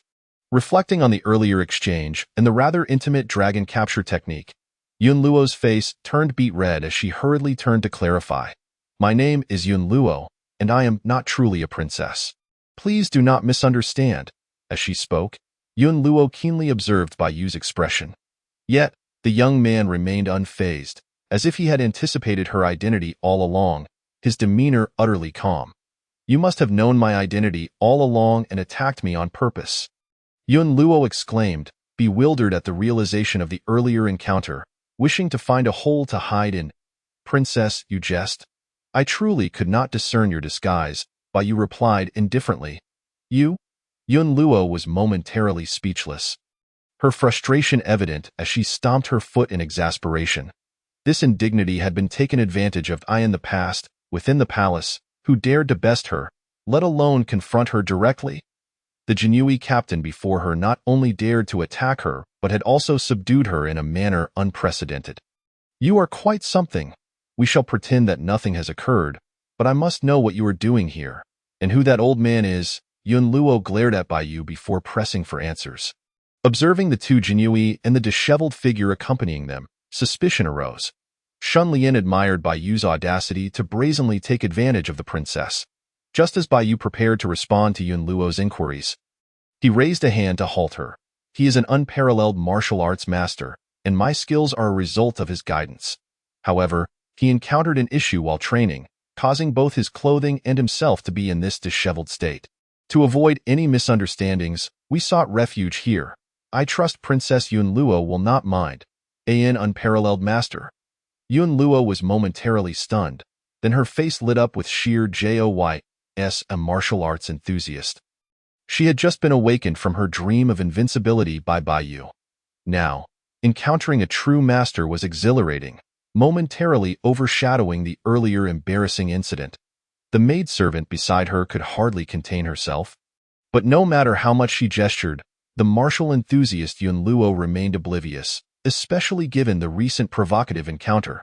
The maidservant could only watch anxiously. By Captain, What shall we do now? This is the princess. If anything goes awry, we are all doomed. Observing the inquisitive expression on Yunluo's face as she playfully teased Gu Santong, Shun Lian wore a bitter smile. Had he just claimed that ignorance absolves one of guilt? He might have managed to excuse himself. However, Shun Lian was no novice. Ever eager to find opportunities to ingratiate himself, he had long memorized the identities of the prominent figures within the palace. From the very first glance, he recognized Yunluo's status. Yet, he had never anticipated that Bai Yu would dare to brazenly seize and pinch her, employing the dragon claw technique, while also attempting to deceive the princess. Such audacity was simply unparalleled. Based solely on the events that had just transpired, Shun Lian found himself utterly awestruck. Rest assured, she will be inclined to assist us, Bai Yu remarked casually. Princess Yunluo, do you believe that my recent application of the dragon claw technique was impressive? Dragon claw? Shun Lian and the palace maid nearly turned away in exasperation. This was akin to stirring a pot that should remain undisturbed. Not only had he shamelessly taken liberties with the princess, but he also had the audacity to inquire if his prowess was commendable. Was there truly any difference between this and saying, "It might hurt a bit"? At that moment, Shun Lian felt as if his heart had lodged in his throat. He genuinely feared that the esteemed Yunluo, daughter of a noble family, might scream in outrage and demand their execution. However, barely had that thought flickered through his mind when he witnessed an unexpected scene. Yunluo's cheeks flushed crimson as she nodded in agreement. Your martial arts are indeed superior to my dragon claw technique, but why do you ask? If you lack reason, I might suspect you are deliberately teasing me. Madness! Shun Lian felt he was on the verge of insanity. This was entirely divergent from the narrative he had envisioned. Who would believe that a man so audaciously taking liberties with the princess could remain unscathed while continuing to do so? In that moment, his gaze towards Bai Yu was filled with admiration. Such feats were beyond the capabilities of ordinary men. The dragon claw technique he had just displayed was taught to him by Bai Yu, who also possessed the martial arts of the 8 great sects. He was indeed my subordinate. It would be a simple matter for him to teach the princess should she wish to learn. Bai Yu stated calmly. However, we must first assist him in healing. I trust the princess has no objections. Objections? The palace maid responded hastily, only to be silenced by Yunluo, who sparkled with enthusiasm. No, I have no objections. What is your name? Once I have mastered unparalleled martial arts, we shall spar. Spar. Bai Yu's gaze swept over the princess's figure. Yunluo's face turned beet red, and she shot him a glare. Where are you looking? I genuinely suspect you knew my identity from the start, you rogue. I am not a rogue. I truly did not know. My name is Bai Yu, and I look forward to your guidance. Bai Yu replied plainly. Yunluo exploded in indignation, feeling as though she had struck a fist against a pillow. Even the palace maid was left dumbfounded. Normally, Yunluo's temper was unrestrained, and she acted with impunity, leaving ordinary individuals powerless against her whims. Yet, Bai Yu's mere words had rendered her compliant. This display left the palace maid in awe. Bai Yu did not linger in idle chatter with Yunluo. Having successfully infiltrated the prison to rescue Gu Santong, he did not wish for this pivotal card to be wasted before its time. Bai Yu was indeed ignorant of medicine, but he could stabilize Gu Santong's pulse using his inner strength. Most importantly, unlike in the original tale, Gu Santong possessed substantial inner power and a fervent will to survive. It was improbable for him to perish in a short span of time. Bai Yu infused his inner strength. The previously obstructed meridians and severe internal injuries within Gu Santong were swiftly cleared. After enduring 2 decades of relentless torment, only a martial arts prodigy like Gu Santong could endure such suffering. After a brief interval, Bai Yu withdrew his inner strength, and the once unconscious Gu Santong gradually opened his eyes, bursting into laughter. Ha! I thought I was a goner. I didn't expect this little brat to possess inner strength far superior to others at the same level, at least reaching the mid-stage of innate mastery. This time, you have saved my life. Thank you. As Gu Santong's words concluded, a note of gratitude crept into his tone. Bai Yu exhaled deeply and casually took a sip of water. Let us dispense with pleasantries. I merely assisted in alleviating your condition. Should it flare up again, it could still claim your life. For now, Follow Xinlian and disguise yourselves as the Jinyiwei. Once we leave the palace, I will find a physician for you. Bai Yu understood little of Gu Santong's injuries, but he recognized that with Zhu Wushir's character, he would undoubtedly leave behind complications too simple for Gu Santong to heal. Such a condition, which could flare up at any moment, was designed to keep Gu Santong in a perpetual state of agony, a fate worse than death. Indeed, this was a wolf in sheep's clothing. Had he not been aware of Zhu Wushir's nature beforehand, he might have found himself in a far more precarious position at the hands of the Eastern Factory. You little brat worry more than I do. It seems I have found myself a remarkable leader. Gu Santong chuckled, suddenly recalling something important. He hastily opened the bundle he had been carrying, revealing an inconspicuous old wooden box. Little brat, you saved me this time and informed me about Sushin and my son. While you may not value my inner strength and martial arts, you must accept this is something that could stir up a storm in the martial world. Something remarkable? Bai Yu was somewhat taken aback. He wondered why Gu Santong possessed such an item, yet he was equally curious about what could warrant such high praise from him. In an instant, all eyes were fixed on the wooden box. Filled with eager anticipation, Gu Santong, noticing their reactions, burst into laughter and then opened the box. A chilling aura surged forth, causing a shiver to run down their spines as the temperature in the room seemed to plummet. This eerie spectacle caused Bai Yu's eyes to brighten with a glimmer of delight. Chapter 74. Becoming a qualified flatterer, a bone-chilling cold permeated the chamber. Within the wooden box lay a piece of iron radiating a frigid aura. Surrounded by an atmosphere of frost, both Yunluo and the palace made instinctively recoiled, shivering in disbelief. They had never encountered what was deemed a rare treasure. However, the extraordinary sight before them conveyed unmistakable significance. If they still could not discern what it was at this juncture, it would indeed be a grave folly. By Qianhu, you must also recognize the extraordinary nature of this item, Gu Santong said with a grin. This is something I accidentally acquired during my imprisonment. It is said to be an excellent material for forging divine weapons, known as ice dew. Initially, I had planned to create a weapon, but I am accustomed to fighting barehanded and find it unnecessary. By Qianhu, you excel in blade techniques and even possess the shadow of a demonic blade. You surely require a suitable weapon. If successfully forged, I wager it will surpass the curved blade at your waist. Consider this a portion of my debt repaid for saving my life. Do accept this gift without refusal. I, Gu Santong, do not wish to owe too much to anyone. Bai Yu gazed at the iron piece before him. A tempest of emotions surged within him. Such a divine weapon material was a rarity in the martial world, appearing only once in a century. Bai Yu had initially planned to forge a more formidable Shochuan blade after resolving the matter of the imperial seal.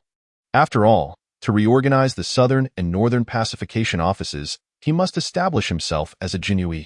Indeed, many in the Jinyiwei wielded various weapons, but Bai Yu considered the Shochuan blade as the emblem of the Jinyiwei identity, which he could never forsake. Simultaneously, he understood that the martial arts he would acquire in the future would only multiply. Although the Well of the Moon was indeed commendable, the curved blade's applicability was too limited. After careful consideration, he had already devised a plan to forge a weapon of his own. Yet, he had not anticipated that this thought would materialize so swiftly, with the divine weapon's raw material presented before him, directly alleviating his previous concerns about sourcing materials. By Qianhu, you wouldn't dismiss this item as well, would you? If you find fault with everything, you will truly wound the heart of Gu Santong, who remains undefeated. I genuinely suspect your mentor is a transcendent master or a fateful being. Only such individuals could cultivate disciples capable of withstanding my temptations. Seeing Bai Yu remain unfazed, Gu Santong could only chuckle helplessly. Xunlian beside him nodded in agreement. That moment, he too recognized the merit in Gu Santong's words, allowing for a resolution to the prior encounters in the 9th level of the dungeon. Senior Gu, you flatter me. Such a grand gift. I would be remiss not to accept it immediately. Bai Yu regained his composure and stowed away the wooden box, completely unaware that his astonishment would be misconstrued by Gu Santong. However, he found no inclination to clarify this delightful misunderstanding. If memory served him right, this divine material known as ice dew was rumored to be a rare treasure that fell during Nuwa's efforts to mend the heavens. Bai Yu did not place much credence in such legends.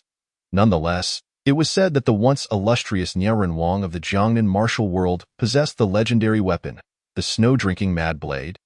Forged from this very ice dew, capable of freezing not only life but also blood in an instant. When combined with the Aohan 6 techniques, it could unleash a blade aura that dominated the icy expanse, enabling one to easily transcend their own realm and fight against superior foes. If Bai Yu could forge this material into his own weapon, his power would undoubtedly surge to new heights. With a deep exhale, Bai Yu expelled a breath of heavy air. This time, in the competition against the Eastern Depot and other major factions, he indeed held the upper hand. However, victory also sowed the seeds of greater peril. The gun shoots the prominent bird.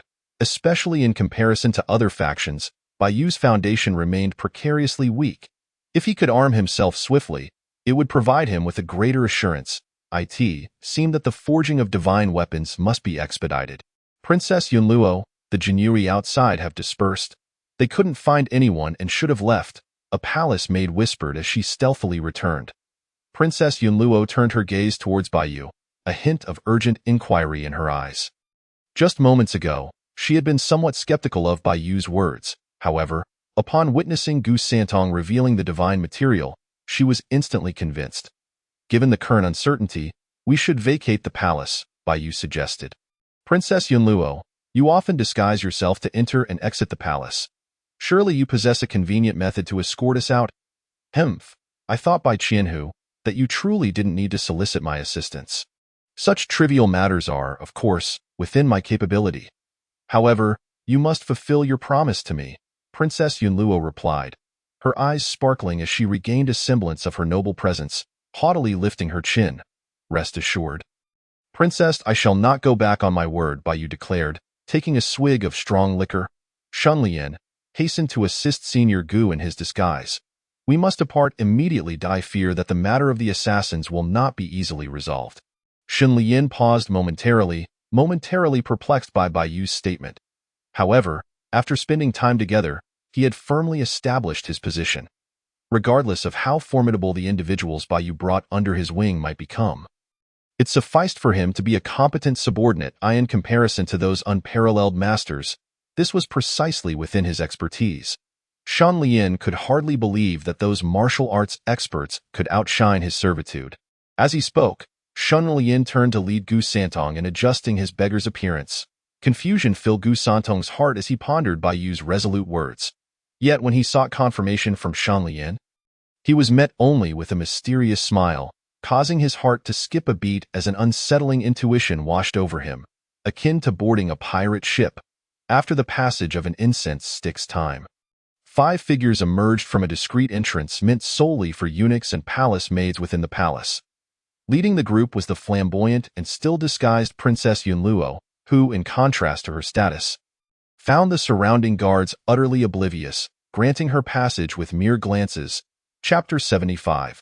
Sold yet given back the money. What? Have you witnessed the prowess of this princess? She proclaimed, her disguised attire and a borrowed token allowing her unfettered passage. By Qianhu, have you widened your horizons? Having walked a few steps, Princess Yunluo could hardly contain her prideful delight.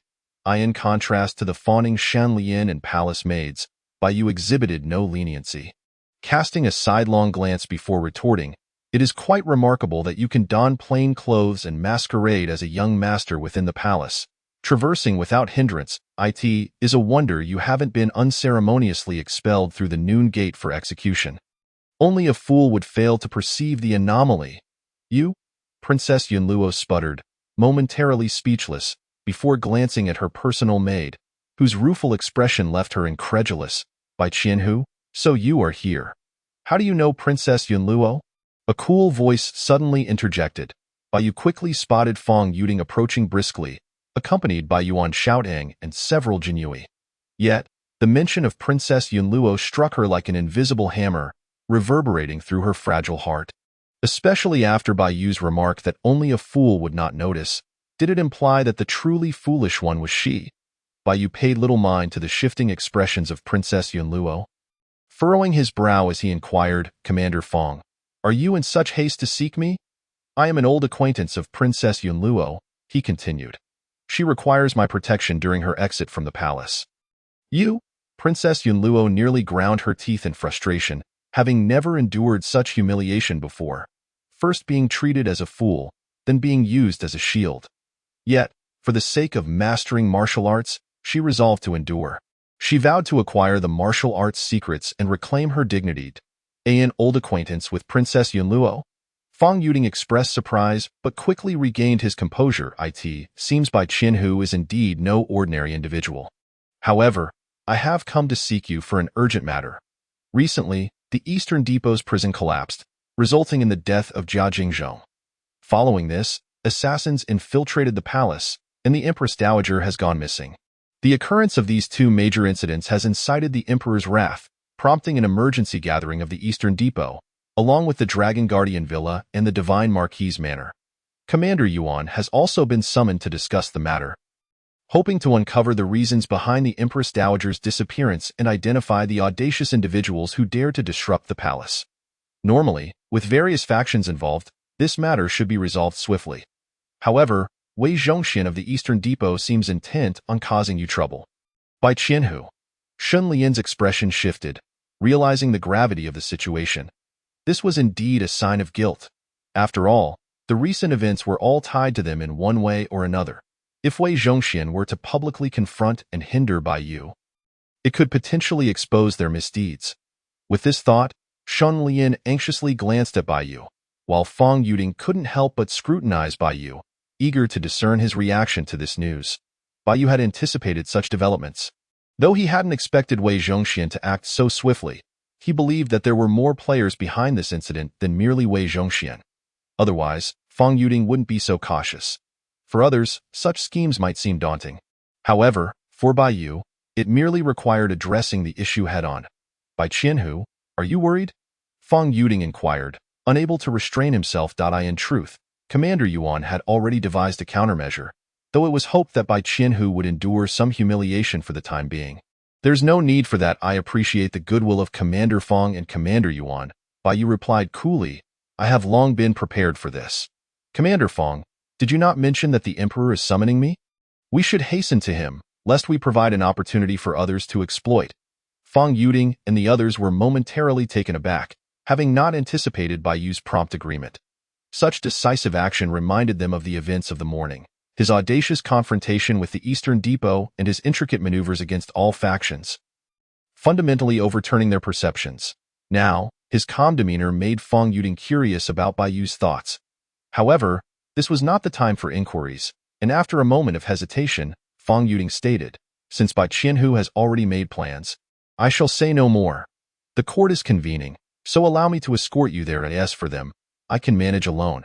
Shunlian, you take the princess and the others back to wait for me. Bai Yu declared, turning on his heel to follow Fang Yuding. This fellow, is he the princess or am I?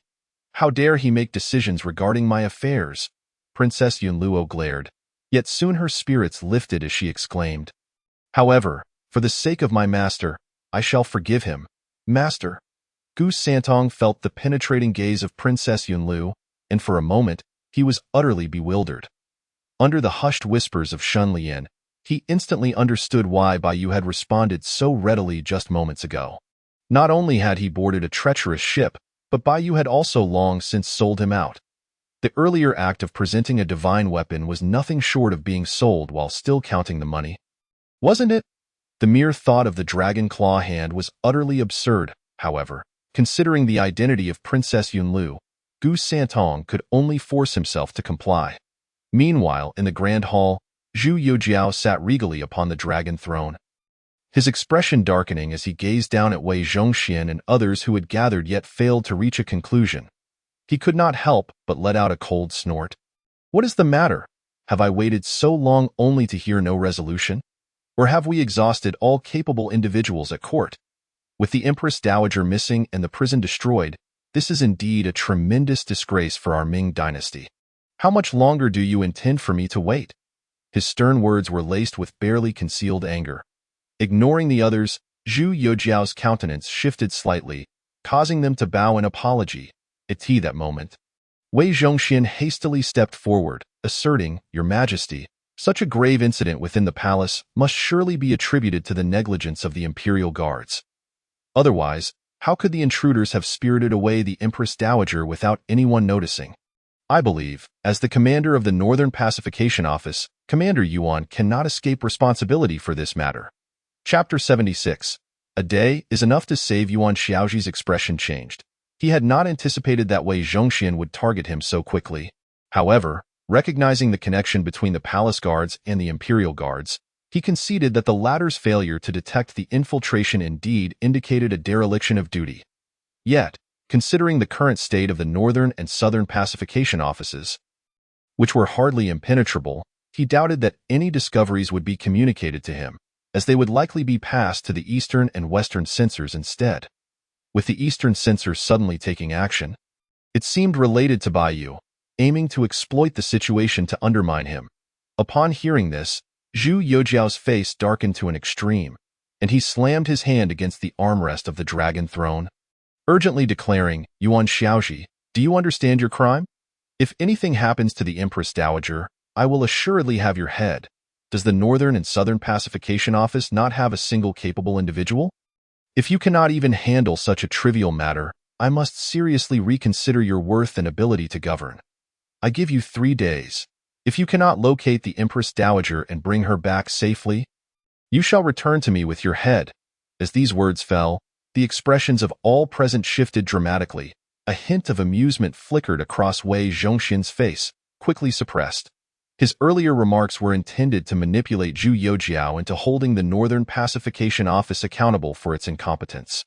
Only by doing so could he strike a blow against Yuan Xiaoji, the sole opposition within the Northern Pacification Office to the Eastern Censor, and facilitate their complete control over both offices. This was undoubtedly a two-birds-with-one-stone strategy, and by imposing a 3-day deadline, he ensured that if Yuan Xiaoji failed to rescue the Empress Dowager in time, his fate would be sealed. "Your Majesty, please calm your anger," Wei Zhongxian interjected. "There are indeed capable individuals within the Northern Pacification Office, such as Baiyu, whom you promoted to Qinhu this morning, that I believe with his assistance, Commander Yuan should have no trouble apprehending the assassins." Yuan Xiaoji's face paled, taken aback by Wei Zhongxian's rapid pivot against him. He quickly countered, "Your Majesty, Bai Qinhu is undoubtedly talented, but he has only just joined the Northern Pacification Office and is unfamiliar with its operations. Rushing him into this might prove unwise. The disappearance of the Empress Dowager is a failure on my part, and I am willing to bear the consequences." Bear the consequences? Zhu Wushi and Zhuge Shenhou exchanged glances, astonished that Yuan Xiaoji would go to such lengths to protect Baiyu. Wei Zhongxian, too, was slightly surprised. However, this presented a prime opportunity to eliminate any remaining resistance within the Northern Pacification Office. He did not wish to see this chance slip away. Before they could fully react, a voice announced, "Your Majesty, Qinhu Baiyu seeks an audience." A eunuch hurried into the hall. Wei Zhongxian's eyes brightened. But before he could speak, Zhu Youjiao raised his hand, signaling, "Let him in. Wei Aiqing just mentioned by Qinhu is a person of promise. I wish to hear his thoughts." Yuan Xiaoji's expression soured. As one of the commanders of the Northern and Southern Pacification Offices, he had always harbored concerns about the infiltration of the Eastern and Western censors. Although he feigned indifference, he was constantly devising methods to eradicate the issue. Yet, with the Eastern censor determined to seize control, Yuan Xiaoji alone was powerless to shake the entrenched influence of the Eastern censor. Seeing Baiyu emerge boldly, directly challenging Wei Zhongxian, sparked a flicker of hope within him. However, he never anticipated that this hope would soon collide with an insurmountable challenge. As Baiyu approached, Yuan Xiaoji hastily signaled him and Fang Yuding. Unfortunately, oblivious to the tension, Baiyu confidently began, "I pay my respects to your Majesty. Earlier, I inadvertently overheard Wei Duzhu mention my name, and I am deeply grateful for his regard. However, I must speak. With the Empress Dowager's fate uncertain and her whereabouts unknown, this is not the time to assign blame. If we could redirect our efforts towards swiftly locating her, it would be far more productive. The longer we delay, the greater the danger to her safety. As a Qinhu of the Northern Pacification Office, I consider it my duty to act." His calm voice resonated with an air of assertiveness. Zhu Wushi and Zhuge Shenhou's expressions shifted, and even Wei Zhongxian's demeanor darkened. Bai Yu's remarks deftly shifted the blame onto Yuan Xiaoji, momentarily absolving him while uniting the various factions and sharing Zhu Yijiao's ire. This masterful maneuver earned Bai Yu newfound respect among those present, as it became clear that in the court, intellect often outweighed brute strength. Bai Yu's inaugural appearance in court showcased his astuteness, leaving all astounded. Yet, Wei Zhongxian, with years of experience maneuvering through the court's intricacies, was not one to be easily outdone. With a somber expression, he quickly retorted, "Bai Qianhu is correct. Our foremost priority must be to locate the Empress Dowager as swiftly as possible. However, I believe the 3-day timeline Your Majesty set for Commander Yuan is still too generous. 2 days might be the absolute limit, and I trust Bai Qianhu will recognize the urgency for the greater good." As these words were spoken, Yuan Xiaoji's face blanched. Zhu Wushi and Zhuge Shenhou, too, were taken aback. Indeed, the old fox was as cunning as ever. This tactical retreat only served to amplify the pressure Zhu Youjiao had imposed. With the identity of the assailants who attacked the prison and abducted the Empress Dowager still unknown, the prospect of uncovering the culprits within a mere 2 days bordered on the implausible. In that moment, all eyes turned to Bai Yu, eager to discern whether he had a counter-strategy in the face of Wei Zhongxian's ultimatum. Feeling the weight of their scrutiny, Bai Yu smiled faintly and declared, "I beg your pardon, Wei Duzhu, but I must disagree with your assertion. It seems you are entirely unconcerned with the Empress Dowager's safety. At this critical juncture, I believe that a single day's effort is all that is required to rescue her." Chapter 77. A military decree and a bet with Wei Zhongxian. I maintain that 1 day is sufficient to effect a rescue. The Grand Hall fell into a profound silence, every individual frozen in shock.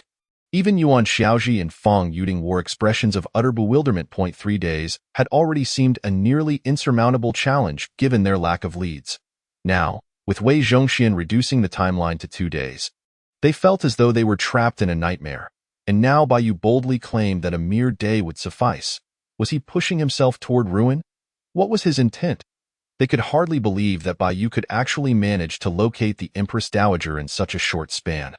Bai Qianhu, some matters cannot be solved merely through words. If you fail to find the Empress Dowager within a day, you will pay a heavy price. Wei Zhongxian's expression darkened as he coldly remarked, "For a formidable figure, maintaining control over the situation at all times is the greatest advantage." My initial aggressive stance was intended to compel Yuan Xiaoji and Bai Yu to submit. I never anticipated that Bai Yu could be even more ruthless than I. This left Wei Zhongxian with a feeling of losing control. "Rest assured, Commander Wei, I would not dare to make such a claim without basis," Bai Yu said calmly. "In order to expedite the rescue of the Empress Dowager, I am willing to pledge an oath. However, I will require your utmost assistance, Commander Wei, either by dispatching more personnel or by enlisting the help of Deputy Commander Chao to aid in the search for the Empress Dowager's whereabouts. I trust that you, for the greater good, will not object to an oath." Asking for personnel? Wei Zhongxian's demeanor shifted, becoming somewhat unnatural. "What, are you suggesting that I am unwilling to contribute to the rescue of the Empress Dowager?" Bai Yu replied evenly, "If this is the case, it seems the Emperor has misjudged you." "You?" Wei Zhongxian was momentarily speechless, staring intently at Bai Yu. "Very well, if you require assistance, I shall lend you the personnel you seek. However, if you fail to rescue the Empress Dowager within 12 hours, do not blame me for being ruthless and executing you." At this sudden wager established in mere moments, everyone inhaled sharply. Yuan Xiaoji intended to intervene, but it was clear that the die had been cast. They could only hope that Bai Yu truly possessed a means to effectuate a rescue in such a short time. Well, Bai Qianhu is correct. To ensure the safety of the Empress Dowager, Bai Qianhu has pledged an oath. If he can rescue the Empress Dowager within a day, it would be the best outcome. Zhu Youjiao interjected at an opportune moment. "Minister Wei, please extend your full support to Bai Qianhu for the time being. I too am weary and must return to rest. I hope to hear good news soon." With that, Zhu Youjiao departed, leaving no trace behind. The tension in the room eased slightly. Yuan Xiaoji sighed helplessly. "Bai Qianhu, you are taking quite the risk this time. However, your confidence. Have you perhaps already uncovered the Empress Dowager's whereabouts?" All ears perked up at this, and Wei Zhongxian regarded Bai Yu with a cold gaze, a glimmer of intrigue flashing in his eyes. He understood well that this mission could indeed lead to fatal consequences. Yet, if Baiyu were to succeed, it would be a monumental achievement. Such an outcome was something Wei Zhongxian was not keen on witnessing. Simultaneously, he wished to discern the source of Baiyu's confidence in pledging an oath. I apologize, Commander Yuan, but I currently lack leads. However, I believe rescuing the Empress Dowager is of utmost importance. The sooner we locate her, the greater her safety will be, Baiyu replied nonchalantly. Yuan Xiaoji chuckled bitterly, patting Baiyu on the shoulder. You never cease to surprise me with your actions. Nevertheless, given the situation, further discussion is futile. The only course of action available to me now is to temporarily place my Jinyiwei under your command while I exhaust every effort to find clues. I hope we can rescue the Empress Dowager within the 12-hour time frame. Here is my command token. As he spoke, Yuan Xiaoji removed the token from his waist and handed it to Baiyu. Baiyu shook his head with a smile. Commander Yuan, I appreciate your goodwill, but you will require personnel to investigate leads. Just now, Commander Wei, in the presence of the Emperor, offered to lend me Deputy Commander Chao's men. I trust that for the sake of the Empress Dowager's safety, Commander Wei will not mislead me at once. All eyes turned to Wei Zhongxian. His expression darkened, but he ultimately huffed coldly, what a sharp-tongued little rascal. I shall certainly not go back on my word. However, I hope Bai Qianhu can still be smiling 12 hours from now. Here is my token, which grants you command over all personnel in the Eastern Depot. Thank you, Commander Wei. Baiyu accepted Wei Zhongxian's token with a calm response and turned to leave. Yuan Xiaoji rubbed his throbbing temples and instructed, Yutong, follow Bai Qianhu and observe his actions. If he requires assistance, you must heed his commands. We must rescue the Empress Dowager within 12 hours. Understood, adoptive father, Fang Yuding replied and quickly followed after him. Under the gaze of Zhu Wushi, Shangguan Haitang hastily turned to leave as well. Once the three departed, Wei Zhongxian cast a glance at Yuan Xiaoji and sneered, Commander Yuan, I eagerly await your good news. On another note, after Baiyu left the palace, he made his way directly to the Qinhu courtyard of the Shenfu division. Upon entering, he was met by Shen Lian and others approaching him. By Qinhu, the emperor summoned you. Nothing untoward has occurred, has it? Shen Lian poured a cup of tea, unable to contain his curiosity. All eyes fell upon Baiyu. Their expressions tinged with urgency. Nothing serious, merely a minor matter, Baiyu replied after taking a sip of tea. You need not be so secretive. Please come inside. A minor matter? Shangguan Haitang stepped out from outside. Her expression laced with bitterness. Before the emperor, you pledged an oath to rescue the Empress Dowager within 12 hours, and you dare call that a minor matter? The Empress Dowager has just gone missing, and the dungeons have been attacked. We are all at a loss. If you fail to rescue her within 12 hours, it would be a capital offense, and yet, you still have the composure to drink tea. Are you mad? Shen Lian and the others nearly exploded at the thought. To locate the missing Empress Dowager within 12 hours in the city of Ming was akin to finding a needle in a haystack. Who would joke with their own life if they weren't insane? However, just as that thought flickered through their minds, the words that followed from Baiyu caused everyone to gasp in disbelief. Rescuing her will take merely half an hour, Baiyu declared after finishing his tea. As soon as the Eastern Depot personnel arrive, we can set off immediately. Those present felt as if their heads were about to explode. The more they listened, the more surreal it sounded in their eyes. Finding the Empress Dowager within 12 hours was already an insurmountable challenge, and now Baiyu claimed it could be done in half an hour. Surely, even finding a lead would be impossible. Commander Bai, this is not the time for jest, Shangguan Haitang said, her expression tightening. Half an hour might not even suffice to find a lead. By pledging an oath, if you cannot locate the Empress Dowager within the stipulated time, not only will you face execution, but Commander Yuan may also be implicated. I believe Fang Zongqi shares similar concerns. Fang Yuding fell silent. After all, even she, a seasoned Jinyiwei, harbored doubts about Baiyu's words. Baiyu placed his teacup down and said, Haitang, I am not jesting. However, I wish to pose a question. If the Empress Dowager were abducted, where would be the least likely place for her to be interrogated? Who could have entered the palace unnoticed to abduct her and safely escort her away? In this time, who has been preoccupied with the Empress Dowager's disappearance? Connecting these questions, I believe both of you have arrived at an answer. Haven to you. Shangguan Haitang and Fang Yuding's expressions shifted. Initially, they had been bewildered by the Empress Dowager's disappearance. However, Bai Yu's series of questions had continuously narrowed the range of suspicion. When all the clues were pieced together, the answer became evident in their minds. The princess and envoy of the kingdom of Chuyun, they exclaimed in unison. Bai Yu nodded, smiling as he took another sip of tea. Just now, the palace has already been searched, and the entire city of Ming has been sealed off. If we still cannot find the Empress Dowager, searching every household in the Ming Dynasty is only a matter of time.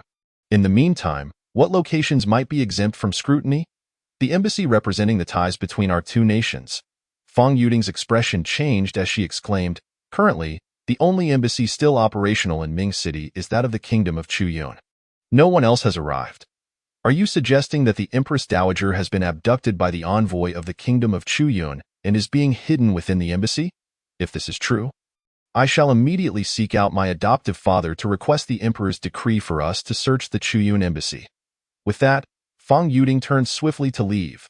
Bai Yu grasped Fang Yuding's wrist, and at the moment of contact, he was struck by the softness of her skin, contrary to the roughness expected from years of martial training. Fang Yuding's expression faltered, and her steps halted abruptly. She quickly withdrew her hand and asked, Commander Bai, do you have any further instructions? Now that we have a possible location for the Empress Dowager, we should promptly request the Emperor's decree. No, Yuding, you are mistaken. Bai Yu retracted his hand and declared, we must rescue the Empress Dowager. We absolutely cannot proceed in a methodical manner. You must return now to inform Commander Yuan and seek His Majesty's directive. The intervening process is far too complicated. We need to cut through the chaos with swift resolution. If the state of Outcloud harbors no hidden secrets, they will certainly allow us entry to search. If they refuse, then we shall invade directly. Fang Yuding and Shangguan Haitang's expressions changed dramatically upon hearing this. They had never anticipated Bai Yu's audacity. However, as Bai Yu articulated, if they commenced by verifying the initial query and dispatched someone to probe whether Outcloud had any suspicious activities, only to report back upon confirmation of suspicion before setting off to rescue, it was likely that the Empress Dowager would have perished countless times by then. Bai Yu's proposed course of action was indeed quite reckless. Yet it represented the quickest and most feasible approach. By Qianhu, a large contingent from the Eastern Depot has arrived, led by Cao Shaoqin. A swift-footed Jinyiwei burst into the room. This was a subordinate gathered by Shenlian, already stationed beside Bai Yu for protection. Yet, the unexpected arrival of the Eastern Depot's personnel visibly paled the Jinyiwei's complexion, particularly given that their leader was the Eastern Depot supervisor. Bai Yu, get out here. A furious roar echoed from outside. Soon, Cao Shaoqin reined in his horse, halting at the entrance of Bai Yu's courtyard, surveying the throng behind him. Bai Yu merely smiled coldly, unfazed, setting down his teacup before stating, Let us depart, depart. Cao Shaoqin's expression twisted as he clutched his horse, launching himself toward Bai Yu. His soft sword, akin to a venomous serpent, transformed into a glinting arc aimed straight for Bai Yu's face. As the Eastern Depot's young supervisor, he had always been above thousands, never once having been beaten and then subjected to someone's orders. Yet, as he drew near, Bai Yu chuckled, a laugh that instantly made Cao Shaoqin feel like he had boarded a pirate ship. Impudence, Cao Shaoqin, do you not see Wei Supervisor's token? To see the token is to see the man. You are rebelling. Bai Yu's voice turned icy. The blade at his waist, Jing Zhongyu, was instantly unsheathed, its blade energy surging forth as he cleaved toward Cao Shaoqin. This was still a preparatory strike. The 7 If today you are unable to provide us with a reasonable answer, do not blame us for presenting a memorial to the Emperor of the Ming Dynasty from the Kingdom of Izumo. The words of Wu Quan are not without merit. I, Li Xiu, have come to propose a marriage alliance with His Majesty. Do you not fear to offend His Majesty's dignity with such reckless intrusion? At this moment, Princess Li Xiu's expression darkened, and she admonished sharply, if you wish to avoid death, depart at once. Her words, laden with the weight of national pressure, instantly rendered Duan Tianya and Wu Qing's faces somewhat grim. After all, in matters between allied nations, mismanagement could lead to war between the two countries. Princess Li Xiu's intent was to forge a union with Zhu Youjiao. Such a brazen confrontation was, in essence, a slap to the emperor's face. In an instant, myriad considerations flashed through everyone's minds, and all gazes fell upon Bayud. I apologize, but the Bizenfu department possesses the authority to execute first and report later. The deputy chief Chao has bound himself with his life as proof. The assassin who attempted to abduct the Empress Dowager is presently at the Izumo Kingdom's relay station. Should the person be absent, I will first sever Deputy Chief Chao's head before seeking forgiveness from His Majesty. Bayu's voice was cold, and with a commanding gesture, he thrust the versatile toolman forward. Search! The authoritative shout resonated. Imbued with an undone laughter erupted within the chamber, unexpectedly resonating like a tempestuous gust of wind. The formidable energy surged forth, akin to a violent storm. Wearing a ghostly mask, Gu Santong swiftly darted out from the chamber, seizing the initiative. How dare such a mere lackey from the eastern Japan flaunt their presence in the Central Plains? Let them experience the authentic Shaolin's mighty Vajra palm. With a single strike, a fierce gust of wind was conjured, imparting an overwhelming sense of unstoppable momentum. The complexion of Princess Lixiu altered drastically. She had not anticipated that Bayu had already deduced the Empress Dowager's presence at the inn. Witnessing the rapidly expanding offensive reflected in her widening pupils, she had no time to ponder and hastily raised her hand to meet the blow. Bang! The clash of palms reverberated instantaneously. Lixiu's face turned pale with terror as her protective energy was shattered in an instant. Blood erupted from her mouth as she was sent hurtling backward. Her garments torn asunder. The disguise she wore as a woman was instantly revealed, exposing her true male identity. This is a man. Duan Tianya's expression shifted dramatically. The envoy from the Outcloud Nation had come to the Great Ming under the pretense of a marriage alliance, with Princess Lixiu as the intended bride for Zhu Youjiao. Yet, this intended bride turned out to be a man. Such a revelation alone was sufficient to warrant accusations of treason against the emperor. Deserving of execution as a public spectacle, however, Duan Tianya was further astonished to discover that a masked figure was concealed within the inn, whose explosive power and aura surpassed his own. Simultaneously, he could scarcely believe that Bayu commanded such an unparalleled master among his ranks. Ninjutsu. Earth escape. Princess Lixiu collided with the rockery, and the smoke bomb in her grasp detonated upon impact. Bang! The mist dispersed in response. Duan Tianya, upon witnessing this, tightened his expression and hurried to pursue. Unfortunately, a glimmer of cold light surged forth, racing ahead through the swirling smoke. The gust of wind swept away the mist while a crimson arrow of blood erupted like fireworks. Lixiu, who had been hiding within the smoke and was poised to flee, stared wide-eyed at the returning dagger in Bayu's grasp, disbelief etched across her face. She had never anticipated that the elaborate scheme she devised to assassinate Emperor Zhu Youjiao would be foiled before it even commenced by an unpredictable member of the Jinyiwei. Bang! The corpse crashed heavily to the ground, splattering blood across the surface. Duan Tianya, who had swiftly leapt away, regarded this scene with an increasingly grim visage. From the outset, Zhu had already discerned the connection between the Empress Dowager's disappearance and the envoy from the Outcloud Nation. Yet, lacking evidence, he had sent Duan Tianya to investigate. Regrettably, before the inquiry could commence, Bayu had stormed in, resulting in Duan Tianya not only failing to rescue the Empress Dowager, but also missing out on any credit for his efforts. This left the esteemed spy of Hulong Villa feeling rather humiliated. Duan Gu, are you unharmed? Shangguan Haiteng inquired, her complexion slightly pale as she hastened to Duan Tianya's side.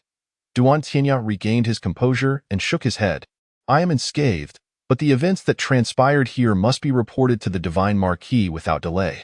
Your injuries should be manageable. Remain here to monitor Bayu. I will return shortly. Having uttered this, Duan Tianya flickered and departed from the inn. Shangguan Haiteng opened her mouth to speak, but before she could utter a word, Duan Tianya's figure had already vanished from sight. Feeling the peculiar sensation within her body, she bit her red lip lightly and swiftly turned to flee. The jade hairpin that had pierced her shoulder had ignited an inexplicable heat within her. She had intended to inform Duan Tianya of her ailment, but had not anticipated that he would leave faster than she. By Qianhu, we have located the Empress Dowager. Shun Lian rushed out of the chamber, supporting the Empress Dowager, Princess Yunluo, Behind him. At this moment, Princess Yunluo displayed no signs of concern for the Empress Dowager's narrow escape, but rather animatedly recounted the events that had transpired. In response to Princess Yunluo's narration, the Empress Dowager's expression fluctuated repeatedly, ultimately exhaling a long breath, her face glowing with gratitude. Is this the esteemed Bai Qianhu? So young yet so astute and courageous. If it were not for your intervention, I would still be trapped in that dark vessel, awaiting my demise. All these years, I had heard tales of Hulong Villa and the prowess of the eastern and western factories. Yet, during my disappearance, I found not a single capable individual, truly a lamentable waste. Once I see my son, I shall ensure that he rewards you handsomely. Observing the Empress Dowager's unusually exuberant demeanor, Qiao Shaoqin, bound like a zongzi, felt his facial muscles twitch incessantly. In this instance, he had unwittingly become a compliant tool. Now, at this crucial moment, he found himself devoid of any sense of presence. This scene nearly drove Qiao Shaoqin to the brink of fury. Bai Yu smiled as he responded to the Empress Dowager and gestured for Shan Lian and the others to escort her back to the palace.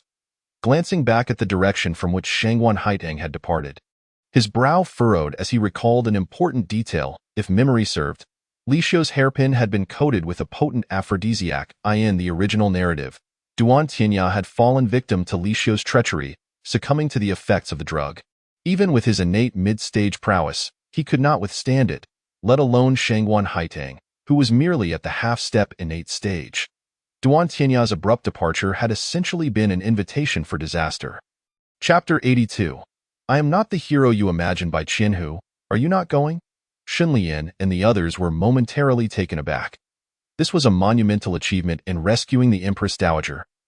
An opportunity that ordinary individuals would vie for. To have the Empress Dowager's disappearance resolved in a single lifetime was already an extraordinary stroke of luck, yet Bai Yu chose to forego it. Was he truly willing to relinquish such a delectable morsel? Sensing the puzzled gazes surrounding him, Bai Yu chuckled and patted Shan Lian on the shoulder. Shan Lian, I understand your concerns. I trust that both the Emperor and the Empress Dowager are wise. What belongs to me will inevitably be mine. No one can take it away. Currently, I wish to investigate whether any remnants of the Outcloud Nation's spies still linger. Bai Qianhu speaks wisely. The Empress Dowager said with a smile as she stepped forward. With me present, you shall receive your due rewards, and should my son dare to neglect loyal subjects and capable individuals, I shall ensure he faces severe repercussions. Indeed, and I too shall not ignore him if my elder brother is unjust, Princess Yunluo added, shaking her fist. The unfolding events had opened up a new realm for her, one that had never been witnessed within the palace before. This prompted Princess Yunluo to resolve to cling to Bai Yu. Release me at once, Bai Yu, you scoundrel. This is an abuse of power. Qiao Shaoqin erupted in furious protest. The rapidity of the events that had transpired left his mind buzzing.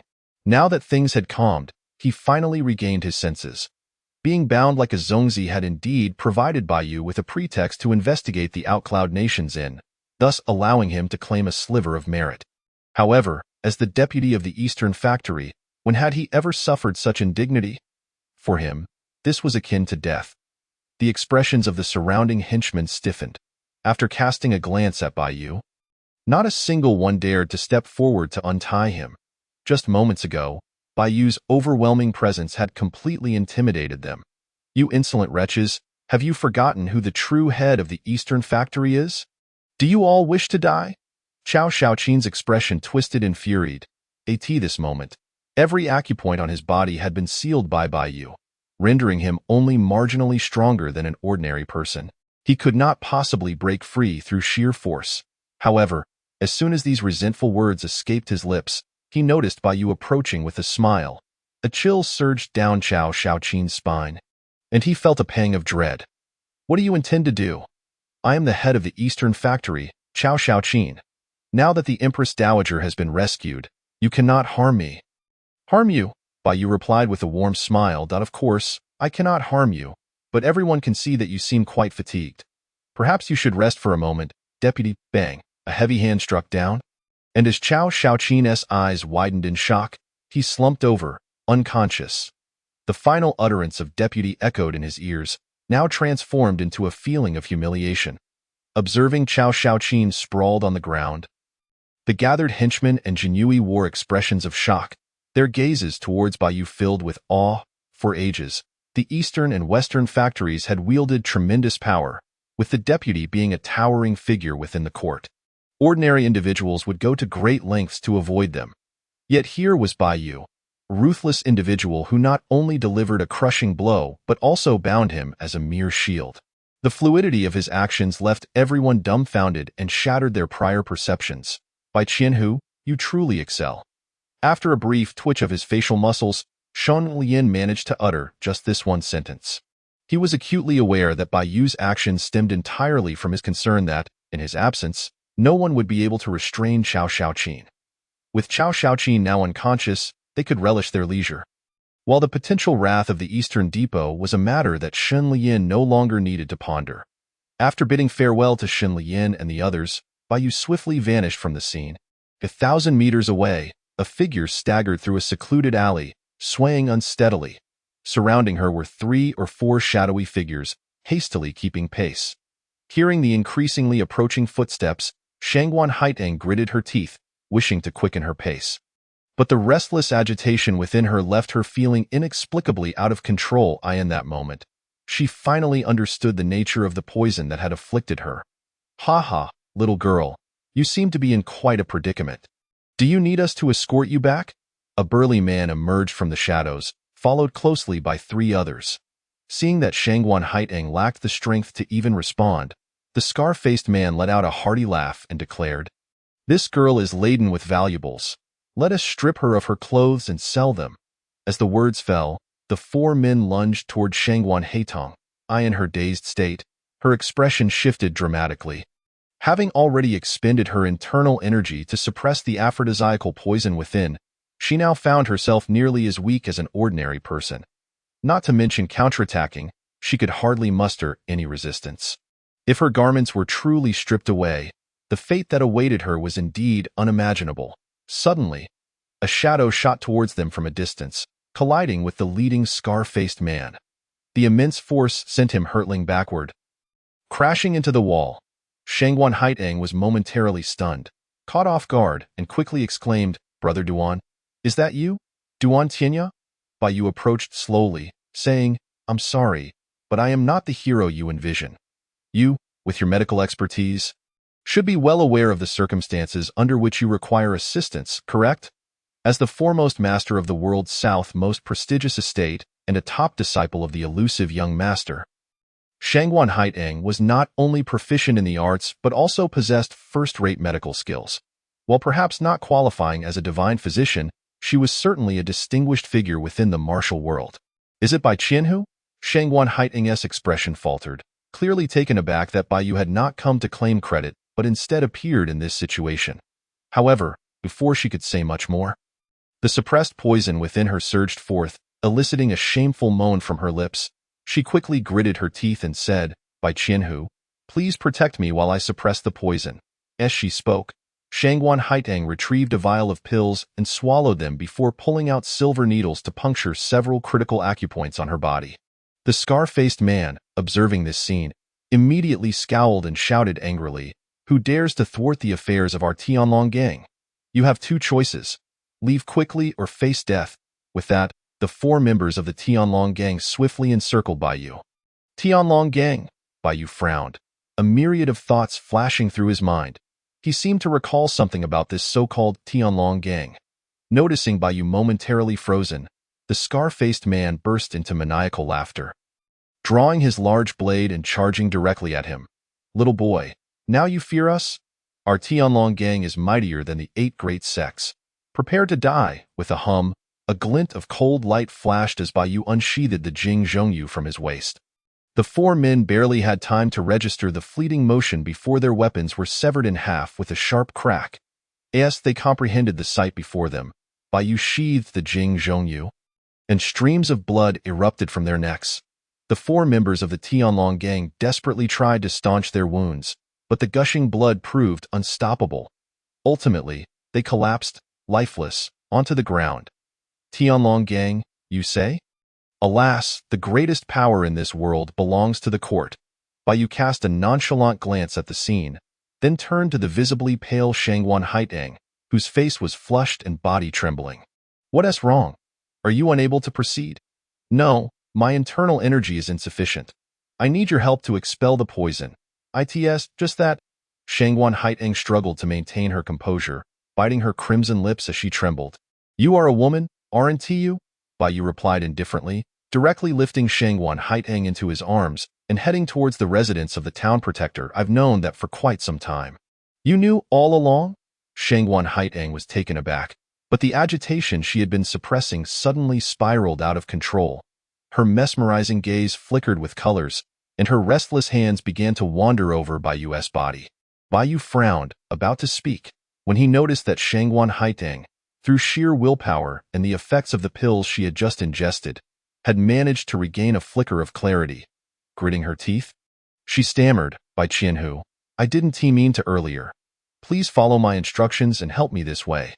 With a series of hurried words, Bai Yu utilized his swift footwork to return to the courtyard. Once the door was shut, he commenced the essential process of healing a woman, removing her clothing and facing each other. In Bai Yu's recollection, when a man performed healing, it was done through clothing and from behind. However, for a woman, it necessitated disrobing and direct contact.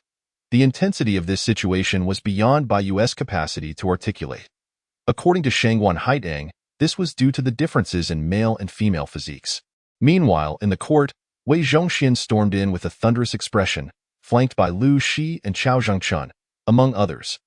Nearby stood Zhu Wushi from Hulong Villa and Zhuge Zhenghua from the Shinhou Mansion, with Yuan Xiaozhi trailing behind, his countenance marked by a hint of bitterness. The arrival of this assembly instantly caused Zhu Youjiao to pause, his face lighting up with delight. Esteemed officials, your haste signifies that you have found the whereabouts of the Empress Dowager. Correct? If so, there shall be great rewards. In Zhu Youjiao's estimation, to receive news of the Empress Dowager within such a brief span was a remarkable achievement, justifying the vast resources he had expended to bolster the Eastern Depot. No, Your Majesty, we have come solely to request your decision. Half an hour ago, Bai Qianhu, under the command of Commander Yuan of the Northern Town Protector's office, issued a military order. Not only did he fail to search for the Empress Dowager, but he also launched a surprise attack on Chao Shaoqin. As soon as Wei Zhongxian arrived, he hurriedly spoke up. He even resorted to despicable means to bind Shaoqin and transport him to the relay station of the Outcloud Kingdom. Intending to forcibly invade the quarters of Princess Lixayu, it is well known that Princess Lixiu arrived with the intent of marrying Your Majesty. If Bai Qianhu were to breach her quarters and witness something inappropriate, it would be a profound humiliation for Your Majesty. The clamor of despair echoed through the palace. As the atmosphere grew tense, Zhu Youjiao's expression darkened significantly. Wei Zhongxian, seizing the moment, urged, Your Majesty, Bai Qianhu's audacity shows a complete disregard for your dignity and a blatant disrespect for the diplomatic relations between our nations. Such actions must be met with immediate punishment, execution without trial. I hope Your Majesty will order us to lead our men to apprehend him. The ineptitude of Commander Yuan should also be addressed with collective punishment. Yuan Xiaozhi's expression changed drastically. He had not anticipated that Wei Zhongxian would aim to implicate him as well. As he prepared to speak, a figure burst in, followed closely by numerous others. The Empress Dowager. Yuan Xiaozhi was momentarily stunned, and Wei Zhongxian was equally taken aback. However, as a cunning individual, Wei Zhongxian quickly regained his composure and spoke urgently.